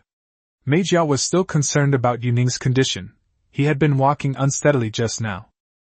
How could that be? I just haven't had enough rest. Yu Ning thought she would wash her face and wake herself up later. Want more? The beautiful feet almost gave Yu Ning a cold sweat. No need, Yu Ning said, and then breathed a sigh of relief after finishing her work. You're still sighing? I almost died. Yu Ning gestured briefly when she saw the miniature woman on the elephant's back. Instead, the elephant pointed at her with its trunk. Does the translator know where she came from? Yu Ning thought that elephants, having traveled extensively, should be more knowledgeable. To my surprise, it actually nodded and started gesturing. Volcano? The elephant nodded. Its gesture was so vivid. It even looked like its foot had been burned. A member of the volcano tribe? Yu Ning couldn't believe it. This little woman was so beautiful, completely different from that tribe. The translator stopped and immediately picked up a stick to draw. It turned out she lived on the other side of the volcano, separated from the volcano tribe by a volcano, and that area even had a herd of elephants. The woman Yuning brought back attracted a crowd. She was naked except for the ropes, and looked like she was starving and on the verge of death. Whether it's prey or animals that need to be kept in captivity, the first thing Shell does is to feed them. The aroma of food woke the young woman, but she looked around warily. Instead, the translator patted her head, which encouraged her to start talking, and she even burst into tears as she spoke. The translator grew angry, swinging its trunk as it began to gather the elephant herd and even started searching for a fierce beast. This completely baffled Yuning. Would the elephants go to the 1,000-person tribe to avenge the little woman? Manhwa, true to its leadership, quickly calmed the herd and even began communicating with the little female elephant. The interpreter's occasional additions and gestures made their communication smoother. Even Yuning, standing to the side, could see something. This little woman had simply fallen into the trap of the 1,000-person tribe, but the reason she had come was to find Manhwa's elephant herd.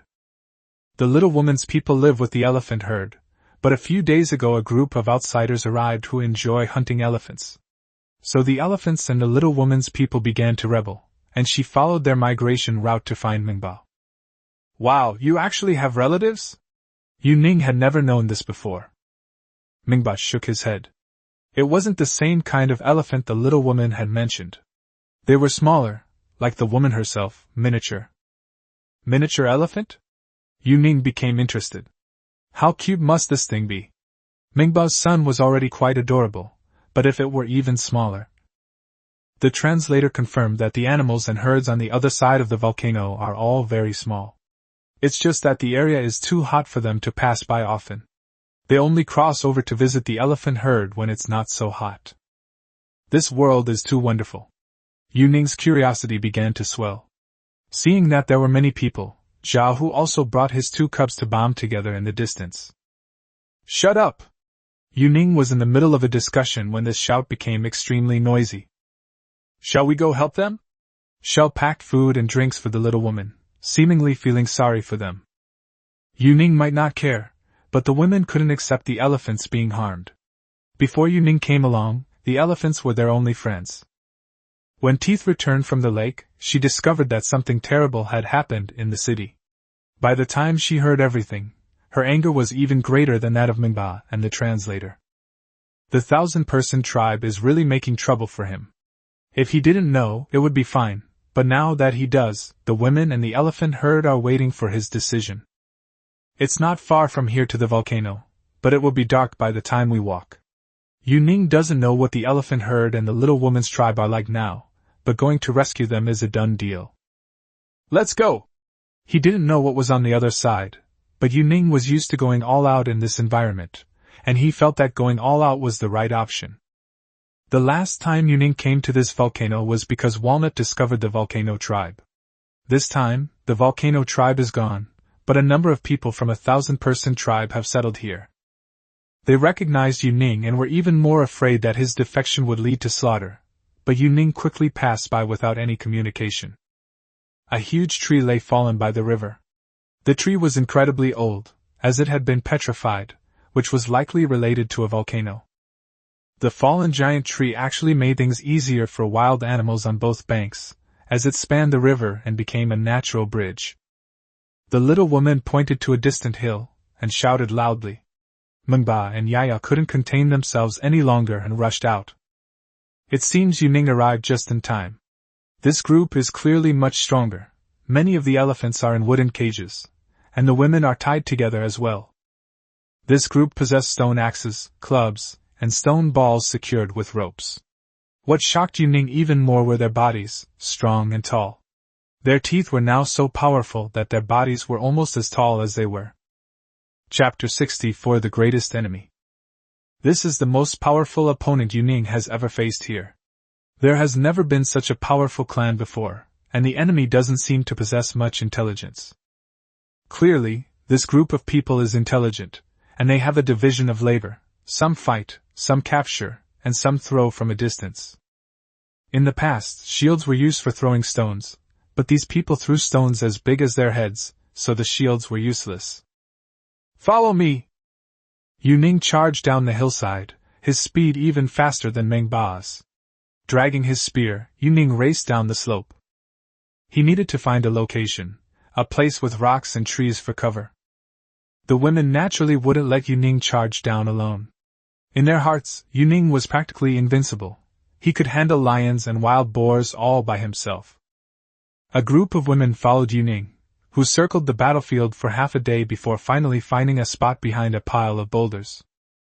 This position is on the side, with cover so you can shoot arrows, because shooting arrows from the previous angle would have hurt the miniature elephant herd.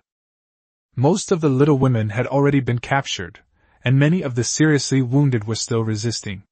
They also had weapons, but they couldn't penetrate the giant's vital points at all. If it weren't for their quick reflexes, they wouldn't have lasted this long.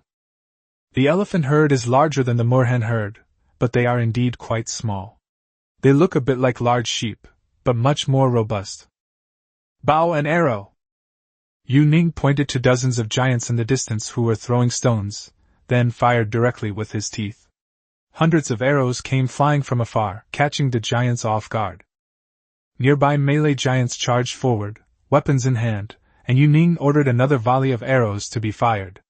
The giants hurling arrows in the distance wailed in agony. Spear throw!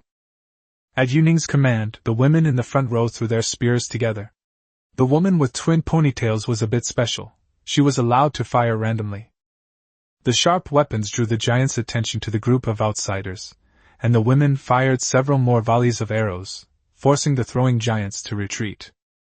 The elephants and women of the mini-tribe began to move closer to them, and Yu Ning ordered the troops to advance in formation. Being big doesn't necessarily mean being fearless. Mingba led his people directly into the battlefield. These savages were indeed powerful, and their strength was actually comparable to Mingba's. The three giants worked together to grab Mingba's teeth, trying to pin him down. Teeth hurled a spear, which struck a nearby giant in the eye, then circled him, shooting arrows as he went. Reaching close to the giant's body, Teeth leaped onto it, and slashed the giant's neck with his sword. Bones rarely align with elephants. Although she is considered tall for a woman, she is a dwarf compared to giants. However, it is somewhat unreasonable for her to carry a gun and specifically stab people's toes. The only recurve bow in the entire tribe was the twin-tailed bow, and Yu Ning had poured a lot of effort into it. The twin-tailed bow found a good firing position, and arrows rained down from all sides on the battlefield. Whenever a giant showed an opening, whether in the eye or ear, if they dared to open their mouth and roar, an arrow would surely be upon them. Yu Ning also discovered that many women were talented. Makapaki used a rope, and whenever she threw it out, she would pull hard. Only then did Yu Ning realize that the rope was full of scraps he had used to make weapons and farm tools. When the rope was pulled back, the savage's skin was torn open. Before he could even scream, the rope wrapped around him again. Yu Ning was facing a savage, which was taller than average. Inspired by the bones, Yu Ning went up and stabbed it in the instep with two long spears, making it howl in pain.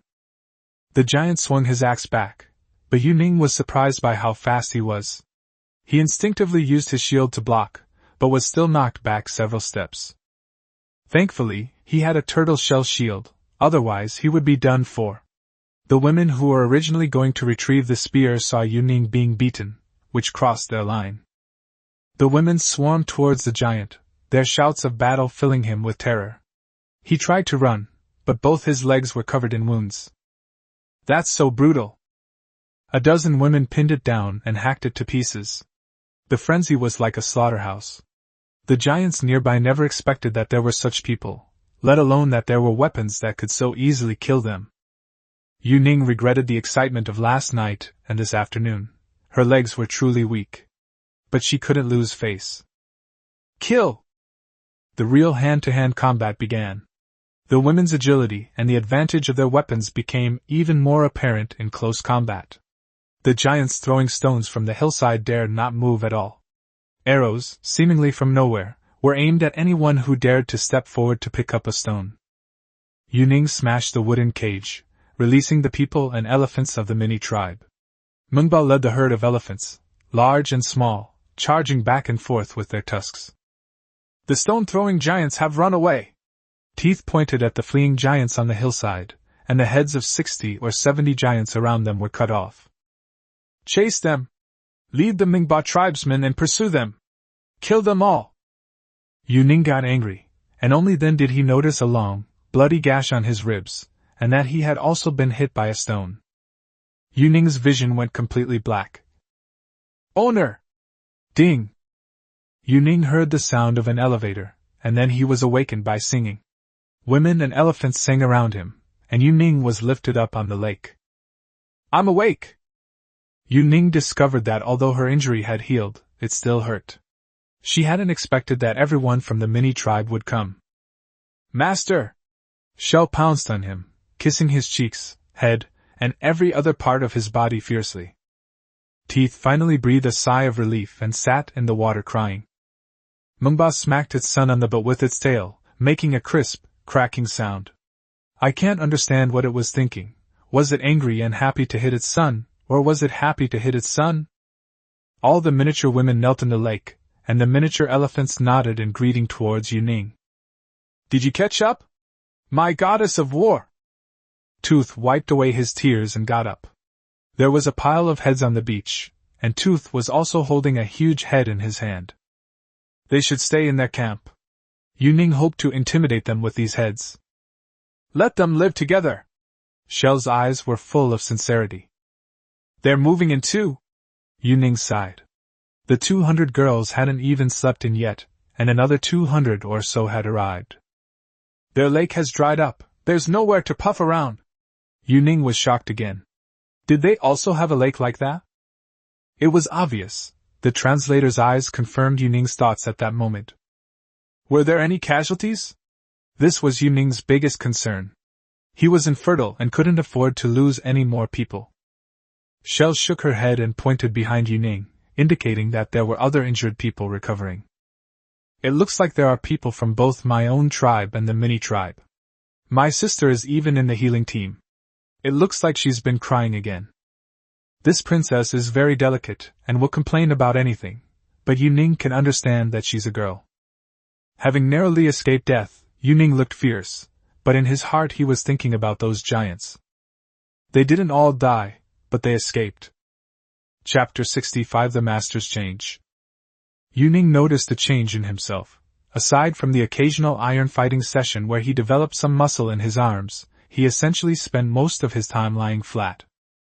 After emerging from the lake, he found himself much stronger. He had developed abs, not the bulky kind you see in gyms, but the strong, powerful kind. His original cavities were gone, and although he was still in pain after 2 days, there were no external injuries. The turtle shell saved his life. Yuning knew that without the old turtle shell, he would have been broken in two. Having survived such a close call, Yuning thought he would be afraid, but instead, he wasn't afraid at all. The people of the mini tribe are a complete miracle. They are incredibly exquisite little people, each one beautiful and well-proportioned. Like the other girls back then, they were just too skinny. But they should taste better if they're fattened up a bit. The miniature elephants are really outrageously small. Proportionally speaking, they've shrunk far too much.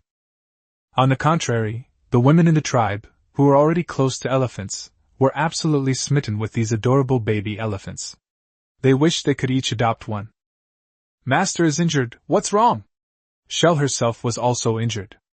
Yuning discovered that she had wounds all over her back on the way back, but she didn't even bother to treat them in the lake. Yuning chased her to the lake in the middle of the night, but Jia, who has recently become very perceptive of people's thoughts, and it actually knows to protect her at all times. Thank you. The woman from the mini tribe who delivered the message stood at the door. It seemed they were going to be staying permanently, or rather, settling down. The women initially felt sorry for them, but they were too beautiful, and the women could tell that Yuning had feelings for them. More importantly, Yuning almost died this time, all because of them. The women's unhappiness was quickly written on their faces, but Yuning knew that they were kind-hearted by nature, and that their anger was only temporary. Let her in. Yuning actually liked this petite woman. Perhaps that's a common trait among men. Thank you. It seems someone taught her how to say it, but she's forgotten. Beak told her that I was injured and that she and Mingbao should handle things in the city. Yuning said this on purpose, afraid that Beak, this young girl, would get angry. Shell couldn't hide the happiness on her face. She used to be in charge of the household, but there were only a little over 200 people. Things are different now. Now there are several thousand people, making it the largest tribe here. As Yaya was carrying the bone to cook rice for Yuning, she happened to see the little woman. She didn't seem to care about the little woman. She was just afraid of disturbing Yuning's rest. Yuning recalled that the girl with the dagger had also been injured and soaked in the lake, and had indeed rested for several days. She thought she should have done the same. Bone was quite shrewd. She actually cooked fish soup. Yuning had only told her about it once, when she was cleaning the fish. At the time, she had just casually mentioned that fish soup could help heal wounds. Yuning only realized after being reborn that those who are willing don't need to be taught, while those who are not willing cannot be taught. Brother, you should know what I mean if you're reading this. Mingba has gained a lot of female fans, and they're really female fans. Even Ji suddenly seems more mature, after all, with so many mini female elephants around. He's instantly become a man. The young woman left, but Shell was still standing guard at the door. She seemed to have some back pain. Teeth gave her a lot of instructions, and finally kissed Yuning for a long time before going out hunting. Today was probably the day she least wanted to go hunting. She was reluctant to leave even as noon approached. The tortoise shell was a gift from the 1,000-man tribe, as was the little woman. Yuning felt that this old tortoise was no ordinary creature. Everything was too coincidental. Yet, everything also felt perfectly natural, and there was nothing wrong with the old tortoise. However, Yuning didn't want to develop at such a slow pace any longer. The outside world was too vast. There were countless unforeseen events. He needed to conquer all the lands and build trusting tribes, instead of having the women risk their lives every time. Shell baby! Ha! Shell knew this nickname. Yuning would call her that when she was in a good mood. She quickly ran in and propped the spear up to the side. You don't need to go to each tribe to deliver messages yourself. Yuning gently stroked her back, knowing that she was probably still in pain. Say what? They said the master needs warriors. He needs their strongest men. Yuning had never made a decision so seriously and firmly before. A lot? This question likely refers to the number of people they need. Yuning doesn't actually know how many there are, and even if he estimates it, he doesn't know how many are suitable to be soldiers. The more the better. If the quality isn't high, make up for it with quantity. The volcano tribe must have built quite a few bricks. The wall can be built slowly. The real wall is strength. Yuning should give the blacksmithing work to these Virgos. As long as there are more blacksmiths, Yuning can get all the iron ore. Now that they have coal, they can build more forging stations and kilns. Many members of the Shell organization are ruthless figures who have fought in intertribal conflicts, though this is just hearsay. Yuning knows that some tribes fight fair and square, while others pull hair during battles. It's all utterly disgraceful. Especially those green goblins, whose legs are shorter than a human's teeth, yet they think they are warriors. Yuning had done her screening, since there were too many charlatans among them. She hadn't expected the child from the giant tree tribe who mimicked her speech to also come. While the entire tribe possessed fighting power, expecting them to leave the valley was far too difficult. As expected, there were none from the volcano tribe. However, Yuning did not intend to use them, because using one might not necessarily result in a good warrior, but it would certainly mean losing a good craftsman. 1,000-person tribe is a bit far-fetched. I don't know if it's a misunderstanding or what, but they actually mobilized everyone except the women. Just ask. They're all warriors. Thinking about it, they weren't lying. They're in the central area nearby, and they'd been fighting all along. However, Yuning only accepted 50 people. If he had armed all 500 of them, would Yuning himself have survived? Even if they didn't have this plan, Yuning still had to be wary. There absolutely couldn't be any force stronger than his tribe, especially one that armed them with iron weapons. She hopped to Yuning's door, chewing on that horrible tiger bomb. Master, is it all right? Whether it's good or bad, You can't torture me. Yu Ning vowed that once her back and legs stopped hurting, she would torture this vixen to death. It still hurts. Bones, ask about food, ask about dinner? It seemed she forgot half of it while walking down the street. Kill a sheep. I don't eat spicy food. It's likely that Bones sent her to ask Yu Ning what she wanted to eat. Bone is never one to speak first, but she does want to talk. More likely, she just feels she's not fluent enough. Yu Ning needs to recover immediately. He needs to train his troops and secure the mineral resources first. With enough troops and territory, he can conquer more tribes. Chapter 66. The tribe doesn't support idlers. Yu Ning had back pain, leg pain, and her arms were also a bit sore. In short, after yesterday's match, she looked fine but actually didn't dare to move at all. With a small white flower in her hair and carrying a bunch of fruit, she skillfully opened a coconut and inserted a straw. Master, drink up! Little white flower is so cunning. She wore a little white flower on her head to remind me so I wouldn't forget my name.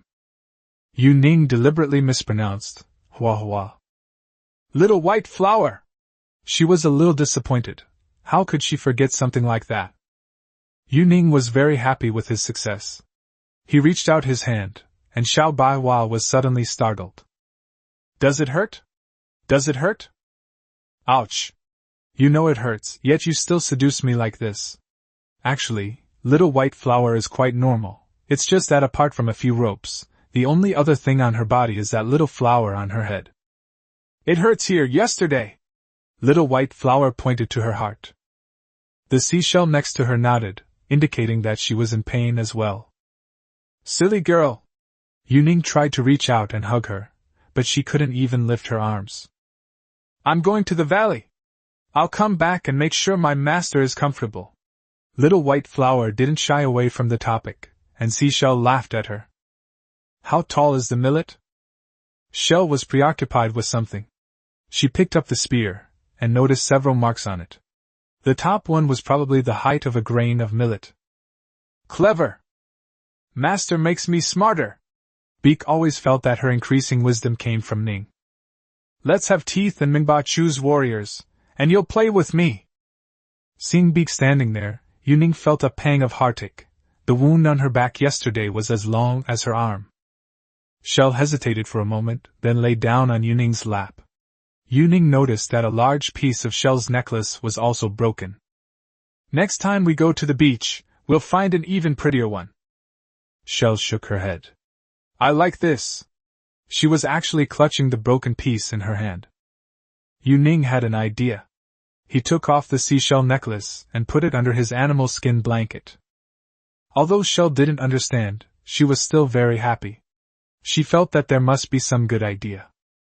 Yu Ning really liked the blankets from the volcano tribe, but they were too thick and a bit stiff. They were fine to wear, but a bit itchy to use as pants. He still preferred the dogskin underwear. It was soft and comfortable, just like most men are reluctant to part with their old underwear. Especially new boxer shorts, which always seemed to have creases. Mengba and Yaya picked out quite a few warriors in the afternoon. Yu Ning felt pain when he lay down, so he chose to lie face down. Beak also lay face down next to him. The two of them slept together, and kissed as soon as they opened their eyes. How many people? Yu Ning asked as the dental technician came in. This stumped the teeth. She knew a lot, but she could only count to 25. However, she had her own method. She counted the number of people and drew a line on the ground for each person, resulting in 34 lines. That's quite a lot. So many people are warriors. Once they're equipped, they can take on many tribes. But loyalty is very important. The women and elephants are absolutely loyal, while other tribes need to be deterred. A green goblin actually got selected? Yu Ning almost sat up. But this one was rare. It was sturdy and short, but it looked like a brute. Seeing Yu Ning's skepticism, the shell gestured for it to demonstrate. This shorty is actually a ranged attacker? You look like a tank, bro. But to be fair, it's comparable to the twin-tailed guy, more accurate and more powerful. The cave murals were still painted by the injured seashell. Although she was in a lot of pain, she finished the painting amidst cheers. From the description, Yuning knew that he was still in the center position, but lying down. The women were surrounding him as he soaked in the lake, and there was also the image of him facing the giant. You really know how to pick good paintings. You didn't say a word about me being knocked to the ground with an axe. However, this is also related to Beek's personal interests. Yuning knows that she is intentionally or unintentionally protecting her image. Dinner was lamb, with the bones cooked until very tender. Besides fruit, a chili pepper was also prepared. The bones knew Yuning wanted some, but didn't dare eat too much, so only one was placed beside her. A woman so considerate to a man, honestly, would make a man willing to die for her. This woman, who didn't say much, moved her 3 times in one day.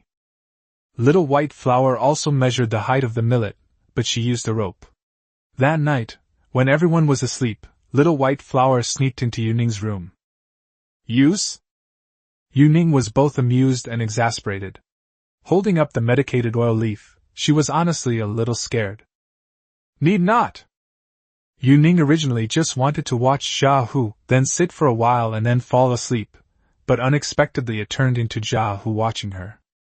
It is said that felines can understand human behavior, but it is probably impossible for them to understand the behavior of Yuning and Xiao Baiwa. The Little White Flower opened its mouth, gesturing for Yuning to look. It even seemed to have a hint of pride in it.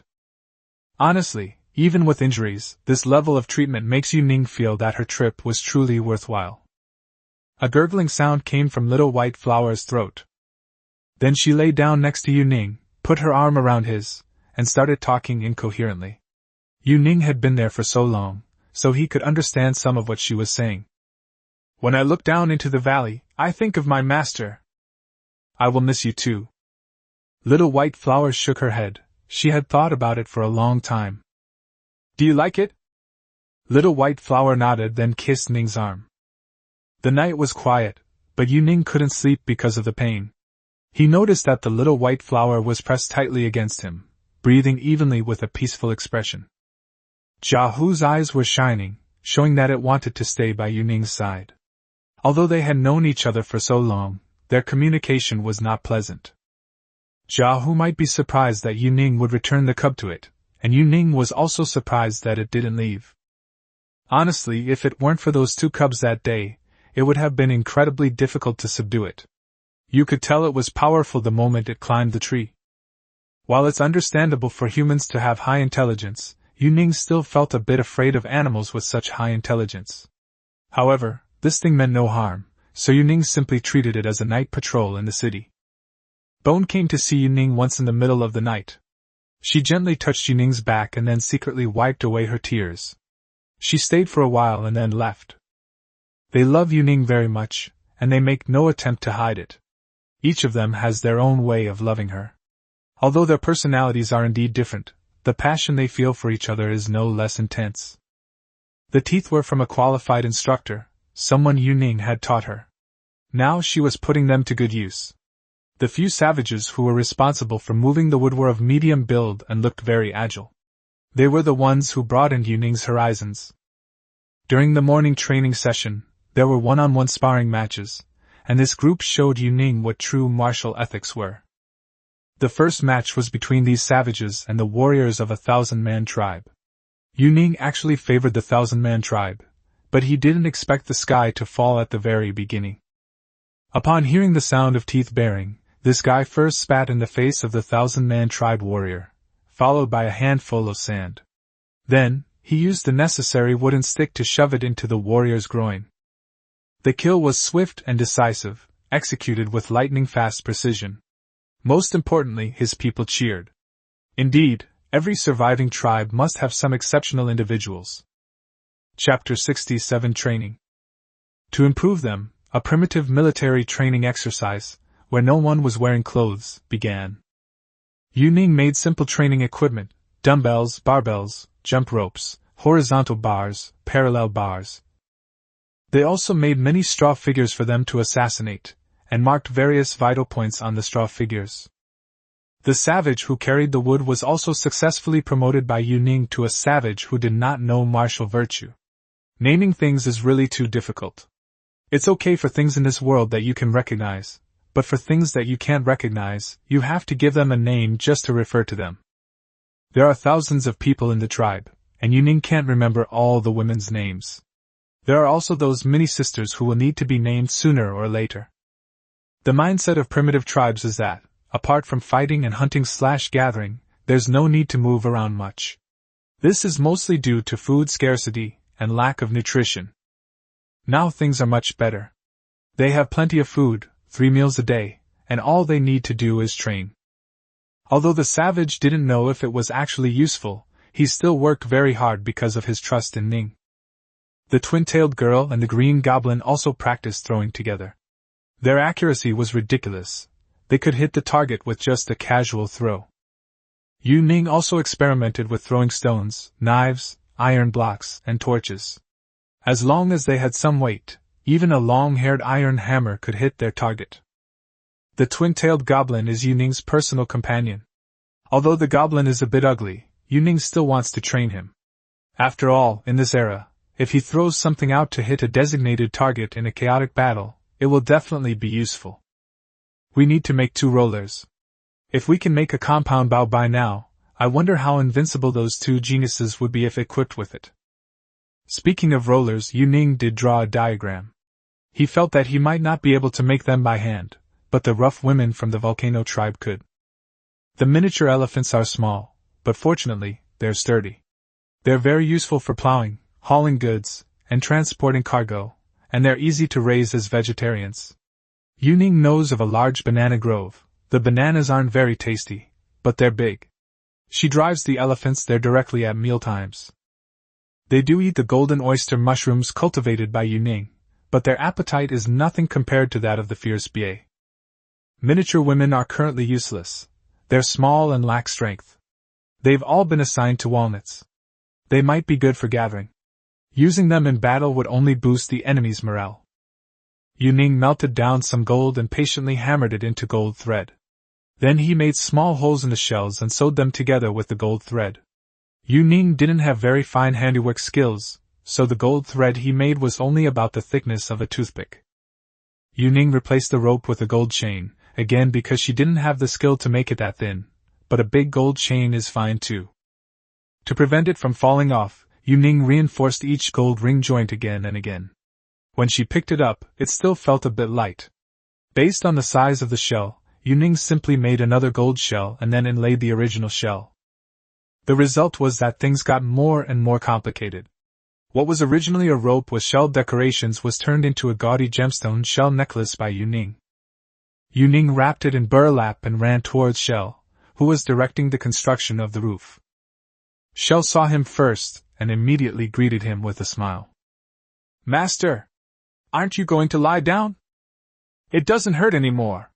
Yu Ning hadn't expected that the seashell had actually strung together coconut shells and nut shells to make a jingling curtain. "It makes a sound when the wind blows."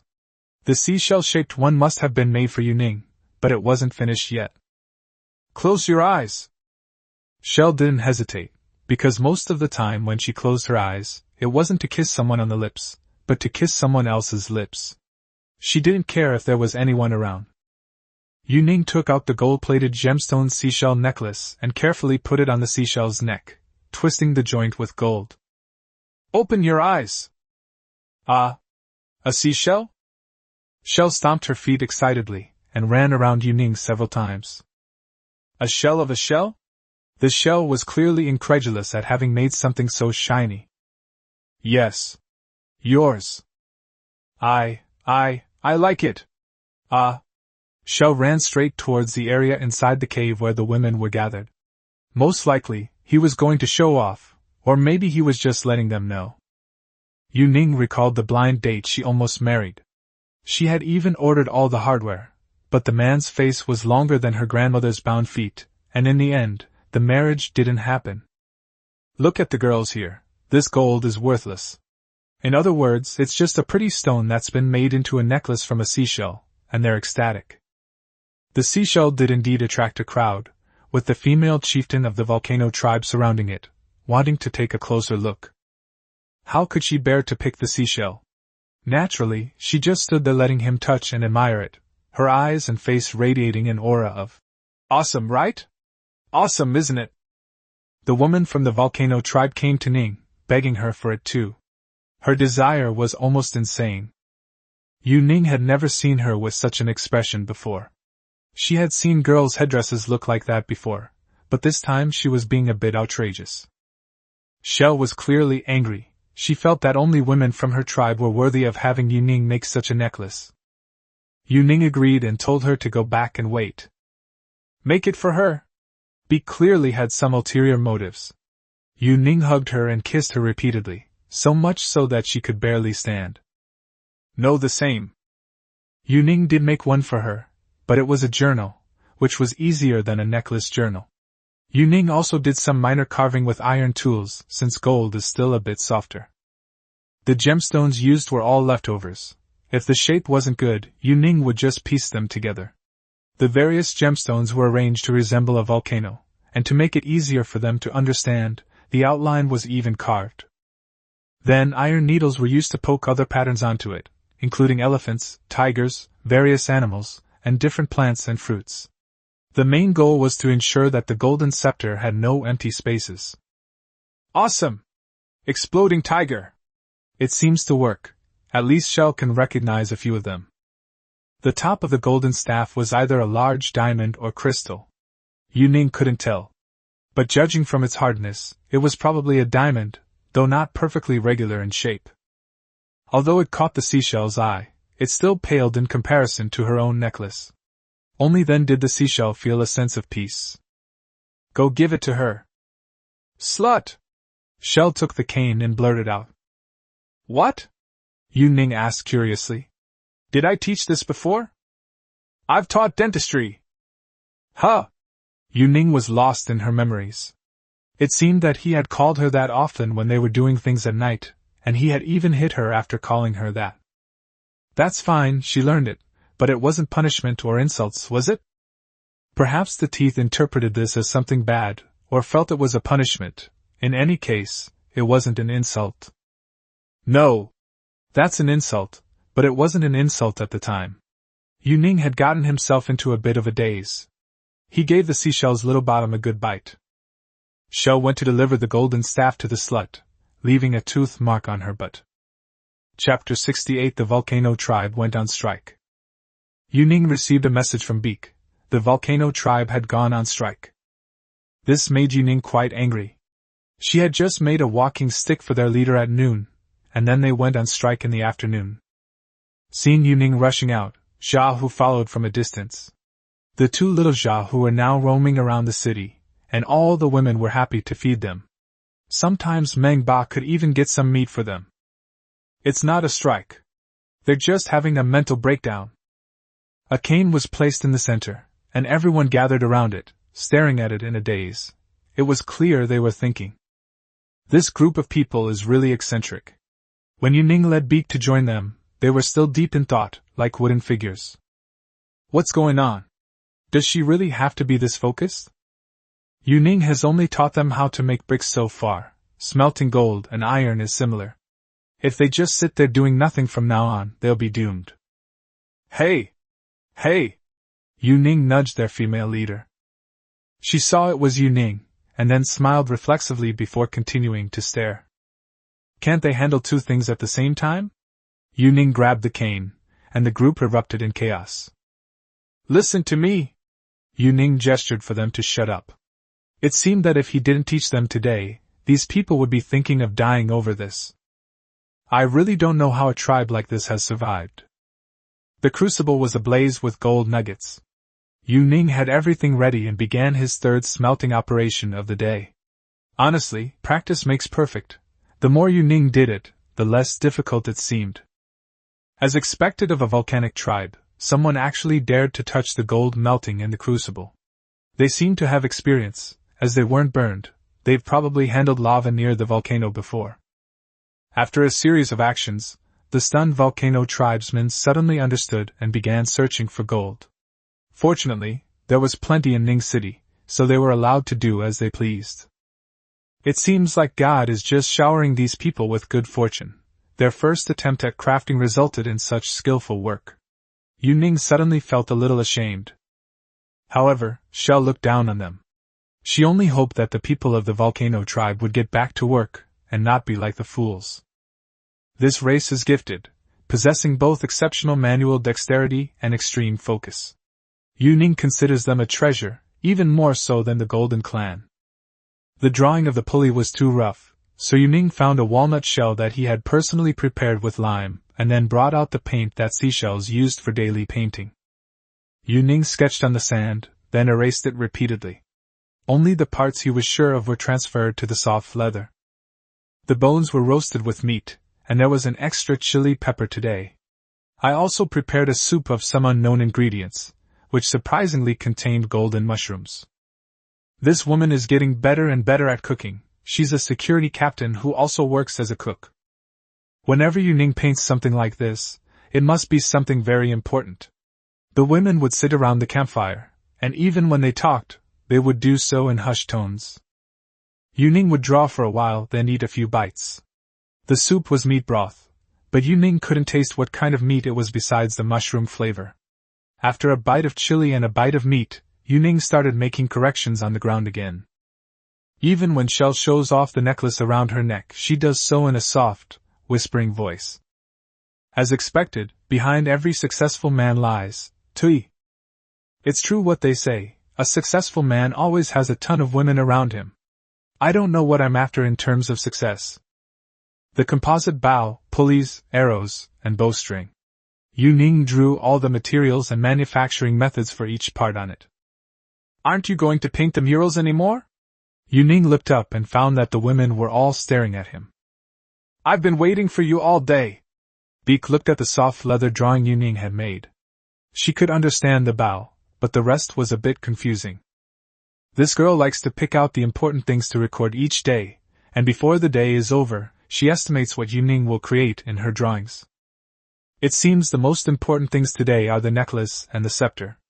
Although I documented the volcano tribe's strike, Yuning noticed that the seashells deliberately drew them very blurry. They have very little presence. Being surrounded by a group of women and always being the center of attention, wow! It's really great. The tiger-shaped friar made a few bangs, and in the distance, the baby tiger-shaped friar responded with its own soft, childish bangs. The shellfish had made them a shelter, lined with soft grass. The women began dancing again in front of the mural, and the large gold chain of seashells gleamed brightly in front of the campfire. This time, Yuning isn't afraid of other women seeking her services, because the volcano tribe has learned the technique. Yuning can outsource now. He wouldn't be afraid of 200 women, or even 1,000. They were given gold to practice on. Once they mastered this technique, they could forge weapons and armor in the future. With their craftsmanship, the results were incredibly exquisite. Now, the problem lies with the ore. Fortunately, there have been a lot more miniature elephants, so the iron ore in the goblin tribe's territory can be transported continuously. However, the defection of the 1,000-person tribe is a problem. If we don't kill them, they'll be a threat. Most of these people are skilled warriors, and they're transporting people from the mini-tribes. But if we kill them, what reason should we give? It seems the girl with the dagger is on night patrol tonight. Yuning hasn't been intimate with her for a while, and suddenly realizes she seems even more beautiful than before. She used to be thin, but now she's much more well-proportioned. Especially when she walks towards you from afar with a spear in her hand, Yuning feels a strong sense of anticipation, like watching a football match. Come! She was completely unpretentious, walking in with her spear stuck in the doorway. Is Master comfortable? That's too direct, girl. I was the one who was having lustful thoughts, so why did you ask me first? Yuning realized she had misunderstood. The person pointed to Yuning's back and arms, clearly asking about her injuries. Being in such an environment, your mind is constantly filthy. Yuning showed off his arm muscles. They were indeed strong. The girl with the dagger was also very impressed, marveling at Yuning's strength, before taking a small bone trinket from her neck. It's engraved with Yuning's name, but she's lost some weight. Looks like I've gained weight. The girl with the dagger probably didn't have that kind of craftsmanship, and Yuning was curious about who made it. The girl with the dagger actually pointed at herself. But she added, The mole man taught me. Yu Ning had indeed forgotten about them. This group of people was very capable, but they had been digging the ground while she was planting grain, and then they had been cutting down trees. Moreover, their day and night cycles are reversed. Yu Ning now had an accessory, which he wore around his neck. The carving by Yu Ning was truly exquisite. The girl with the dagger had summoned the fried tiger. She was going on night patrol. Although Yu Ning also wanted her to stay, the rules and procedures for night patrols were established when he moved in. Master! Yu Ning immediately recognized the petite figure at the door. It was the gift the 1,000-man tribe had given him. No need to thank me. She had wanted to say thank you for the past few days, but her restraint and the pressure from other women had prevented her from finishing a complete sentence. Mingba. The little woman scratched her head anxiously, probably because Mingba had said something to her. This mini-girl is also impatient. She couldn't stand up anymore, so she just ran out. It seems she's going to find Mingba. Chapter 69 The Miraculous Body. This young woman must have hired Mingba as her translator. She's a little afraid of Beak and the other women. They're outsiders and might feel like they're living under someone else's roof. Moreover, Yu Ning almost died for them, which made the group of young women very uneasy. Yu Ning suddenly realized that the miniature elephants must feel the same way, leaving their territory to go to other people's lands and sharing the lake water. It seemed like they deliberately avoided taking baths from everyone else, a feeling very similar to when I used to stay at a relative's house. Mingba said that they are the same as him. It's just that the environment near the volcano made them smaller. Yu Ning suddenly realized that they probably also wanted to be her companions, not her pets. Xiaohu is a good example. It never treats itself as a pet, but has always protected Yu Ning out of gratitude. Although it is unknown how long it will stay, perhaps until the little Xiaohu grows up. In Yu Ning's eyes, Mengba is not only a brother and friend, but also an experienced driver who can drive with him. Some changes need to be made. We can't treat them differently. And then there are the little women, who are smarter than the other savages, and possess emotions and wisdom. You can even experience self-respect in them. Yu Ning decided to go see these young women. He had almost recovered by now. He couldn't keep slacking off. Shell settled them in a house in the northwest, though not all of it had been roofed yet. The area around the campfire was relatively simple. They looked much like Yu Ning when she first met Beak, huddled together sleeping, completely naked. Yu Ning's arrival made them extremely nervous. Zhao Hu was licking his fur not far away. They came out of the house and stood together. Do you have a leader? Since Yu Ning woke up from the lake, she had not communicated with them, but she had made contact with the leader of the miniature elephants. It was a slightly larger elephant. Mengba and Shell called it gray. Yu Ning remembered it because its color was indeed very gray. Although it was a coincidence, gray left a deep impression on Yu Ning. On the contrary, this group of young women still doesn't know who their leader is, but it certainly isn't the little girl sent by the 1,000-person tribe, because a leader couldn't possibly be sent out to deliver a message. The young women clearly couldn't understand, but they were still nervous, probably because they were afraid that not understanding Yu Ning's words would make him angry. After all, the first time I saw Yu Ning was on the battlefield where he was slaying giants. Later Yu Ning fell. The little woman arrived with Mengba. It looks like Mengba's rest was disturbed by her. I feel much better. Yu Ning touched its forehead, telling it that she was feeling much better. Thank you, Master. It seems this little woman has finally learned to speak. Who is the leader? Yu Ning was eager to know. After all, he had something to say. Mengba walked out and led a woman out with his nose. She wasn't much taller, but her skin was dark. Although her eyes flickered, she didn't seem as fearful as the other women. Mengba stated that they are friends.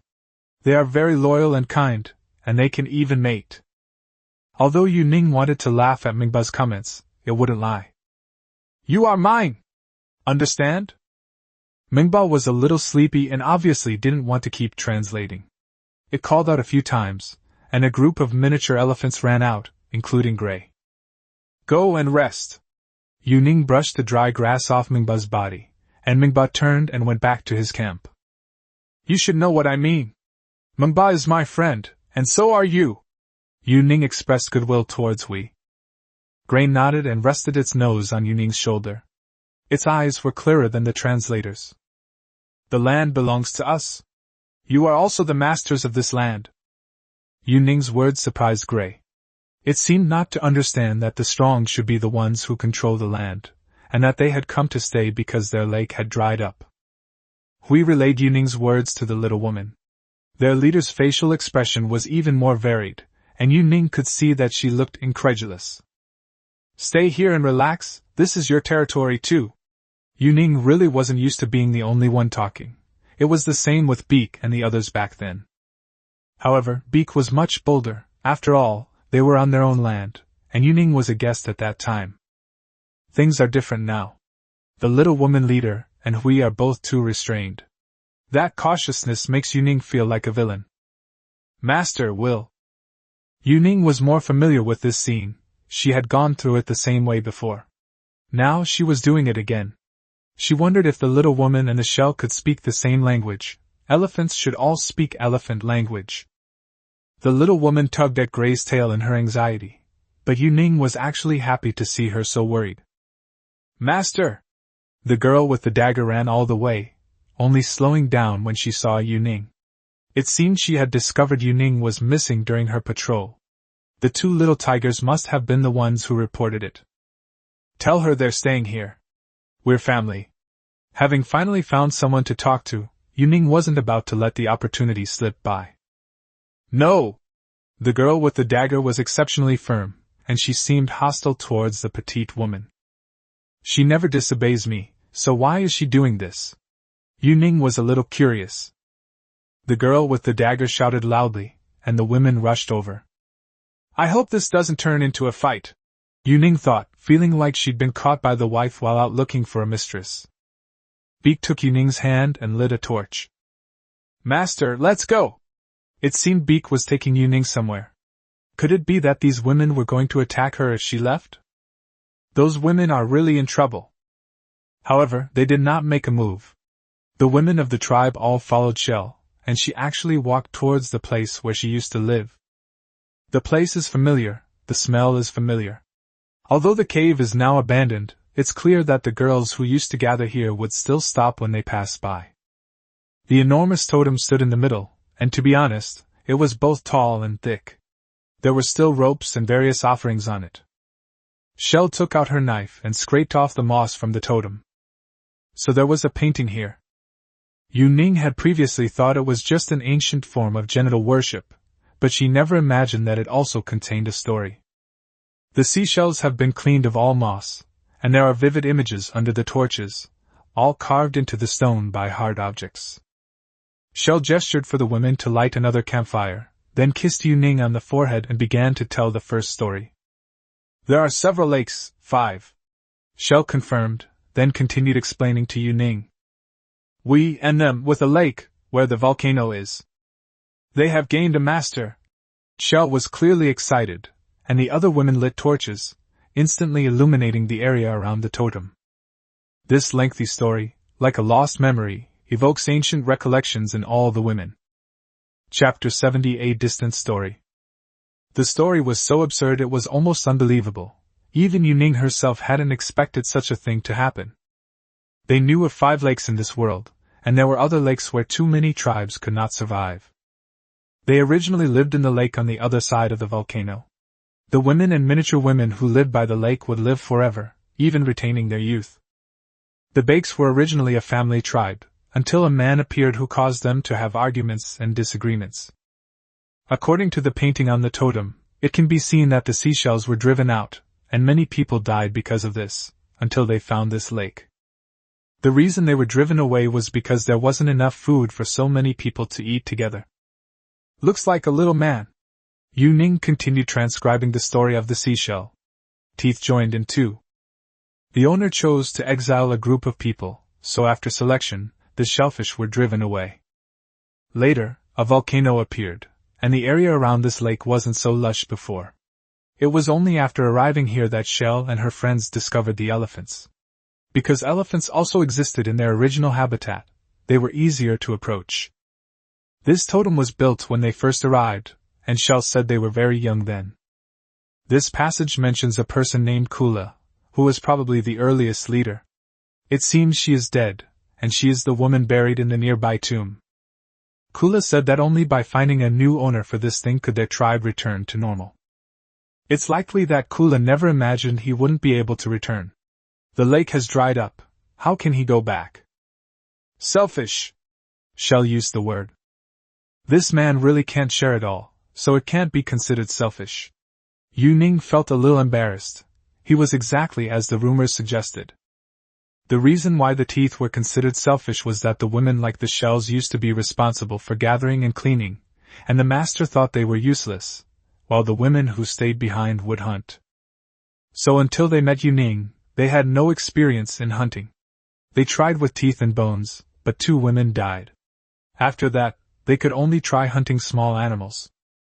Other savages progress because they dare to try new things, but they cherish life too much because they are immortal. The lake water couldn't save all the injured. There was nothing that could be done about fatalities and death. There are many stories behind the totem. It seems that this is not a painting of seashells, but rather a painting by Kula. But these young women should have owners, and where are they? Yu Ning couldn't understand how this man could possibly abandon such a group of women. He simply couldn't do it. He's dead. The group of miniature women followed, walking a little slower because of their short legs. The atmosphere became tense once again.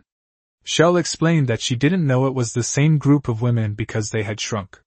Otherwise, she wouldn't have gone to rescue them. Wait a minute? It got smaller. What does that mean? They weren't always this small. They don't know exactly why. Over the long years they've shrunk, perhaps because the lake dried up, or perhaps because of food scarcity. It could also be due to the terrain. Were elephants this big before? In response to Ning's question, Gray said that they used to be very strong too.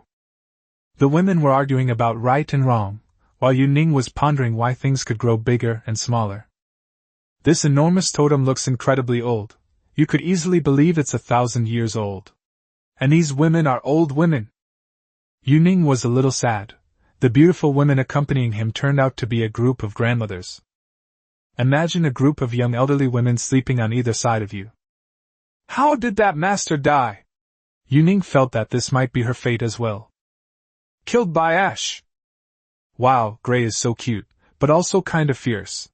He's a ruthless elephant. Is Manhwa going to kill him too? Yu Ning couldn't bear to imagine it. Gray shook his head, because the owner had started slaughtering the elephants for food. Yu Ning would never do that. At least everyone thinks so. I initially intended to be a peacemaker, but now I feel like I've been fooled by these beautiful young elderly ladies. It's true. Yu Ning wanted to sleep for a while. He didn't know how he had appeared. It seemed the lake was protecting him, and he probably wouldn't have an end to his lifespan from now on. The women stopped arguing, and it was clear that Yu Ning was unhappy. Perhaps even unhappy because of the story. Yu Ning thought about it all night, and suddenly realized that those who traveled to ancient times to marry wives seemed to end up marrying grandmothers.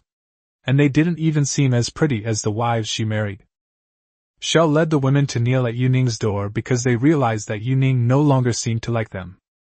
The miniature women also knelt in the distance, but they were prepared to be driven away. As for Gray, it was considering whether to leave or follow Yu Ning. The sunlight was blinding. Yu Ning woke up to find the women kneeling all night.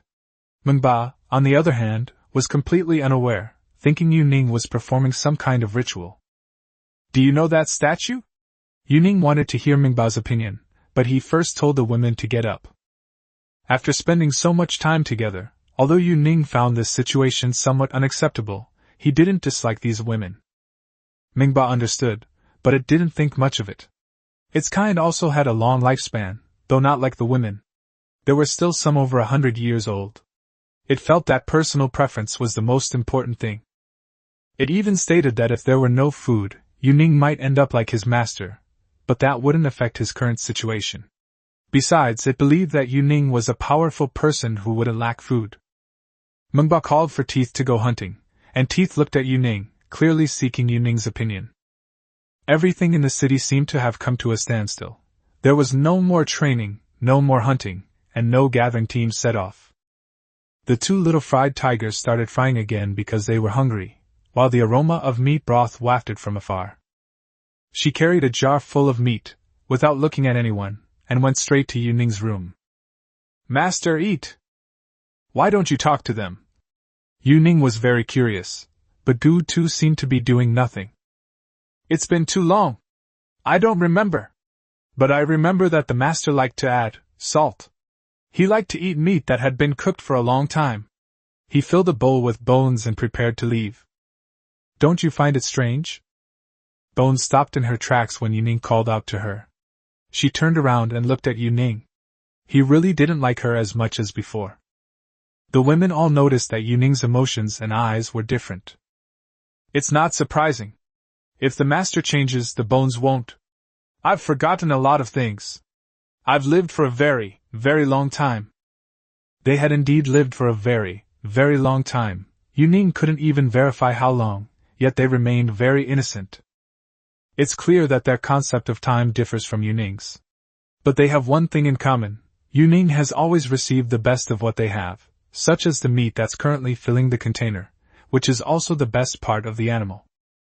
Chapter 71 Memories of Bones. The master should keep them.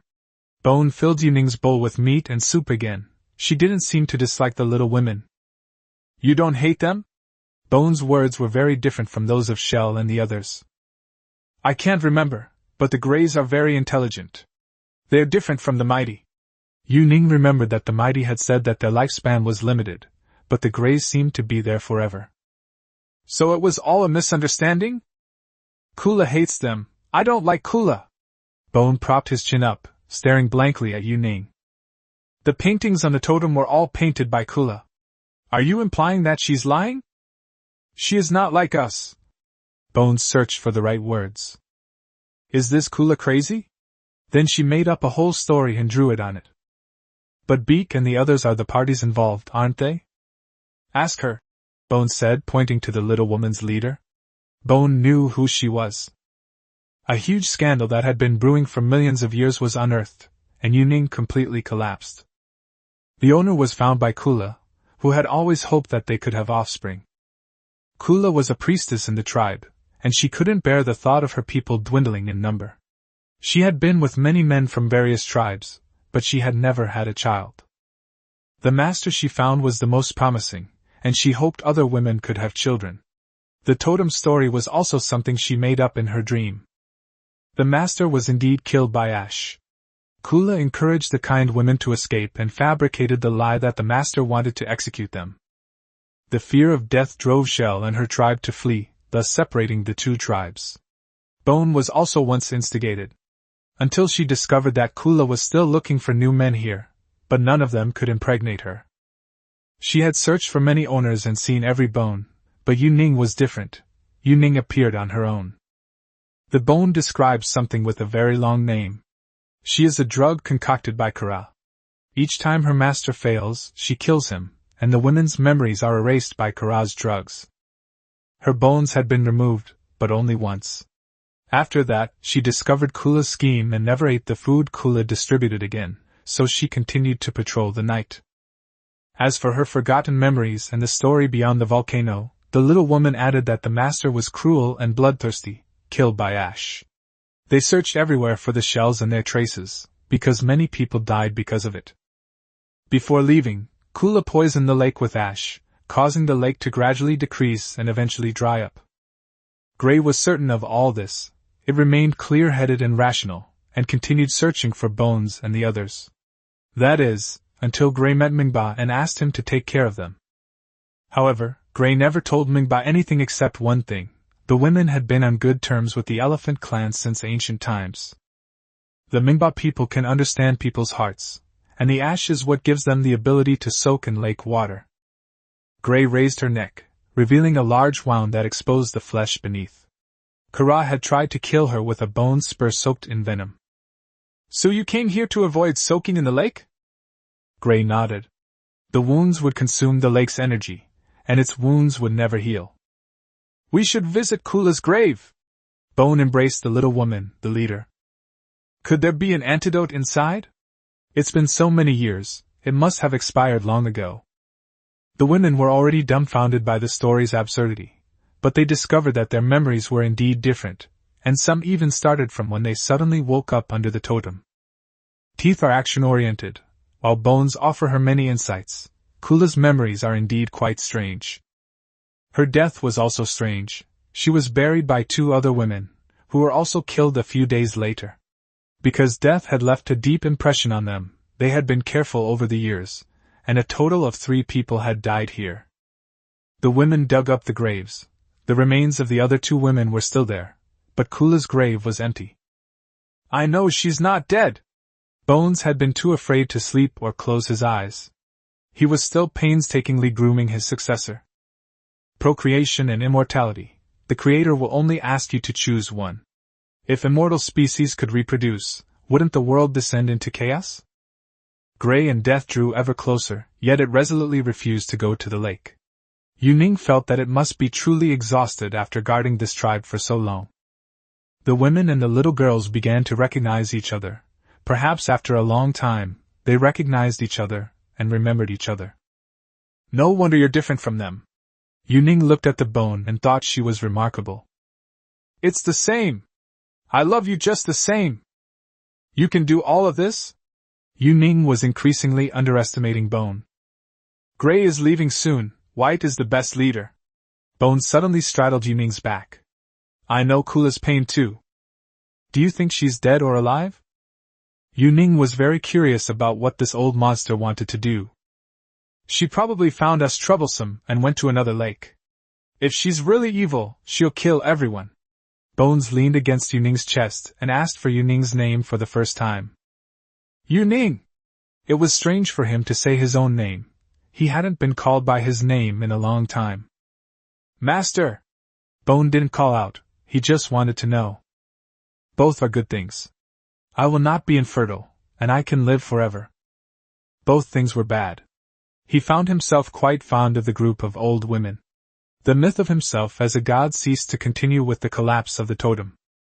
She explored the bones, and then released her emotions. At that moment, she was an ordinary woman. Yuning was just an ordinary man. Teeth started training again, and Mingba and Hui talked all day by the lake. The little women wove a huge vine that looked like a bed covered with seashells and the flowers they had picked. The women were probably preparing to leave this place. Yuning weakly got up, feeling both familiar and strange around her. Master! Send the ashes! Beak wasn't looking at Yuning, she was looking down at the ground. The leader of that group of young women was named Karuru. Yuning recognized the name. It was the first name the women used to refer to an elephant. So that was her name. Master! White! Karuru pointed to a black miniature elephant, which Yuning had assumed should be white, since it was more grayish. The elephant nodded to Yuning in goodwill. Yuning remembered seeing it on the battlefield. It was a brave elephant. The goals set before have probably been changed. After all, the harem has grown too large now. Yuning feels the need to find other lakes and then build a powerful nation. At the very least, they could live a peaceful and well-fed life, free from fighting and killing, and without the worry of not being able to have children. After all, if Yuning really had to choose, he wouldn't choose children. Chapter 72 All land under heaven belongs to the king. Gray did not soak in the lake for 5 days, and passed away peacefully on the 6th day, lying down in the sea of flowers that the women had prepared for him. Yuning felt she couldn't do it, immortality, and a woman who wasn't even of the same race or species. She made her choice. The women were mentally prepared for its death. It wasn't a matter of a day or 2, but rather that Ash had been with them through countless days and nights. It transcended time and space, and also involved deep emotions. Karuru sang loudly, and only then did Yuning realize what the women usually sang. Karuru's voice was ethereal and melodious, like musical notes dancing in her heart. Gray returned to the center of the lake, its body emitting a golden light, before sinking to the bottom. The women surrounded Karuru and wept, but Karuru's song continued to drift across the lake. The women brought 2 more skeletons, belonging to women who had died alongside Kula long ago. Karuru's singing became sorrowful and somber, and Yu Ning's heart was drawn into an emotional vortex by her voice. Others sing for money, but her singing is literally killing you. Yu Ning felt a sharp pain in his chest. He also noticed everyone else clutching their chests. This move. I hope it won't make them cry and scream. Yu Ning was indeed heartbroken about the gray matter, but those two skeletons were another matter entirely. She didn't even recognize them. Why should I feel what you feel? The skeleton sank to the bottom of the lake, and Yu Ning watched it turn golden. No wonder the women loved golden headdresses. All life here was connected to them. No wonder the women were unhappy every time Yu Ning gave away gold. Now Yu Ning has decided to take back the gold he gave to the women of the 3 major tribes and the volcano tribe. Manhwa shook its head. It knew what Yu Ning was thinking. Karuru's eyes were as green as the lake water, and when the singing stopped, her pupils returned to their original color. You are our common master, you are us. We are you. Karuru walked to Yu Ning's side and looked up to receive Yu Ning's kiss. With that height difference, you can't kiss her without bending down and stooping. Yu Ning built dozens of forging furnaces, and the elephants went there many times a day to haul iron ore and coal. Houses were added one after another in the city, and the 1,000-strong tribe that had been defecting came to Yu Ning's camp. Master! A new sword! Yu Ning took the knife from Xiao Baiwa. It was more refined than the one he had made himself and was extremely sharp. Yu Ning walked out of the room and struck the wooden stake he used for daily practice with the knife. The blade remained clean and the edge showed no deformation. Let's fight like this, one for each of us. Yu Ning noticed that little white flower had become somewhat downcast after she died. As Xiaobaiwa prepared to grab the knife, he pulled her into his arms. Master should give some to Karuru. What kind of things do you like to receive? Little Hundred Flowers knew that she received a lot of companionship, almost as much as Seashell. This stuff comes and goes as it pleases, and there's no way to divide it up. To be honest, Yu Ning just goes with whoever interests him.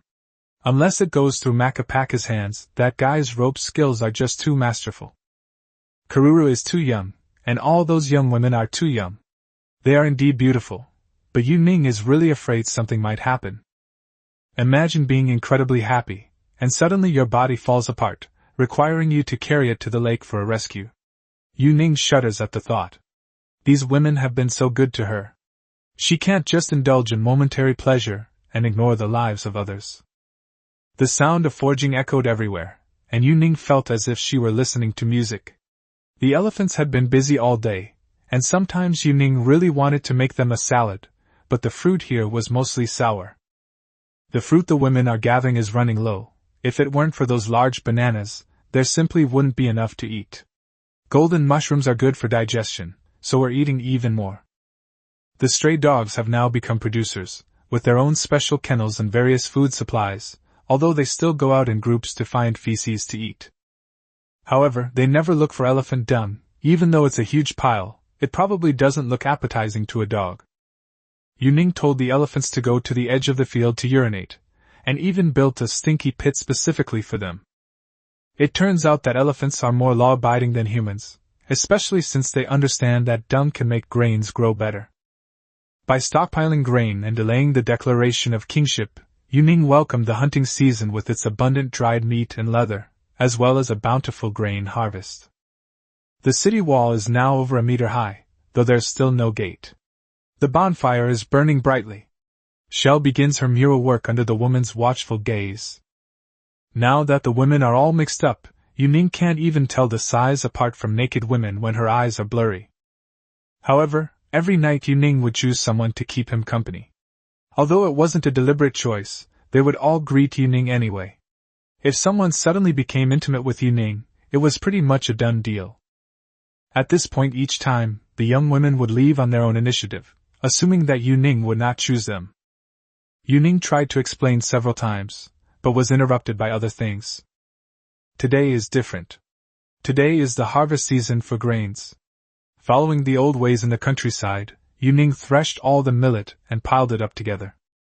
Under Yu Ning's instructions, the women selected the most attractive and plump ones as seeds, but this time the number of seeds was more than 10 times that of before. There is enough land here, and the land is fertile enough. Tomorrow, the straw will be dried, and Yu Ning will organize them to burn it in the field. At least wood ash works well here, and burning bellflower stems won't damage the environment, or violate the law. The grains piqued the interest of the giant tree tribe, who rarely ventured out, and when they did, they wanted to learn. They didn't want to go out, so Yu Ning decided to let them farm. Besides, they were only vegetarians, but their fighting power was off the charts, so they could always defend themselves at home. It can be cultivated and used to build up an army, so it's not entirely useless. This day is special, so I spent a long time painting it. Today I'm depicting the entire farming process, which can be considered quite grand. Every time Shell finished drawing, she would look into Yu Ning's eyes and smile. She was happy to see Yu Ning looking at her intently. Strangely, no woman approached him today. He must have been eating something lately that gave him boundless energy. But sometimes things are quite nice on my own. Everyone has returned to the house. There are guards in the cave today, and Yu Ning also pressed his handprint onto the little woman's palm. This place has now become a sacred place and a meeting hall. The Maoran tribe is now exceptionally devout. They no longer live in the caves they used to live in, but instead built houses outside as their rear base. Inside these caves, flames burn brightly. Yu Ning guessed that this is probably how the Olympic flame came about. There was someone inside. Just as Yu Ning was about to guess, the woman came out. It was Karuru, wearing the little elephant headdress that Yu Ning had made, because Karuru means elephant. "Do you want me?" Karuru asked directly. "You can't accept it." Yu Ning felt that they were not a good match. "Yes, I can." Karuru pulled out a wooden carving, exactly the same as hers. It was from those moments, damn it. "This was when I was little," Yu Ning hurriedly explained. Chapter 73 Compound Bow. Following Yu Ning's drawings, the people of the volcano tribe made 4 rollers. The craftsmanship was excellent, but the size seemed to be a misunderstanding. However, Yu Ning did not blame them but kept them, as they would be perfect for making pulleys for the gate. The new rollers are smaller and more refined, and Yu Ning has begun searching for good wood. In fact, Yu Ning has made bows from mulberry wood before and has a particular fondness for it. Unfortunately, no mulberry trees have been found here yet. There is a strange place in this world where there are very few insects. Perhaps it is because there are too many animals, and as the bottom of the food chain, they have a hard time surviving due to their small size. It's lucky that Yu Ning has never been bitten by mosquitoes. After all, if there are mosquitoes in this world, there's really no good way to deal with them. Yu Ning, because of the large number of people in the tribe, also planned to search for a well. After all, with such a large population, if it rained, the entire continent would be covered in muddy water. I remember the last time it rained, the lake water turned yellow. The cleanliness of the water source is also crucial. In war, there's no such thing as being despicable. Yu Ning did consider poisoning, but that was his bottom line. He couldn't bring himself to spread a plague.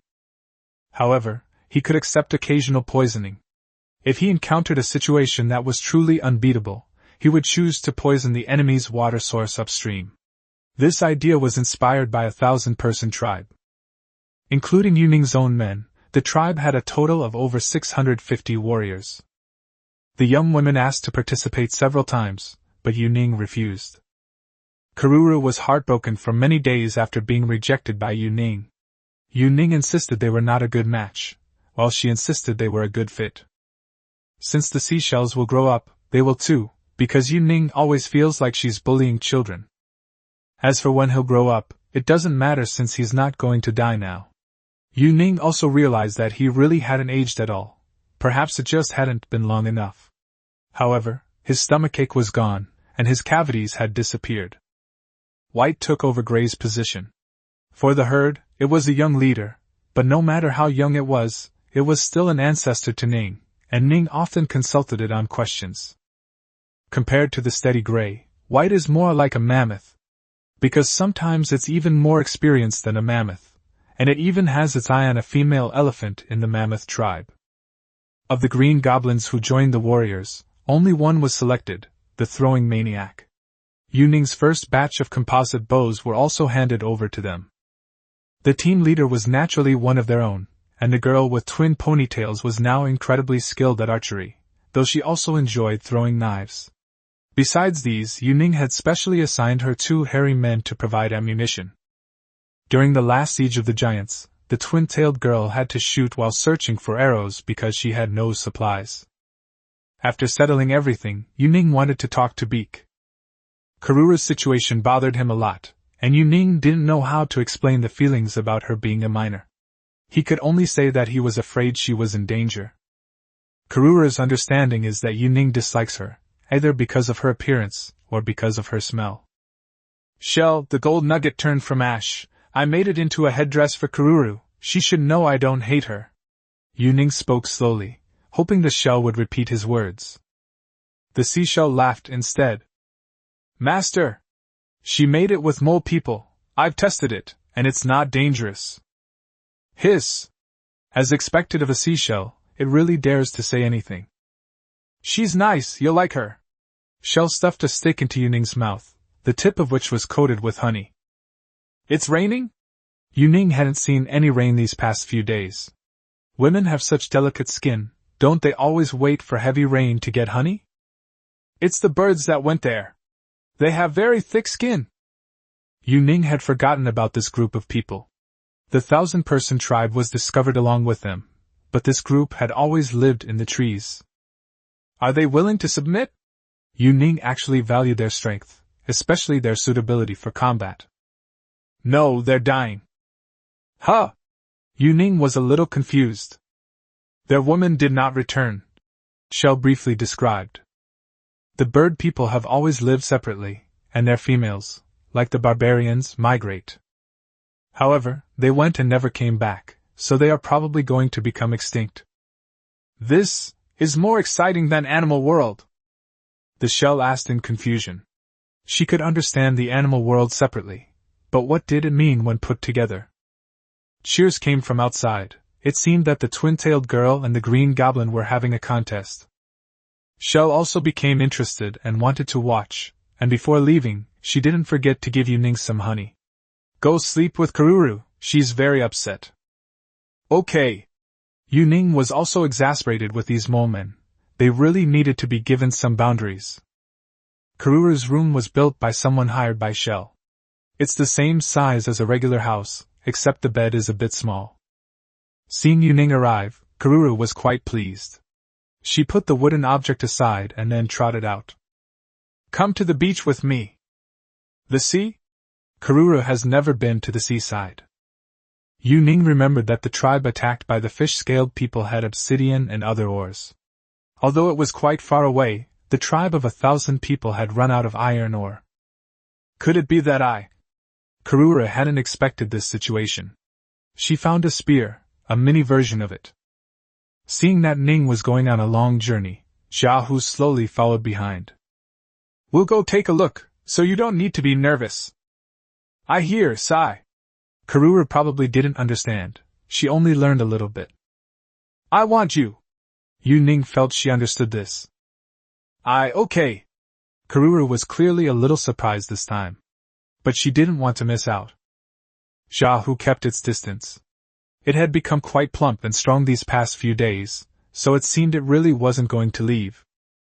Some of the stray dogs in the city have become domesticated, and some have even been leashed, but Xiaohu is still in a wild state. Master, just you? Why are you bringing a few more? She's playing quite creatively. I wonder what she's thinking. Is she scared? Karuru felt that Yuning did need protection, but the arrival of Xiaohu made her feel a little more at ease. There were no footprints on the beach. Fewer and fewer people have been there since they moved.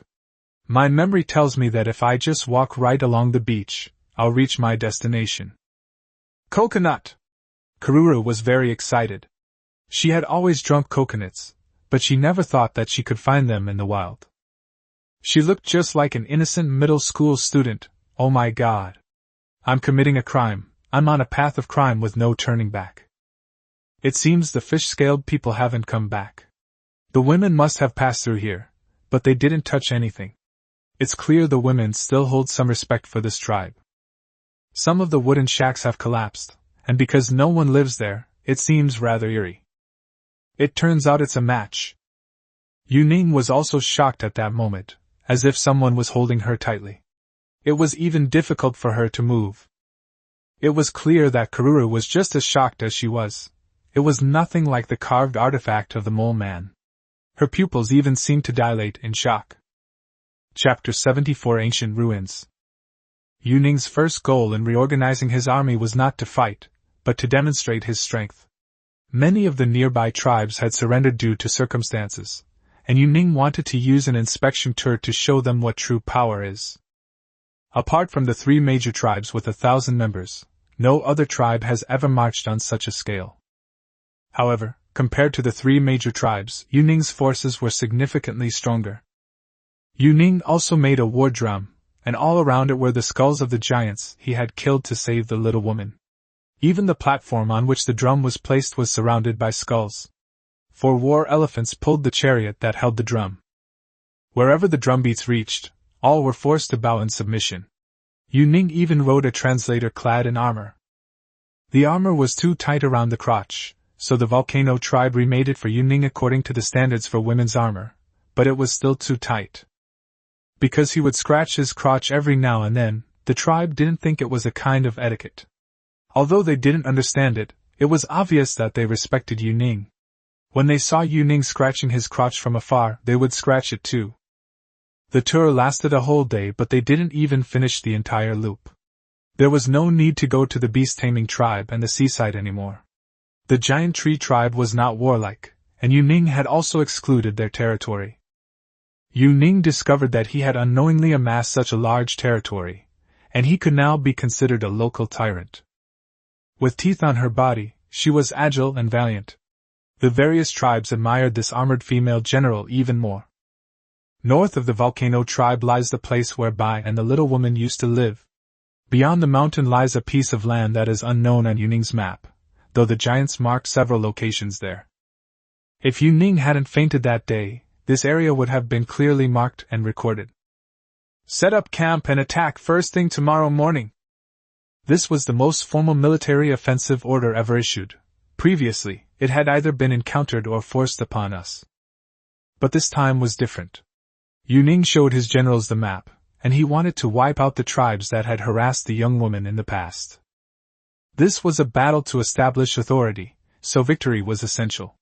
Furthermore, he demanded a resounding and decisive victory. The elephant cavalry leader is, of course, Yama, who is also the commander-in-chief of the entire army. Ranged units are naturally under the command of the twin-tailed ones. However, the goblins have been assigned a second-in-command position. An honest and steady Maoran was appointed as the logistics leader by Yuning, and even some other races, including the little women, had to follow his orders. This flattered others, but he never took risks. Whether it was guarding, collecting, or transporting, although he could not exceed the quota like others, he never made a mistake. This was exactly the effect Yuning wanted.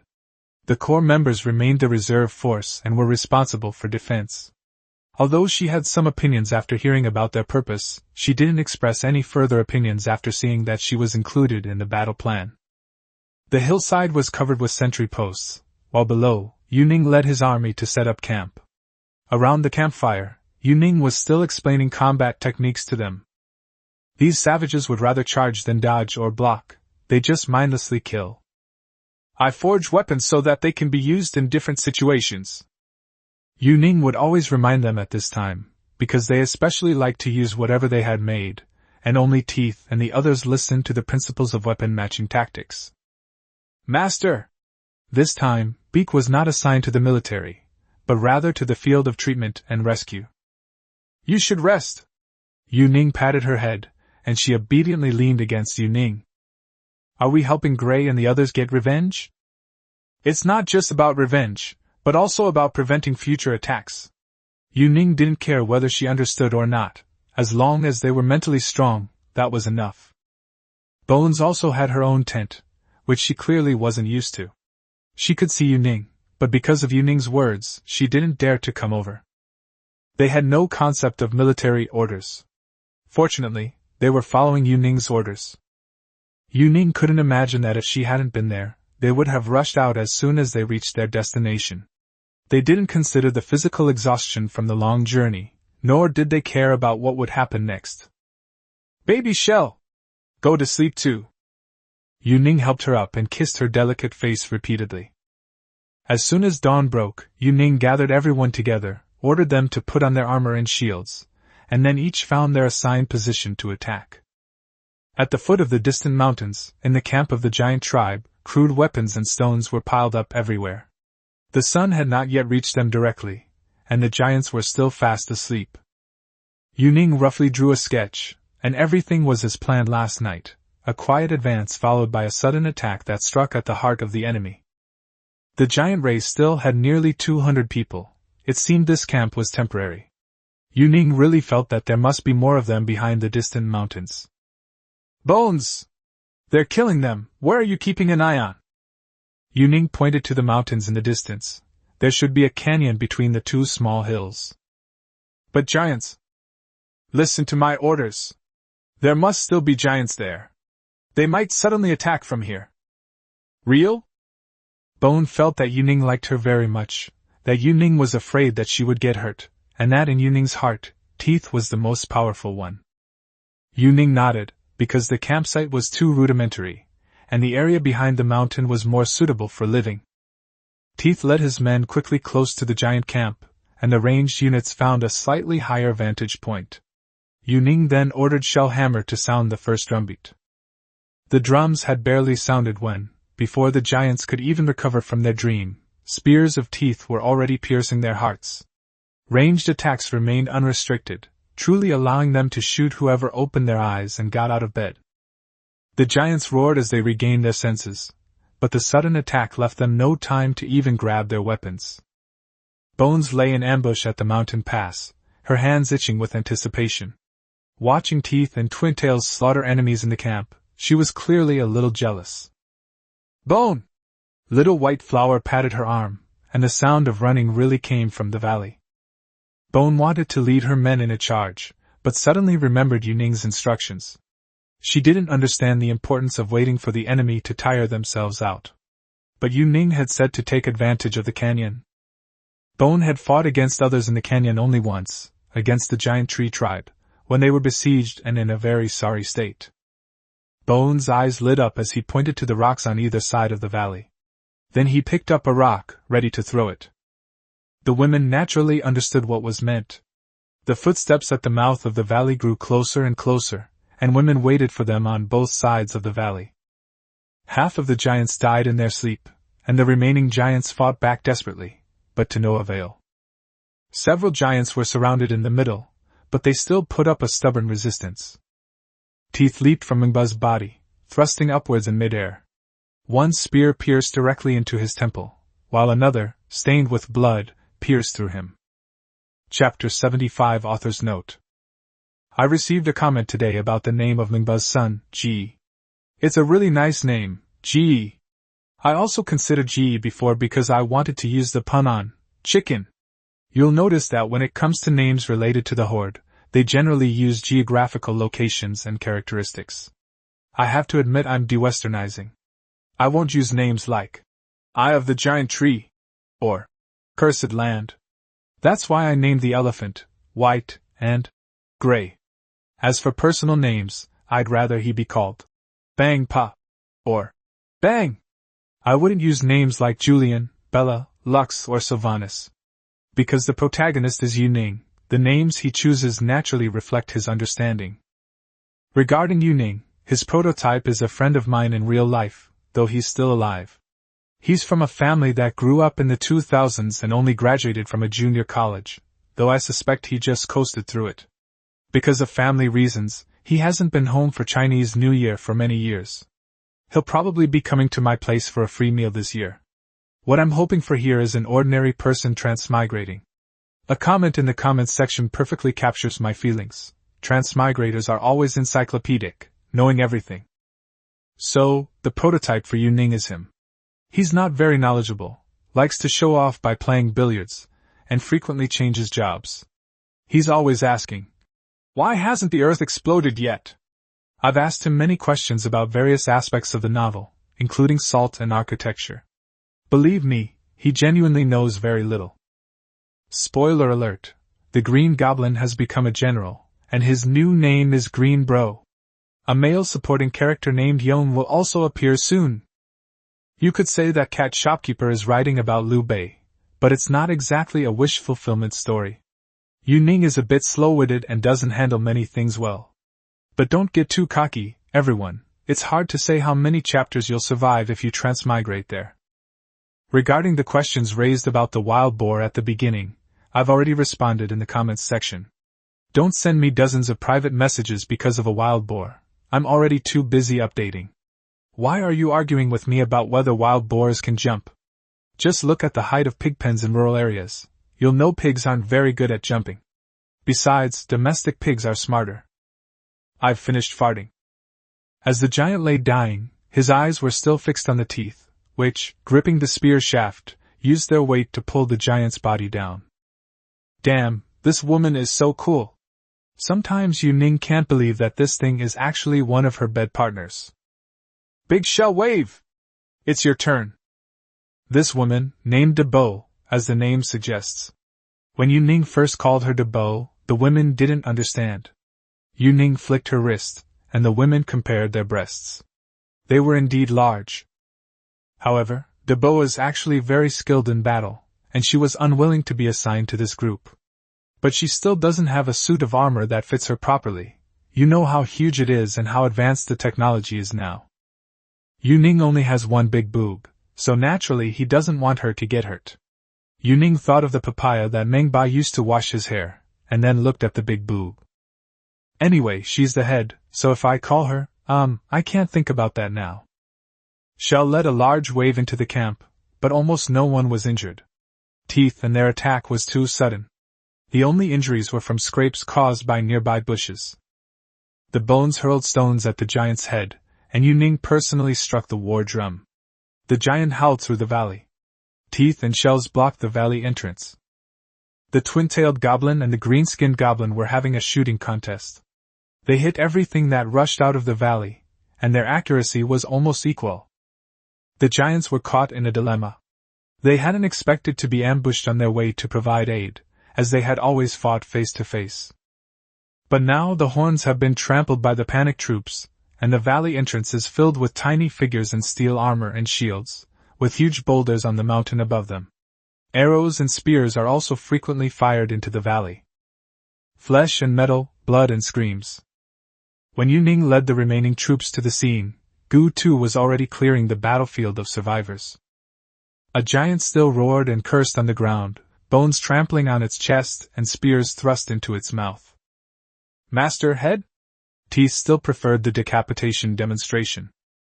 This time, however, Yu Ning did not choose to behead them.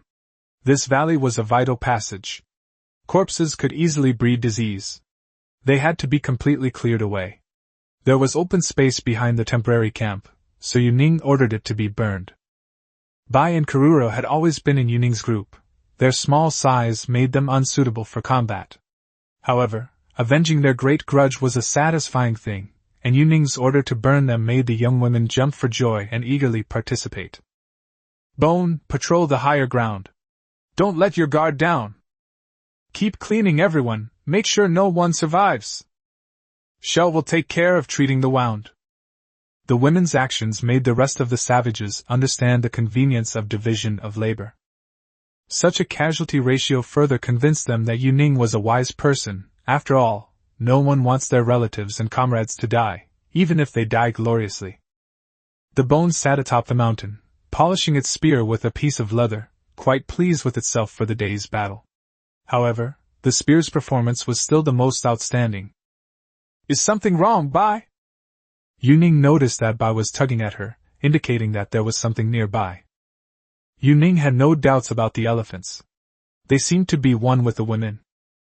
Bai led Yu Ning to an open area where the cracks in the dry ground proved that there had once been a water source. This must have been a lake. There was still water in the center of the lake, and there were many stones under the cracked earth, which Bai turned up with his teeth. Yu Ning remembered that their bones would turn into gold in the lake after they died, but this was clearly not the case here. Could it be some other metal? Seeing that Yu Ning understood, Bai began nodding frantically. The lake was the beginning of their race, and also its end. But I long for their old friends to be by their side again. The lake here looks bigger than the one at my house, but right now only the center is damp. I wonder if the heavy rain and the drinking water will help. The stone did resemble metal, but it wasn't iron. Yu Ning didn't know what it was until it was forged. There was a sudden commotion in the woods. Bai was standing in front of Yu Ning, and the women, hearing Bai's shouts, gathered around from all directions. Come out! Yu Ning's shouts were useless. He used his teeth to flip the spearhead and plunged it in. A scream echoed through the woods. Several figures rushed towards Yu Ning, their movements completely inhuman. It was clear that Bai knew of the existence of such a thing, and the women didn't have time to react. Bai knocked one aside, and the other two shot towards Yu Ning like arrows. Ah! Explode! Explode! Explode! Xiaohu pinned one opponent down with each hand, his imposing figure on the ground a perfect example of a royal flush played in a deck of cards. This thing looks a bit like a monkey, holding a wooden stick in its hand, and it's the kind with a sharpened tip. Chapter 76 by Manhwa. Upon seeing what the tiger was pressing down on, Yu Ning was somewhat bewildered. It was the first time he had ever seen a monkey since he had been here. However, this monkey is very small, and most importantly, it looks white and small, which is why the woman doesn't like it. These creatures are supposed to live in groups, so Yu Ning didn't let his guard down. Instead, he snatched the sharp sticks from their hands and poked them a few times, making them squeal and squeal. Karuru and Teeth exchanged a few words, and Teeth showed a surprised expression. It used to be a large troop of monkeys, but now there are only a few left. After the lake dried up, they lived nearby, but their temperament is completely different from before. Teeth knew they were mischievous, so at first, Teeth poked them with the handle of a spear.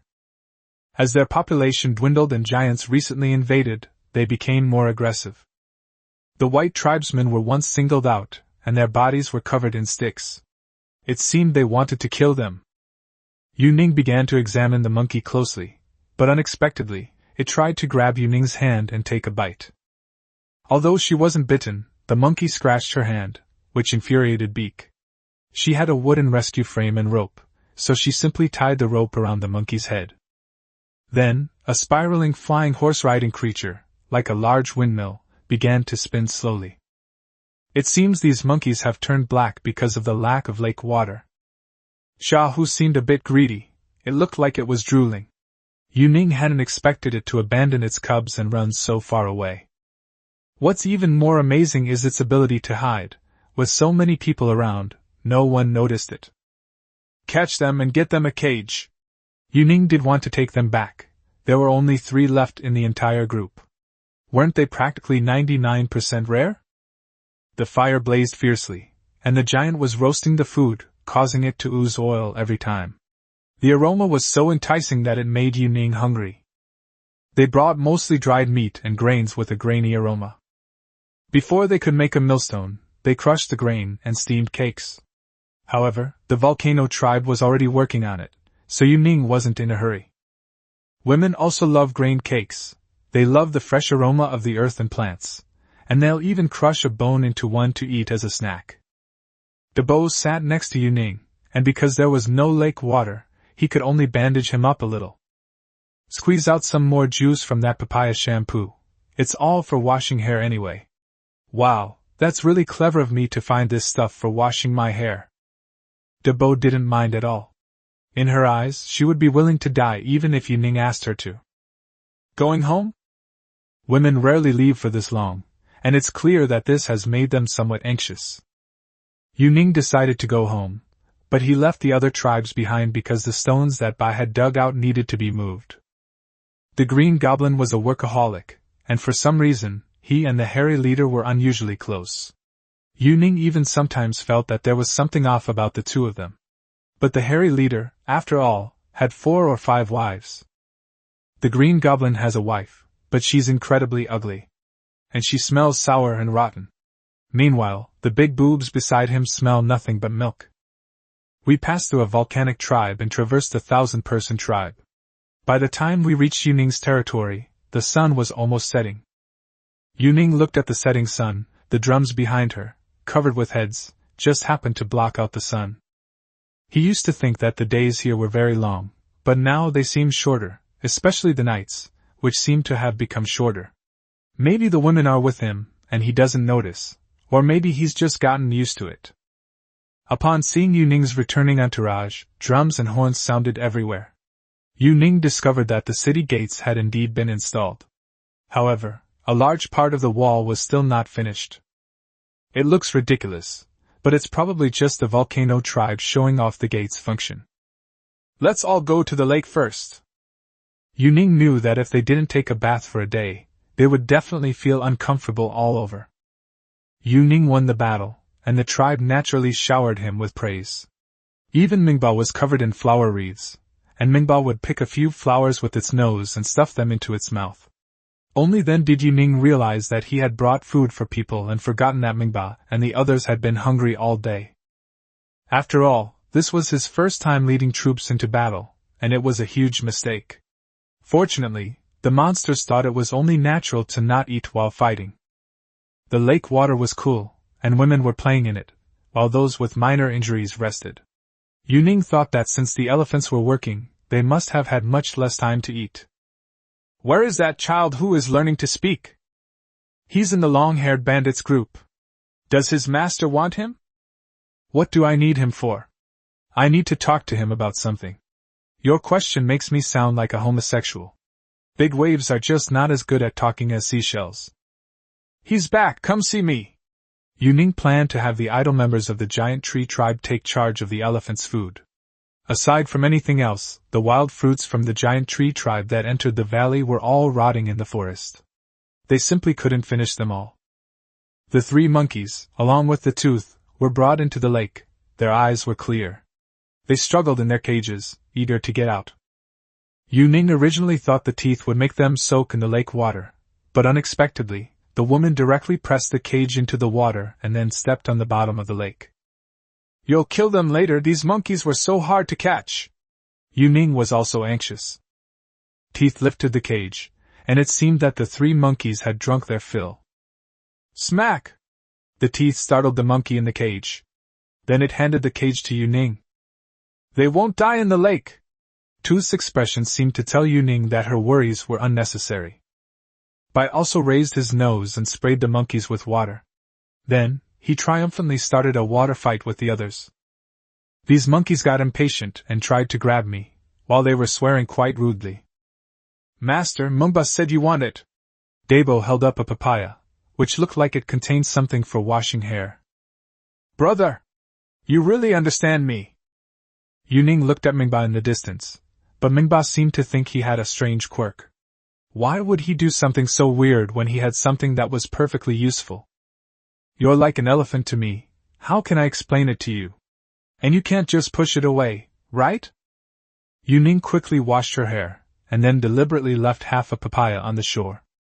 The women started washing their hair, but the younger women seemed unfamiliar with this stuff. It looks like only men can find it. The bonfire mural was given a large enough space by Shell this time, and the little girls also participated. They actually used countless grass stalks to poke at the giant's body. The composition was also ingenious. There were gaps in the rocks on the body parts, making it look like arrows had hit the giant's body. Shells are getting more and more creative. Their compositions are moving from 2D to 3D. Debo held the half-eaten papaya helplessly, wondering what Yuning was up to. Logically, there was no need to wash her hair again after washing it. But Yuning told her she needed Yuning's help to wash her hair later. Chapter 77 Pleasant. Bone took a pair of scissors and pinned several monkeys to the ground, trimming their nails clean. Any slight resistance resulted in a few punches. The monkeys were quite well behaved. They didn't even dare to look directly into the Bone's eyes. The Bones had tied leather ropes around their necks, making it clear that it was Walnut's handmade work. Master is going to be fierce. Bone handed the leather rope to Yuning, and the monkeys behaved as obediently as grandchildren. It's clear that these monkeys and the skeleton are old acquaintances, and perhaps even have some history of conflict. It's probably some kind of father-son feud. This victory not only demonstrated our strength but also reclaimed the land belonging to the young women, even though it was no longer inhabited but now had an owner. This time, there was a large quantity of grain seed, and Yuning naturally had plans for the next planting. Although the lake had dried up, the irrigation river still existed. Ji participated in the battle, although it was completely inactive this time. But at least it was a participant, and besides, its father was a high-ranking official. So everyone gave it face. For most women, Ji is someone they've watched grow up. Although the lake water is somewhat useful to the Mingba tribe, it's far less useful than to the Bai tribe. Yuning's next step is to go to the north of the three major tribes, where there will be a combined force of the three major tribes and the 1,000-person tribe. Although it was a coalition, Yuning's main intention was still to demonstrate his strength. However, some bird-headed people expressed their desire to join, even though they were about to go extinct because they had no wives. However, given their instincts as male animals, and the fact that they at least received Yuning's protection, it would be unreasonable for them to do nothing at all. This group, which was once as powerful as the 1,000-man tribe, now lives entirely in the northern forest. Yuning prefers to call them birdmen rather than by their given name. But Yuning couldn't help but laugh, so the bird-headed man should be a little better, right? Debo, carrying half a papaya, followed Yuning on a tour, and then arrived at Yuning's house. Yuning discovered that in just one day, his house had been expanded by 2 rooms. Moreover, it seemed that the construction hadn't been completed in time, and the rooms weren't yet connected. The new house is made of a combination of stone and brick, and the mud used to fill the gaps is of a higher quality. Although they were primitive people, once they became enlightened, they often possessed wisdom. However, Yuning planted people in the volcano tribe, not for surveillance, but to deliver messages. The people of this tribe are too prone to getting lost in thought when faced with problems, and the entire tribe will fall into a daze. If no solutions are found for them, they will stop eating and drinking and continue to daze. Yuning had wondered why they hadn't starved to death. However, he soon discovered the secret of the volcano tribe. This volcanic tribe is something else. Besides the female leader, they have another leader. However, this leader isn't very useful, she's just there for keeping track of time. If their entire tribe meditates for more than 3 days, the chief will emerge, disrupt their thinking and behavior, force them to abandon their contemplation, and establish the unresolved matter as a taboo. This can be considered a kind of protection mechanism. Yuning also gave this leader a resounding name. Great Brilliant! Clearly, Debo Duanmugwa was also tired. As soon as Yuning sat down, she couldn't wait to grab a jar and prepare to go out. Where are you going? Bring water! Aren't you going to wash your hair? Don't you need water? Come here! Yuning had never been alone with her like this before, which made Debo a little nervous. Master, I want to change my name! Debo was probably often teased, but Yuning felt that she was in the wrong. Let me think about it. Debo was clearly happy with it. She was looking forward to her new name. Actually, Yuning had wanted to call her Howu, Fire Dance, for a long time. However, at the time, they were teaching the character for fire, which could easily disrupt their studies. Yuning doesn't want to call him by those names anymore. After all, Debo has been really good to him. This girl isn't very smart to begin with, and it's not right for her to keep bullying him. What do you like? Yuning wanted to start by asking about his hobbies. Debo thought about it over and over. She seemed to have thought of something, and looked at Yuning with some excitement. What do you like? Master, touch here. Big Wave pointed at Wave. Damn it. I can't possibly name it, Touch Wave. Anything else? Wash your hair? Debo knew that Yuning would definitely not be satisfied with the previous name, but this one should be. Washing hair, seriously, washing hair? Can washing hair be a name? This is even more outrageous than twin ponytails. How about a papaya? Yuning pointed to half a papaya. Actually, he felt it was still too frivolous. He would become stronger and stronger in the future, and his woman would have to stand on her own. Once everyone learned to speak, some names would be really too embarrassing. Can it be called a tail? A tail? Yuning was a little curious. There had to be some explanation for this. Mengba has a tail, and it always follows him. His owner has a tail too. His words were simple and honest, and these days the girl had indeed gotten used to being his tail. Good. Tail. Yuning tore off the dog's skin, then took out a handful of the skin from the papaya and applied it to the tail. Cool. It's clear that Tail hasn't gotten used to the new name and this action yet. Come here. Yuning was very good at directing, and even though Tail didn't understand, it still cooperated well. She also poured out the rest of the papaya. You're so good. You're really so good. Mengba went to Yuning's door and bumped right into her. Mengba's eyes were full of disdain.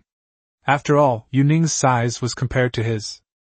Yuning also saw Mengba, especially its belly. You think I can compare to you?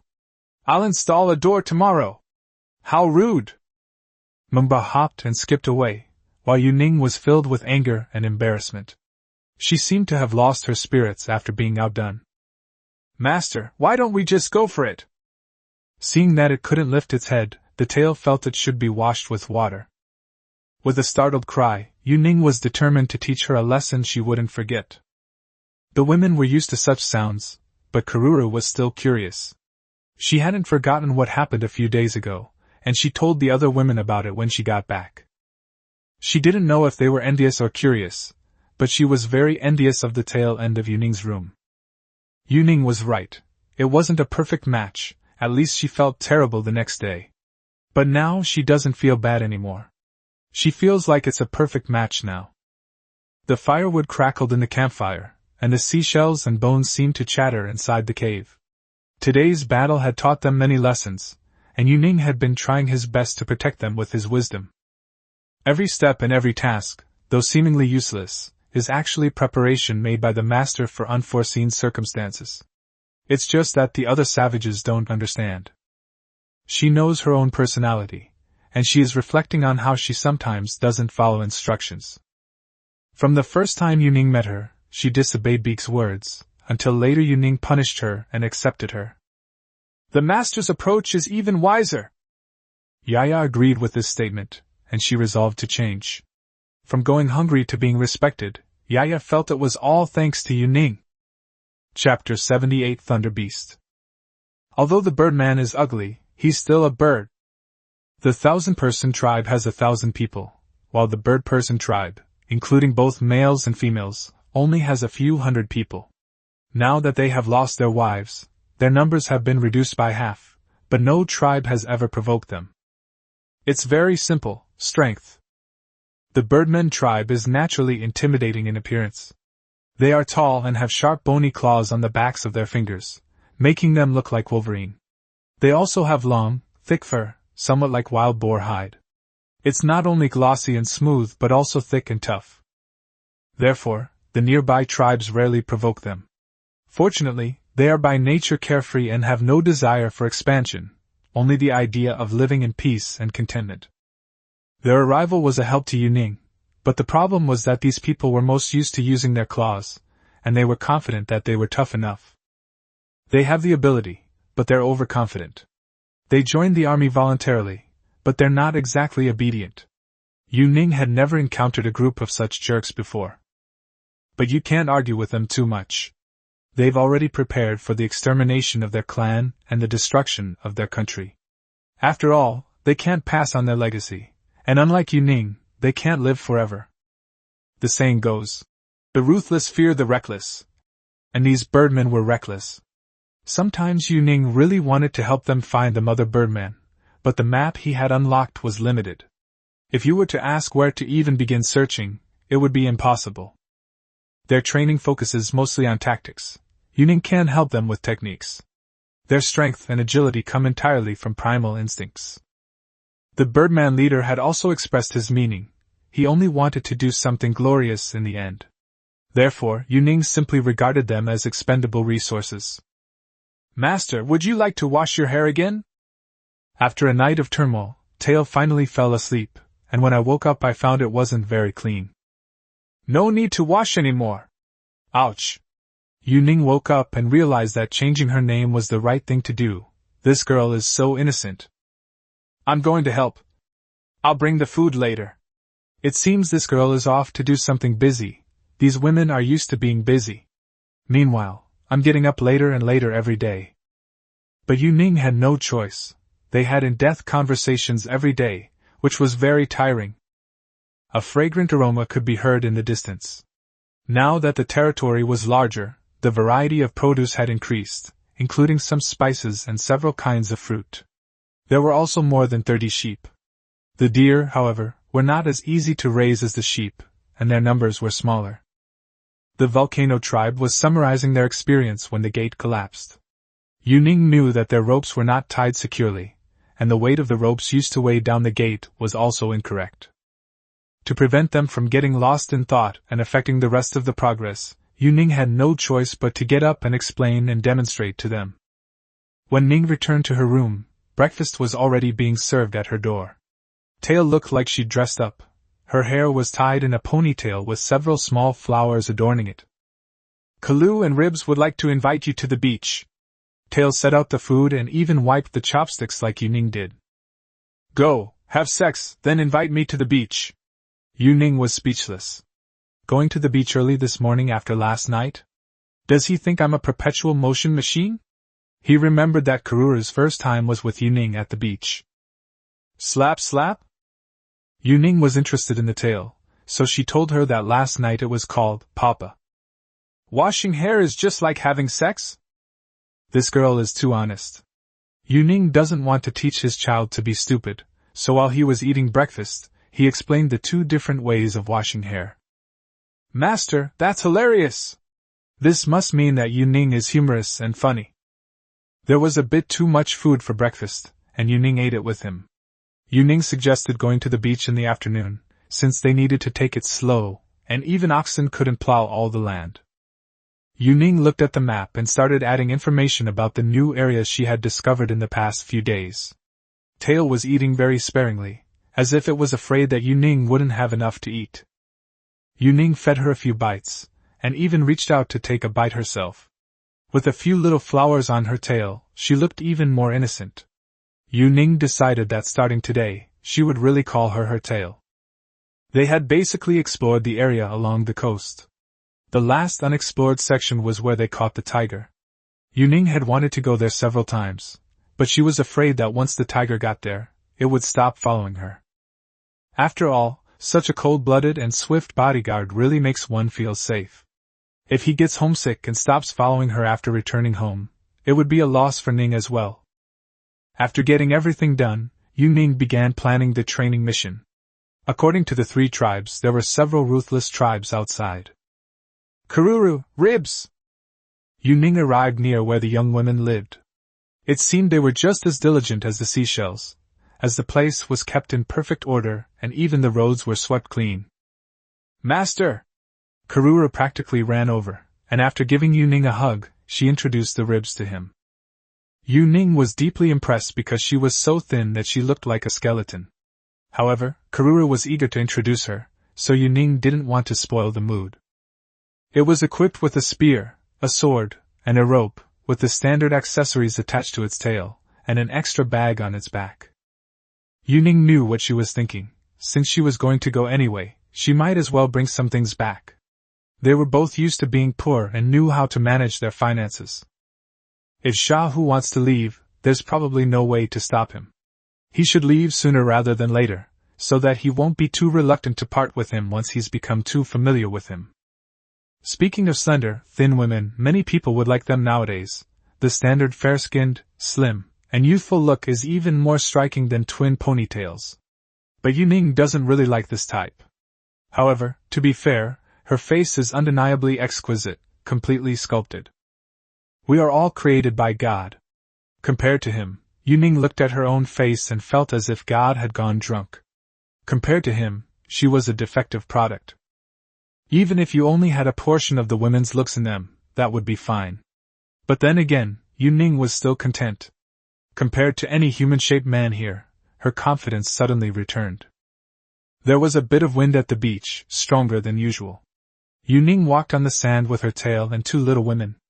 Xiaohu was indeed in a familiar place.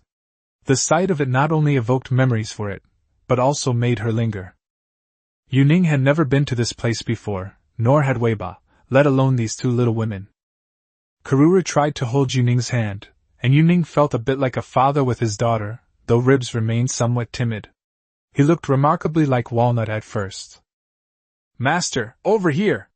There was a soft, flat beach not far away, and it seemed that Karura wanted to rest here. Yu Ning knew what she was thinking, so she simply lay down on the beach. "Bring it on! I'd rather die under a peony than be a dog." There was a slight vibration in the ground, which Yu Ning could clearly feel. Karura did not cuddle with him, but instead suddenly drew her battle sword with Paigu. Even her tail tensed up, and she slid to Yu Ning's side, trying to help him up. The bushes suddenly parted, and a strong animal roared loudly at Yu Ning.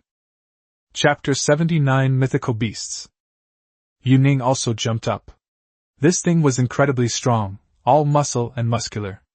Although its legs were short, they were round and plump. There was no weak point in its entire body. The fried tiger also ran back quickly, and it actually brought several fried tigers with it. Judging from this, it must have gone to find its companions. Several tigers saw the animal and started exploding together, the explosions echoing one after another. If Yu Ning hadn't seen it with his own eyes, he would have thought they were playing a game of Doudiju, a popular Chinese card game. "Master, let's go!" Karura grabbed Yu Ning's hand, and Ribs took Karura's knife and stood in front of Yu Ning. The girl wielded two swords and actually twirled them quite skillfully. If Yu Ning hadn't known that her tribe didn't have swords, she would have almost thought she was a master. The tigers found their positions and surrounded the animal. Yu Ning glanced at it briefly. It looked like a hippopotamus, and somewhat like a rhinoceros. It had a horn on its head, but while a rhinoceros horn was on its nose, this one was on its forehead. The horn was unlike that of an ordinary animal. The silvery white horn had a metallic feel, and its size was somewhat exaggerated, making it look like a traffic cone on the road. Yu Ning originally thought it was going to charge around recklessly or run for its life, since it had horns like that, and that was the kind of attack it used. The tail was also used to shove the shield at Yu Ning, since he was wearing a dog's skin when he went out. The animal dug a hole with its hind legs, but instead of charging, its horns gleamed faintly. Suddenly it shook its head, and a bolt of lightning appeared. Holy crap! The tiger saw the lightning, but it was too late. It was electrocuted and trembled all over, unable to even explode. Holy crap! You look like a tank, but you're actually a ranged mage. This animal is outrageous. Could it be some god's mount that's wandering off to play? Is this something human beings can contend with? Although it was shocked, the tiger was still alive. Fortunately, the animal's spell prefix is very long, especially given its appearance, so there should be a cooldown period after being shocked. Yu Ning threw the shield over and took the rope from the tail. He handed one end of the rope to her. "You over there, I'll over here." Before the tail could even move, Yu Ning had already run to the side. Judging from Yu Ning's expression, she wanted to tie it up. Its tail was twitching, clearly indicating she was afraid something might happen to Yu Ning. After all, she hadn't even used the tiger exploding weapon. It must have hurt a lot. "Tie its feet."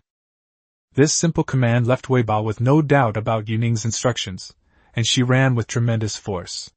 Yu Ning's initial tension dissipated. Seeing this, Karura cleverly shouted loudly on purpose, seemingly trying to attract the animal's attention. The tigers clearly had experience fighting this thing. They dragged their companions aside and then prepared to launch an attack. The rope wrapped around the animal twice. Apart from nervously looking around, it paid most of its attention to the tiger. In its view, Yu Ning and the women were not such a big threat. Ribs didn't understand Yu Ning's meaning. She picked up her two swords and prepared to attack. It seems that her strategy was to let the master go first, and she would hold off the enemy. This thing is charging up again. Yu Ning calculated that its cooldown time is only 40 or 50 seconds. In the instant it shook its head, Ribs dodged in advance. He swung his two swords at once, clang. There was absolutely no reaction. This knife was recently forged, the different formula makes it exceptionally sharp. Taking advantage of this lull, the tigers launched an attack. The creature tried to retreat, only to find itself bound several times with rope. Thump! It fell to the ground and trembled. Yuning simply dragged the dog's butt skin over its paws and wrapped it around its feet. Then, he pinched the rope and tied the dog's skin and its horns together. Seeing that even a knife couldn't cut it, the tail picked up 2 clumps of mud and sand and smeared them directly on the creature's eyes. Yuning thought it was a good idea, so she picked up some mud and threw it at its eyes to block its vision. Then its silvery white horns lit up again, followed by a sharp crack. The thing didn't actually generate lightning. Instead, Yuning herself was shocked and started trembling. Aside from its absurd defense, it only has lightning as its attack method. Yuning looked at its teeth and confirmed that it was a herbivore. The tigers also rushed up to bite, but after a few bites, there was no reaction. The huge thing was still twitching because of its own electricity. The tiger that had been electrocuted got up, but it still seemed to be paralyzed. Then it collapsed again. There shouldn't be a whole group of these things, right? Logically speaking, these large herbivores usually don't live alone. Although I've never seen one before, I've watched man and nature. Good things don't come true, but bad things do. A tremor came from the floor, probably because this thing's companion had arrived. Run! At Yuning's command, the woman ran with him. The tigers, seeing Yuning flee, followed closely behind. Yuning passed by the still-numb fried tiger and grabbed its tail. The 3 of them dragged one fried tiger along the beach, with the rest following behind. In the distance, several streaks of lightning struck the nearby trees. I absolutely must get my hands on this thing. Right now, all Yuning wants to do is leave this place. When she gets back, she must ask Manhwa. He's very knowledgeable and he'll definitely know what this is. The group of tigers were exhausted from running, and the tiger that Yuning was dragging along was also somewhat sober. These things looked very similar, and for a moment Yuning couldn't tell which tiger was the one he knew. What should the master do? Tail felt that Yuning was being bullied, so she thought of a way to get back at them. At least that's how it looked on her face. Let's go back first. Let's go back and ask Meng. It's clear that Karuru hates these electric creatures the most. They ruin all her good things. With so many women around, it's not easy for Yuning to find someone to talk to him alone. Yuning hadn't expected this little rib to be so fierce and fast. If it weren't for its high defense, even a ferocious beast would have seriously injured her just now. Kalyalu, come find me tonight and bring some ribs. Yuning knew what she was thinking, but the first thing she did was catch her breath. Luckily, these beasts are slow. If they had chased after the electric vehicle, Yuning would probably have died of pleasure on the beach. Although I don't know what this thing is used for, the ability it has been given is enough for it to protect itself. Fortunately, it doesn't have much intelligence. It seems that Jia Hu and his group have had quite a bit of contact with these electrified creatures. They even know to move the electrified ones to an open space nearby, as if they've learned from their own experience with being electrocuted. This is definitely a tank mage. Yuning named it Thunder Beast. This thing is really tameable and has considerable combat power. Imagine 2 armies facing off, and your side summons a few bolts of lightning. On the battlefield, it can be used as a meat shield, allowing the rest of the team to finish it off. Master! What about tonight? Night. Darkness. Sunset. I didn't expect that Karuru was still thinking about this. She must have gotten addicted to it last time. Judging from her expression, she won't give up until she gets it done today. Chapter 80 The Thunder Beast Clan. Yuning led his men back in a great hurry, originally thinking that this corner should be a small area and there would be no more tribes there. The tribes certainly didn't have any, but they did have a bunch of generators. I glanced at them while fleeing, and there were definitely more than a dozen. If they were hit with an electrotherapy device, they'd be severely injured, if not killed. The tigers followed Yuning, apparently having gone back to call their clansmen. They were moving their entire families here.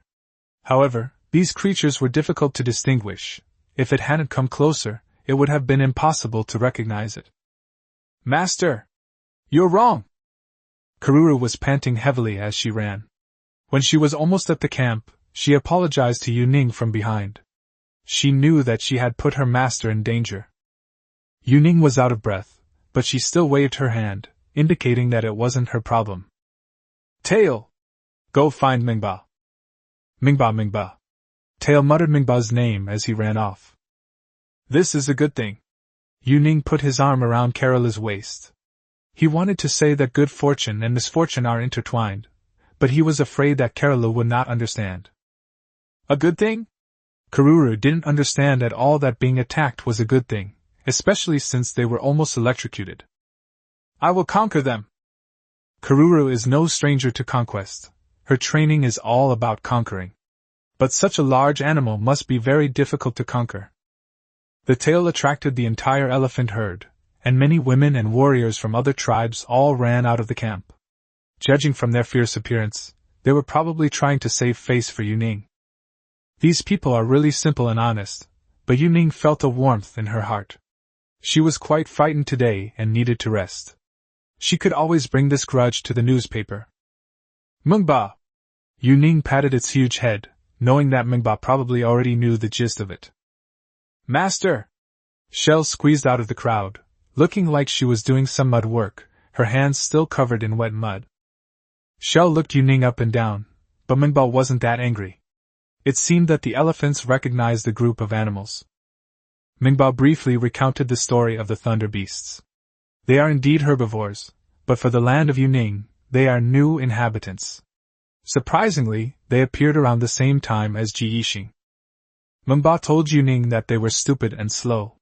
So they only lived in one place and never left their territory except to drink water. Mingba expressed his willingness to explore the matter, but Yu Ning was somewhat worried, knowing that electricity was something that could not be withstood by a strong body or thick skin. The tigers also chatted with the menacing bar. Although they couldn't understand what the menacing bar was saying, the menacing bar welcomed the other tigers in the distance. Mingba went with several strong members of his tribe, which made Yu Ning a little uneasy. However, the translator assured Yu Ning not to worry, as elephants held considerable prestige here. Yu Ning discovered that her house had been expanded. To make things easier, she had even placed wood in the walls during construction, which looked like it could hold a lot of things. Karuru talked a lot with Shell along the way, but it was Shell who kept comforting her. In Beeg's eyes, Yu Ning was absolutely merciful to the clansmen inside the walls, and even if they made mistakes, he would only whip them twice. Master, Karuru is going to be punished. Huh! Yu Ning didn't expect that after talking for so long, the first thing they would say would be this. She's wrong. She wants you to punish her. Shell wasn't worried at all. Karuru had been the leader of the women's tribe for many years, and had even been Shell's leader before. She just wanted to follow the rules. Yu Ning knew that this punishment was meant to serve as a warning to everyone. In their understanding, wrong decisions, no matter who makes them, should be punished, and the missing Kula was someone who escaped punishment. Punishment tonight! Looking at the wooden stake in the room, Yu Ning already had a plan for punishment. After returning from the hunt, Teeth talked a lot with Karuru. Although she didn't blame him, she regretted not being there, as the girl had become somewhat arrogant. As a commander, courage and confidence are good, but arrogance leads to problems, and Yu Ning has always felt the need to find an opportunity to discuss this. Because ever since Yu Ning appeared, the Teeth, a nickname for a team, has always been the victor. Shell waited anxiously, as did Yu Ning, who sat on the wall. The three monkeys were led out for a walk, and the sight of an elephant leading monkeys made Yu Ning both laugh and cry. These monkeys have changed a lot, they're eating and sleeping well, and they've become docile. Yu Ning still feels sorry for them, though, since they used to be a large group. Now only these three with clear eyes remain. Yu Ning didn't know what method Mingba had used, but the vibrations from the Thunder Beast's gate were so strong that he could feel them even while sitting on the wall. Their numbers were roughly the same as Yu Ning had estimated when he fled. There were a full 14 of them. Yu Ning recognized it because one of the horns still had the dog skin that Yu Ning was wearing wrapped around it. The women wanted to take weapons, but Yu Ning told them to stay put and watch the burly thunder beasts. Yu Ning was somewhat impressed by Mingba's social skills. Are they our friends? Yuning had been talking to women so much that she was starting to have trouble expressing herself. Mingba nodded its huge head, took the dog skin off the thunder beast's horn, and stuffed it into Yuning's hand. Clean water, a place to eat. These were the thunder beast's requirements. This was also Yuning's first time getting close to this creature. It did have weaknesses, namely its eyes and ears. Yuning was also glad that she hadn't used the anal assault technique on it earlier, because its skin was too thick and it wouldn't have been effective. The thunder beast horns are quite peculiar, with lightning patterns on them. When they look at people, they can't see straight ahead, they have to tilt their heads, sometimes making it seem like they're deliberately trying to be cute. Such places do exist, but Yuning was afraid that if she planted anything in the spring, the land would be destroyed. So Yuning chose another piece of land. That's where the crocodile fought the python. There's a stream and a muddy puddle there. After all, these thunder beasts were covered in mud. Perhaps they, like elephants, sometimes need mud baths. The tigers went berserk at the sight of the thunder beast, displaying the fierce hatred of enemies meeting each other. Mingba said the atmosphere surrounding the Jiahu, a type of mythical beast, was not without reason.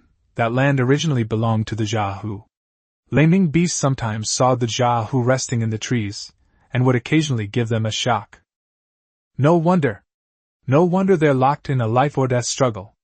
No wonder the tigers decided to move out and live with Yuning, but just as they moved out, the thunder beast followed them out as well. Yuning knew that getting them to get along wasn't difficult. One was herbivorous and the other carnivorous, so there was no inherent conflict. The biggest conflict was that these thunder beasts were a bit cheeky. Imagine you've just caught a rabbit, eaten your fill, and climbed a tree to find a good spot for a nap. The moment you close your eyes, you're struck by an electric shock. Anyone would go crazy. Most importantly, although thunder beasts have cooldowns, there are several of them. They can easily take turns shocking you.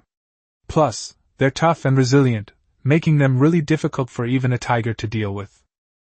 Jia, who was indeed clever, through observation, he found a way to live with Yuning, but who would have thought that these thunder beasts would also want to join them? Yuning wanted to set some rules for them. For them, the sensation of being electrocuted might be pleasant, but what if Yuning was having fun with the girls and suddenly got hit with an electric shock? Yuning didn't even want to think about it. Mingba was strange. No matter what Yuning did, it always ended up involving mating. But Mingba quickly understood. Although he had offspring, he wasn't the one with the most among the elephants. But Yuning didn't. So he always hoped that mating was normal.